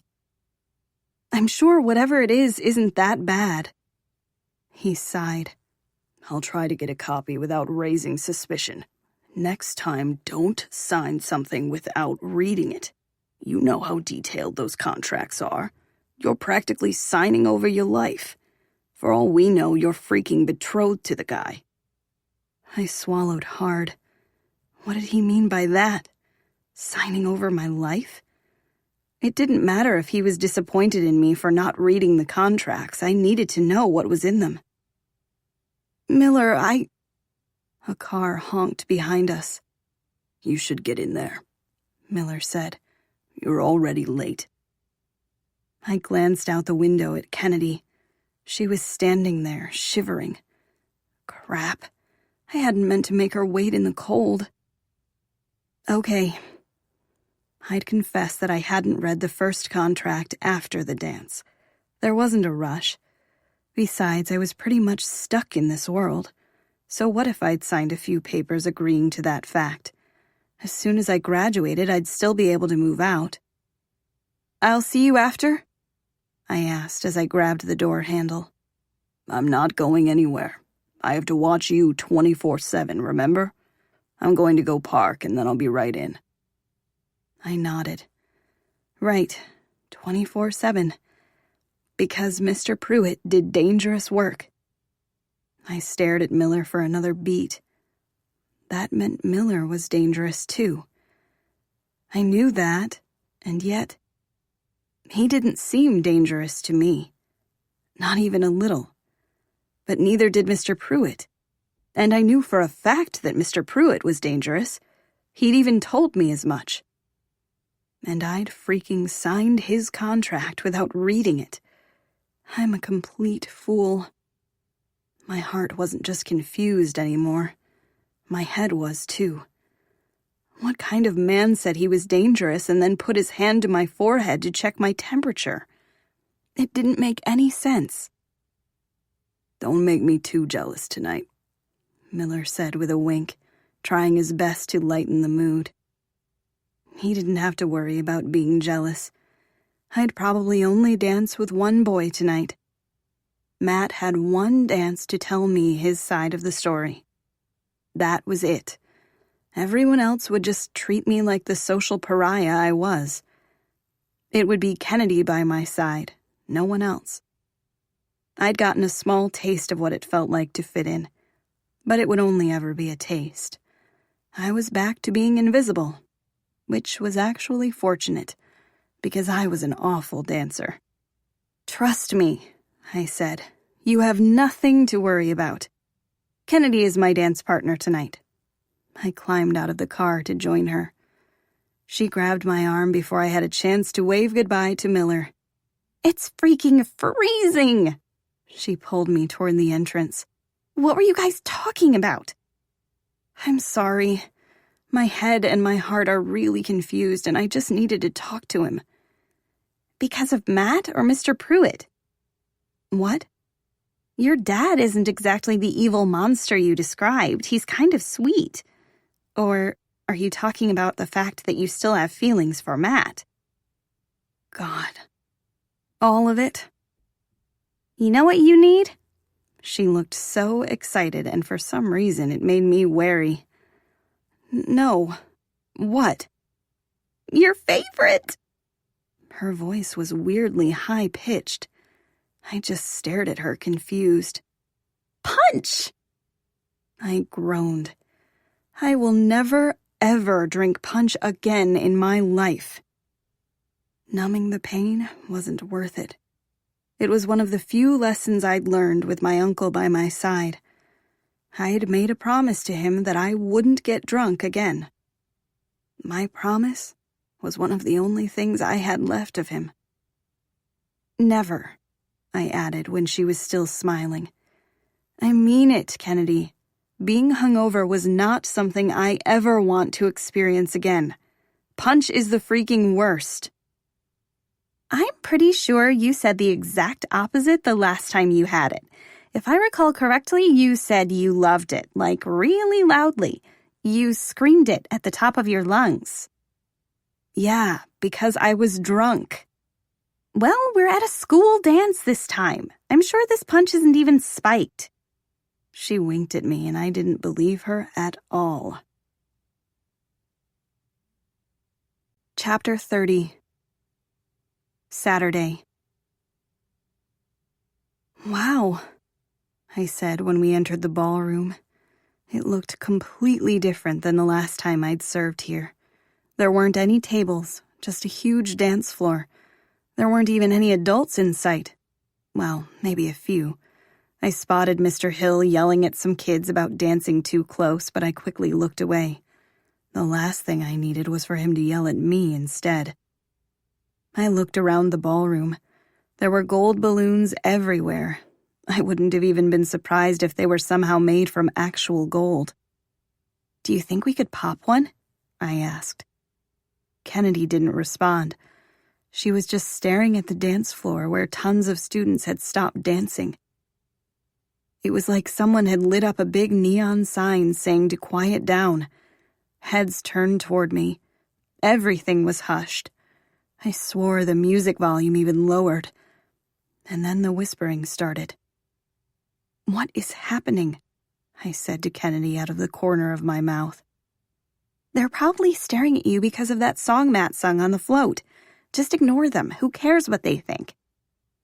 I wish I didn't. "Come on, let's get some drinks." She grabbed my hand and pulled me through the crowd like the whispers didn't bother her at all. I wanted to be like Kennedy when I grew up. She was so good at brushing things off. I tried to stand up a little straighter. I swore I heard someone whisper the word slut. And I had a feeling that some of the whispers weren't about me. Kennedy gripped my hand a little tighter. She'd heard the word thrown at her, too. But the smile remained on her face. For some reason, I found it easier to be strong for her, even though it was hard to be strong for myself. I squeezed her hand back. "You're right," I said. "Who cares what they think?" We stopped in front of the bar that was usually decked out with alcoholic beverages for adult events. Tonight it was filled with juices and sodas galore. James was standing there, drumming his fingers along the wooden bar top. His crown was lopsided on his head, but otherwise he looked more sober than I'd seen him all week. Maybe being the king to Isabella's queen had finally sobered him up. But when the bartender wasn't looking, James unscrewed the cap off a flask.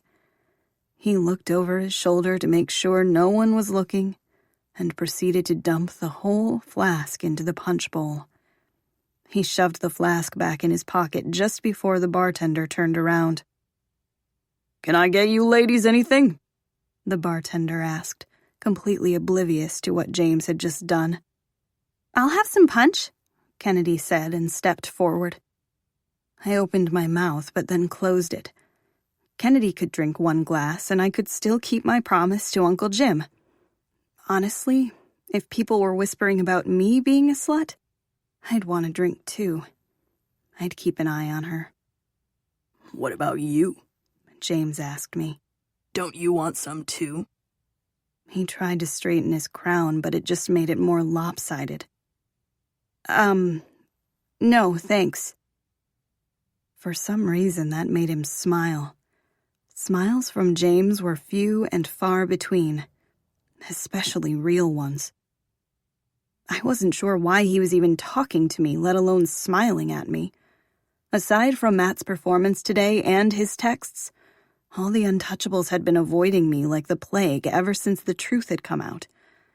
Well, except for Mason tonight. He'd been weirdly kind. And he'd hinted that the Caldwells and Hunters weren't really speaking anymore, which broke my heart. "So, no drink," he said as Kennedy joined me by my side. "How about a dance, then?" I forced myself not to look over my shoulder, even though I couldn't believe James was asking me for a dance. Wait, why was he asking me?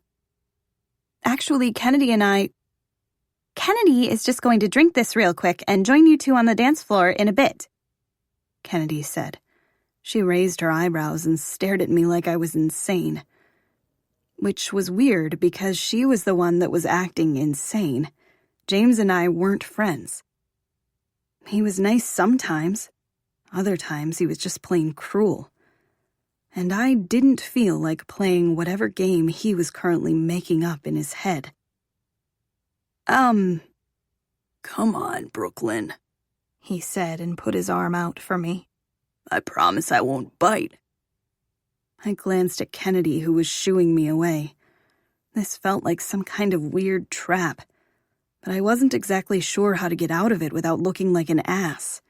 And after what Matt had done to James, the least I could do was cheer him up with a dance. I looped my arm through his and the smile came back to his face. A slow song cut in as soon as we walked onto the dance floor. He pulled me in a little closer. Too close. I could smell his cologne and the mint on his breath. Why was he so close? "Is Rachel here?" I asked. James's hand settled on my waist. "What do you think?" "Well, if you're anything like me, you haven't spoken to her all week." He laughed. "Yeah, that sounds about right." I looked up at him. There was nothing I could say. If Matt was telling the truth, Rachel had come on to him, not the other way around. And I didn't want to ask James about what he thought actually happened. It would just make everything worse. So you aren't speaking to her? Or Matt? Or Mason. I nodded. Or Mason. Aren't they your best friends? Best friends don't fuck their said best friends' girlfriends. Fair enough. Congrats on being homecoming king. It was a terrible segue, and we both knew it. He laughed again. It was so strange, hearing him laugh. I liked the sound. I wished he'd do it more. It was rigged, he said. The homecoming king. I'm sure Mason won. Everyone actually likes him. Well, except for all those girls he screwed and dumped. I think they make up enough of the student body that he wouldn't have won. But now that I thought about it, Mason was the one always high-fiving people in the hallway. He was usually smiling. He wasn't nearly as silent and brooding as James. James shrugged. His expensive tux felt like silk against my forearm. It was still rigged, trust me.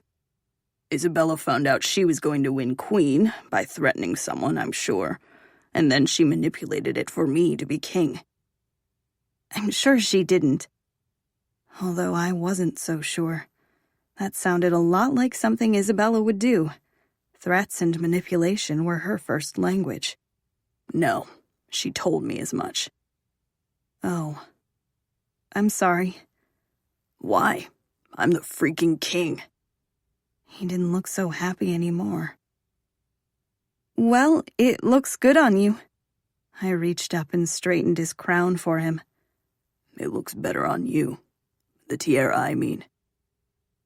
I wasn't so sure about that, but I could feel my cheeks blushing, and I realized my hand was still on his crown. I moved it back to his shoulder. His eyes traveled to my flushing cheeks, and he smiled. For some reason, it just made me blush more. You know, he said, his voice trailing off as his eyes drifted to mine. I was thinking, maybe there is a way I could get over Matt being an ass. Yeah? And how would you do that? I wanted James to be happier. I didn't want to have to worry about him. And he had such a nice laugh. It would be nice if the world could hear it more often. For starters, we could fuck. I stopped swaying back and forth. It took every ounce of restraint not to slap him. I knew he was up to no good. Asking me to dance so he could prove some kind of point to Matt? Screw him. I don't think that would fix anything, James. Really? I think it would fix everything. I stared back at him. How would that fix anything? You're dating Rachel, and I'm dating... Who the hell was I dating? Felix? Miller? Matt? God, was I kind of dating all of them? I'd had zero punch, and my head was still spinning. You know, this summer I told Rachel I'd give everything up for her. All this shit I don't care about. That I'd pass on Harvard, that I'd renounce my inheritance. I'd give up all my responsibilities. That we could run away together. And she got mad at me. Furious, actually. That was the night Matt screwed her. And all I keep thinking about is that my mother was right. That Rachel just likes me for my money. Rachel thought I was going to give it all up, so she hopped in bed with someone else. I don't want to believe that. But... His voice trailed off and he shook his head. I'm sorry that you're hurting. I truly was. This was one of James's nicer moments. And all I could wonder was if Matt was right. If he was hurting so much that he might do something to himself. He wouldn't, right? He couldn't. He smiled. Then how about you make me feel better? Just when I thought he was being nice. I'm not sleeping with you, James. I don't do... that. Don't do what? Have revenge sex? Let me tell you, you're seriously missing out. His hand slid slightly lower on my waist. I looked away from him, searching for Kennedy in the sea of other students. She said she'd join us on the dance floor. Where was she? "Oh my God," James said. What? I didn't look back at him. Kennedy, please magically appear and save me from this awkward conversation. "Are you a virgin?" I forced myself to look back at him. That's none of your business. I was done being polite.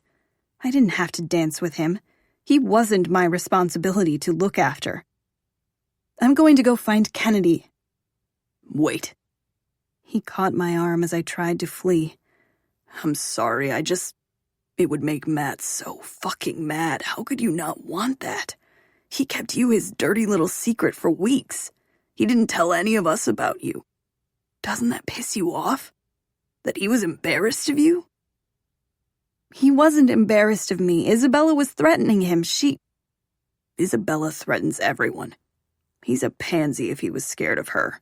It's her father he should be worried about. I tried to ignore his last statement, mostly because I was worried it was true. The thought of that unread contract made my stomach twist into knots. But if I thought about that now, I was pretty sure my head would explode.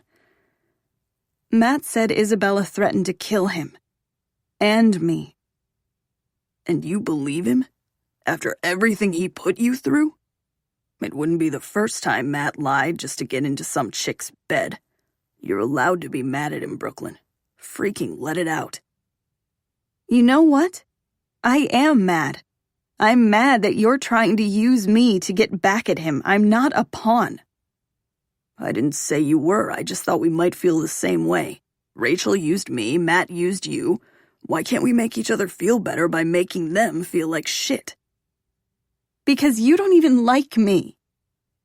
"Why do you think I don't like you?" Because you're being an ass. He laughed.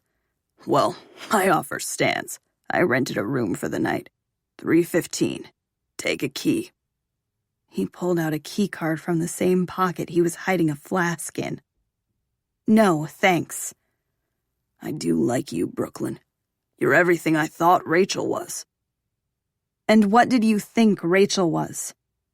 "My way out of this hell." He slid the key card down the front of my dress. This time I was going to slap him, because his hand had frozen on my left breast. James Hunter was not a very nice boy. Just as I was about to lift up my hand, I realized he was staring at something behind me, and he looked even more pissed off than I was. I turned around to see Matt walking into the ballroom, with Rachel on his arm. If I thought the room had shushed when I walked in, this was a whole other level. It was freaking silent. Matt's tux fit him perfectly, and Rachel looked beautiful on his arm. They were both smiling, and it felt like a punch in the gut. Maybe James was right. Maybe I did hate Matt. Maybe I did want to get back at him. Matt's eyes locked with mine. His gaze traveled down to where James's hand had just dropped the key card in the front of my dress. Matt's smile faltered, despite the fact that he was literally walking into the dance with another girl. "I'm going to fucking kill him," James said. "Not if I do it first." "Better idea," James said. Before I even realized what was happening, James had pulled me back into his arms, and his lips were on mine. Revenge tasted bitter, even though his lips were sweet. Chapter 31. Saturday. I would have blamed the kiss on the fact that James was drunk. A lot of things James did could be blamed on that. But he didn't taste like alcohol, as his tongue traced my lips, and I didn't smell any smoke on him either. He was sober. He knew what he was doing. He knew exactly the reaction he would get. I heard the gasps around us.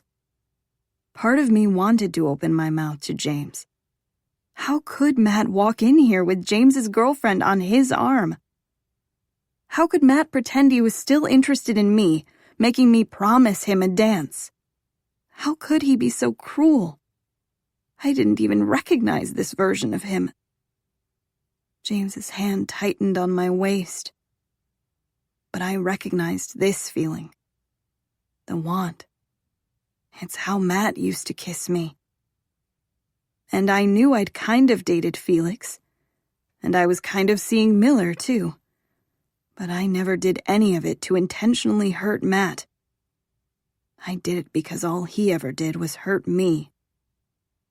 Maybe James was right. Maybe revenge would make us both feel better. After all, he was an expert in this area, not me. But I couldn't do it. I couldn't kiss him back. It felt wrong. This wasn't me. James moved his free hand to the back of my head, locking me in place. "Kiss me back, Brooklyn," he whispered against my lips. "Hurt him back. Let him know how much it fucking hurts." It was wrong. All of it was wrong. It was like I was literally staring sin in the face. And hatred and sadness. James was in pain. I knew it because I felt it too. I was freaking drowning in it. "Please," he whispered. "Do it for me." I put my hand on his chest like I was going to shove him away. But instead my hand froze there. When I first saw James, all I could see was the sadness behind his eyes. I wasn't attracted to him because we were both drowning. But maybe he understood me better than anyone else here. James looked down at my hand and then back at my face. It was like the permission he needed. This time, when he lowered his mouth back to mine, I parted my lips for him. I let him use me. Just this once. Because Matt fucking deserved it. He was a terrible friend. It was as if Matt's favorite pastime was ripping out people's hearts and stomping on them for fun. And I was so tired of all the games. I was just so freaking tired. So, for just a second, I wasn't drowning alone. I was drowning with the saddest boy at Empire High. And maybe doing this favor for him would make him feel better. Even if it was for just a few seconds. "What the fuck, James?" Matt was pulling James off of me. He shoved James hard in the chest and James's crown toppled off his head. "What?" James said with a smile. "I thought you liked to share." Matt took a swing, but James ducked. I realized that maybe James was sober for the first time in weeks because he had been hoping for this fight. Planning it. Using me. I'd already known it, but I still felt cheap. "Enjoying my sloppy seconds?" James asked. "You can keep her, Rachel. I'm pretty sure I like Brooklyn better anyway. Finders keepers, if you know what I mean." "James, stop," Rachel said. "Please just talk to me for 5 seconds so I can explain. You owe me at least that." "I don't owe you anything," James said. "Besides, I'm busy. I was just about to take Brooklyn to my suite. Right, babe?" he said to me with a wink. "She promised I could be her first." God. It was the absolute worst thing he could possibly say. Not just because it was horribly embarrassing and untrue, but because Matt was convinced that he'd be all my firsts. My whole body felt hot as everyone's eyes turned to me. Couldn't James see that he was making everything 1,000 times worse? I shouldn't have listened to him. Revenge didn't make anything better. And I didn't realize that James had a death wish. This time, Matt's fist collided hard with the side of James's jaw. It was like James wanted to be hit. Like he was craving the taste of blood. Because all he did was laugh and wipe the blood off his mouth with the back of his hand. "That's all you got, Caldwell?" he asked. "You hit like a little bitch. Matt took another swing, hitting James's jaw in the same spot. James spat blood out on the dance floor and laughed again. I gave you 2 shots because you're 2 years younger. He tilted his head to the side and cracked his neck. But now, you fucking die. He lowered his shoulder and rammed into Matt. The two of them fell to the floor. "Stop it!" Rachel screamed. "We didn't do anything. I didn't sleep with him. James, I swear I didn't." I heard the sickening crunch of bone on bone. Rachel started sobbing, but all I could focus on was the fact that James's hands were wrapped around Matt's throat. Matt was bigger than James, but apparently James had a lot of pent-up rage and a perfect target to unleash it on. "James!" I grabbed his arm, but he didn't let go. "James!" I yelled louder. Matt pulled up his knee, slamming it hard into James's groin. "Fuck," James said, and toppled over, grabbing his junk. I moved out of the way just in time so that I didn't end up falling to the floor, too. Everyone around us stepped back, creating a circle around us. It was like they'd created a little fighting ring. "Someone do something," I said. There were plenty of guys just watching. Why weren't they breaking this up? But no one listened to me. Apparently, I was back to being invisible at the worst possible time. I looked around to see if I could find Miller in the crowd. Oh, God. If he was here, then he'd seen the kiss. What the hell had I been thinking? But I shoved the thought aside. Miller could stop this. He'd broken up a fight that Matt was in before. But everyone was towering over us. I couldn't see a single chaperone. "Of course you'd take a cheap shot," James said, pulling my attention back down to them. "I didn't sleep with your girlfriend, you idiot." Matt stood up. "And if you'd get your head out of your ass and listen to me, you'd know the truth. I was trying to fix your relationship, not ruin it. Why don't you believe me?" James's face was still twisted with pain, but he grabbed Matt's ankle, knocking him to the floor again. "Because you're a liar," James said with a wince as he continued to hold his injured bits. "What the hell?" Rob said and kicked Matt's ankle out of James's hand. "Can't you go 2 minutes without trying to ruin my brother's life?" Rob helped James to his feet. "Me?" Matt said. "I'm trying to fix it." He grabbed his wrist like it had hurt to take so many swings at his friend's face. "Like you were fixed on having your dick in my brother's girlfriend?" Rob said. Matt lunged at Rob, knocking him to the floor too. "Why the hell won't either of you listen to me?" yelled Matt. "Stop it!" I screamed. "All of you, stop it!" God, where were all the grown-ups? For the first time in my life, I actually wanted Mr. Hill to appear. I needed someone, anyone, to help me break this up. I reached out again, this time to grab Matt's arm, hoping I could pull him away. But he was as solid as rock. "James, if you just—" Matt started. Rob slammed his elbow into Matt's throat like he was literally trying to silence him. Matt's arm fell out of my grip. James seemed to finally be able to breathe again after being hit in the nuts, and he had the audacity to wink at me, like he thought everything was going according to plan. And then Mason came out of nowhere and rammed into Rob's side, knocking him to the floor. They rolled over, running into James, who fell back down on the ground too. Mason punched Rob, Rob hit Matt, James kicked Mason, and Matt kneed James. Rachel was sobbing uncontrollably. Someone screamed at the top of their lungs.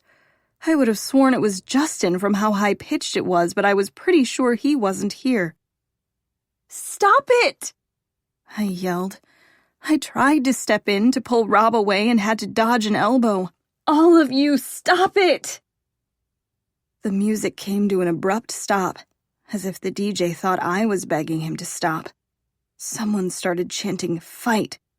Soon everyone was chanting it, and all I could see were fists flying and blood.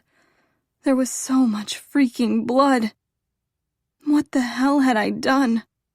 I didn't sleep with Rachel, Matt yelled. She kissed me and I pushed her. His words were drowned out when James punched him in the side of the mouth. You pushed her right onto your lap? James said. He somehow got free of Mason's grip on his legs, stood up, and did what I could only describe as a body slam on top of Matt. Matt grunted like all the wind had left his lungs. Brooklyn's a great kisser, James said with a smile, blood dribbling down the side of his mouth. I bet the rest of her tastes just as sweet. Mason grabbed the back of James's tux, tearing the fancy fabric as he shoved him off of Matt. That's enough, Mr. Hill said as he walked in between the flying fists. I was wrong before. It wasn't James with a death wish. It was Mr. Hill. But all four of them froze. Rob, James, why don't you cool off outside for a minute? Matt and Mason, go get a drink and clear your heads. This is a dance, not a street fight. James, I'm sorry, Matt started. Don't even try to explain it again, Mason said and helped his younger brother up. Clearly the hunter's ears are too clogged to hear. Fuck off, Mason, James said.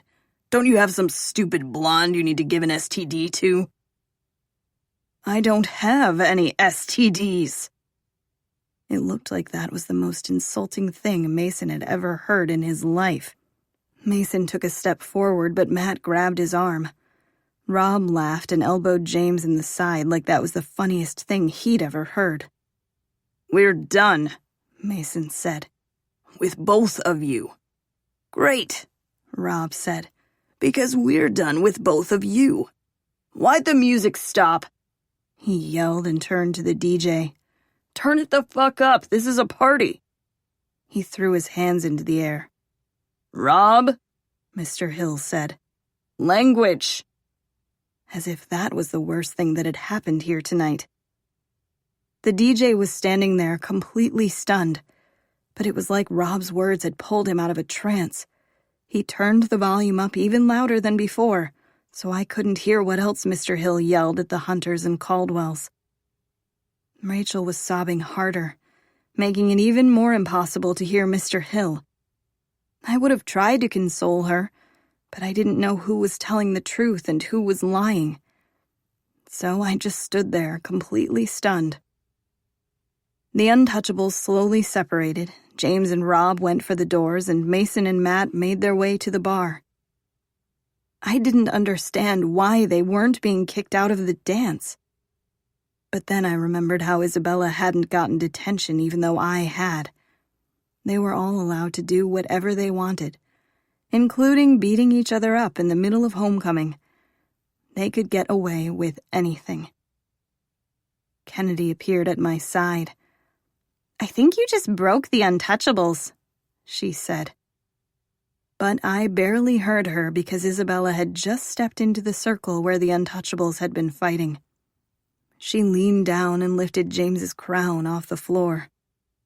She wiped off some of the blood that had splattered on the crown.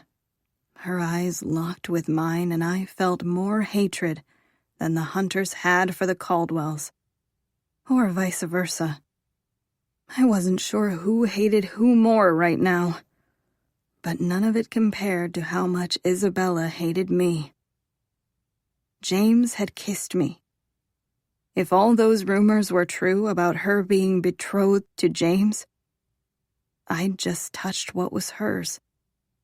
I'd crossed the line. She's going to kill me. Chapter 32. Saturday.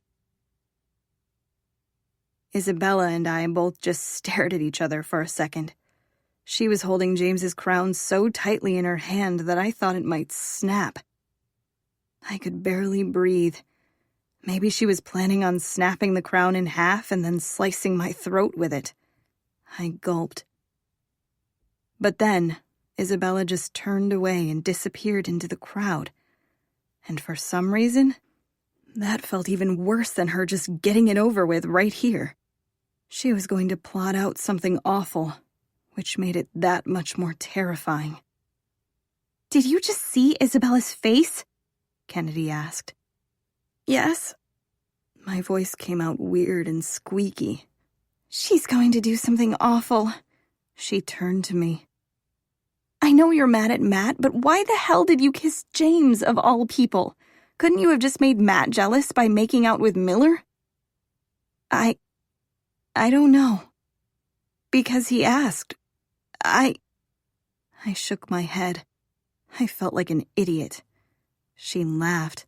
It'll be fine. Isabella can't try to pull anything on you tonight because I'm sleeping over, so you're at least safe for one more day, and we can tell your dad about it when we get back to your place. He'll make sure she doesn't do anything. Mm-hmm. Come on, she said and hiccuped.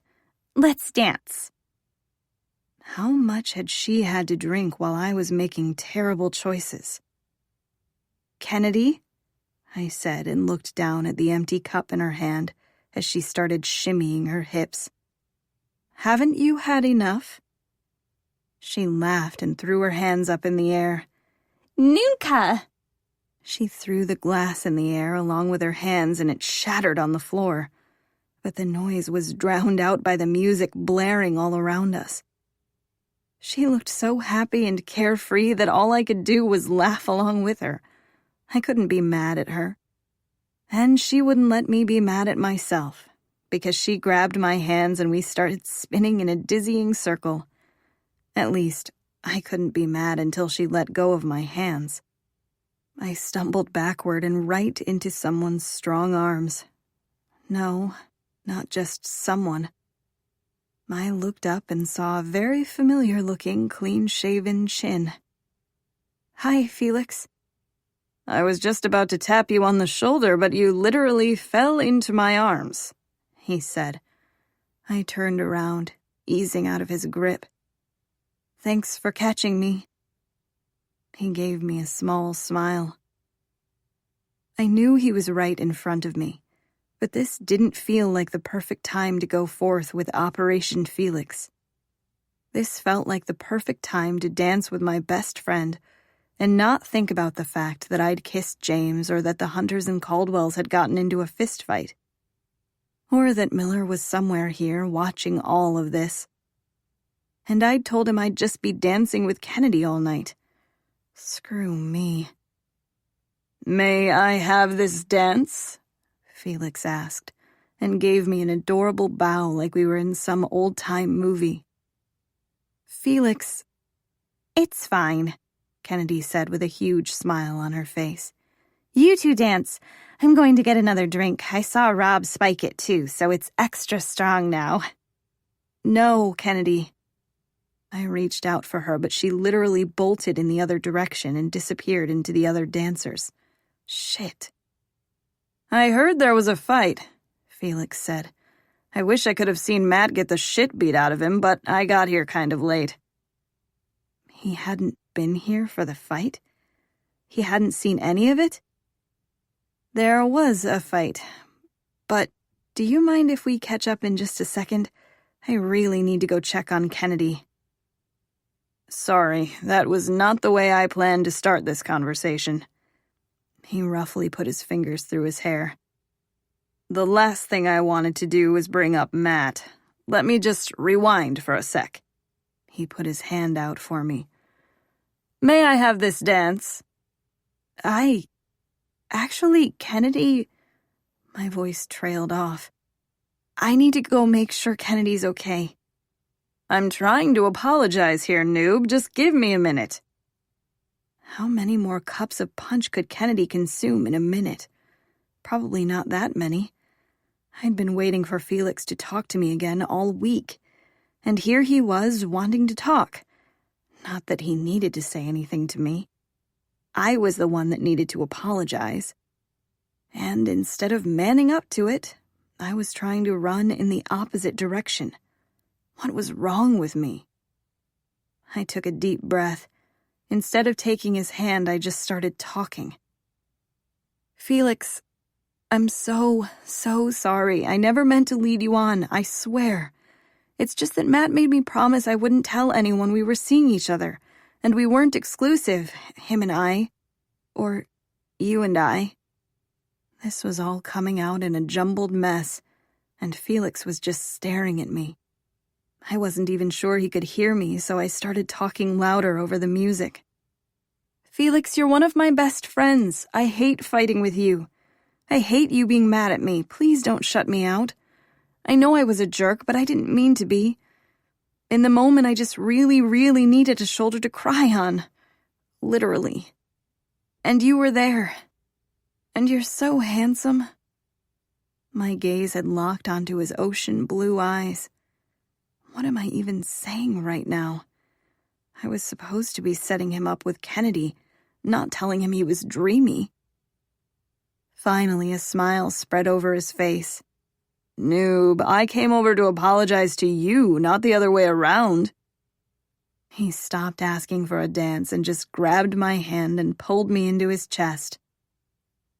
The way he was staring at me made my heart race. I needed to focus, and not on the way his body felt pressed against mine. I like being friends with you, I said. You're not looking at me like a friend, he said. Yes, I am. No, you're not. He tilted his head a little lower to mine.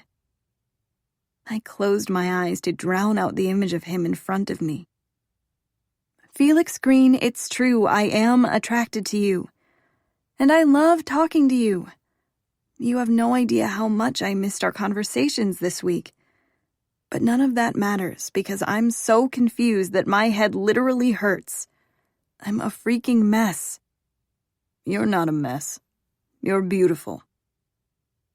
My stupid stomach betrayed me by feeling butterflies. You weren't here a few minutes ago, but I freaking kissed James Hunter because he made me feel like I owed him. And that Matt deserved it. Or something. I don't even know why I did it. That's how big of a mess I am. That's what caused the huge fight. Me. All of it's my fault. Don't you see what's happening? Those boys are messing with your head, noob. They don't care about anyone but themselves. They don't care about you. But I do. I'm not one of them. You and I aren't like them. I opened my eyes again. I'm a Pruitt. The name felt gross on my tongue. No. He tucked a loose strand of hair behind my ear. You're a Sanders. Always and forever. Always and forever. I also sleep in my bodyguard's bed most nights because I'm terrified of the Pruitt's apartment and he's kind and lets me cry in his arms. That Miller guy? Felix laughed. Isn't he a little old for you? That Miller guy. Oh, God. I didn't even know Miller's first name. And I didn't know how old he was either. I pressed my lips together. So you ran into another man's bed because I wasn't talking to you all week, Felix said. That's kind of on me. Or did I do it because I'd iced out Matt all week? My head was spinning. What was Operation Felix again? Do you know who's not a mess? Kennedy, she's not a mess at all. You sure about that? I mean, aren't all three of us a mess? We're all going to a school we don't really belong at. Kennedy belongs at Empire High. She's so smart, and you belong here too. It doesn't matter that you're not old money. You belong here, Felix, with Kennedy. With Kennedy? Are you dropping out or something? Why wasn't he getting this? No, I mean you should be with Kennedy. He looked at me like I was crazy. Kennedy hates me. No, she doesn't. Are we talking about the same Kennedy? Kennedy Alcaraz? She's literally told me she hates me on several occasions. Sometimes she yells at me in Spanish and I don't know what she's saying, but I can tell from her tone that it's not very nice. Well, you should read between the lines.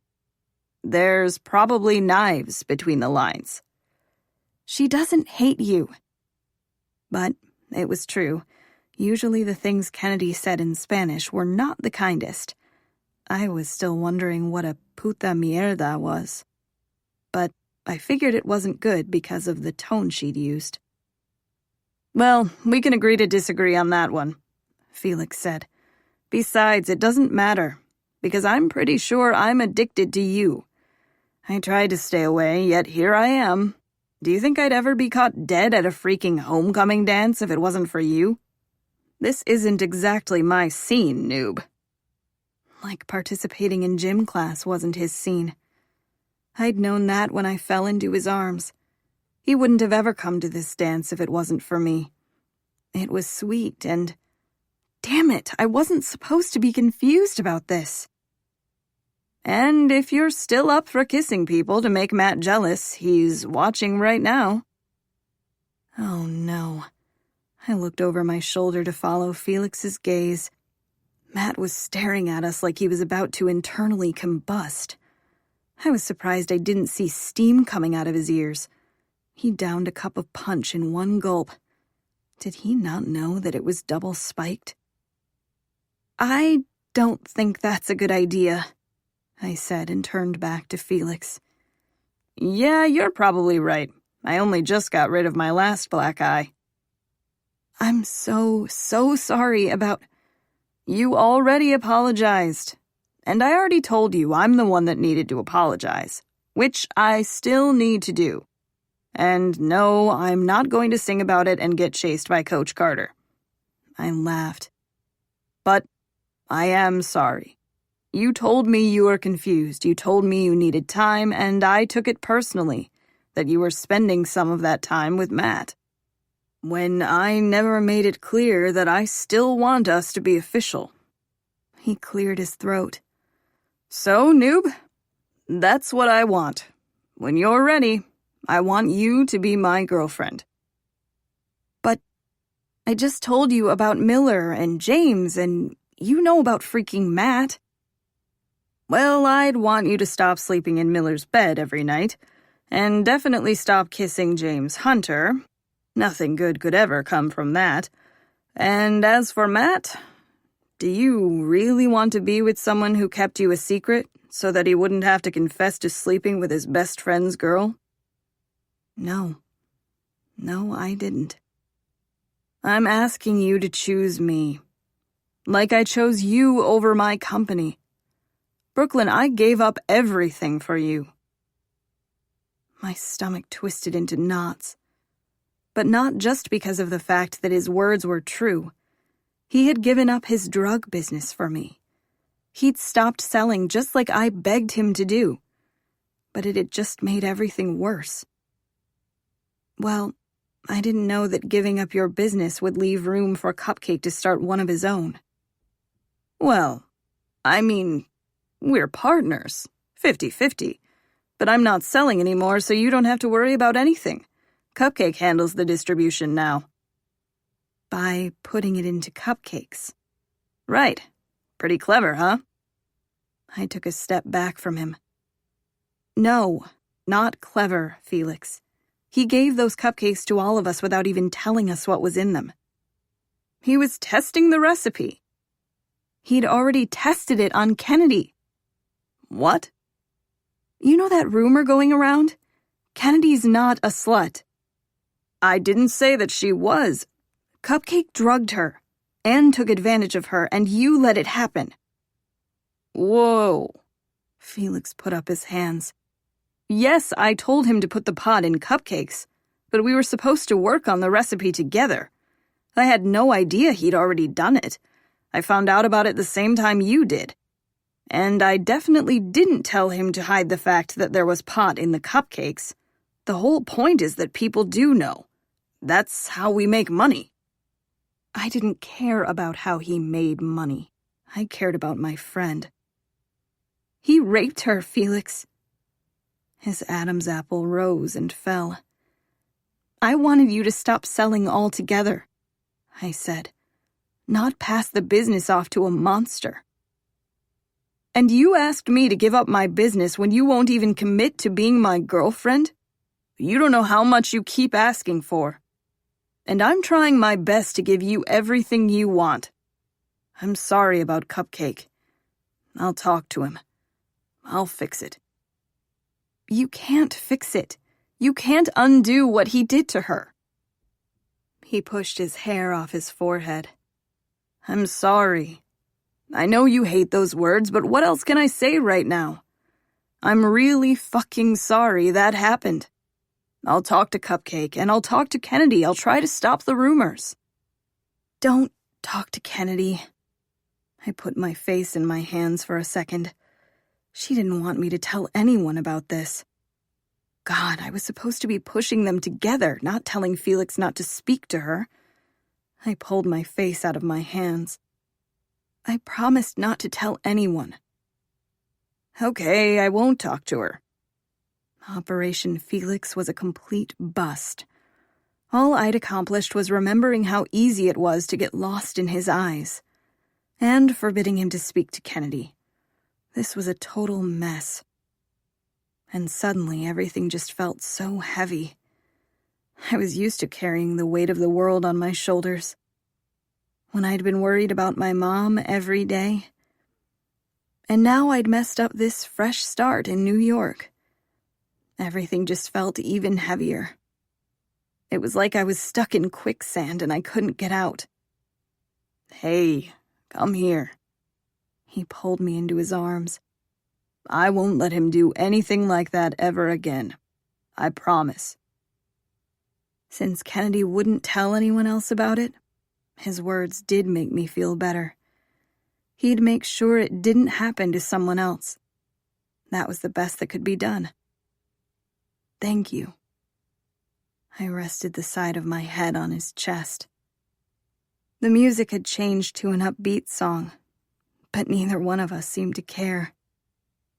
You can't deny that this feels right, he said. No, I really couldn't. I held on to him a little tighter. Him cutting me out of his life had felt terrible. I never wanted that to happen again.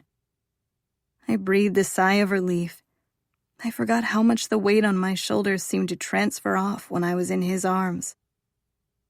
I know Cupcake is here somewhere, Felix said. I better go find him. I leaned back so I could look up at him.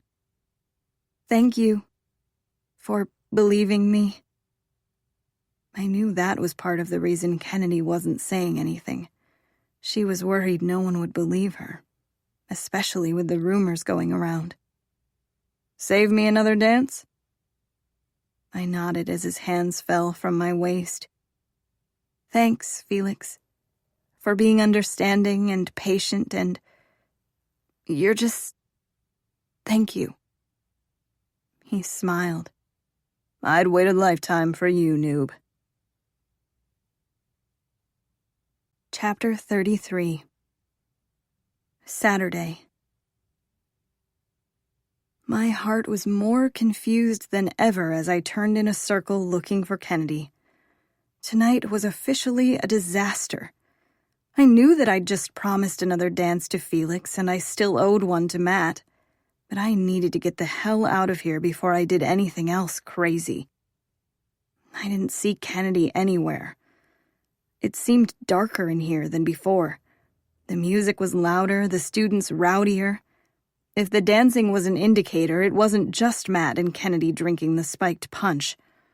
I looked over at the bar. Matt was downing another glass of punch. He slammed it down on the bar as we made eye contact. I was surprised the glass didn't shatter. And then he started to make his way over here. Shit. I couldn't talk to him right now. Not after what I'd done with James. Not after that conversation with Felix. I needed a second to breathe. The kiss with James meant nothing. But Felix didn't mean nothing to me. I'd always really liked him. Matt was taller than a lot of the other students, and I could see him clearly beelining right for me.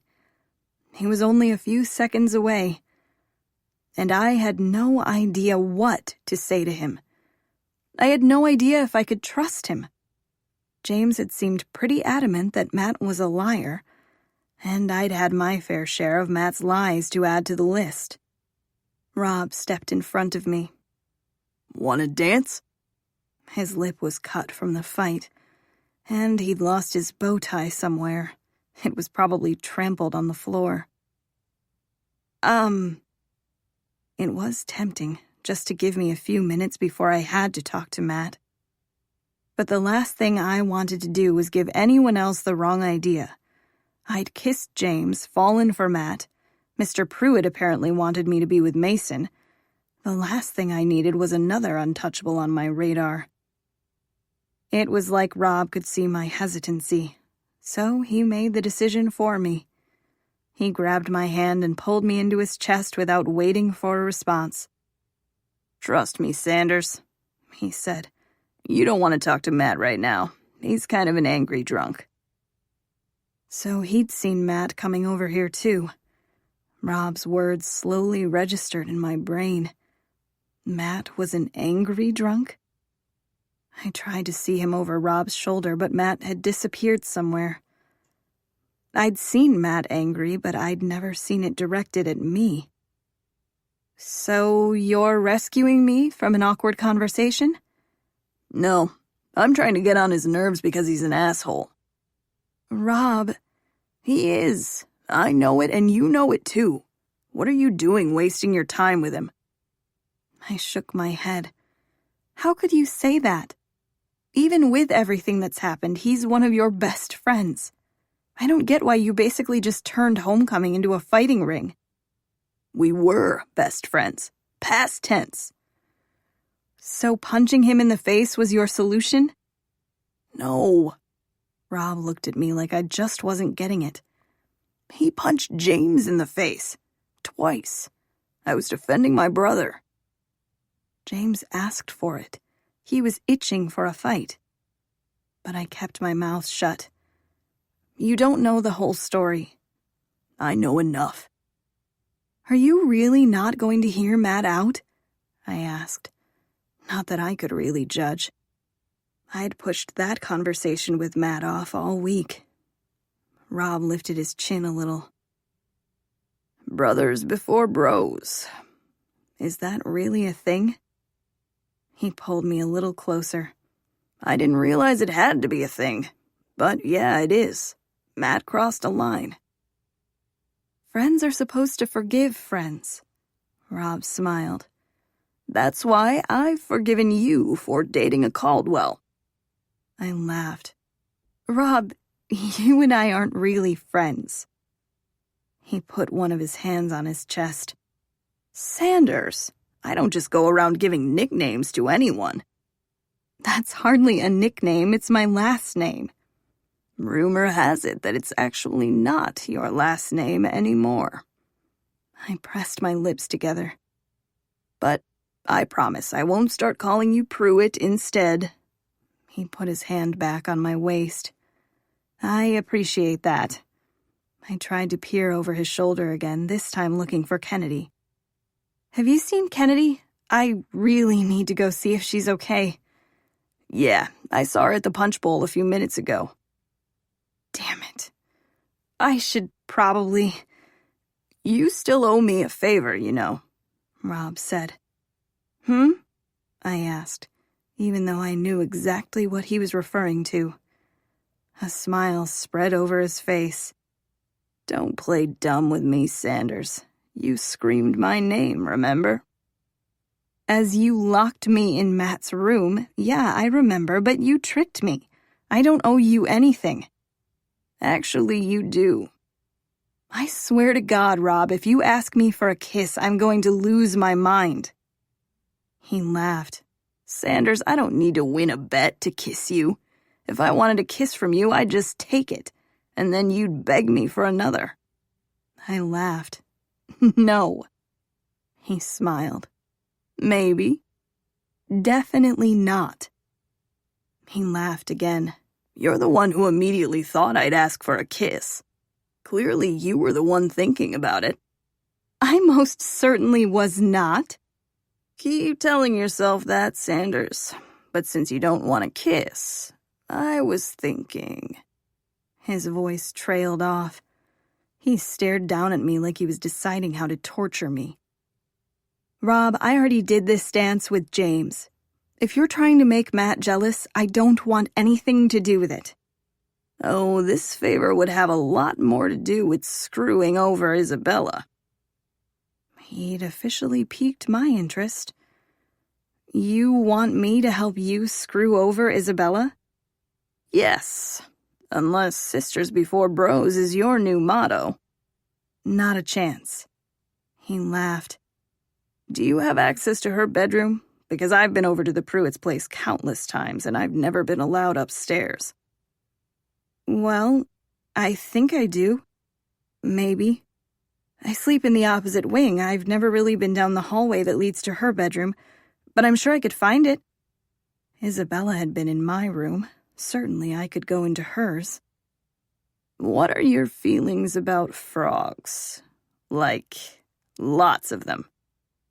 You want to put frogs in her bed? Well, yeah. Wouldn't that be kind of amazing?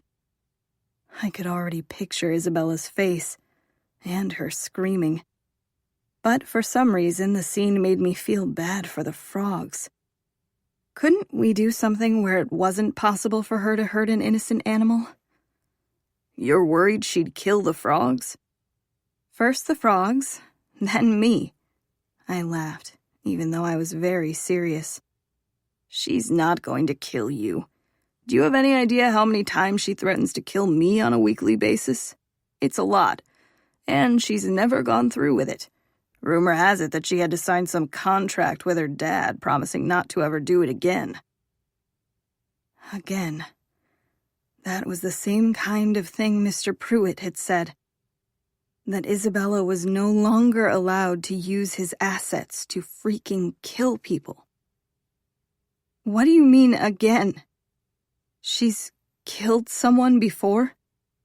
Yeah, I used to have a little brother. Oh my God, what? Rob started laughing. He was laughing so hard the muscles in his arms tightened, pulling me closer. Miss Sanders, Mr. Hill said in that same tone he scolded me in class. Mr. Hunter, 1 foot between dancers at all times. He shoved a ruler between Rob and me. My face had to be bright red. Sorry, Mr. Hill, Rob said when he was finally able to catch his breath. I'll make sure she keeps her hands off me. Rob! I shoved his shoulder. See what I mean? He said. So handsy. Was he trying to kill me from embarrassment? Mr. Hill shook his head and went to go measure some other couple's distance. What is wrong with you? I shoved Rob's arm again. Absolutely nothing is wrong with me. You're the one all over everyone tonight. Kissing my brother, dancing with Felix. I even heard you took some cute homecoming pictures with Mason tonight. And now you're all up on me. Yeah, my face was bright red. All of those instances are taken out of context. But I could see how it looked. I wasn't an idiot. I knew I'd freaking lost my mind tonight. He laughed. I needed to change the subject or he'd find a way to torture me all night long. You were saying something about Isabella? I asked. He shrugged. Oh, right. Her murderous ways. It's all just based on a rumor. But in elementary school, Isabella didn't have a whole posse. She just had one best friend, Stephanie. At recess, Stephanie kissed some boy that Isabella liked. And then none of us ever saw her again. I swallowed hard. I'd kissed James. Isabella really was going to kill me. Elementary school? So, when she was just a kid? Yeah, she's always been a nightmare. A murderous nightmare. Fuck me. I felt like there wasn't enough air reaching my lungs. You okay? Rob asked. I kissed James. She's going to kill me just like she killed Stephanie. Rob laughed. Don't you think Rachel wouldn't be breathing if she killed everyone James kissed? That was a good point. but it didn't really calm me down. Oh my God, maybe that's what this whole thing with Matt is about. Maybe Isabella wasn't trying to ruin Matt's life with the blackmail. Maybe she was trying to torture Rachel.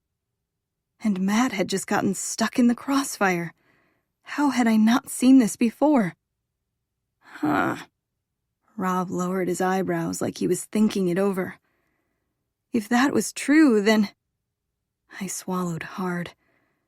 Isabella tormented everyone that got close to James. She was going to kill me, or make my life more hellish than she was already making it.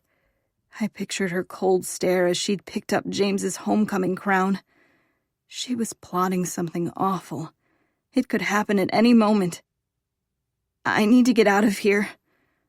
The smile that was permanently on Rob's face faltered. You're shaking. I'm not shaking. He gripped my waist a little tighter. Yes, you are. I need to find Kennedy and get out of here.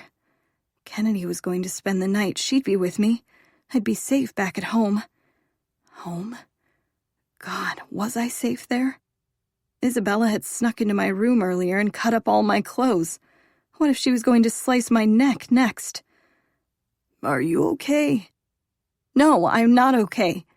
I kissed your brother because he convinced me it was a good idea somehow, and I still have feelings for Felix and Matt.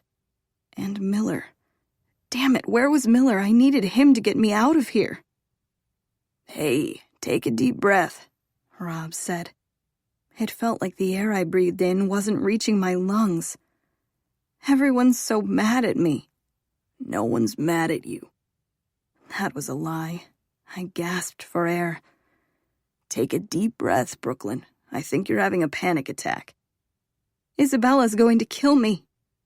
Rob pulled me against his chest. She's not going to kill you. She is. She's not. Breathe, Brooklyn. I tried to. Just breathe. In and out. Just breathe. I want to take it all back, I said. I want to unkiss James and unlike Felix and unlove Matt. I want to undo all of it. Breathe in, Rob said. And breathe out. Just breathe. There was something calming about his voice in my ear with all the chaos around us. Breathe. I tried to focus on taking deep breaths, and I wasn't sure how long we stood like that in the middle of the dance floor, just breathing. I knew there were a few changes of songs. I knew they weren't slow ones, and I knew we looked ridiculous. I was surprised Mr. Hill wasn't back measuring us apart. I pulled away from him. How did you know how to fix that? He shrugged. I'm used to taking care of people. I knew he was used to taking care of James. Did James get panic attacks? Or was Rob just used to picking up the pieces after James's drunk and high escapades? I'm sorry. Why? You didn't pull me into your hot mess, he said with a laugh. I'm practically the only person here you haven't kissed. I laughed, even though it still felt like my lungs weren't quite working right. Will you help me find Kennedy? I still needed to leave. The sooner the better. He raised both eyebrows. Thinking about kissing her next? If so, I'll definitely help you find her. No, I said with a laugh. I just think maybe I've had enough homecoming for the rest of my life. He smiled. Lucky for you, she's right behind you. And if you do decide that you want tonight to get even crazier, kissing her really would do the trick. You might even get people to forget about that fight you caused. I'm not kissing Kennedy. I don't know. You still owe me that favor. Rob, you need to reserve that favor for the prank we're going to pull on Isabella. Nah, pretty sure you're down for that prank anyway. I'll hold on to my favor for now. I'm sad you're bouncing, though. Things were just getting fun. He gave me a wink and dropped his hands from my waist, just as Kennedy threw her arms around me. Best homecoming ever! She screamed at the top of her lungs. I heard Rob laugh, and a few other students cheered around us. "Are you going to hook up with Robert Hunter, too?" she asked. Her words were slightly slurred. "I can't believe you just came into town and you're already going to hook up with every single one of the Untouchables. What is your life, a fairy tale?" Hardly. Unless it was one of those real fairy tales where everyone died terrible, gruesome deaths. Maybe I was living one of those. "I promise I'm not going to hook up with all of them," I said. "Do you mind if we leave early? I have a really bad feeling. Isabella's planning something. I know she is." "What can she do here? We're in the middle of a dance. Back to the topic of Rob real quick." "Kennedy, I really think we should get going." "Can I have Rob then, if you don't want him?" She removed herself from my embrace. "I'm going to go ask him for a kiss. Wish me luck." Oh my God, Kennedy, no! I'd made plenty of bad decisions tonight, but it didn't mean she had to, too. I tried to grab her wrist, but she was already twirling over to him. "Kennedy!" I hissed as I ran after her. But she didn't listen, and her long legs were faster than mine, even when she was twirling instead of running. She twirled between a couple, preventing Mr. Hill from having to put a ruler between them. She zigzagged away from me and started twirling in the opposite direction. "Kennedy, get back here!" But she was like a freaking dancing ninja. I couldn't catch up with her, twirling, ducking, and jumping. Did she just jump over that girl that was bent over in front of that guy? Why wasn't Kennedy on the track and field team? "Kennedy!" But she'd already reached Rob on the dance floor. I pushed past a couple dancing very inappropriately, just in time to witness the horror that was this moment. Kennedy tapped her hip into Rob's in some weird dance move I'd never seen in my life. "Hey, Tiger," she said, and then she made a roaring noise. Oh, God, no. Chapter 34. Saturday. "Kennedy, do you want to go get a glass of water?" I asked. She ignored me and clasped her hands behind Rob's neck. "Hey," she said and smiled up at him. I waited for her to roar again, but luckily she didn't. "Hey yourself," Rob said with a smile. He didn't seem as fazed by the whole tiger thing as I was. "Do you want to go make out in Mr. Hill's classroom?" she asked. Oh, no. This was bad. Really bad. I wasn't going to let her put herself in a position to be taken advantage of again. And how was she even planning on breaking into Empire High to make this happen? Before I could protest, Rob started laughing. "That depends on 3 things," he said. "Exactly how many cups of punch have you had? Are you actually broken up with Cupcake? And are you still in love with Felix?" Kennedy gasped. "Well, I do not know how many cups I've had, less than 11, but I know for a fact that I will never, ever let Cupcake near me again. Nunca," she said and poked Rob in the middle of the chest. "That means never, in case you don't know. It's me and Brooklyn's favorite word." "Nunca. Got it." Rob smiled. "And what about the 3rd thing?" "I don't remember you mentioning a 3rd thing." "Are you still in love with Felix?" Rob asked. "I do not know what you're referring to regarding Mr. Green." He laughed. "I'm referring to the fact that you look at him with stars in your eyes, and that I'm pretty sure you should be asking him to go to Mr. Hill's classroom instead of me." "Nunca." "Is that all you can say?" he said with a laugh. "Nunca." Kennedy started laughing too. "I should probably steal her back," I said. Rob whispered something in her ear before I stole her from his embrace. Just because I'd done a lot of crazy stuff tonight didn't mean Kennedy had to, too. If you two need a ride home, let me know, Rob said. You can take my limo. That's okay. We have a ride. I just needed to find Miller so we could get the hell out of here. Later, Kennedy, he said and disappeared into the crowd. Kennedy was smiling so hard. Brooklyn! She turned to me. He whispered in my ear. She pointed to the ear that Rob had whispered in. He said he didn't believe the rumors. He said I looked beautiful in my dress and that he owes me a kiss whenever I'm in a state to remember it, whatever that means. Isn't he the best? He really is. I ducked my arm under hers to walk her toward the bar for some water. What do you think he means by me not being in a state to remember a kiss? That might have to do with how much you've had to drink. Oh, he means I'm drunk. She giggled. I might be drunk, but I have the best idea. She started twirling in a circle, dragging me with her. Let's dance off the booze. Tonight couldn't be saved, even by sweating out whatever her punch had been spiked with. After some water, I said and grabbed her hand. Water! She yelled and threw her hands up in the air, almost knocking me over. Yep, water. I pulled her off the dance floor. Oh no, Matt was still standing at the bar, staring at me. Although he didn't look as mad anymore, he just looked intense. My feet froze as he lifted his finger and ran it across the tip of his nose.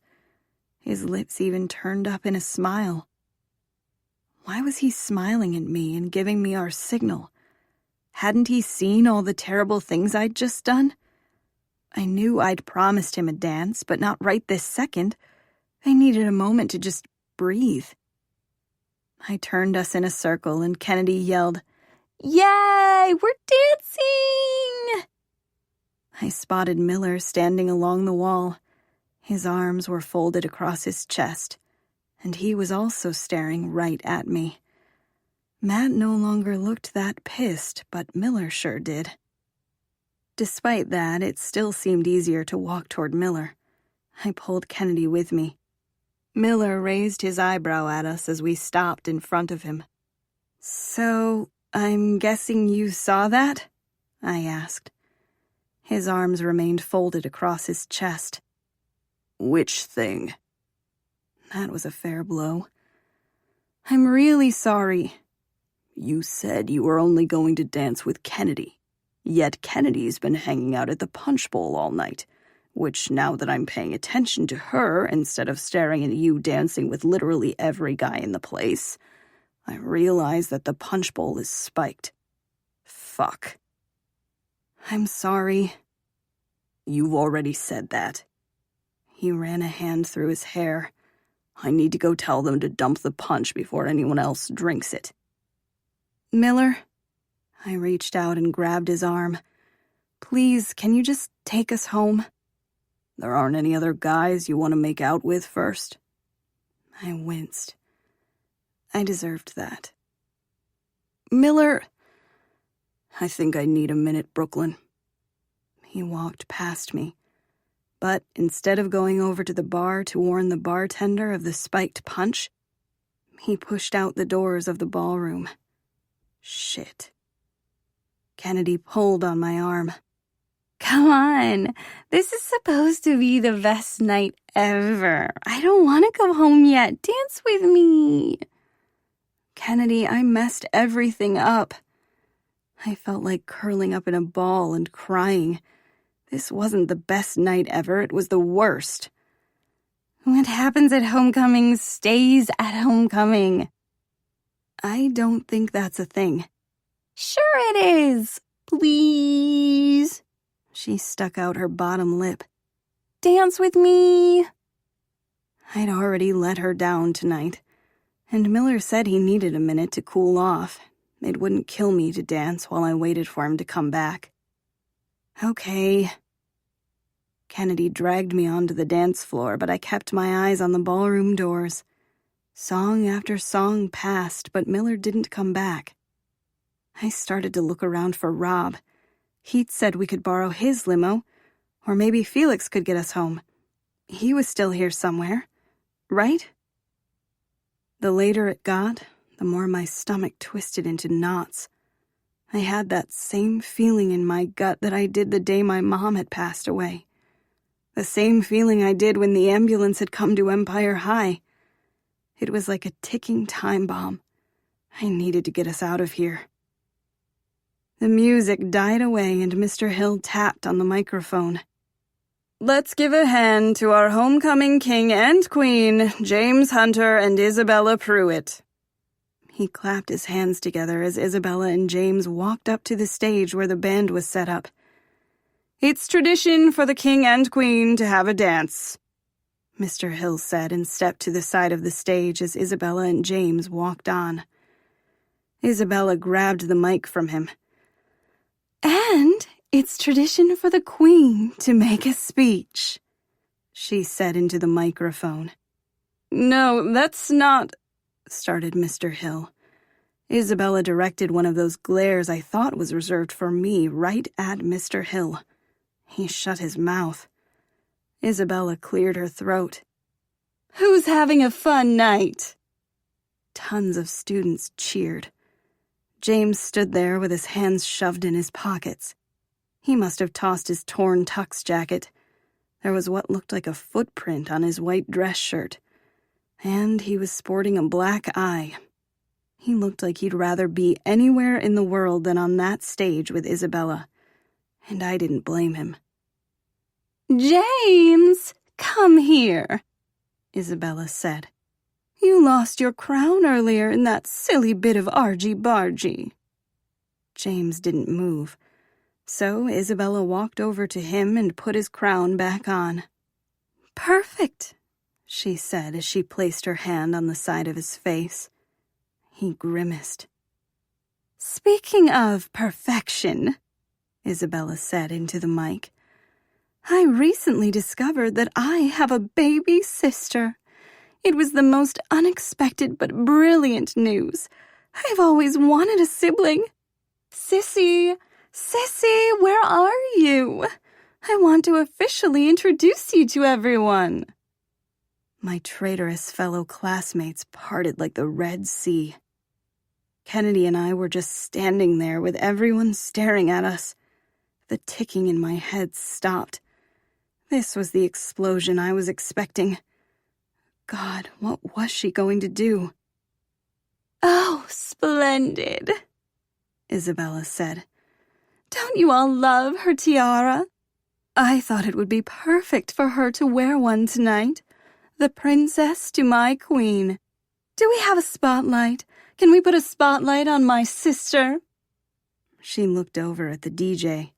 He just shrugged. "Fine, be unhelpful." She turned back to me. "Brookie, I've been having so much fun getting to know you." She put her hand to her chest. "You're the sister I've always dreamed of. And it's so nice that my friends are your friends, and your friends are my friends. Isn't that right, Kennedy?" I turned to Kennedy. What is she talking about? "What?" whispered Kennedy. "Isabella's actually super cool. We've been hanging out all night. She kept telling me how pretty I looked, and she made sure I never ran out of punch shots." What the hell is happening right now? "So I just wanted everyone to know that there's a new girl in town," Isabella said. "My little sis. She'll be unforgettable at Empire High, just like me. And just like tonight. Cheers, sissy!" She realized she didn't have a glass, so she just lifted the mic in the air. "Love you!" she shouted. Everyone started clapping and cheering. When had everyone lost their minds? "And now I shall dance with my king, future hubby." she said and put out her hand to James. He slowly pulled one hand out of his pocket and put it into hers. Smile for the pictures, she hissed at him before Mr. Hill took the mic back. Your homecoming king and queen, Mr. Hill said, and everyone cheered as the music started up again. I watched James in what looked like the most miserable dance of his life. When the song finally ended, he pulled off his crown and practically ran away from Isabella, and right into Rachel's arms. Rachel laughed, stood up on her tiptoes, and kissed him. He put his crown on top of her head and kissed her back as another song started. Well, at least the whole revenge thing had worked out for him. Me, not so much. What did it mean that they were back together? That James believed Matt? Or that he just forgave Rachel? Or that he was just too drunk to have any idea what was happening? It felt like my head was spinning when Isabella appeared right in front of me with a huge smile on her face. I came over to dance with my new besties, she said. The elephants are coming. Kennedy and Isabella both laughed like it was some kind of inside joke. And if it was, I definitely wasn't getting it. Had Kennedy forgotten about the fact that Isabella had destroyed all of my clothes just a few hours ago? Or the fact that she made it her mission to torture us at school? As if Isabella could read my mind, she shouted, I'm so sorry about your clothes, Sissy. It was a moment of weakness. I'll replace every single thing that Sir Wilfrid destroyed. So we were going back to the dog lie. He's just a baby. He doesn't know any better. Mr. Pruitt told me it was Isabella and her friends. Why did she keep being fake nice to me? Besides, said Isabella as she danced with Kennedy, you look amazing in vintage. I'm sorry I ever said otherwise. That actually kind of felt genuine. Maybe because she was smiling at me like she wasn't internally screaming at me. Thanks. And blue really suits you. All the words were nice, but I couldn't trust her. She was hateful. Come on, Isabella said. What can I do to make you forgive me? I want us to start over, to be real sisters. My first instinct was to tell her to bite me, but I was worried she actually would, or that she'd get Sir Wilfrid to bite me. I'm just going to need some time, I said. Time? Well, we all have plenty of that. She started hopping up and down with Kennedy. No, we don't. We never had enough time. I blinked fast, trying not to think about my mom and my uncle. Someone like Isabella didn't understand how precious time was. It was too hot in here. Too loud. Too fake. God, where was Miller? I turned toward the doors and practically ran straight into Matt. Chapter 35. Saturday. For just a second, when I saw Matt, I was relieved. He'd been there for me after my uncle died. He'd literally been my shoulder to cry on. He was the only reason I didn't fall apart. But it was just as easy to remember all the bad. And I'd had to cry on someone else's shoulder because of him. I took a step back before I did something else stupid. Miller was already mad at me. I'd already made enough mistakes for one night. I was exhausted mentally and physically. And I knew if I danced with Matt, he'd be wonderful and sweet and as irresistible as always. I knew my heart couldn't take it. You promised me a dance, he said and put out his hand. I looked at his face. I didn't think Rob was telling the truth. Yes, it did look like Matt was a little drunk, but he didn't look angry at all. He looked goofy. There was a big grin on his face, and his eyes looked so eager. don't look at his puppy dog eyes. Matt, I think it would be better if we talked tomorrow. Kennedy and I were just leaving. It looks like Kennedy is still dancing. And so are you. With me. He looked confused about what he just said. Yeah, that made sense. He put his hand out again. I've been waiting all night. I haven't interrupted you. We're running out of time. It's almost midnight. He looked so hopeful. I did tell him I'd save him a dance. And could tonight really get any worse? It was better to have this conversation and get it over with. I'd hear him out. And then I'd finally have all the facts about everything, and maybe I could make a freaking decision so my mind didn't explode. I took a deep breath. Okay, one dance. That's all you need. I mean, all that I need. He shook his head, then grabbed my hand and pulled me into his chest. All that we need. God, I forgot how good he smelled. He rested his chin on top of my head. I forgot how nice your hairs smell. Hairs? Or is it hair? It's hairs because there's lots of them. They're so pretty. I love all of them. I laughed. Matt? Yes? Are you drunk? No. Yes? I don't know. I think someone may have spiked the punch, and I drank a lot of it while I waited for you.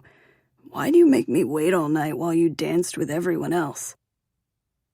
Because I'm worried I'll hate your explanation.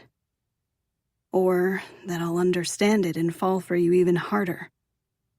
I didn't know how to answer him when my thoughts were at war. He dropped his head lower, nuzzling his nose into my hair.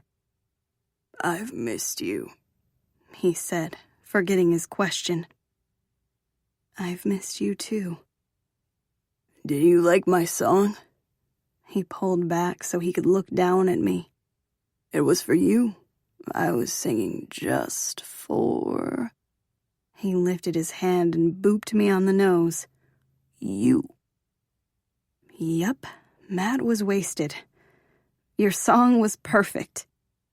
And hilarious. Almost as hilarious as he was being right now. His finger was still on my nose, so I grabbed it and pulled his hand down. Now we were awkwardly slow dancing on one side and holding hands on the other.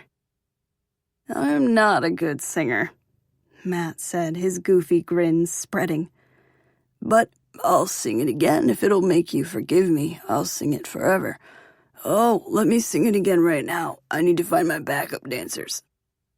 He tried to take a step back from me. I held on tight to his hand so he wouldn't leave. Once was enough, Matt. You don't have to sing it again. I tried not to think about the fact that I was clinging to him, or about the fact that out of everyone I danced with tonight, it was easiest to breathe in his arms. The grin on his face grew. So we're good? You forgive me? Matt, I don't even know what you did. Oh, yeah, that's so... James wasn't listening. I was trying to explain. But no one's listening to me. Why didn't you listen? He shook his head like there was a fly buzzing around him.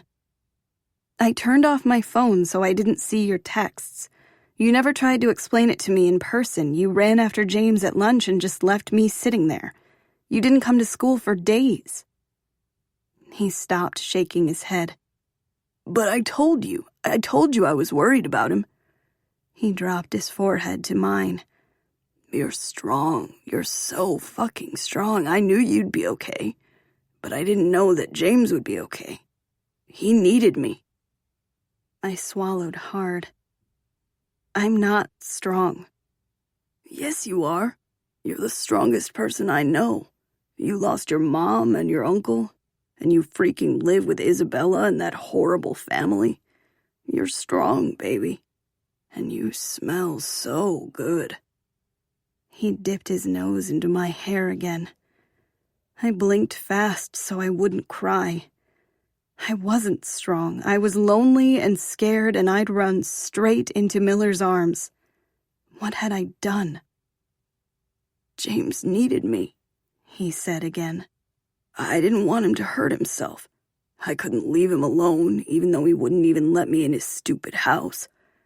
I'm sorry. I'm so sorry.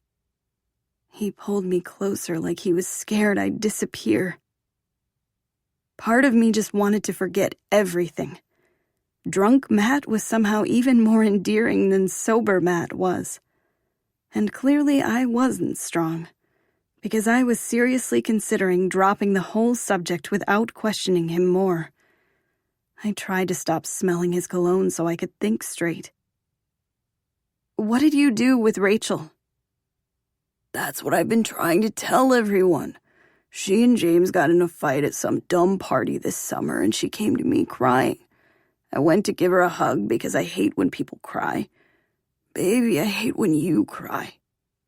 He pulled back and stared into my eyes. I hate that I make you cry. I just want to make you happy. He reached out and ran his thumb beneath my eyes even though I wasn't crying. Matt, focus. I grabbed his hand. What happened with Rachel after you hugged her? She freaking kissed me. She kissed me and I pushed her away, but Wizzy must have seen, and she thought something else had happened. But I swear, Brooklyn, I didn't kiss Rachel back. I didn't sleep with her. I don't want anything to do with her. I love you. I've only ever loved you. Matt. My voice cracked. James hates me. He won't listen, and Rob believes him over me. I lost my best friends. I don't want to lose you, too. He hiccuped. I should have tried to explain it to you before I ran after James, but he's like a brother to me, and I didn't want to lose him, but I lost him anyway. He hiccuped again. I'm sure if you explained... Explained what? That I didn't kiss his girl? Fuck that, he kissed mine. You're mine. He's not allowed to kiss you. Matt ran his thumb along my lower lip. Mine. My heart didn't stand a chance with him.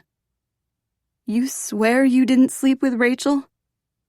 Mine, he said again. It was like he was entranced by my lips. Matt, focus. You didn't sleep with James's girlfriend? He lowered his eyebrows. No. Why does everyone keep saying that? Why does everyone think I'm a monster? I don't think you're a monster. Yes, you do. You don't answer my texts. I'm a monstrositer. Monstrositini. No, that's not it. He snapped his fingers. Monstrosity. I didn't know whether to laugh or cry. He wasn't a monster. He'd gotten caught in Isabella's path just like I had. I didn't know how to explain the last week. I should have looked at my phone. But I was angry and hurt. I was terrified living at the Pruitts, and you disappeared on me. You didn't explain to me what happened. You just let me sit there, thinking the worst. I thought you hadn't been keeping the secret to protect James. I thought you'd been keeping the secret to protect yourself. And you didn't care that you had to keep me a dirty little secret in the process. No. He grabbed both sides of my face. Didn't you hear my song? You're not a dirty little secret. That was what the song was about. I should really sing it again. Matt, you made me feel like one. No, that's not how you are supposed to feel. You're supposed to feel loved because I love you. I didn't feel loved. You acted like you loved me in private. But then whenever we were in public, you treated me like nothing. Like I was invisible. No one should be treated the way you treated me. That wasn't love. He breathed in and out slowly, tickling my skin with his breath. I'll love you out loud then. I'll tell you all the things I love about you right now. I love how soft your hair is, and I love that you put me in my place when I'm an idiot. I love that you laugh at my jokes even if they're not funny. He laughed like his own comment was funny and then looked serious again. I love playing football. And barbecues are great because of all the burgers. Wait, I'm supposed to be talking about you. He took a deep breath. I love the way you look at me. I love the way you look when you look at me. Like your whole face lights up. He put his hand on my face, covering my eyes. Oops. He removed his hand. I think I probably look like that when I look at you, too. And I love your skin.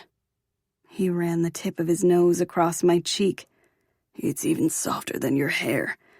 And you always smell like fresh air, even when it's hard to breathe in the city. I love that you don't care about money like everyone else in my life does. I love that you haven't asked me once what I want to be when I grow up. For the record, I want to take over my dad's company, but he's going to give it to Mason, which isn't really fair because I think I'd be really good at it, but I won't even get a chance. A few months ago, I even did a SWOT analysis for why he should be doing more digital advertising than traditional print advertising.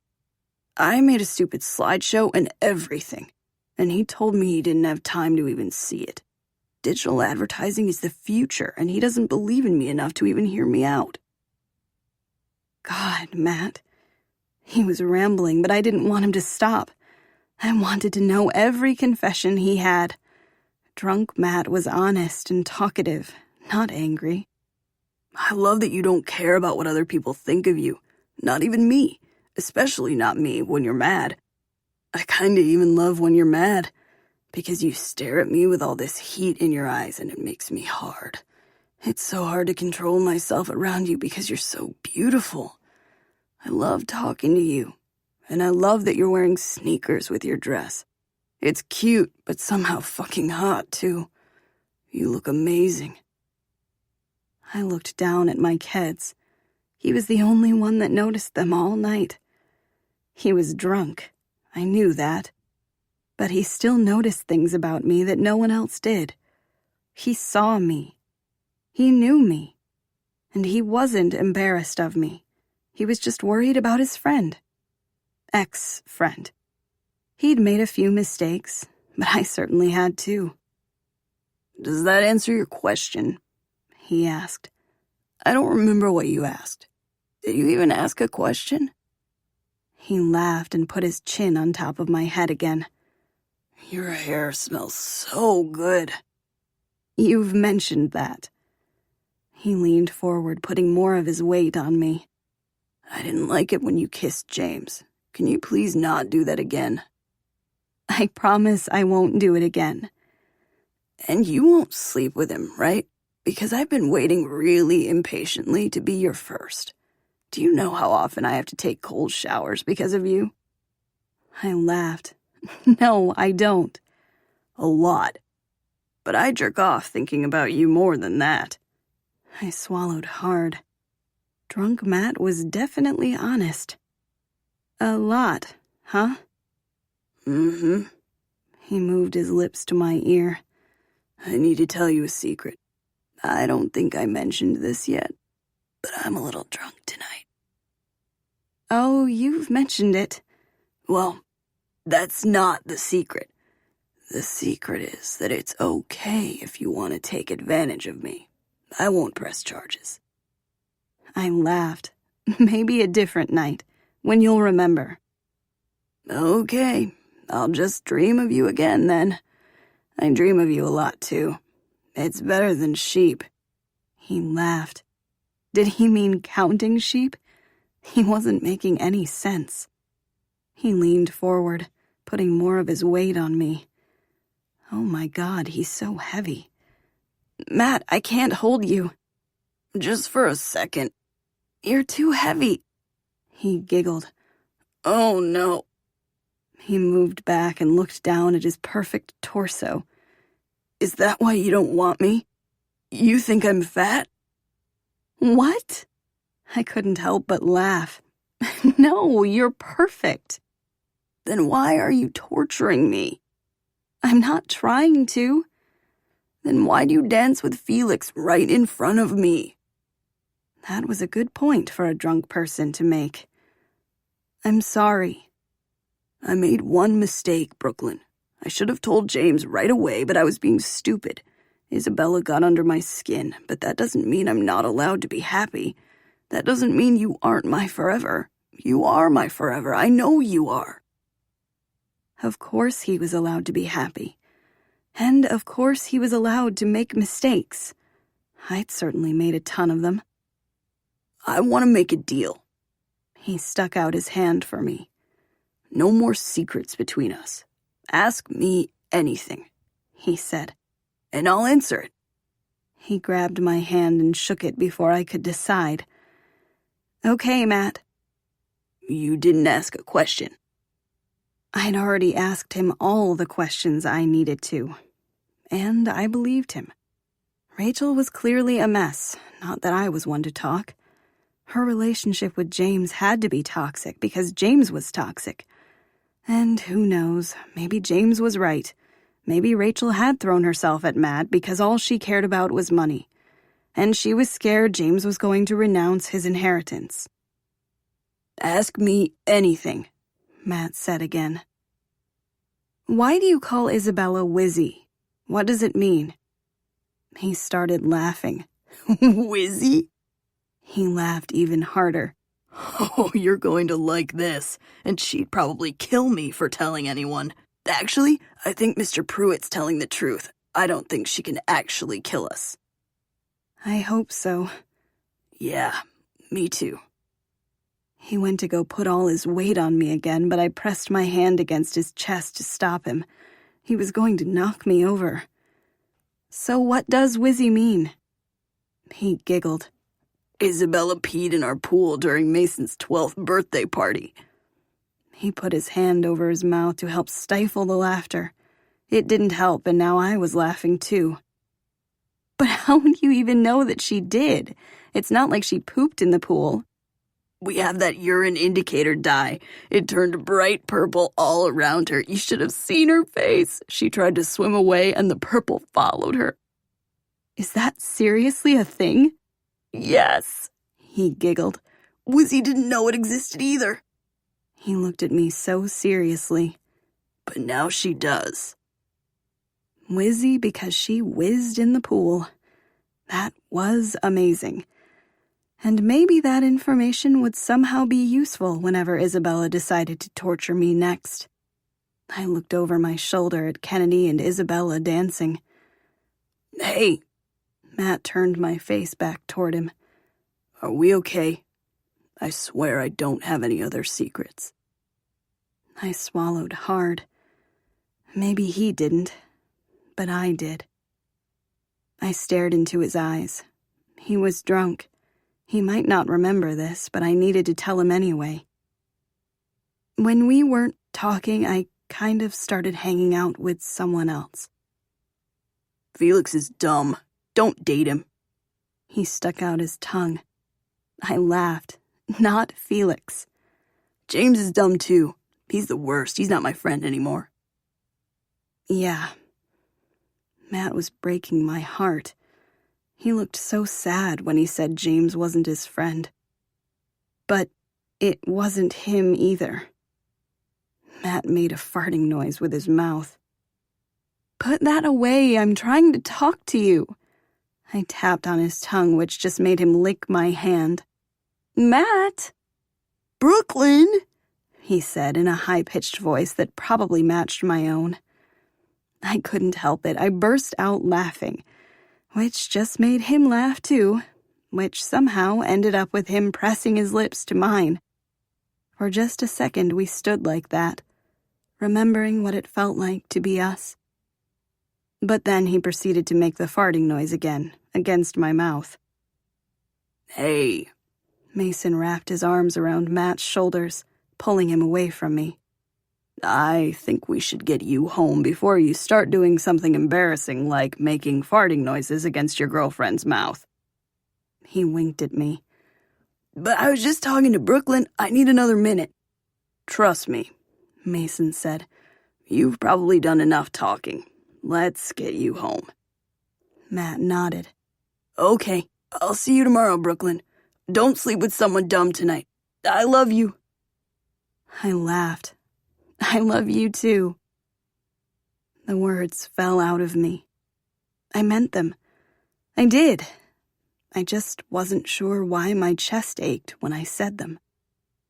Matt smiled at me over his shoulder as Mason walked him toward the ballroom doors.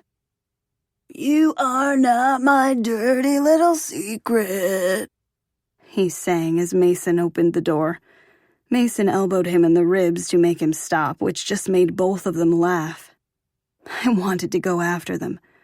I wanted to go sleep in Matt's arms and tell him everything I'd done wrong, all the mistakes I'd made. I wanted a fresh start.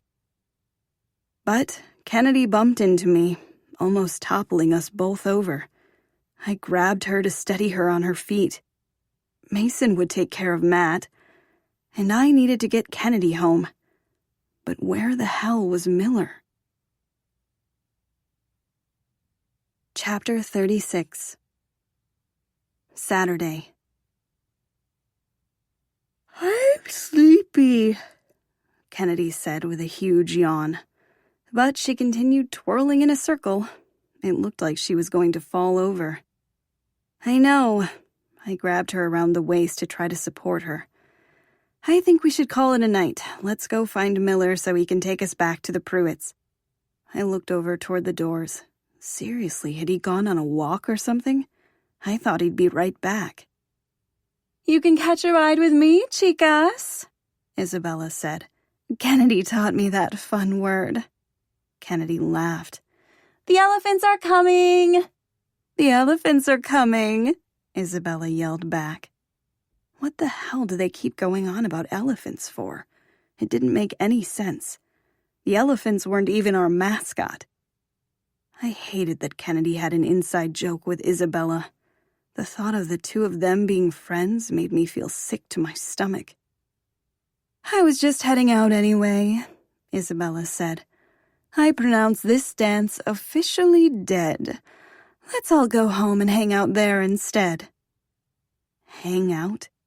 As in the three of us? That sounded like my worst nightmare. Isabella had her own friends. Why was she trying to steal mine? "Yes!" Kennedy said and stumbled forward. Isabella grabbed the other side of her to keep her up straight. "It's okay, Isabella," I said. "I got her. We're gonna go find Miller." "Don't worry about Miller. Donnelly will drive us home, and I'll have him text Miller and let him know you're safe with me." Safe and Isabella weren't two words that made sense in the same sentence. "I don't know." "Come on, it'll be fun," Isabella said and started walking toward the doors, dragging Kennedy and me with her. "We can stop for milkshakes. I know how much Kennedy loves milkshakes." "Oh, I do love milkshakes," Kennedy said. "They bring all the boys to the yard." "That's one of my favorite songs," Isabella said. "Me too," Kennedy squealed. "Khalees is a lyrical genius. I bet she's going to have 1,000,000 more hits." "Absolutely," Isabella said. I hated this. I hated tonight.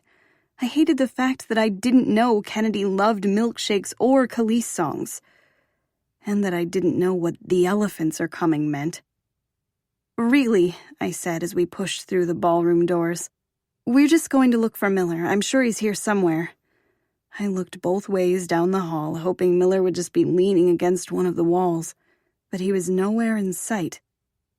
"But milkshakes," Isabella said. Kennedy turned toward me. "Please, Brooklyn, I really want a milkshake." She stuck out her bottom lip. "And we rented a limo." "A limo?" Kennedy looked so excited. "I've never been in a limo. Please, Brooklyn." I'd been a terrible friend all night. The least I could do was let her get a milkshake. And maybe then she'd sober up and remember that Isabella was the worst. Okay. Yay! She threw her arms up and almost fell over. Isabella and I caught her before she could faceplant on the marble floor.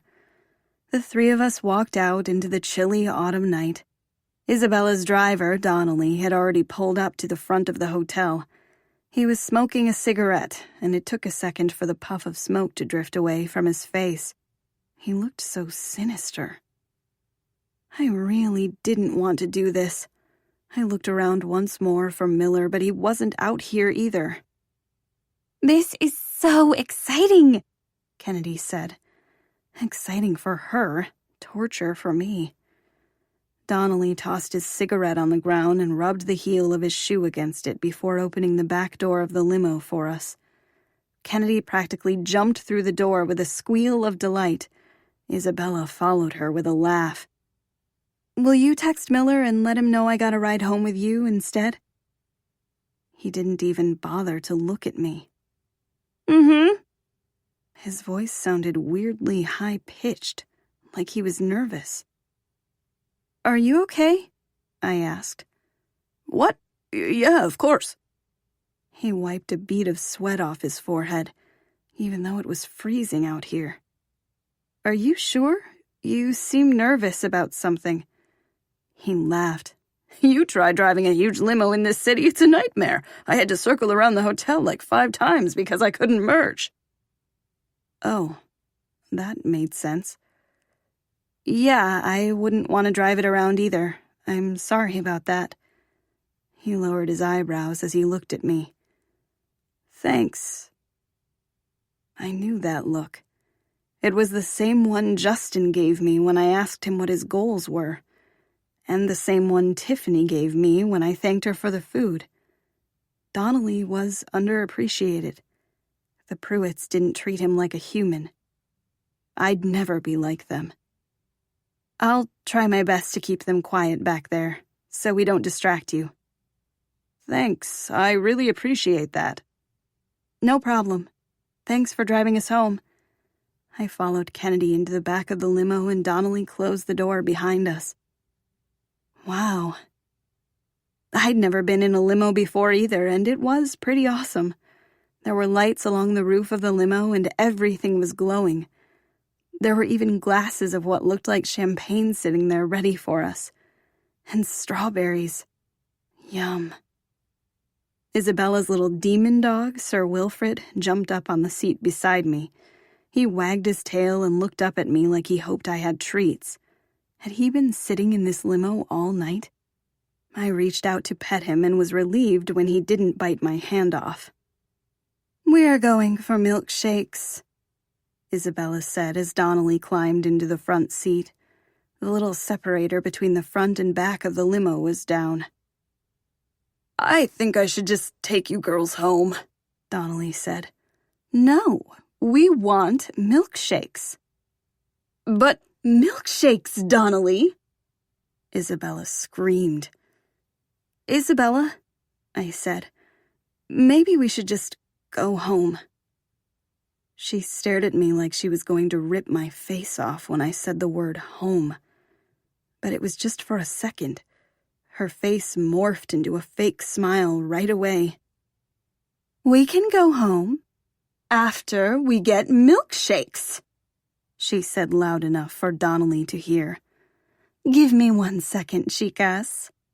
She went to the separator and started whispering at Donnelly, but it seemed a lot more like she was hissing at him. Kennedy said as she lifted up a glass of champagne. "I think that's enough alcohol for one night," I said and grabbed the glass out of her hand. "You're no fun. Isabella's fun." Ouch. "We're all set," Isabella said as she sat down between me and Kennedy. "Milkshakes, then home." Great. They started talking about elephants again. I looked out the window at the busy city streets. Sir Wilfred nestled into my side. He actually looked kinda cute when he wasn't being a menace. "Where are we getting milkshakes from?" I asked. The buildings were starting to get more spread out and more run down. Surely there was a fast food place closer to our apartment. "Oh, there's a little local joint that I think you'll appreciate. I think it'll remind you of your real home." Okay. She was being even weirder than usual. Kennedy snored. I reached out to shake her awake. Kennedy! It didn't seem like a good idea for her to be asleep without drinking gallons of water first.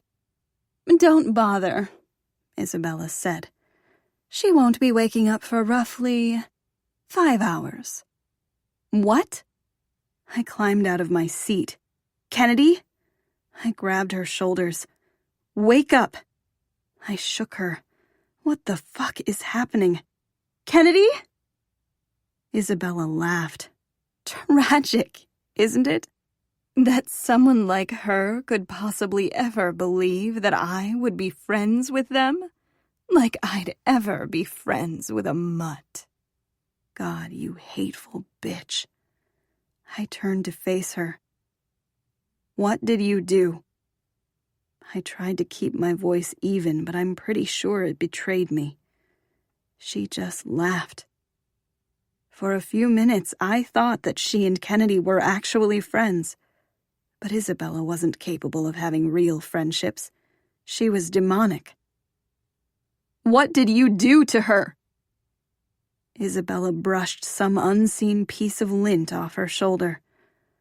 I slipped something in her drink, and then learned just enough about her to manipulate her into getting you both in my limo with me tonight. You know, the usual. Oh, God. Why? I hated how much my voice shook. You're about to find out, sillykins. That's half the fun, don't you think? The limo pulled to a stop. I looked out the window. We were definitely in some kind of parking lot. I squinted and saw what looked like a rundown warehouse in the darkness. Shit. Now get the hell out of my car, Isabella said. What are you talking about? I'm not getting out here. I turned back to Kennedy. Kennedy, wake up! I shook her harder, but her head just lolled forward. Please, Kennedy. You're not a mutt. You're perfect. I'm sorry I was a bad friend tonight, but I love you. Wake up. Get out of my limo, peasant! Then I heard a noise that I'd only ever heard in movies. The sound of a gun being cocked. It felt like my heart was beating in my throat. I turned to see a pink pistol pointed right at my forehead. Oh my God, she really is going to kill me. And it wasn't like she just picked up a random gun. It was pink. She owned the thing. Mr. Pruitt had to know she owned a gun. He knew what she was capable of, and he still let her have a weapon? I dropped Kennedy's shoulders. Isabella, get out. Now. I didn't want to leave Kennedy like this. But my brains getting blown out wouldn't exactly help anything. And it would be better if I got Isabella and her gun away from Kennedy. I backed up, my butt hitting the door. I felt behind me for the handle and pushed the door open. Sir Wilfrid whimpered as I climbed out of the limo, followed by Isabella. She slammed the door so her dog couldn't follow us. Just like home sweet home, yes? Isabella said. I didn't take my eyes off her. I got the point. We were standing in an abandoned lot surrounded by decaying buildings. But this was nothing like my home back in Delaware. Our house had been small, but it was beautiful, and full of beautiful memories that a person like Isabella would never get to experience. I looked at the limo. Why wasn't Donnelly doing something? He was supposed to be protecting both of us. Why was he letting this happen? Answer me, Isabella said. She lifted the gun a little higher. Yes, this is just like home. That was the answer she wanted, right? Because I'm garbage. I didn't believe the words I was speaking, but saying them out loud made me feel so small. Rotten, disgusting, hideous, pathetic. Oh my God, are you crying? She laughed. I reached up to touch my cheek. I didn't realize I was crying, but the moisture on my cheeks proved otherwise. This is even better than I imagined. Now take it off. I stared at her. Take off what? This isn't the time for sass, sissy. Take it off. I was pretty sure she was staring at the top of my head. The tiara. Of course that's what she wanted me to take off. My hands shook as I reached up to unpin it from my hair. Now! She screamed, her voice echoing around the empty parking lot. My fingers were still shaking, making it impossible to unpin fast enough. So I pulled the tiara and did my best to stifle my scream as it tore out some hair with it. So much better. But I mean all of it. I was clutching the crown in my hand. What? The dress. Take it off. Isabella, it's as hideous as you. I'm doing you a favor. She took a step forward. Or would you rather I kill you? I pushed the straps off my shoulders, and when she kept the gun pointed at my face, I reached around and tugged at the zipper. The dress fell to the ground, pooling at my ankles. I was standing there in my underwear, bra, and sneakers. The cold fall air bit at my exposed skin. Oh my God, get rid of the shoes, too. My body was shaking. I wasn't sure if it was because of the cold or because I was terrified. Maybe it was both. But I couldn't take off my keds. I couldn't let her take the last thing my mom had gifted me. Please, Isabella. Take them off, and maybe I'll let you live. I swallowed hard. Isabella could destroy physical things, but she'd never be able to take away my memories. Unless she killed me. I slowly kicked my shoes off. Much better. Now, do you want the good news or the bad news? I didn't want anything from her. I just stared at her. You're no fun. She backed up and tapped on the limo window. Donnelly slowly climbed out of the car. He was holding a large cardboard box in his hands. Donnelly, I said and took a step toward him. Don't even think about it, Isabella said. Donnelly is on my side, not yours. Isn't that right, Donnelly? He didn't say a word, but he looked miserable and so freaking guilty. I could tell he wasn't coming to my rescue tonight, especially since he was looking at the ground instead of at me. So which is it, sissy? The good news or the bad news? Chapter 37. Saturday. The good news or the bad news? This felt like a trick question. There was no way anything she was about to say was good. Maybe I could make her evil head explode. The good news, I said. Splendid, Isabella said. The good news is, I'm probably not going to kill you tonight. Even though I don't understand why, killing you would make Daddy very mad, and I don't want to make Daddy mad. So if you follow my instructions precisely, I suppose I'll allow you to live. She lowered the gun to her side, and I felt like my lungs inflated with air for the first time in ages. It was good news. Maybe. It kind of depended on what she was going to make me do. But the bad news is that you're leaving town. She grabbed something out of the box and walked over to me. Here's a map. She tossed it onto the ground in front of me. It's about 10 blocks to the nearest bus station. You can use the walk to clear your head. Sound good? I was literally in my underwear. She didn't even let me keep my shoes. And I didn't have any money. Not that they were going to allow my half-naked self into the terminal anyway. Isabella, I don't even care where you go, just so that you're out of the city. Gone. Poof. She snapped her fingers. You can't just make me disappear. Of course I can. Her ridiculous pink gun was still lowered to her side. She loved her dad.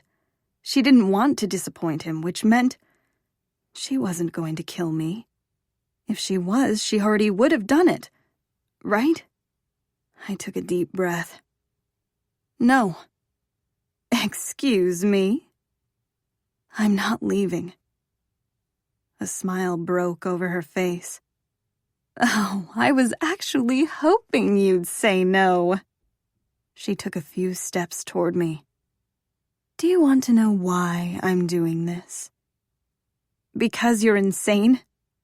Oh, sissy, you're hilarious. She tapped the gun against her thigh. You know the actual funny part of all of this? I did want a sibling when I was younger. We could have been friends. I could have at least tolerated you. But no, you sunk your claws into everyone and everything that's mine.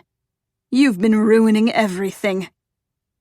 First you took Daddy.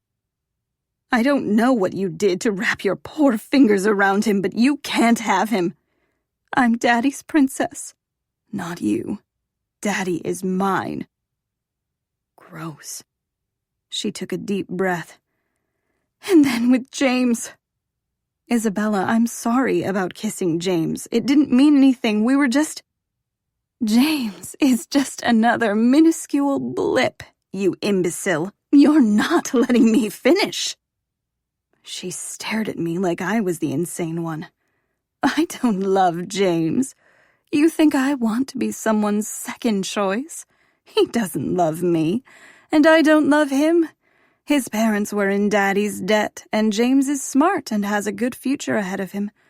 So they paid off the debt by offering me James's hand. Whoa, what? And I'm going to marry him because Daddy says I have to. And I like making Daddy happy. But I still have 4 years until I'm supposed to do that. 4 years to do whatever I want. With whoever I want. As long as it's not in the public eye.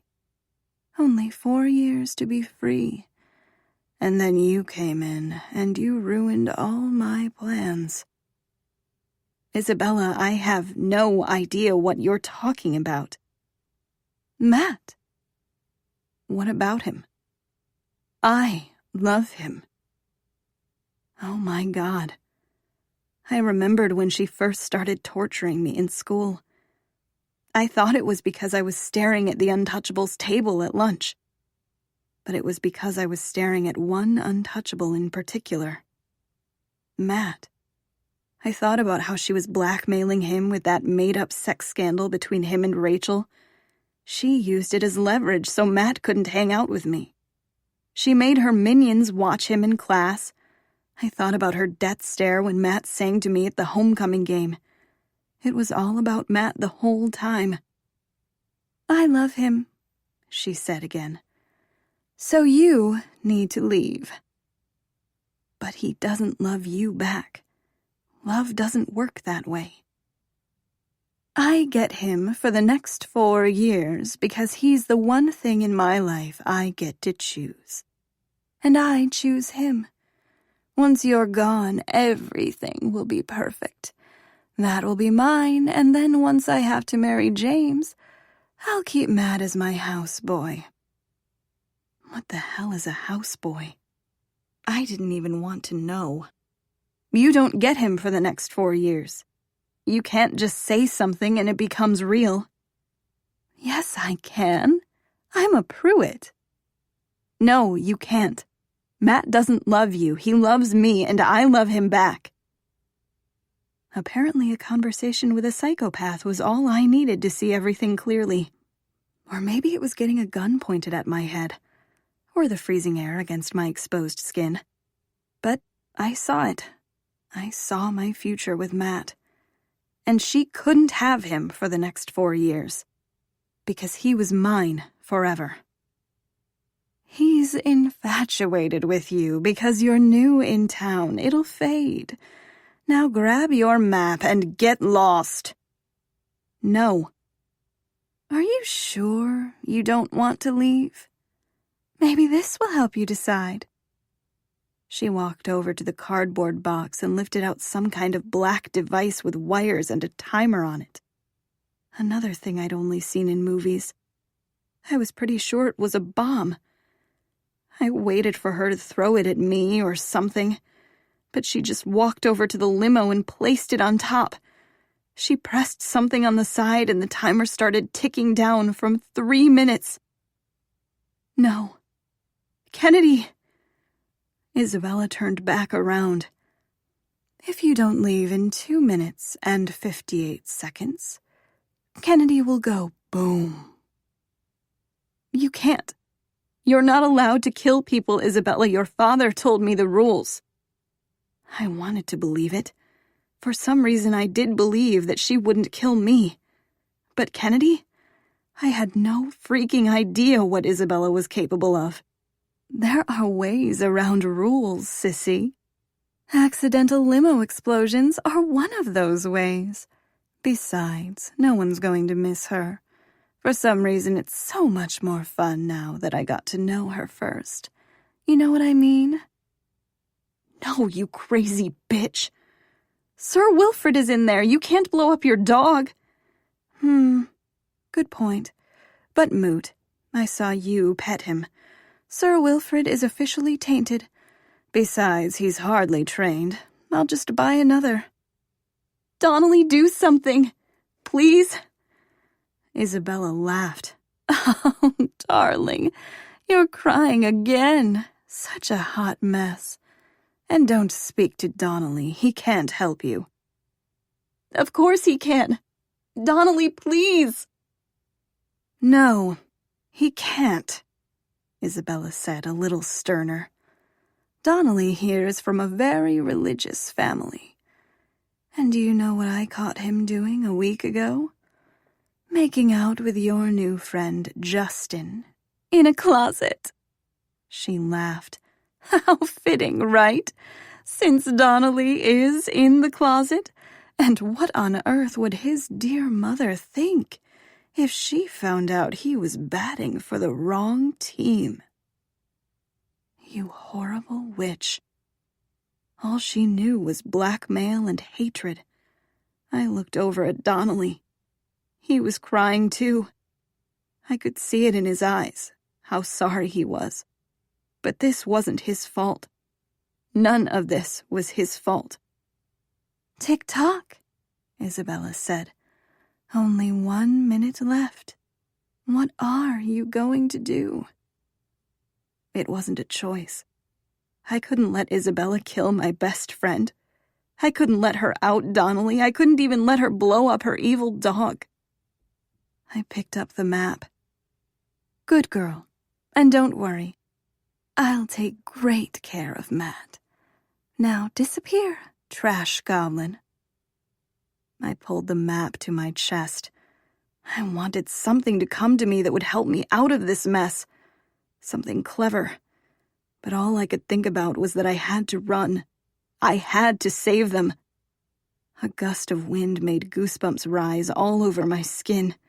The map blew out of my hands. I tried to grab it, but my feet slipped in a puddle. I fell to my knees, the water splashing all over me. Isabella laughed. I looked down at myself sitting in the puddle, and I hated that I saw what Isabella saw. Trash. I couldn't think of a clever way out of this because I wasn't a scholarship student at Empire High. I was the janitor's niece. I never belonged there. All I'd done was broken the Caldwells and Hunter's lifelong friendship, put my best friend's life in jeopardy and ruined the last few months of my uncle's life. I'd been trying not to think about the last few months, but as soon as I did, it hit me like a ton of bricks. It didn't matter that Uncle Jim had reassured me otherwise. He still could have been doing anything in the world, but he gave up everything for me. And why? I stared at my hands in the muddy puddle. I was trash. Oh, and Sissy? I didn't turn to look at her. I didn't want her to see the tears streaming down my face. I didn't want her to know exactly how much she had won. If you ever come back to NYC, I'll shoot you in the face. How had it come to this? Yes, I'd made mistakes, but I wasn't trash. It was just like Matt had said. Even people who made mistakes were allowed to be happy. I didn't want to have to leave without telling him that he was right. Right about that. Right about us. A sob escaped my throat. Isabella's laughter pierced the autumn night. And it was like the sound of it shook me out of my trance. Isabella was a monster. But I was half Pruitt. That meant that I was half monster too. It was in me somewhere. I knew it was. I took a deep breath and stood up. I tried to hide the fact that my body was shaking from the cold. I put one foot in front of the other, ignoring the pavement tearing at the soles of my feet. And I tried to keep my head held high, even though her laughter tried its best to cut me down. I'd make it look like I was leaving NYC. But Isabella wasn't the queen. And I refused to bow down to her. As soon as I was sure Kennedy was safe, I'd be back. I would never let Isabella win. I would never let her break my spirit. I would never let her hurt me like this again. I would never let her torture Matt. Nunca. The end. Matthew Caldwell, The Untouchable. The Untouchables, that's what everyone called us. The nickname had followed us around since we were kids. I wasn't sure who started it, but the premise behind it was simple. My friends and I could get away with murder. Literally. That's what happens when your parents own the two biggest companies in Manhattan. We were untouchable. And I was sick of it. I was sick of the lies and the secrets. I was sick of the pedestal we had to stand on. And I was sick of the girls throwing themselves at my feet like I was some sort of god. I was tired of being untouchable, especially when all I wanted was someone who would never belong in my world. The first time I saw Brooklyn, she was staring at me unabashedly. It was like she thought she was invisible. Like I'd see right through her. But I saw her, and every day for the first week of school she stared.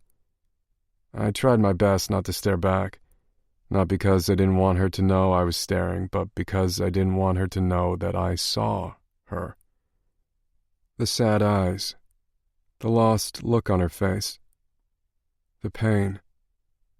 I saw it all, and I was pretty sure she was trying to hide it.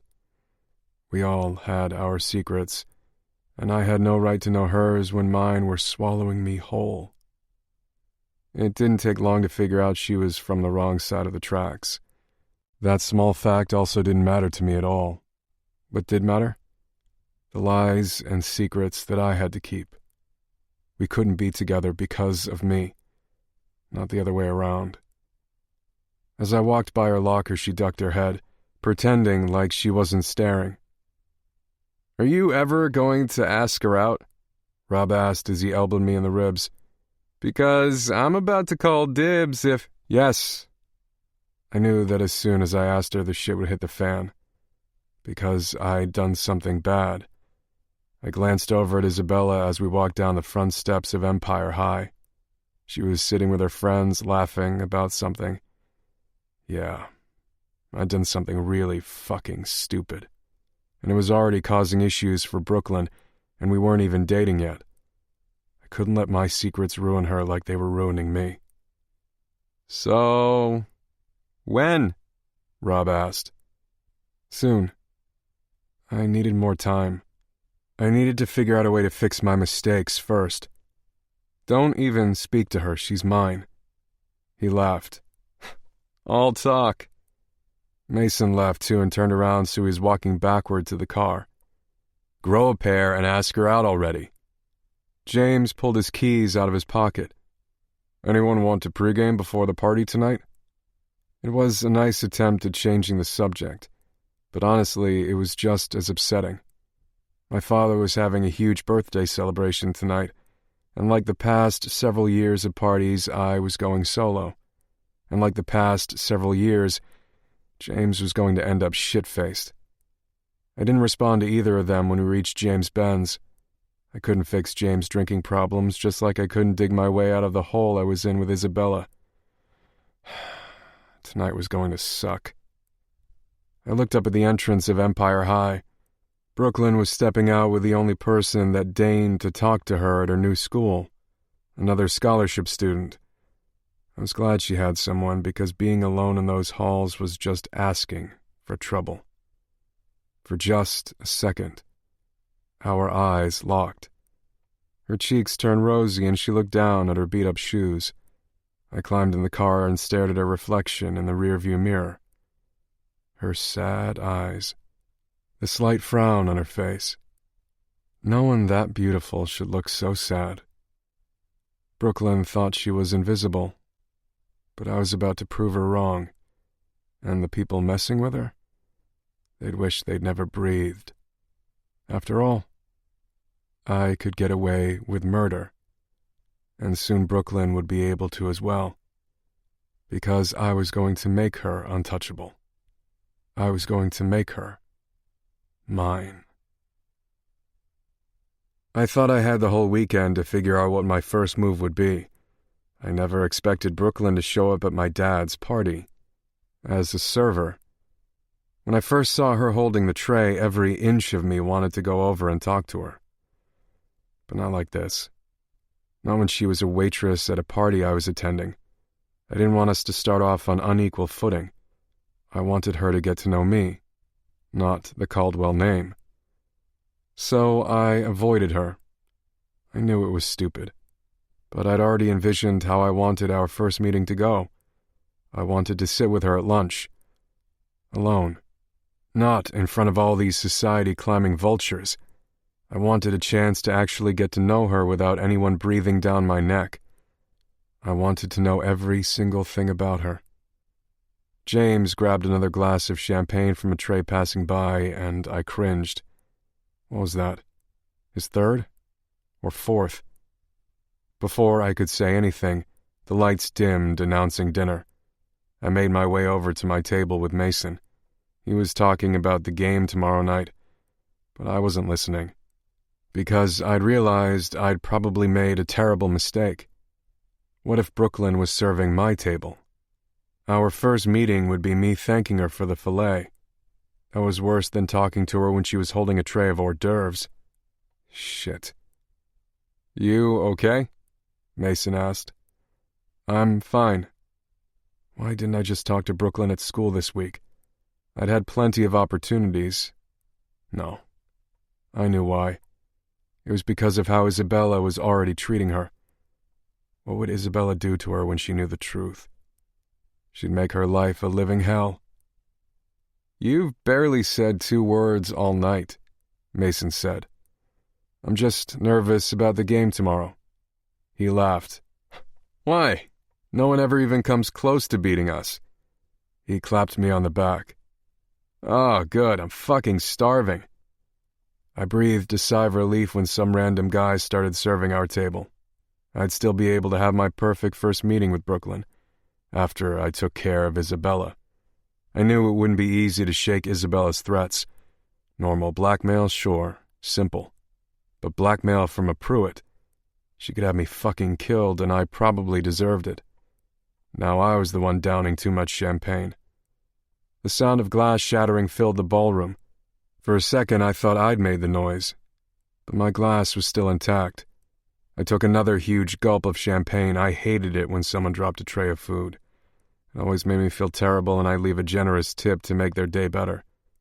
But when I heard the noise this time, I didn't just feel bad. Panic gripped my chest. Please, God, don't let it be Brooklyn. Clean it up, Isabella said from somewhere behind me. No matter who had dropped something, they didn't need that comment. Isabella could be such a bitch. Mistakes happened. Why did she have to act like she never made them? I was holding the stem of my glass so tightly I thought it might snap. She doesn't need assistance, Rob, said Isabella. She's smart enough to figure it out, right, darling? Isn't that the only reason you're at our school, because you were smart enough to earn yourself a scholarship? You're not one of us. Fuck. I heard a few snickers. Who else would Isabella be talking to if it wasn't Brooklyn? I let go of the champagne flute before I'd had a chance to break. Yo, isn't that the new girl you're into? Mason asked. I already knew it, but I was really hoping I was wrong. I slowly turned around to look at the scene unfolding behind me. Brooklyn was kneeling by a broken plate. Shards of glass were everywhere, and so were the remains of a plate full of food. Isabella was standing over her with a smile on her face, looking every bit the monster that she was.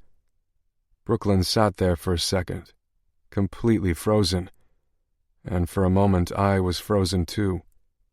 Everyone's eyes were on her. The whole ballroom shushed. All I wanted to do was go help her pick everything up. But Isabella was standing there, and Isabella had the power to ruin my life. All I could do was clench my jaw and watch. Brooklyn shoved some of the glass onto the card and then grabbed her hand. Shit. Did she cut herself? Brooklyn, are you okay? Her friend Kennedy knelt down beside her, ignoring the stares. She grabbed her hand. Jesus, go take care of the cut. I'll clean this up. Brooklyn just looked at her, blinking back tears. Seriously, go. I got this. Thank you. Brooklyn stood up. Looks like you'll definitely have to replace your shoes now, sneered Isabella. Brooklyn looked down at her shoes and then rushed past Isabella without looking back. Isabella's vicious laughter cut through the party. I was already standing up. I only had so much restraint. Where are you going? Isabella asked, her fake fingernails digging into my forearm before I had a chance to get past her. You better not be running after the new girl. I gotta take a shit. You got a problem with that? Ew, don't be so crass, Matthew. If you don't let go of me, this won't be the only mess on the floor. Yuck. Her hand fell from my arm and I practically ran after Brooklyn. No, this wasn't the way I'd planned our first meeting to go. And no, I doubted Isabella even believed my lie. But I couldn't let Brooklyn be alone right now. I'd deal with the consequences tomorrow. I pushed into the women's restroom without giving it another thought. Brooklyn was standing at the sink with one of her shoes in her hand. She was scrubbing at a stain to no avail. Tears streamed down her rosy cheeks. The blood from the cut on her hand mixed with the water, creating what looked like a crime scene in the sink. You're bleeding, I said. It was the first thing I could think of to say. The first thing I'd ever said to her at all. And it was stupid. It was really fucking stupid. But it was out there and I couldn't take it back. They'd always be my first words to her. I should have said she was beautiful. Because she was. Even with tears falling down her face, all I wanted to do was wipe them away. Her hand stopped scrubbing the fabric of her shoe. She looked up into the mirror in front of her and stared at the reflection of us. Am I in the men's room? She asked. I pressed my lips together. Her first words to me were almost as bad as my first words to her. And I wanted to smile even though everything about this moment wasn't going according to plan. She lifted up her shoe like she was about to put the soaking, wet, bloody mess back onto her foot and run away. I didn't want her to ever run away from me. "You can buy new shoes," I said, ignoring her question about which restroom she was in. I'd buy her as many pairs as she wanted. "You can't buy a new hand." I walked up next to her, waved my hand under the automatic soap dispenser, and then stared at her reflection as I slowly took her hand in mine. Touching her was better than downing 1,000 glasses of champagne. It was like she was buzzing through my veins. She stayed completely still, and I hoped she felt it too. I dipped her hand back under the running faucet and started gently washing the cut. I'd never forgive myself for watching that scene unfold, but I'd make it up to her. I wouldn't freeze again. I wanted her to be able to count on me. She didn't flinch from the pain of the water entering her wound. She just stared at my hands like she was in a trance. I traced the pad of my thumb along her cut, hoping to get some kind of reaction from her. But she just kept staring at my hands. I couldn't tell if she was in shock or awe. I was really hoping it was the latter. The silence stretched between us, and all I could think about was filling it. "Isabella's a disease," I said. "Don't let her crawl under your skin, or she'll stay there." "Just tell her she's beautiful, you idiot." How many times was I going to screw this up? She finally removed her eyes from my reflection in the mirror and looked up at me. For just a moment, we locked eyes. A few seconds that stretched for eternity. Her eyes swirled with sadness. It killed me how sad she was. I wanted to know why. It was like I could feel her pain even if I didn't know the cause. I wanted to fix it. She turned away as if she worried I'd truly see her, but it was too late. I already knew too much, and I didn't know how to walk away. I turned off the water, grabbed a paper towel, and wrapped it around her hand. "Thank you," she said, keeping her eyes on the paper towel. I shoved my hands into my pockets so I wouldn't try to touch her again. For the first time in my life, I needed to show restraint. Brooklyn was worth that. She was worth everything. "I'll see you around school, Brooklyn," I said, and made my way to the door even though it killed me to walk away. But I knew she needed space. If she didn't, she'd look up at me. I'd give her that space. I'd give her whatever time she needed. Maybe it would be enough time to buy my freedom back. I looked back at her once more before the door closed behind me with a thud. I pressed my back against it. Yes, I'd give her time. But as far as I was concerned, Brooklyn was already an untouchable. And Isabella was going to pay, because she'd just messed with what was mine. The end. This recording of Empire High Elite was presented by Dreamscape Media, LLC. Narrated by Lori West and produced by Dreamscape Media, LLC. Text copyright 2020 by Ivy Smoak. Sound recording copyright 2020, Dreamscape Media, LLC. Thank you for listening. Please check dreamscapepublishing.com for Dreamscape's latest releases.